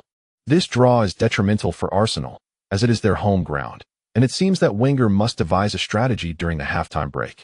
Wenger is undoubtedly aware of this fact. The outcome at home holds great significance. No team dares to claim victory over Real Madrid at the Bernabeu. Therefore, failing to secure a win at home against Madrid considerably heightens the challenge for Arsenal's progression. All right, lads, let us lift our heads. We played too conservatively in the first half. We must adopt a more proactive approach in the second half, with the primary goal of scoring. Our fullbacks should be bold in their offensive support, but once the assist is made, they must quickly retreat to defend. While we aim to attack, Wenger cannot afford to take reckless risks, for conceding a goal to Real Madrid would worsen the situation. Meanwhile, in the away team's locker room at the Emirates, Ancelotti commended the performance of his Real Madrid players. Securing a draw away from home leaves Ancelotti satisfied, and he is acutely aware of Wenger's forthcoming tactical adjustments in the second half. If Arsenal wishes to capitalize on their home advantage against Real Madrid, they must launch an offensive in the second half. Arsenal will undoubtedly intensify their attack, particularly after failing to score in the first half. They may even attempt to exploit our counterattacks. The other Real Madrid players chuckled at this notion. While they did not aggressively push forward, they were at least not facing defeat, and their coach appeared confident. Arsenal's anticipated response was entirely within Ancelotti's expectations, reinforcing the players' faith in his judgment. They regarded Ancelotti's tactics as astute, feeling that Arsenal was, indeed, at their mercy. Moreover, Real Madrid's players held a deep-seated wariness towards Ye Luo, who, during his time at Malaga, consistently excelled against Madrid. Consequently, they were more than willing to temporarily adopt a defensive posture at the Emirates, biding their time until they could reclaim dominance upon returning to their home ground. Seeing the smiles on their faces, Ancelotti continued, I must remind everyone to be exceedingly vigilant regarding Ye Luo. Wherever he is on the pitch, we must ensure that he is always guarded by at least two players. Do not allow him a direct view of the goal. If necessary, commit a foul. But be mindful of the location and scale of the foul to avoid granting them dangerous free kick opportunities and refrain from accumulating unnecessary cards. Meanwhile, Messi sat at home on his couch, watching the highlights of the first half between Arsenal and Real Madrid on television. The screen replayed the same unremarkable shots repeatedly. With his eyes closed, Messi took a moment to rest, awaiting the commencement of the second half. Barcelona's luck had not been favorable, as they had drawn AC Milan as their opponent. However, the match in Barcelona is set to take place tomorrow. Thus, Messi still has the leisure to observe the games of his two rivals. Cristiano Ronaldo and Ye Luo, both of whom Messi regards as competitors, particularly Ye Luo. Presently, Ye Luo boasts an impressive tally of 14 goals in the Champions League, while Messi has netted 10. Such goal-scoring statistics, in previous seasons, would have placed them in contention for the title of top scorer, yet they find themselves merely at the group stage. Meanwhile, Cristiano Ronaldo has also scored 9 goals in the group phase. These three strikers have distanced themselves significantly from their peers. Messi is acutely aware of the gap between himself and Ye Luo. He possesses unwavering confidence in his status as the best in the world, yet with Ye Luo's emergence, that confidence seems somewhat shaken. In the past, even when facing Cristiano Ronaldo, Messi's self-assurance remained robust. He acknowledged Ronaldo as a rival, but never perceived him as a threat capable of surpassing him. However, with Ye Luo, Messi feels an undeniable challenge. Therefore, upon witnessing that neither side scored in the first half, Messi inexplicably breathed a sigh of relief. Naturally, such sentiments must remain concealed from his teammates. For he is Messi, the world's finest. How could he possibly be concerned about any adversary? For Messi, he harbors the hope that the two matches will conclude with a score of 0-0, indicating that neither Cristiano Ronaldo nor Ye Luo has found the back of the net. This scenario would allow him to widen the gap between himself and Cristiano while potentially catching up to or even surpassing Ye Luo. Moreover, the encounter between Real Madrid and Arsenal in the knockout stage presents another advantage. After 2 legs of home and away elimination, one of either Ye Luo or Cristiano Ronaldo will inevitably be ousted from the competition. Who do you think will score, Leo? Suddenly inquired Messi's wife, Antonella. Instinctively, Messi replied, I hope neither scores. He abruptly paused, thinking, what am I saying? Just then, Antonella playfully threw her arms around Messi's neck and teased, stop watching them and pay more attention to me. Why not score for me instead? Her charming gaze left Messi in a delightful dilemma, torn between his desire to watch the game and his wish to indulge in her company. As the second half commenced, precisely as Ancelotti had anticipated, Arsenal indeed pressed forward with their attack. Ye Luo became increasingly vibrant in the offensive front, placing immense pressure on Real Madrid's defense. The players of Real Madrid recalled Ancelotti's directive to focus their defensive efforts on Ye Luo. With Arsenal's assault intensifying, the solidity of Real Madrid's defense began to waver. The players, fixated solely on defense, cast aside thoughts of counterattacks, accepting that a draw would suffice. No, Ancelotti reminded them, a draw can be considered a victory for them, as long as the criteria for winning are self-imposed. In such a case, one can claim victory at any moment. The dynamics of the match varied between the two halves. The first half saw a cautious tussle around the midfield, while the second half was characterized by Arsenal's relentless assault, with Real Madrid retreating into a defensive shell. Arsenal's attempts on goal increased significantly, especially after Ye Luo began to frequently initiate personal dribbling attacks. The pressure on Real Madrid's defense intensified as a result. Due to the density of Madrid's defensive setup within the penalty area, Arsenal was often relegated to long-range shots.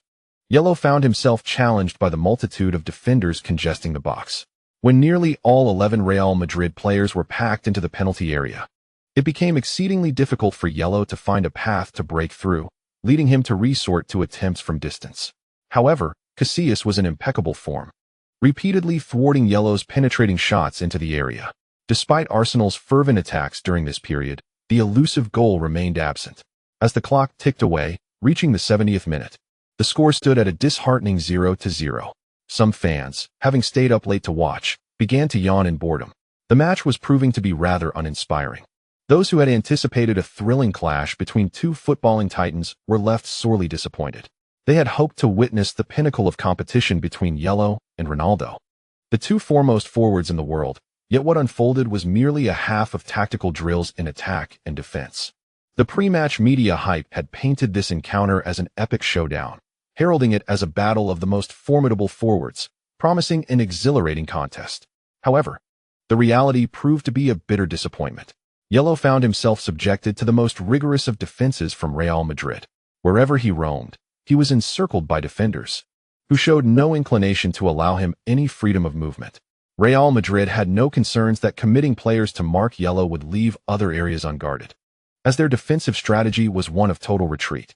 Consequently, the penalty area was densely populated, leaving no room for vulnerabilities.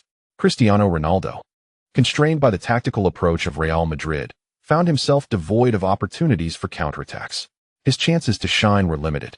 On the rare occasions he did receive the ball and attempted to break through Arsenal's defense, he lacked support and consequently posed little threat to Arsenal's goal. The performances of both star players thus far could only be described as mediocre. Just as many spectators were on the verge of slumber, the 72nd minute arrived, and Arsenal earned a corner kick, this being their 8th of the match, predominantly accrued in the second half. The screen displayed a comparison of corner kicks.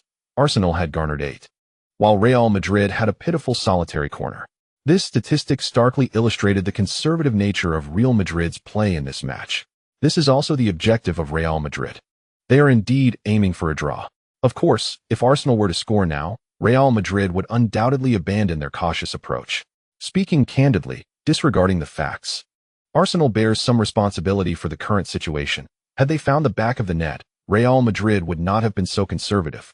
Arsenal's corner kick strategy poses a significant threat, particularly due to their players who excel in aerial duels. However, the previous corner attempts have not been executed well. The responsibility for the upcoming corner kick has been entrusted to B.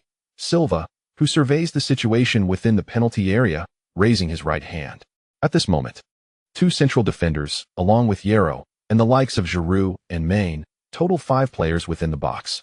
Meanwhile, Kanté, Wilshere, and Cancelo position themselves on the periphery. It is evident that all personnel are fully engaged in this corner offensive. This lack of counterattacks from Real Madrid has emboldened Arsenal significantly.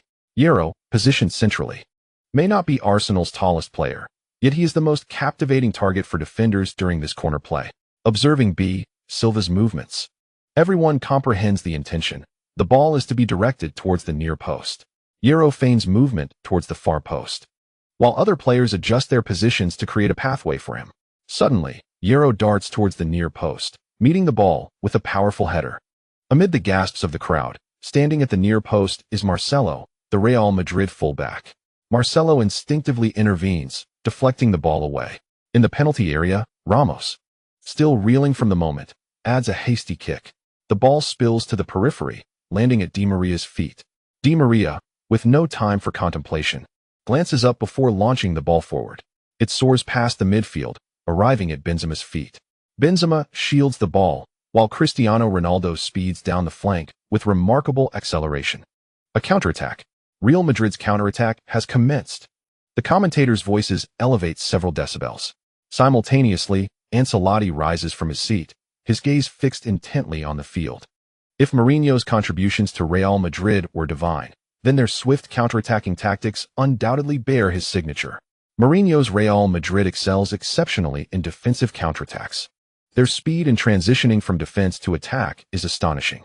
With a prolific finisher like Cristiano Ronaldo, the success rate of Real Madrid's counterattacks is remarkably high. A few swift passes, and the ball has already advanced into the attacking third.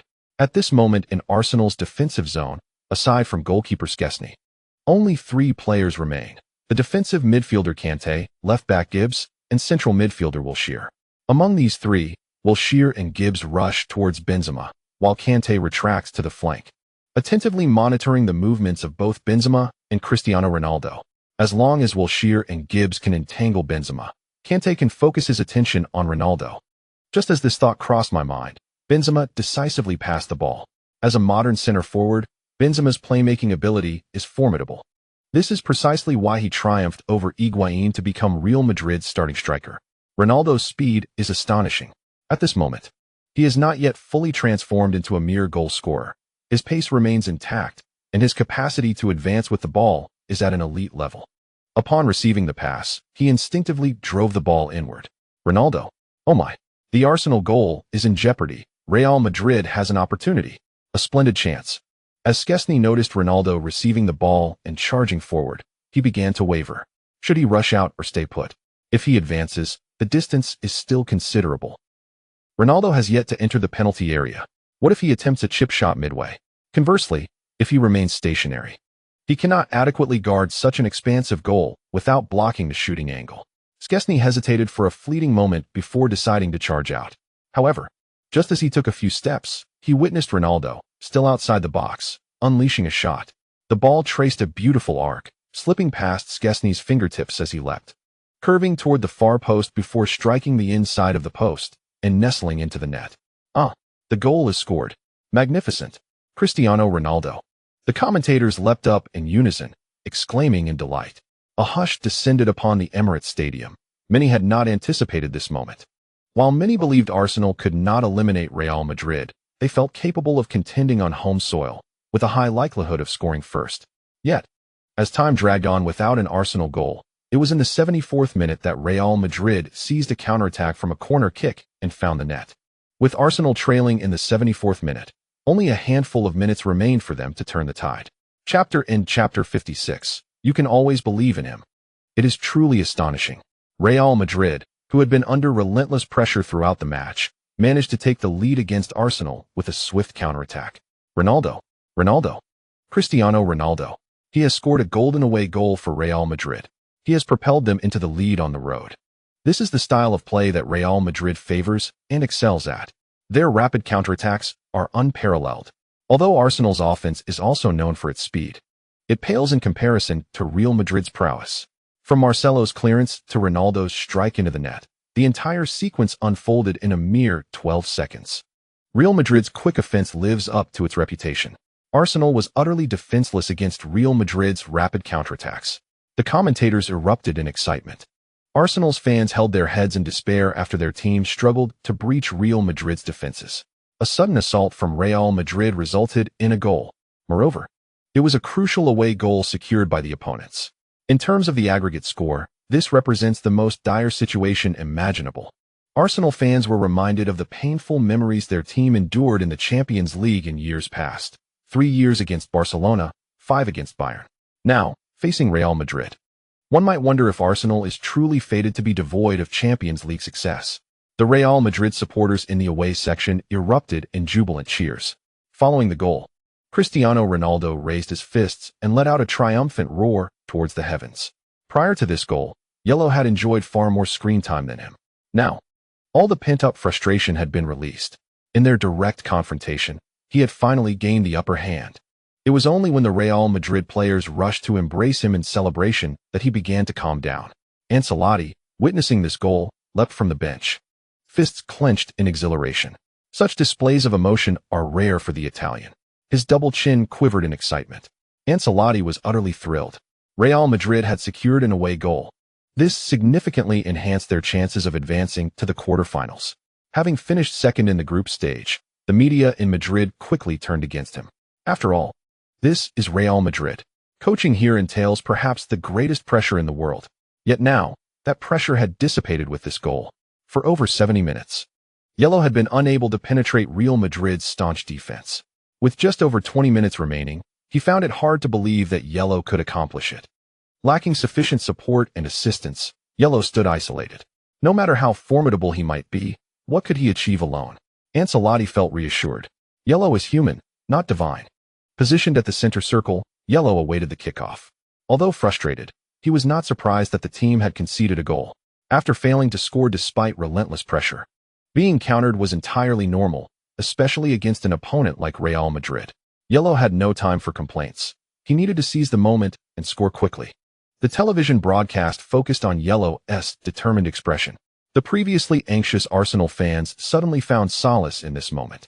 We still have Ye Luo, they thought. He is our superstar. Ye Luo, Ye Luo, Ye Luo. He hails from the distant east. He always scores goals. He always scores goals. The passionate melody echoed through the stands as Arsenal supporters sang their own rendition of the Ye Luo song. Initially, just a small section of the crowd sang, but soon it spread throughout the entire stadium. The Arsenal players glanced at the stands and then at Ye Luo. Their previously frantic hearts began to find calm. Ye Luo patted the crest on his chest and then pointed to the stands. Your cheers, I have heard them. The Arsenal fans responded with thunderous applause. Ye Luo, Ye Luo, Ye Luo. When the team faces adversity, the first name that springs to mind is Ye Luo. The players of Real Madrid are also aware of this call. Unfortunately, they did not take it seriously. Otherwise, they would have fortified their defense against Ye Luo. It is worth noting that Arsenal has also experienced the bitterness of trailing on the field. Falling behind is a predicament that every team encounters, and Arsenal is no exception. For Premier League teams, when they take the lead against Arsenal and the Gunner supporters in the stands begin to chant Ye Luo's name with fervor, They heighten their vigilance and immediately reinforce their defense against him. However, Real Madrid is not a Premier League team. Ancelotti's intelligence work is meticulous, yet it focuses solely on tactical insights. As for the rumors and gossip, the scouts at Real Madrid consider paying attention to such trivialities a waste of time. They would rather indulge in more substantial pursuits than entertain tabloid news. Thus, the Real Madrid players remain oblivious to the significance of the Arsenal fans chanting Ye Luo's name after their team concedes a goal. Soon, the players of Real Madrid felt an increased weight of pressure. In the 78th minute of the match, Ye Luo seized the ball on the flank, suddenly quickening his pace. He charged into the penalty area and unleashed a shot. A low drive, the ball hurtled towards the bottom left corner of the goal. The angle of the shot was rather acute. At that moment, a dark figure suddenly collapsed in front of the goal. Iker Casillas. Saint Iker Casillas once again emerged as the savior for Real Madrid, deflecting Ye Luo's shot out of bounds. A world-class save, exquisite, truly magnificent. When Ye Luo struck, the players of Real Madrid were taken aback. As they turned to look, Casillas was already on the ground, the ball having been diverted off the baseline. They all understood that Casillas had once again rescued the team. Ramos rushed forward to help him up, exchanging high fives in gratitude for his previous heroics. Casillas, tightening his gloves, shouted to everyone, "Defend the corner. Be alert for their corner kick." He had no time to revel in his splendid performance, as the forthcoming corner posed a test for Real Madrid's defense. The supporters of Real Madrid in the stands erupted in cheers, chanting, "Saint Iker! Saint Iker!" Meanwhile, the Arsenal fans were filled with disappointment, hands on their heads, expressions of anguish and confusion etched on their faces. How could a shot so confidently taken by Ye Luo be thwarted by Casillas? Was it truly destined for Arsenal to suffer a defeat at home to Real Madrid? Losing at home to Real Madrid would mean that the second leg would be even more challenging, significantly increasing Arsenal's chances of elimination. Moreover, if such a shot could not find the net, did it imply that Arsenal was devoid of luck in this match? The mysteries of fate are often inexplicable. Some matches unfold in a manner that defies logic. Sometimes, one may dominate the play, yet still find themselves unable to score. However, the opposing team managed to score and clinch victory with just a few sporadic attacks. Such analysis of match data is utterly devoid of logic, despite being overwhelmed by statistics. The score tells a different story. What can one say? The goalkeeper's extraordinary performance is also a facet of the match. There is a saying that a good goalkeeper is worth half a team. When the goalkeeper is in form, every save seems miraculous. It is almost a mystical phenomenon, devoid of rational explanation, yet it undeniably unfolds on the football pitch. Arsenal's fans, seasoned by numerous battles, are acutely aware that sometimes football defies reason. Now, is it possible that even a player of Yellow's caliber cannot breach Casillas' impenetrable goal? The confidence of Arsenal's supporters begins to waver. Meanwhile, Real Madrid's fans chant fervently, repeatedly extolling Casillas' name. If Real Madrid secures victory at Anfield in this match, Casillas will undoubtedly be the pivotal hero. Another corner kick approaches. B. Silva stands poised at the ball once more. Arsenal's corner kick strategy has been far from fruitful in this match. People often compare the 18-year-old B. Silva to Cazorla, which places immense pressure on the young player. B. Silva gazes into the penalty area, contemplates, raises his right hand, and extends 3 fingers. Immediately, there is a shift in player positioning within the box. Real Madrid promptly adjusts in response. Witnessing this, B. Silva furrows his brow. Does Real Madrid truly comprehend the gestures of our set-piece tactics? His suspicion proves correct. Real Madrid's pre-match intelligence is astoundingly meticulous. They have even deduced the general strategy of Arsenal's corner kicks and have devised targeted defensive arrangements accordingly. This meticulous preparation elucidates why Arsenal has been unable to pose a threat from set pieces thus far. The ball is directed to the back post, seeking Skirtle. Real Madrid's players are aware, so when Yellow continues to tug and pull, they remain unfazed, even somewhat mocking. "Stop pretending, we know what you're up to." But is Yellow merely posturing? Far from it. His movements diverge from the previous tactical design. Yellow and B. Silva lock eyes, their gazes igniting with understanding. Real Madrid's players believe they have the situation under control, but we are not fools. B. Silva begins his run, and Yellow senses it too. It appears that Real Madrid has conducted an exhaustive study of their corner kick tactics. Therefore, he deviates from the scripted positioning and instead maneuvers back and forth to draw B. Silva's attention. After their eyes meet, both players experience a moment of clarity. Now, it is time to test their synergy. Amidst the fervent shouts of the crowd, B. Silva strikes the ball. The football spins, tracing a curving arc in the air. At this moment, all the Real Madrid players sense something amiss. This ball, it seemed rather low. Was it not agreed that the ball would be played towards the near post? At that moment, everyone witnessed a crimson figure charging towards the near post. The sight of number 10 left the Real Madrid players astounded. Regardless of the circumstances, he was undoubtedly their primary defensive concern. The first to react was Ramos, who swiftly sprinted towards the near post. Meanwhile, another Real Madrid player, Khedira, was pulling back towards the far post, and the two collided forcefully. Thus, Ye Luo leapt high, unmarked. In the desperate gaze of all the Real Madrid supporters, Ye Luo headed the ball towards the near corner. Casillas was positioned centrally in the goal, leaning towards the far post to guard against a direct strike. However, as B. Silva took the corner, he quickly grasped the situation. Ye Luo. He was aiming for the near post. Casillas hastily moved towards it. Just as he arrived, he witnessed Ye Luo's header. The ball flew in from a short distance, far too close. Casillas had no time to contemplate. He reflexively raised his hand. He struck the ball, and joy surged within him. But the next moment, his smile froze. The ball had indeed made contact with his hand, but it did not deflect away. Instead, it ricocheted upwards, soaring into the netting above. Ye Luo. Oh, unbelievable. The score was equalized. The commentators went into a frenzy. A corner kick. The corner had become the focal point of the match. Arsenal had conceded a goal due to a swift counterattack following a corner. And now they had used another corner to level the score. Magnificent. Once again, the near post and the Real Madrid players had completely lost their mark. This allowed Ye Luo to head the ball unchallenged, resulting in a score of 1-1. Both teams returned to the same starting line. Although Real Madrid might be content with the current score, they would undoubtedly feel a sense of frustration. They needed to hold on for just a few more minutes to secure a victory. Ye Luo had saved Arsenal. If they were to lose 0-1 at home, overturning that deficit at the Bernabeu would be an insurmountable challenge. Amidst the commentators' fervent shouts, the fans in the stands chanted Ye Luo's name. Long live. The sound reverberated through the air. This goal by Ye Luo, while not as aesthetically pleasing as some of his prior strikes, held monumental significance. It was the equalizer for Arsenal, averting a home defeat. Even losing by a single goal would still be a loss. Therefore, following this goal, the supporters of Arsenal were filled with exhilaration. Ye Luo, too, was elated after scoring, yet he refrained from celebrating. Instead, he dashed towards the goal, snatched the ball from Casillas, cradled it in his arms, and turned to sprint back to the center circle. His action served as a poignant reminder to all, Arsenal was still in the fight.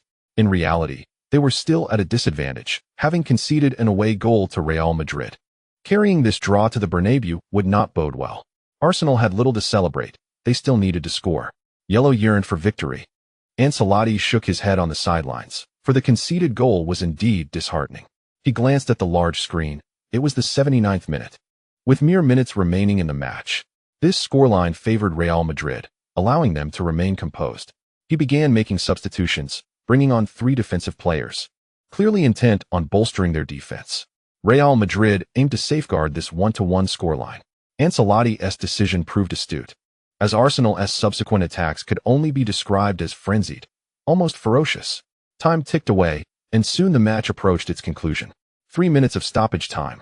In the 92nd minute, Yellow once again seized the ball in the forward line. He surveyed Real Madrid's penalty area, approaching with measured pace.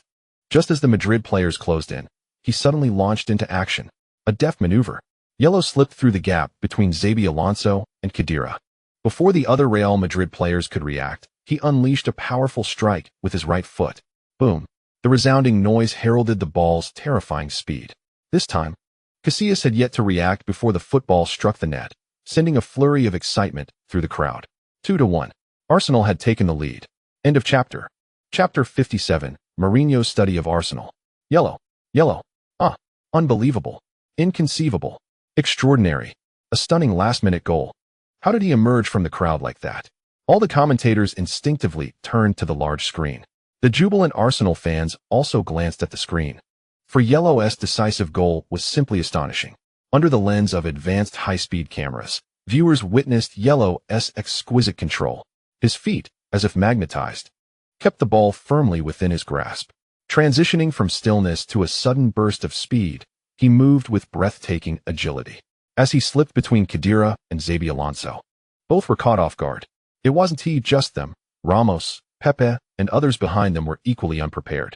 The moment he darted past them, Ye Luo had already lifted his foot to shoot. The speed from initiation to dribble to strike was nothing short of extraordinary. In truth, Real Madrid's defense remained tightly packed. Yet, amidst this dense defense, Ye Luo executed his shot. The motion of his right calf appeared less forceful, as he had barely lifted his thigh in his haste. Yet, it was the calf's propulsion that produced a ball speed so astonishing it left one speechless. Even Casillas could not react in time.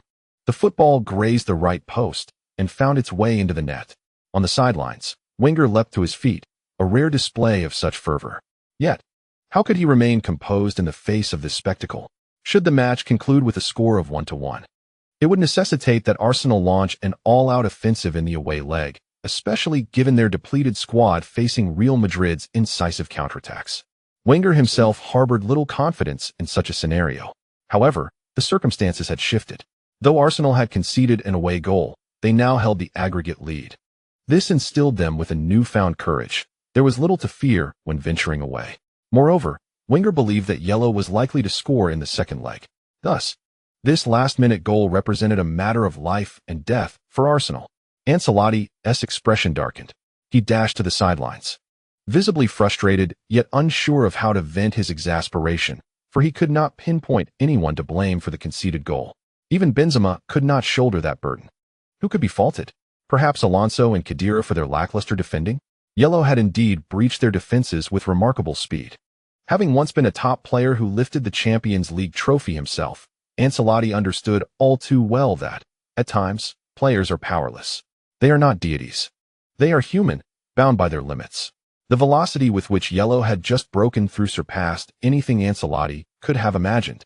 Taking several deep breaths, Ancelotti forced himself to regain composure. Though the last-minute goal was deeply disheartening, one must acknowledge that losing away by a score of 2-1 is, in fact, tolerable. Despite the defeat, securing an away goal was crucial for Real Madrid. As they returned to their fortress at the Bernabeu for the second leg, they would fear no adversary, including Arsenal. Damn it! Casillas angrily retrieved the ball from the net. The expressions on the faces of the other Real Madrid players mirrored his discontent. Ramos muttered under his breath, undoubtedly not uttering kind words. Pepe stood nearby, hands on hips, visibly frustrated. Khedira and Alonso stared in disbelief at Ye Luo, who, arms outstretched, sprinted away in celebration, unsure of how to react. Cristiano Ronaldo's countenance was a stormy shade of fury as he stood at the center circle, shouting at his teammates, "What are you all standing around for? Keep attacking. We must press forward." Meanwhile, in the commentary booth, the Spanish commentator was left speechless, uncertain of what to say. Real Madrid had defended admirably for the majority of the match, granting Ye Luo few opportunities. Yet, with this singular breakthrough and that decisive strike, Ye Luo had stolen the game away. The significance of a scoreline of 1-1 is entirely different from that of 2-1. In the 92nd minute, Ye Luo's goal delivered a devastating blow to Real Madrid, a most unfortunate turn of events, as the Royal Club had moments where they could have escaped the away match unscathed. However, all is not lost. The second leg will take place at the Bernabeu. Real Madrid undoubtedly possesses the capability to triumph over Arsenal at home and secure a place in the quarterfinals. At this moment, the Spanish commentator fervently rallied for Real Madrid. Ancelotti returned to the bench, acutely aware that the match was reaching its conclusion, with time rapidly dwindling. With only a minute left, the likelihood of a Real Madrid goal was approaching zero. The game continued, and in the dying moments, Real Madrid launched an all-out offensive. Yet, before they could yield any tangible results, the match time elapsed. As Ye Luo surged forward with the ball and was fouled by Khedira, the final whistle was blown by the referee. The Emirates Stadium erupted in jubilation. 2-1. Arsenal emerged victorious against Real Madrid at home, marking a promising start in the two-legged knockout round. Although the score of 2-1 is rather delicate in this format, Arsenal claimed victory, while Real Madrid secured an away goal, allowing both teams to attain their respective objectives. The ultimate outcome will only be revealed in the second leg of their encounter. Nevertheless, Arsenal celebrated their lead in aggregate. Upon reaching the Bernabeu, whether Real Madrid can exploit their home advantage to overcome Arsenal remains uncertain. Thus, Arsenal's celebration is indeed warranted. However, amidst the festivities, two Arsenal players, Silva and Kante, found themselves seated on the ground. These young athletes rarely had the opportunity to start and play a full match, as they were both under 20 and their bodies had yet to fully mature. Following such a high-intensity Champions League match, physical exhaustion leading to cramping is somewhat expected. Consequently, the team doctor swiftly entered the field to assist with muscle stretching. Meanwhile, at Manchester's Carrington Training Complex, Mourinho turned off the television. The cramping of these young players, under normal circumstances, would not evoke a significant reaction from most. However, Mourinho is no ordinary individual. He excels at discerning details. The devil is indeed in the details. Arsenal is fatigued, he murmured softly. Indeed, Mourinho perceived Arsenal's vulnerability. According to conventional logic, Arsenal is currently in a phase of diminished performance. In reality, a typical team experiences fluctuations akin to a sine wave, oscillating between peaks and valleys, never remaining perpetually at the pinnacle of form. After all, a team comprises human beings, not robots. As long as they are human, it is impossible to maintain a consistent state of performance like a machine. Emotions, psychology, and physical condition profoundly influence the performance of athletes, particularly in football, which is a team sport involving 11 players. The various disturbances affecting a player's state will inevitably manifest in the overall team performance. Therefore, it is entirely normal for a team to experience periods of underperformance. It is not an issue of great consequence. A skilled coach adeptly manages the ebb and flow of the team's condition, striving to ensure that the team's peak performance aligns with critical moments in matches. In this regard, Mourinho is a master. He possesses an uncanny ability to adjust the team's form, allowing them to peak during pivotal times, such as the demanding Christmas fixtures. Mourinho has conducted extensive research into the fluctuations of team performance. Every team experiences ups and downs. It is a natural phenomenon. However, Arsenal this season, or rather since the latter half of the previous season, seems to have evaded any significant dip in form, which appears to defy this natural law. Mourinho found himself perplexed, but remained skeptical that any team could truly defy the laws of nature. Thus, studying Arsenal's performance became one of his paramount tasks. When media representatives approached Mourinho for commentary on Arsenal, he would adopt an indifferent demeanor, stating, "Why inquire about Arsenal? I have no interest in their affairs." Yet, behind the scenes, Mourinho meticulously analyzed every match in detail involving Arsenal. As Manchester United's greatest rival, reclaiming the league title necessitated defeating Arsenal. A direct victory over Arsenal was imperative. Ideally, he aimed to uncover and publicize Arsenal's weaknesses, equipping other Premier League teams with strategies to contend with them. The more he investigated, the more perplexed he became. He acknowledged that Arsenal indeed experiences fluctuations in form, but why were they not evident? The answer lay with Ye Luo. Indeed, Ye Luo's formidable prowess elevated Arsenal's performance, raising their lowest points to a level comparable to others' peaks. With such a high baseline, Arsenal's peaks became all the more formidable. This explains why Arsenal has recorded so many resounding victories to date. Reaching this conclusion, even Mourinho felt a twinge of despair. With Ye Luo in the lineup, vanquishing Arsenal seemed an insurmountable challenge, unless, of course, Ye Luo were to sustain an injury. However, there were no signs of injury on the horizon. Conversely, Arsenal had lost half of their key players. While this was not as advantageous as an injury to Ye Luo, it did significantly weaken Arsenal's overall strength. Last season, Arsenal experienced a stretch without victory, attributed to their overall squad depth. This season, despite Arsenal's significant investments leading to a commendable overall lineup, they appear to have regressed into a state of mediocrity reminiscent of the previous season after more than half a season has elapsed. Mourinho has discerned the signs of Arsenal's declining form, suggesting that this downturn may have been brewing for some time, albeit obscured by the brilliance of their star player, who has masked the underlying issues. This does not imply that problems are non-existent. Mourinho recalls the instances when Arsenal's young talents, Kante and Silva, succumbed to cramping. Logically, these players are not mainstays in Arsenal's lineup this season, often serving as substitutes, which should preclude any concerns regarding fatigue. Moreover, Arsenal dominated the offensive play in that match, leading to considerably less exertion than their defensive counterparts, Real Madrid. Nevertheless, Their cramping indicates that Kanté and B. Silva struggled to keep pace with Arsenal's rhythm. Emblematic of a deeper issue within Arsenal's bench strength, which poses a significant risk, Mourinho's discovery of Arsenal's vulnerabilities has notably uplifted his spirits. During training, Manchester United players observed that Mourinho appeared in remarkably good spirits, adorned with a warm smile. Although the players were unaware of the source of Mourinho's buoyancy, his confidence alleviated their pre-match anxiety against Arsenal. The players naturally felt the weight of pressure, as a loss would result in a sixth consecutive defeat to Arsenal, a record-breaking streak. Following a day of concentrated media coverage on the match between Arsenal and Real Madrid, attention has shifted to the highly anticipated clash between the two Manchester clubs. The initial encounter between Arsenal and Real Madrid yielded little worth reporting, with a scoreline that both sides found acceptable. Consequently, neither team offered particularly noteworthy comments regarding that match, especially since it was merely the first leg, which has only heightened the stakes for the return fixture. As the second leg approaches, it is interspersed with a match that has captivated the attention of the entire English football community, the showdown between Arsenal and Manchester United. This match represents a confrontation between the league leaders and the second-place team, despite their historical rivalries. Having been eliminated early from the League Cup, Manchester United finds themselves with an extra match compared to Arsenal. In this context, United trails Arsenal by 6 points, with Arsenal holding a slight advantage of having played one fewer game. This leads to a delicate margin of superiority. Should Arsenal win that outstanding match, they would establish a 9-point lead. However, the crux lies in the fact that they did not secure that victory, thus presenting Manchester United with an opportunity.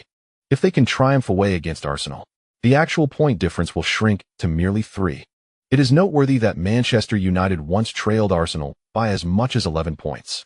Now, closing the gap to 3 creates immense pressure for Arsenal. Under such strain, Arsenal may frequently err, thus providing Manchester United the opportunity to pursue them. The advantage of having one game less will transform into a disadvantage. Moreover, the current Manchester United is exceptionally formidable. Chapter 58. The most luxurious Manchester United in history. Presently, Manchester United may indeed be the most powerful iteration in its storied history, at least in terms of apparent strength. Sky Sports articulates this sentiment, reporting that with Eto'o's return from injury, Manchester United has finally reached its most formidable moment this season. Let us examine Manchester United's lineup. First and foremost, their attacking quartet is undoubtedly captivating. Center forward Van Persie, left winger Eto'o, and right winger Willian form an exceptionally potent attacking trio, rivaling even Arsenal's attacking ensemble. Additionally, the midfield trio of Rooney, Schweinsteiger, and Carrick is equally formidable. Their synergy fosters remarkable creativity and control, although one might argue their defensive tenacity in midfield is somewhat lacking. However, consider Manchester United's defense. Ferdinand and Vidic continue to exhibit remarkable resilience, while the integration of new signing Carvalho has been swift. Moreover, substitutes Evans, Phil Jones, and Smalling rank among the finest center-backs in the Premier League, rendering Manchester United the team with the richest reserve of center-back talent in the league. Furthermore, Evra and Raphael's performances as fullbacks deserve commendation. It is safe to assert that Manchester United now possesses the highest valued squad in its history. Sky Sports reporting is not without merit. In truth, Wenger is acutely aware of this fact. Manchester United is indeed powerful. This may seem a trivial statement, yet it is crucial to emphasize. This season, Manchester United is stronger than in previous years. Immediately following the conclusion of the match against Real Madrid, Wenger cast aside that encounter and redirected all his focus toward preparing for the match against Manchester United. However, Wenger did not impose rigorous training. The team has already developed considerable tactical cohesion. The paramount factors are mindset and physical conditioning. Consequently, Wenger granted the team a day of rest, even with a match looming in 3 days. A balance of work and rest is essential. While the players enjoyed their respite, the coaching staff remained dedicated to analyzing strategies against Manchester United. With a fully fit squad, including Eto'o's return, and considering Rooney's earlier injury concerns, it appears his supposed ailment was merely a smokescreen, as evidenced by his performance in the Champions League. Black's expression was grave. If Arsenal were at full strength, there would be little to fear against such a Manchester United. A direct confrontation would suffice. However, the current Arsenal finds itself in a state of vulnerability. The team's main players are severely sidelined. How is Cazorla's condition? Wenger pondered for a moment before inquiring. Blake shook his head. It would be a considerable achievement if he could take the field during the second leg of the Champions League against Real Madrid. Arteta is recovering well, yet he is unlikely to participate in this match, and perhaps not even the next one. Wenger furrowed his brow. What is the team's physical condition? Main and B. Silva have shown some improvement, but it is uncertain whether they can perform effectively under intense competition. Blake shook his head. The physical confrontations in football are quite fierce. Many can accomplish a great deal without opposition. At times, fans express outrage at the perceived lack of skill displayed by professional players on the field, misplaced shots from 5 meters out, or missing open goals. However, fans often overlook the high-intensity confrontations present on the pitch. Under such pressure, if one's physical condition and strength are inadequate, even technical maneuvers may falter. Indeed, Main and B. Silva possessed talent. They were representing top-tier teams like Arsenal at the tender age of 18 or 19. Yet, they are still young, and their physical strength has not fully developed. Consequently, their stamina depletes more rapidly under duress. Therefore, one must consider the actual circumstances when deploying younger players. Rooney, now in his late 20s, has already begun to show signs of aging, a situation closely tied to his overuse in his youth. After all, Rooney was a veritable tank at 18, charging through defenses. There are also claims in the media that the team is overusing Ye Luo. However, Ye Luo is different. Wenger closely monitors the medical department's assessments of Ye Luo's condition. Ye Luo is an exception. Should we consider a change in formation? Blake asked. Wenger slightly furrowed his brow, contemplating the potential for a tactical shift. Nevertheless, the team's strategy is already established, and a hasty alteration poses significant risks. Moreover, this match is at home.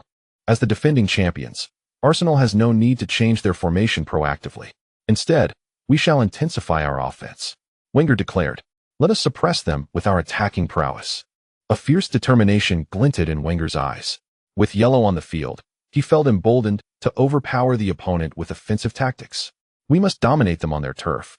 At Manchester United's training ground, Mourinho addressed his players. Our sole objective at that stadium is to attack. Attack. Attack. Conceding a goal is inconsequential. Our aim is to score more than they do on the pitch. Mourinho proclaimed, raising his fists. He had suffered many defeats at the hands of Ye Luo. Defense? It is futile. At this point, offense is the way forward. By employing an aggressive approach, we can seize victory. The players of Manchester United were fired up, eager to soar to the Emirates Stadium and exact revenge on Arsenal. In the pre-match build-up, numerous media outlets provided previews of this encounter. The consensus among most outlets was that even a weakened Arsenal, fielding its full-strength squad, would be formidable. Manchester United is expected to adopt a rather conservative approach while playing away. Having suffered 5 consecutive defeats against Arsenal, United arrives at the Emirates Stadium without much confidence, particularly in light of their opponent's possession of the formidable player, Ye Luo. As such, Manchester United is likely to focus on defensive tactics, with counterattacks against Arsenal being their most viable strategy. The rationale presented by the media is straightforward. Despite Arsenal's injuries, as long as Ye Luo is on the pitch, one cannot diminish the strength of the Gunners. With Ye Luo's presence, Arsenal's attacking prowess remains assured. The media fervently claims that United must tread carefully in the face of Ye Luo, much to the discontent of Manchester United supporters who find this notion rather insulting. If Arsenal were to field their strongest lineup, such statements from the media might be more palatable, but now, with Arsenal seemingly crippled, to suggest that a single player could instill fear in Manchester United feels like an affront to their capabilities. While Ye Luo is undeniably impressive, he is merely one individual, not a deity. With Arsenal's weakened squad, what grounds do they have to impose their will on Manchester United? Words alone are futile. The truth will unfold on the pitch. Many United fans echoed this sentiment. Amidst the media frenzy and the clamor from fans, the highly anticipated second encounter of the season between the two rivals approaches. Half an hour before kickoff, the players have concluded their warm-up and are returning to the dressing room. The atmosphere in the stadium is electric. Arsenal's players stream into the dressing room, hastily removing their training gear and donning their match kits, adjusting their socks, shoes, and shin guards. Just as preparations are nearing completion, Wenger enters, closing the dressing room door behind him. The moment the door shuts, the room falls into a serene hush. The home team's dressing room at the Emirates is undoubtedly spacious, bright, and well-equipped, with excellent soundproofing to shield against the din of the stands. Once silence envelopes the dressing room, all eyes turn to Wenger, who is accompanied by Arteta. Although Arteta is unable to participate in the match as captain, he has come to the dressing room before this crucial encounter to uplift the team's spirit. From one perspective, this match is arguably the most significant of Arsenal's season in the league. Failure is not an option. Securing victory here would pave the way for a smoother path ahead, extinguishing Manchester United's aspirations of contending for the title. Guys, Wenger begins, noticing the collective gaze directed at him. This could very well be the most important and pivotal match of our season. A somber voice resonated in the air. I do not intend to impose pressure upon you. Yet you are all professional athletes. I believe that even in my silence, you comprehend the significance of this match. Thus, the pressure is ever present. I wish to convey to you, fear not the pressure. Fear not the opponent. We are the leading team, competing on our home turf. Why should we cower before them?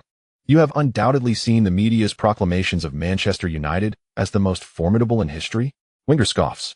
So, let us show them that even the so-called strongest Manchester United is nothing to fear. Attack, attack, attack. I have reiterated this countless times. Our strategy for this match is to dominate through offense, to obliterate them with our attacking prowess. After all, we have yellow. Wenger's words elicited laughter among the Arsenal players. Indeed, we have yellow. What is there to fear? Let us press on. In stark contrast to the quiet home locker room, the visiting team's quarters were filled with noise, cramped and oppressive under the low ceiling. Yet, the Manchester United players fixed their gazes upon their coach. Clad in white-away jerseys, their expressions were resolute. They understood that this match was their redemption, the pivotal contest in their quest to reclaim the league championship this season. A victory would place immense pressure upon Arsenal. Conversely, a defeat would likely deflate their morale. After all, with their full-strength lineup, if they could not triumph over a diminished Arsenal, the blow would be significant. Their midfield comprised 3 young players, while their center-back pairing echoed last season's farcical duo. Mourinho's voice was far more impassioned than Wenger's, his fists raised in fervor. He seemed less a football coach and more a politician delivering an impassioned address, brimming with fervor. Fear them not. We are Manchester United. We possess the strongest squad in the entire Premier League. We are the mightiest team in the league. Even at the Emirates, that wretched Emirates. Mourinho's expression grew fierce. We shall push forward, shatter them, and utterly crush them. We are Manchester United. As Mourinho's words echoed, an electrified Rooney was the first to rise. Take them down, he bellowed. The players from both teams held their heads high, standing in the tunnel, with no intention of exchanging pleasantries with their adversaries. They were warriors stepping onto the battlefield. How could they greet the enemy? The arena's DJ announced the names of the players. Arsenal's squad received the most fervent cheers, while Manchester United was met with piercing boos. Ladies and gentlemen, welcome to the focal match of the 23rd round of this season's Premier League, perhaps the most crucial encounter of the season. Duan Xian's voice rang out. Countless fans from the Dragon Kingdom, eagerly awaiting in front of their televisions, computers, and mobile screens, were instantly invigorated. The match was finally about to commence. The starting lineups for both teams had been announced, largely in accordance with pre-match predictions, as both sides deployed their strongest formations. On Arsenal's side, beset by injury woes, they continued the tactics employed in their previous home match against Real Madrid. In goal was Szczesny, with a central defensive pairing of Mertesacker and Koscielny. The left back was the seasoned Gibbs, while Cancelo occupied the right flank. The midfield featured Kante, Wilshere, and Bernardo Silva, with a forward line of Mane, Yero, and Giroud. In contrast, Manchester United boasted a nearly complete roster at the disposal of Mourinho, fielding what was undoubtedly their strongest lineup of the season. De Gea was in goal, with a central defensive duo of Vidic and Ferdinand. Evra played on the left, and Raphael on the right. The midfield was anchored by Carrick and Schweinsteiger, with Rooney positioned as an attacking midfielder. The forward line comprised of Willian, Van Persie, and Eto'o. Manchester United was undeniably formidable. Duan Xian could not help but exclaim about the opulence of this Manchester United squad, reminiscent of Real Madrid in La Liga. They were the Crimson Cosmic Legion. Suyong, Duan Xian's commentary partner for this match, echoed this sentiment. This observation resonated with many players, as Manchester United's current roster appeared as lavish as that of Real Madrid. Particularly, the attacking line of Rooney, Van Persie, Ye Luo, and Willian was not at all inferior to the likes of Cristiano Ronaldo, Benzema, and Di Maria from Real Madrid. Such a powerful and luxurious Manchester United was indeed a rarity. To counter Arsenal, Mourinho had invested heavily to assemble this unprecedentedly extravagant squad. Now, the Red Giants were set to clash with Arsenal, which had risen like a blazing sun. This match would significantly influence the landscape of the Premier League this season. Who would emerge victorious in this pivotal encounter? Naturally, I hope for a Manchester United triumph. Meanwhile, at Real Madrid's training base in Madrid, Ancelotti and his assistants were closely monitoring the match. For Real Madrid, their primary objective was the Champions League. If they were to be eliminated by Arsenal in the round of 16, it would be a regression to the days of early exits. A scenario unacceptable to both the fans and the media in Madrid. Ancelotti understood that if Real Madrid were to fall, he would certainly face the ire of the home supporters. The pressure on him was immense. Upon seeing the announced lineups, Ancelotti smiled, recognizing that Wenger seemed to be taking a gamble, competing against Manchester United in the league while also contending with Real Madrid in the Champions League, desiring to achieve everything, was likely to result in obtaining nothing at all. Regardless of the outcome of this match, it would benefit us, remarked Mourinho's assistant. However, should Manchester United emerge victorious, the pressure on Arsenal would significantly intensify. Many of their players are young and may struggle to withstand such immense strain. If Manchester United wins, they would be a mere 3 points behind Arsenal, even if they have played one match more. Nevertheless, a 3-point deficit is sufficient to instill anxiety within Arsenal. Moreover, it currently appears that the likelihood of Arteta and Cazorla returning in the short term is slim. Even if they were to return hastily, their ability to regain form remains uncertain. Therefore, should Manchester United triumph, it may trigger a domino effect, potentially culminating in Arsenal's collapse. This is precisely what Ancelotti is concerned about. He needs to overcome Arsenal to advance to the Champions League quarterfinals. At this moment, both teams' players have taken their positions, and the referee for this match is the renowned Premier League official, Webb. He is often referred to by fans as the referee for Manchester United due to his decisions, which are frequently perceived as biased in favor of United. Webb, of course, vehemently denies such claims. His presence as the referee has left many Arsenal fans on edge. As the referee's whistle sounded, Manchester United seized the initiative and launched their attack. The ball was swiftly passed to the flanks, where Ye Luo received it on the right side. Facing Gibbs, he advanced with the ball, effortlessly outpacing him. Gibbs could not even attempt a foul, with a terrifying burst of speed comparable to that of Ye Luo. Ye Luo reached the byline in no time. Ye Luo, amidst the commentators' exclamations, he delivered a low cross that skimmed along the grass towards the edge of the penalty area. Rooney, making a run, prepared to shoot, prompting Koscielny to extend his foot in an attempt to block the shot. However, it was merely a feint. With a deft flick of his ankle, Rooney redirected the ball to the left. Van Persie, in the commentators' astonished cries, Van Persie surged forward to meet the ball, ready to unleash a strike. Chapter 59, Clarity through defeat, as Van Persie positioned himself in a critical area. The entire Emirates Stadium seemed to hold its breath. All the Arsenal fans turned pale. They were acutely aware of Van Persie's capabilities, especially considering he was a former captain of Arsenal. Astonishingly, Manchester United's first foray into attack had already penetrated the most perilous zone. The attacking prowess of Manchester United's front line is undeniably formidable. After more than half a season of honing their synergy, their luxurious lineup has finally showcased its formidable strength. The moment they feared most had arrived. Van Persie took aim, just as the faces of all Arsenal supporters turned ashen. Salvation came in the form of goalkeeper Szczesny. He sprang into action, swiftly closing the distance between himself and Van Persie. With arms outstretched, he managed to deflect Van Persie's shot, sending the ball away. Szczesny. The commentators have begun to fervently chant Szczesny's name. Szczesny. Oh, splendid. He has saved the team. A tremendous gasp echoed from the stands of the Emirates Stadium. All Arsenal supporters exhaled collectively. After Szczesny deflected the ball, Ye Luo, visibly furious, clapped his hands and shouted, "Focus! Are you still asleep?"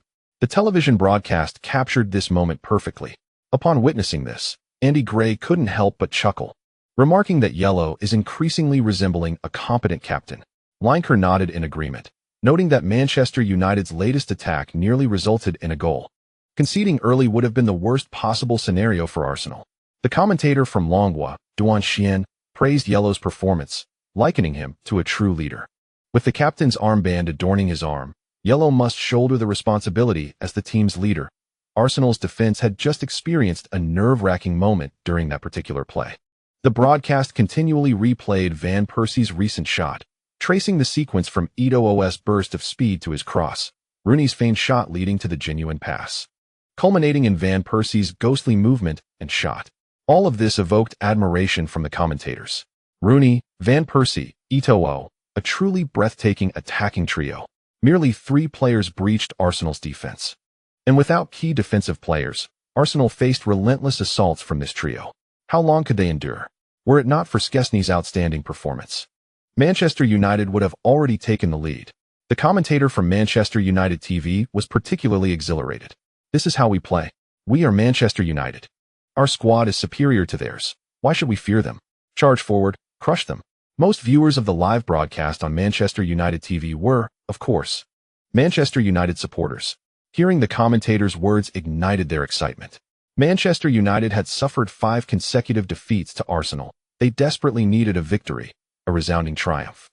Although this attack did not yield a goal, it underscored Manchester United's excellent form, as they carved through Arsenal's defense with a few quick passes, creating a golden opportunity for Van Persie. The missed shot was merely a stroke of luck for Arsenal. They must remain vigilant. Su Yang, the guest commentator from Longhua National Television's sports channel, spoke with a hint of concern. It was evident that Manchester United was in outstanding form and would undoubtedly fight fiercely in this match. Even as the away team, they would give their all. Such a Manchester United is the most formidable, and Arsenal must not let their guard down. Duan Xian chimed in, affirming, indeed, Manchester United has suffered 5 consecutive defeats to Arsenal.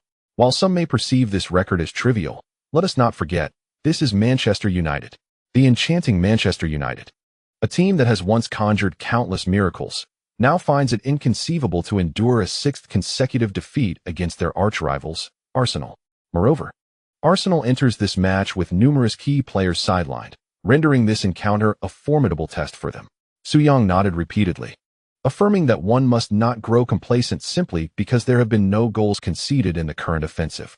For Arsenal, the true challenge has only just begun. At that moment, the television screen displayed the figure of Ye Luo. Su Yang suddenly recalled that Ye Luo had faced many formidable teams and overcome numerous adversities with grace. He is the kind of player who thrives under pressure, exhibiting exponentially greater combativeness in the face of challenges. Of course, he kept this thought to himself, silently harboring hopes. Based on his limited understanding of Ye Luo, he sensed that the stronger the opponent, the better Ye Luo performed. Perhaps Manchester United's current momentum could fully unleash Ye Luo's potential. Manchester United's aggressive offense set the tone for the match. Throughout the ensuing game, their desire to attack was palpable. At their core, Manchester United is a team that venerates offensive play, excelling in attacking football.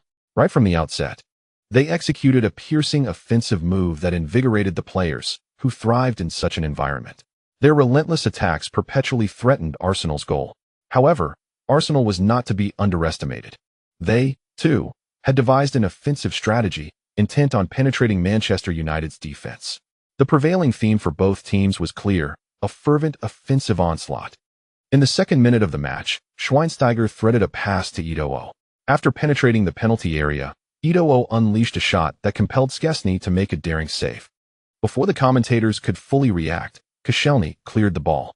Kante seized possession and unhesitatingly sought out Ye Luo with a direct pass. Ye Luo leapt high, effortlessly controlling the ball within his reach. As he ascended, right-back Raphael attempted to impede him, but to no avail. Ye Luo, with his back to Raphael, executed a swift heel pull, using his physique to overpower his opponent and complete a turn. It required no technical flair, merely a judicious application of his physicality. Upon completing the turn, Ye Luo surged forward with the ball, causing a moment of disarray in Manchester United's defense. Carrick, Vidic, and Ferdinand all converged upon Ye Luo at that moment. Seizing the opportunity, Ye Luo flicked the ball with the outside of his right foot, sending it soaring in a beautiful arc over Evra and into the left side of the penalty area. Main. The commentators gasped in astonishment. Main, with a swift insertion, unleashed a powerful strike with his right foot. Bang! The resounding noise compelled the spectators to squint their eyes. In the next moment, as they opened their eyes, the Manchester United fans gazed in horror at the goal, while the Arsenal supporters looked on with eager anticipation. The Manchester United players were drenched in cold sweat, whereas the Arsenal players were already poised to celebrate with raised arms. However, where was the ball? The exquisite pass from Ye Luo had seemingly vanished.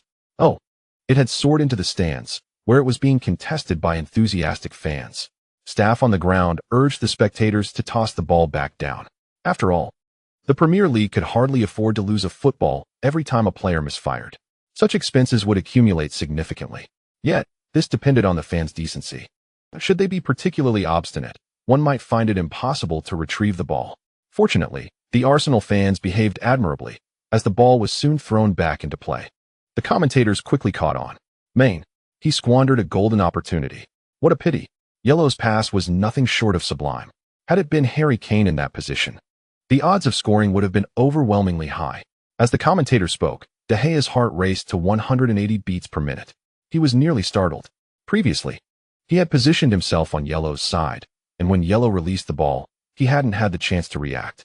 Thus, if Main had exhibited a modicum of composure, applied slightly less force, aimed more accurately, or even simply stopped the ball, he could have easily scored. Even the most divine goalkeeper would have been powerless against a well-placed shot. However, who could have anticipated that Main would attempt such a dramatic miss? Even my grandmother could score from that position, Andy Gray exclaimed, clutching his head in disbelief. On the sidelines, Mourinho was equally astonished. He soon realized that Manchester United's players appeared to be momentarily stunned by Ye Luo's brilliance. This simply would not do. Regardless of whether the ball had entered the net or not, Manchester United must not cower. They needed to push forward and attack. This was the strategy Mourinho had devised prior to the match. Nothing but relentless offense. He immediately strode to the touchline. What are you all standing around for? Have you forgotten our purpose in this match? Mourinho's voice resonated as if amplified, reaching even the viewers at home. What was Manchester United to do? The players surely understood. Captain Vidic waved his arms, exclaiming, "What are we afraid of? We can attack too. Push forward. Drive them back." As the match resumed, the ball was quickly set in motion, heralding the onset of a thrilling offensive duel. Both sides exchanged exhilarating attacks, creating a spectacle that left spectators breathless. The fans oscillated between exhilaration and heart-stopping tension, while neutral supporters reveled in the excitement. This match was far more captivating than the previous encounters between Arsenal and Real Madrid. Both teams displayed an audacious approach, refusing to play conservatively. Given the intensity of their offensive maneuvers, the anticipation of goals was certainly justified. As fans had speculated, the first goal arrived in the 13th minute, with Manchester United taking the lead. This highlights the unfortunate wastefulness of Main's earlier opportunity. Indeed, squandered chances are often met with repercussions. In the 12th minute, Arsenal launched an attack, with Ye Luo's shot being valiantly blocked by De Gea. A startled Vidic regained composure and surveyed the field ahead. As a central defender, maintaining calmness is paramount. Should he have opted for a hasty clearance, Arsenal's players, already encroaching, would have likely capitalized on the first touch, given that they were positioned advantageously against Manchester United's defensive line. Carrick was already making space for himself, often jestingly referred to as the invisible man by fans due to his understated presence on the pitch. However, this does not diminish his status as one of the finest deep-lying midfielders in the Premier League. The essence of a skilled strategist lies not in ostentation. Carrick's apparent lack of prominence stems from his exceptional positional awareness, consistently positioning himself in threatening areas, thus compelling opponents to redirect their passes to less dangerous zones. In this instance, he swiftly created space, drawing Wilshere away from the frontline pressure and allowing room for Willian.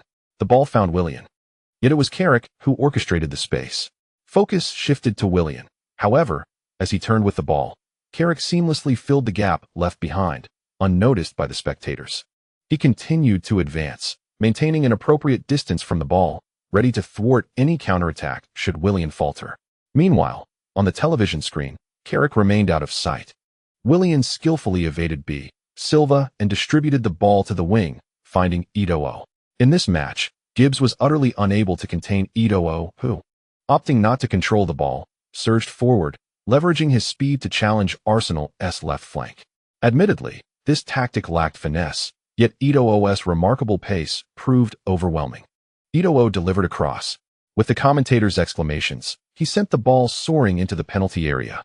Inside the box, Van Persie, Rooney, and William, among other Manchester United players, surged forward, creating a tumultuous scene. Amidst the chaos, Rooney darted to the near post and launched a header towards the goal. At that moment, Szczesny anticipated the play, leaping forward to deflect the ball with both fists just above Rooney's head. Just as the Arsenal fans exhaled in relief, the commentators erupted in astonishment. Carrick. Unbeknownst to many, Carrick had made an incognito advance to the edge of the penalty area, unmarked. As the ball descended from the air, Carrick expertly struck it with the arch of his foot, directing it towards the far corner of the net. Gibbs, who had been airborne, hurriedly retreated but was already too late. The ball, with an unhurried pace, was a delicate lob. It nestled into the net. No one anticipated that the first goal would not come from Manchester United's frontline attackers or from Ye Luo, but rather from the inconspicuous Carrick. Carrick! Andy Gray bellowed with fervor. Simultaneously, in Manchester, numerous fans clad in Manchester United jerseys leapt to their feet, raising their arms in jubilant cheers. Who could have imagined that the player who propelled Manchester United to score was the defensive midfielder, Carrick? As a holding midfielder, he seldom found himself in scoring positions. Yet this time, he accomplished a pivotal goal. Manchester United took the lead. After scoring, Carrick spread his arms wide and exuberantly dashed to the corner flag, while several of his teammates joined in the celebration. On the sidelines, Mourinho waved his arms, leaping with joy, his face alight with ecstasy. Manchester United was ahead. They had taken a crucial step towards victory. Faced with Ye Luo, Mourinho realized that instead of focusing on containment, he would wholeheartedly embrace an offensive strategy. Ye Luo was formidable, but Manchester United's attack was not to be underestimated. Ultimately, it was merely a contest of who could score more. The chapter concludes. Chapter 60, A Narrow Angle. Following Carrick's goal, aside from Arsenal fans, all other Premier League supporters rejoiced. Once, there was a palpable fear and disdain towards Manchester United. At Wembley Stadium, during matches involving the England team, if someone initiated a chant of "If you hate Manchester United, stomp your feet," it would undoubtedly elicit a thunderous response. This was due to Manchester United's former dominance, as they were the most decorated team in Premier League history, surpassing the total titles of all other clubs combined. However, now, Arsenal's prowess, particularly with the youthful Ye Luo, instilled a sense of trepidation in other Premier League teams, as they seemed to witness the emergence of another Manchester United. No, a team even more formidable than Manchester United. Most commentators lavished praise on Carrick for his goal. Indeed, Carrick was arguably the least conspicuous player in this match, or within Manchester United's lineup. Many Manchester United supporters may regard Carrick as ineffectual. However, at this moment, his goal is nothing short of exquisite. Just when everyone believed that Manchester United's attack was about to fizzle out, he unexpectedly surged forward, sending the ball into the net. United took the lead thanks to Carrick's goal, which was truly surprising, for it was neither Van Persie, nor Rooney, nor Ye Luo, and certainly not Willian, but rather the deep-lying midfielder Carrick who found the back of the net. The fact that Carrick advanced so far up the pitch illustrates the determination Manchester United displayed in this match. They pressed forward aggressively in their offensive efforts, achieving remarkable results. Now, the ball is with Arsenal. How will they respond? As the commentators spoke, the camera focused on Ye Luo, for it is well known that in times of need, Arsenal relies solely on Ye Luo. In the stands of the Emirates Stadium, amidst the jubilant cheers of Manchester United fans, the Arsenal supporters also turned their gaze towards Ye Luo. If anyone could sustain hope in the hearts of Arsenal fans during this despairing moment, it is undoubtedly Ye Luo. He embodies their aspirations. They yearn to see how Ye Luo will react to United's advance. Should Ye Luo falter as well, then Arsenal would indeed find themselves in dire straits. The Manchester United players did not celebrate for long. They quickly returned to their half. Meanwhile, Arsenal had already prepared for the restart. With the referee's whistle, the match resumed. Following the concession of a goal, Arsenal appeared somewhat flustered. After all, the majority of their players on the pitch are in their 20s, constituting a notably youthful side. Thus, it is only natural for them to exhibit emotional fluctuations and lapses in concentration when trailing. On the other hand, Manchester United is a team adept at capitalizing on momentum. Rather than retreating into a defensive shell after scoring, they continued their assault, eager to swiftly extend their lead and decisively crush Arsenal. During this period, Arsenal's defenders were far from satisfactory. Following the goal, several Arsenal players made errors that nearly resulted in further conceding. United's goal exerted immense pressure on Arsenal's backline. One such near miss occurred when Rooney made a penetrating run. Main could have intercepted the ball, but his clearance was insufficiently decisive, allowing Rooney to reclaim possession and deliver a cross for Van Persie to shoot. Had Van Persie not been slightly impeded by Ajer, Main could have faced the wrath of the fans. He is under tremendous pressure, having already missed an open goal earlier, and now, under such weighty expectations. He faltered once more. This exemplifies the shortcomings of young players. On the sidelines, Wenger expressed profound dissatisfaction with Main's performance. What on earth? Be decisive. Main panted heavily. He glanced at Wenger, then turned his gaze towards Ye Luo. Strangely enough, it was not the head coach he feared most, but rather the current team captain, Ye Luo. He noticed that Ye Luo, unlike the head coach, did not exhibit fury. Instead, he approached, helped him up, and said, "I know you possess the talent to compete with Sanchez. But if you continue to perform like this, it is far from sufficient." Main was momentarily taken aback. Sanchez was indeed his rival. To be precise, both Sanchez and Mahrez were his competitors. Had it not been for the injuries plaguing the players, he would likely struggle to secure a place in the team. Was it to be that when Sanchez returned from injury, he would have to relinquish his starting position? Main felt a deep sense of resentment. He yearned to prove himself. Observing Ye Luo's back, he realized that Ye Luo was merely a year his senior. Yet, at this moment, Ye Luo stood as one of the world's finest. The chasm between them seemed insurmountable. However, he was unwilling to be left behind so easily. Clenching his fists, he felt an inexplicable strength in the shoulder Ye Luo had patted. At that moment, Mourinho appeared remarkably composed, or at least he projected an air of calm. Following Manchester United's goal, everything seemed to fall into place. This demonstrated United's capacity to score, revealed that Arsenal's defense was not infallible, and indicated that aside from Ye Luo, the other Arsenal players were not particularly formidable. This bolstered the confidence of United's players. With newfound assurance, their performance on the field would only improve. The better they performed, the more favorable the situation became for Manchester United. Meanwhile, the young Arsenal players faltered under the mounting pressure. If this continued, a second goal would soon be forthcoming. Nonetheless, Mourinho harbored some concerns. Thus far, United's offense had been commendable, but what about their defense? Could they contain that particular player? For no one could predict when he might erupt, or in what manner. At present, Mourinho felt akin to someone lying in bed, ready to drift into slumber, only to be disturbed by a late-night ritournée upstairs, clattering heavy boots upon the floor. Mourinho heard the sound of the first boot being cast aside, and he braced himself for the inevitable sound of the second boot falling. Like one afflicted with obsessive-compulsive disorder, he found it impossible to sleep without hearing that second boot. Now, Mourinho awaited the descent of the second boot. This boot would either be discarded by Manchester United, or before the second shoe drops. Mourinho's heart remains perpetually suspended in midair. While he awaits the inevitable, the players of Arsenal gradually stabilize their emotions, and their performance begins to return to normalcy. Manchester United's relentless attacks fail to extend their lead, and their stamina reaches a critical point. No team can sustain an unyielding offensive onslaught indefinitely. More importantly, Manchester United is wary of Arsenal's counterattacks, particularly those spearheaded by Ye Luo, prompting them to decelerate their pace and momentarily retreat before resuming their offensive, thereby affording Arsenal a much-needed respite. Football matches embody a cyclical ebb and flow. The contest between Manchester United and Arsenal resembles a tug-of-war. As Manchester United attempts to temper their rhythm, Arsenal resolutely denies them that opportunity. Moreover, playing on their home turf, Arsenal has no intention of adopting a conservative approach. Their original strategy is to dismantle Manchester United with their formidable offense. Consequently, upon sensing Manchester United's inclination to slow down, Arsenal promptly accelerates their passing tempo, swiftly advancing the ball into the attacking third. Ye Luo, positioned on the flank, receives the ball without haste. He refrains from making a hurried pass, as the effectiveness of a high ball is undermined by the aerial prowess of Manchester United's two central defenders. Giroud and Main may not enjoy a significant advantage over Ferdinand and Vidic in that regard.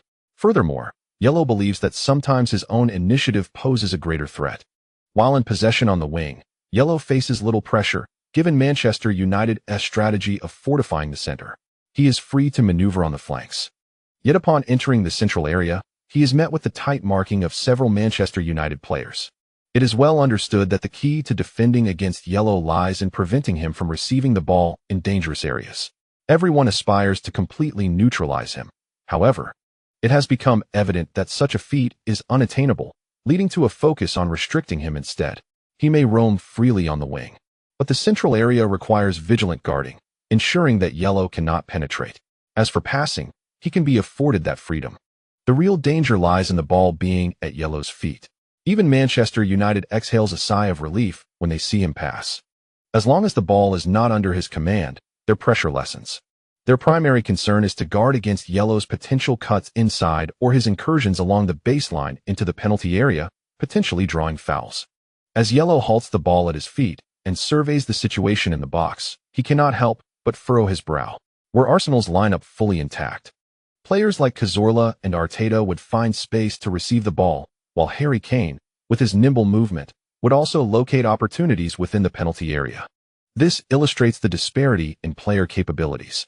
Wilshere is diligent in his runs, yet he is perpetually surrounded. As for B, Silva and Kanté, one cannot expect much from them. They are simply too young. Their potential is immense. However, it is essential to recognize that football is not merely a game of strategy. Players like Kanté and Bernardo Silva must undergo the rigors of competition to evolve into formidable midfielders. Exceptional players are forged through the crucible of matches. Ye Luo understands this well. Currently, within the team, the challenge of coordinating with teammates to breach the opponent's goal has escalated significantly compared to before. This is also a primary reason for the exorbitant valuations placed on certain players. Ye Luo glanced at the penalty area and opted to pass the ball back, contemplating whether a lateral shift could unveil a gap. Yet, it became evident that Mourinho's team was remarkably seasoned, effectively obstructing nearly all potential passing lanes toward the perilous zones. For Manchester United, the defensive focus was straightforward. It was solely Ye Luo. Previously, there were other threats like Cazorla, Sanchez, and Harry Kane, but their absence has rendered United's defensive strategy quite clear. Arsenal's passing oscillated from the left flank to the right, only to return to the left again. Upon receiving the ball, Bernardo Silva noticed Ye Luo raising his hand in demand and, without hesitation, he dispatched the ball, perhaps with a sense of relief. The situation on the field appeared chaotic for Bernardo Silva, who was already uncertain where to direct the ball. After Ye Luo received it, he advanced along the wing, finding little resistance from United players, as they had abandoned the flanks to concentrate on the center. As Ye Luo approached the corner of the penalty area, he feigned an inward cut, prompting several United defenders to converge, suffocating all available space. To penetrate the defense, he would need extraordinary agility. Otherwise, he was likely to collide with the defenders. Should the defenders hold their ground, any contact initiated by the attacking player would be deemed an offensive foul. Currently, the defender on the wing was Raphael, known for his attacking prowess, yet weaker defensive capabilities. Despite his modest stature, this tenacious fullback possessed an indomitable bulldog spirit. At this moment, Raphael was on high alert, as was the entire Manchester United defensive line. With players like William and Carrick gravitating towards the action, they were reluctant to press forward, fearing that such a move would loosen the compactness within the penalty area, granting Ye Luo an opportunity to exploit. As Ye Luo gained possession, it was as if a switch had been activated within the United players, tightening their focus completely. Raphael, in particular, lowered his center of gravity. Fixating intently on the ball, his muscles coiled like a spring at its utmost tension. Facing Ye Luo, any defender would find the encounter exhausting. Yet, Raphael dared not relax his vigilance, remaining fully concentrated on Ye Luo and mirroring his movements as he retreated. Ye Luo's current pace is not particularly swift. He is still able to keep up. However, he is acutely aware that such a situation cannot persist indefinitely. Ye Luo will undoubtedly accelerate. The crux of the matter lies in that pivotal moment. He must not allow himself to be outpaced. With the ball deftly controlled at his feet, he calmly navigates the flanks. Facing off against the defenders, the central area is densely packed. What is required now? A goal. Since penetrating the center proves unfeasible, he resolves to attempt a shot from the periphery. Ye Luo decides to strike at the vulnerable zones in Manchester United's defense. His primary choice remains a breakthrough, secondary, a shot from the center. Yet, both options appear unreliable. The penalty area is congested, making it highly probable that he would collide with defenders if he attempted to breach it. Lacking a means to penetrate through walls, he finds himself unable to force his way into the box. Moreover, long-range shots in the central area are precisely what Manchester United prioritizes in their defensive strategy, making it difficult to find an opening to shoot. Ironically, the flanks are entirely exposed. With this thought, Ye Luo suddenly advances with the ball. Before Raphael can react, he unleashes a powerful strike with his right foot upon the ball. Bang! The resounding noise reverberates throughout the Emirates Stadium. Chapter 61. Manchester United is afraid. Mourinho has never dared to underestimate Ye Luo, which is why he has orchestrated a meticulously tight defense. Although Manchester United's main focus is on offense, this does not imply that their defense is lax. Mourinho's teams have always been imbued with a defensive ethos. Given the fortification of the central area, what can Ye Luo accomplish on the flanks? A breakthrough? There is no space. A long-range shot? No clear path. Thus, he believes that his team should at least be able to return to halftime with a lead. As Ye Luo suddenly takes a step forward with the ball, a thunderclap resonates in Mourinho's mind. No way. Ye Luo's cross. Commentator Andy Gray is oblivious to Ye Luo's intentions, perceiving it merely as a cross with a rather mundane tone. He does not believe that Arsenal's flank play can pose a threat to Manchester United.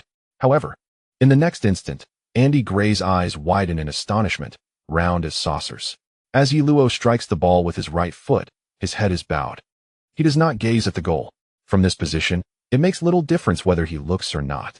The angle is narrow, and his view of the goal is severely limited. Thus, his options for targeting are few. Whether he looks or not, it is inconsequential.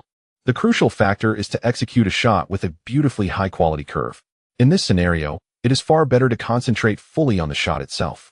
He keeps his head down, eyes firmly locked onto the ball, ensuring that the point of contact will be precise.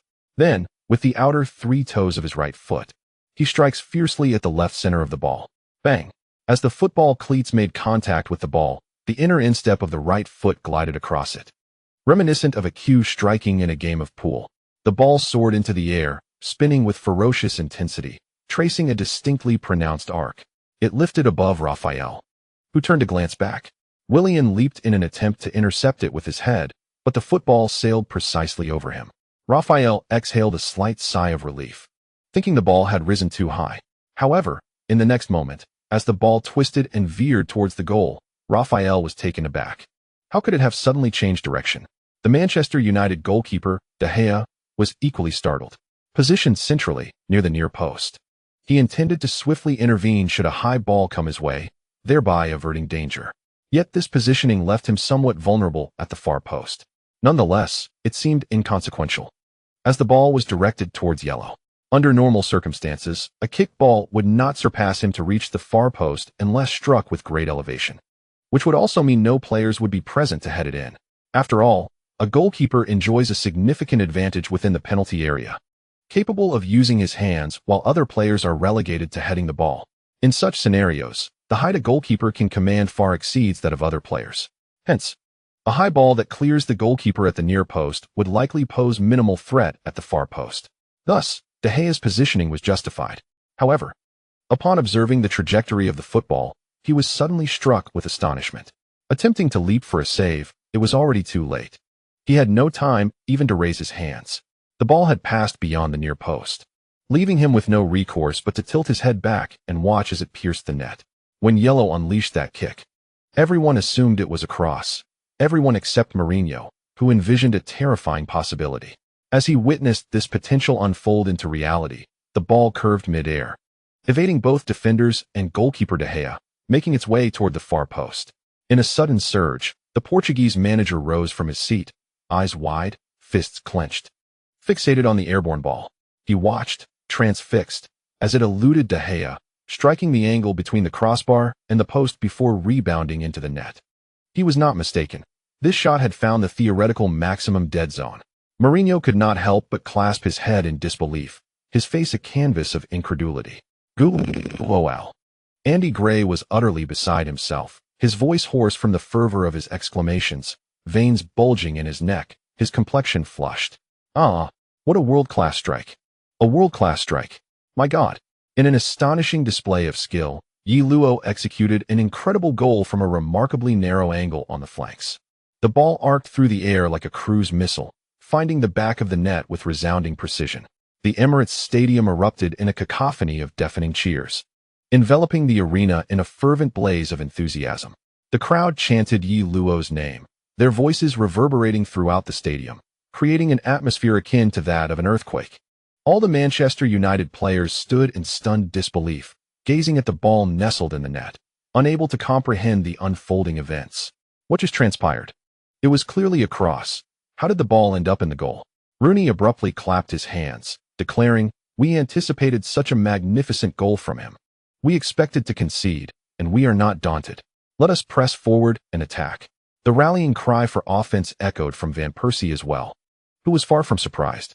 Ye Luo scoring was nothing extraordinary. It was a routine occurrence. Our task is to surpass his tally. It became evident that Arsenal's defense was not an impenetrable fortress. They had Ye Luo, but we had Rooney, Van Persie, and Eto'o, each a world-class striker in their own right. While the Arsenal supporters believed that Manchester United's players would be rattled by Ye Luo's goal, the United squad had already mentally fortified themselves, eagerly awaiting the resumption of play. 3 minutes later, the Emirates Stadium transformed into a frigid chamber as it was Manchester United celebrating once more. 1-2. Manchester United had regained the lead. The goal scorer was Rooney. Amidst the commentators' exclamations, the attacking players of Manchester United embraced one another.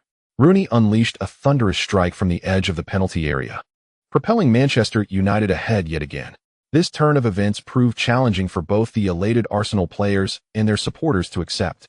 The Arsenal squad had intended to capitalize on their momentum, believing that after such a significant setback, Manchester United would falter. Yet, to their astonishment, United remained remarkably composed. Just moments prior, Arsenal had launched an attack. Gibbs's cross was deftly caught by De Gea, who immediately initiated a counterattack with a quick throw. Van Persie retreated to receive the ball and distributed it to the flanks, where Eto'o surged forward with remarkable speed. Delivering a precise backward pass from the edge of the small box, Rooney met the ball with a blistering shot. In the face of such a strike, Szczesny stood helpless. Mourinho, on the sidelines, waved his arms in jubilation, celebrating passionately. He even executed a slide on his knees, momentarily overshadowing Rooney's glory. Mourinho was thoroughly pleased with the performance of his Manchester United players. Once again, they had taken the lead, delivering a crushing blow to their rivals.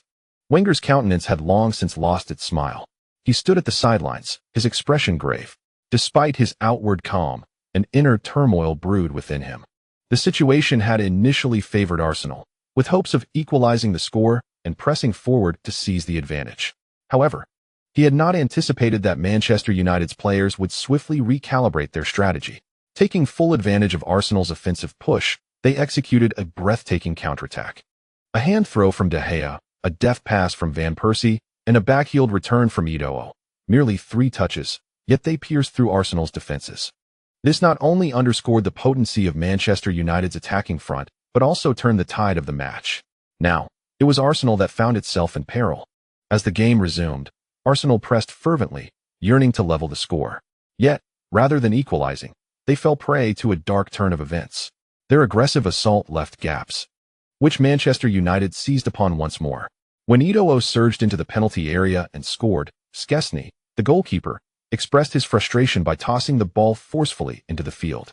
A hush fell over the Emirates Stadium, save for the jubilant cries of Manchester United supporters, who began to mimic Arsenal's fans, chanting, "Yellow!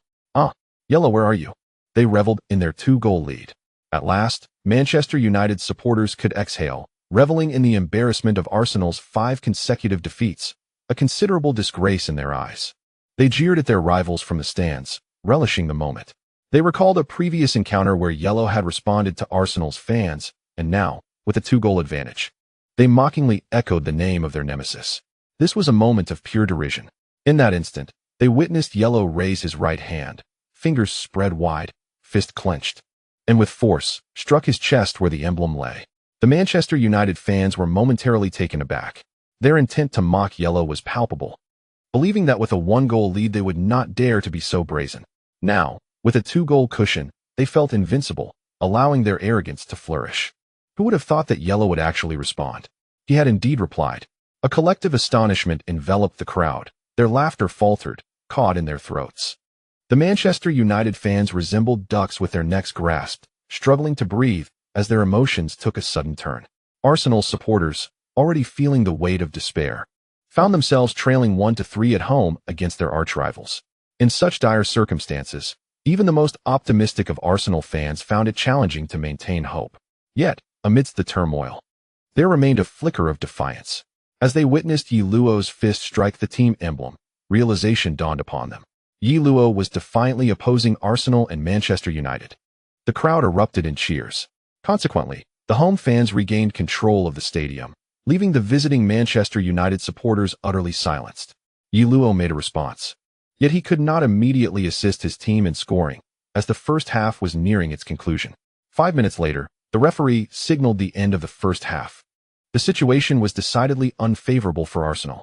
Upon returning to the locker room, Arsenal's spirit remained unbroken, fueled by Ye Luo's unwavering confidence. What of Manchester United? Their players were not overly complacent. They understood the formidable nature of their opponents. The fans' emotions did not instill a sense of assured victory in the United squad. Mourinho also devised a strategy for the second half. In the second half, Manchester United continued their offensive. Mourinho seemed to perceive Arsenal's vulnerabilities. However, following the commencement of the second half, Manchester United struggled to advance, finding themselves under pressure. Arsenal launched a fierce assault right from the outset, forcing Manchester United to retreat into a defensive stance. Yet, the United fans were not taken aback. They even deemed this a tactical decision from their coach. Leading by 2 goals, Manchester United found themselves in a position of strength, opting to play defensively and counterattack.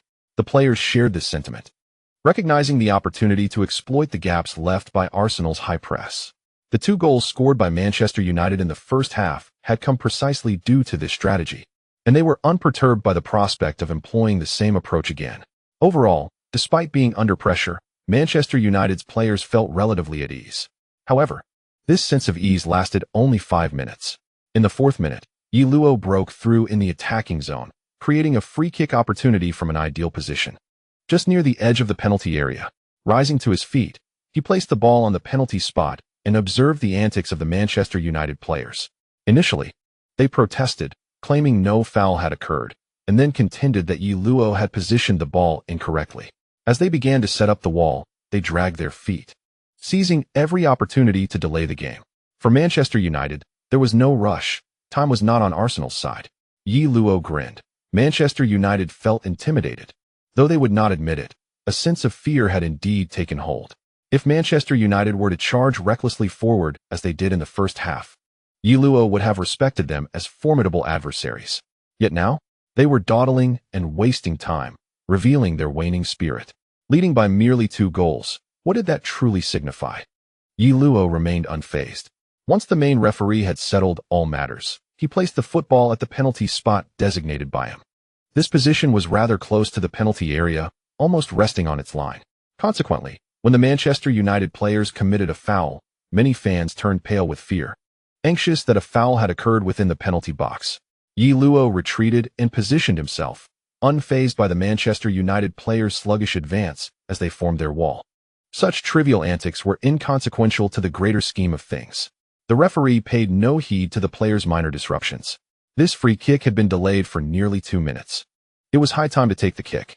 Moreover, he was Webb, the appointed referee for Manchester United, and it was only fitting to grant them a slight advantage. He stepped back and blew his whistle. As the sound resonated, Ye Luo began his run-up. 1 step, 2 steps, 3 steps. Then, with a powerful strike of his right foot, he connected fiercely with the ball. Simultaneously, the wall leapt high, yet the football did not soar over their heads. Instead, it skidded beneath them. Ye Luo exerted all his strength, lifting the ball just a few centimeters off the ground, and it traveled almost parallel to the surface. No, it would be inappropriate to describe it as flying. It was more akin to gliding. The ball sped forth, precisely as the wall reached its apex, slipping through the gap beneath their feet. A collective gasp arose, for Ye Luo's renowned falling leaf shot was well known. Everyone presumed that, given the close distance, a falling leaf shot would be the most fitting choice. However, who could have anticipated that Ye Luo would execute a ground shot instead? The football darted through the opening beneath the wall. By the time goalkeeper De Gea realized what was happening, it was too late. The distance was too short, and the ground shot raced across the watered pitch with remarkable speed. He barely had time to react before the ball crossed the goal line, sending the net into a ripple that left it still. Just 7 minutes into the second half, Arsenal had pulled one back. The two-goal lead had swiftly dwindled to a mere one-goal advantage, a most precarious scoreline in this world. The chapter concludes here.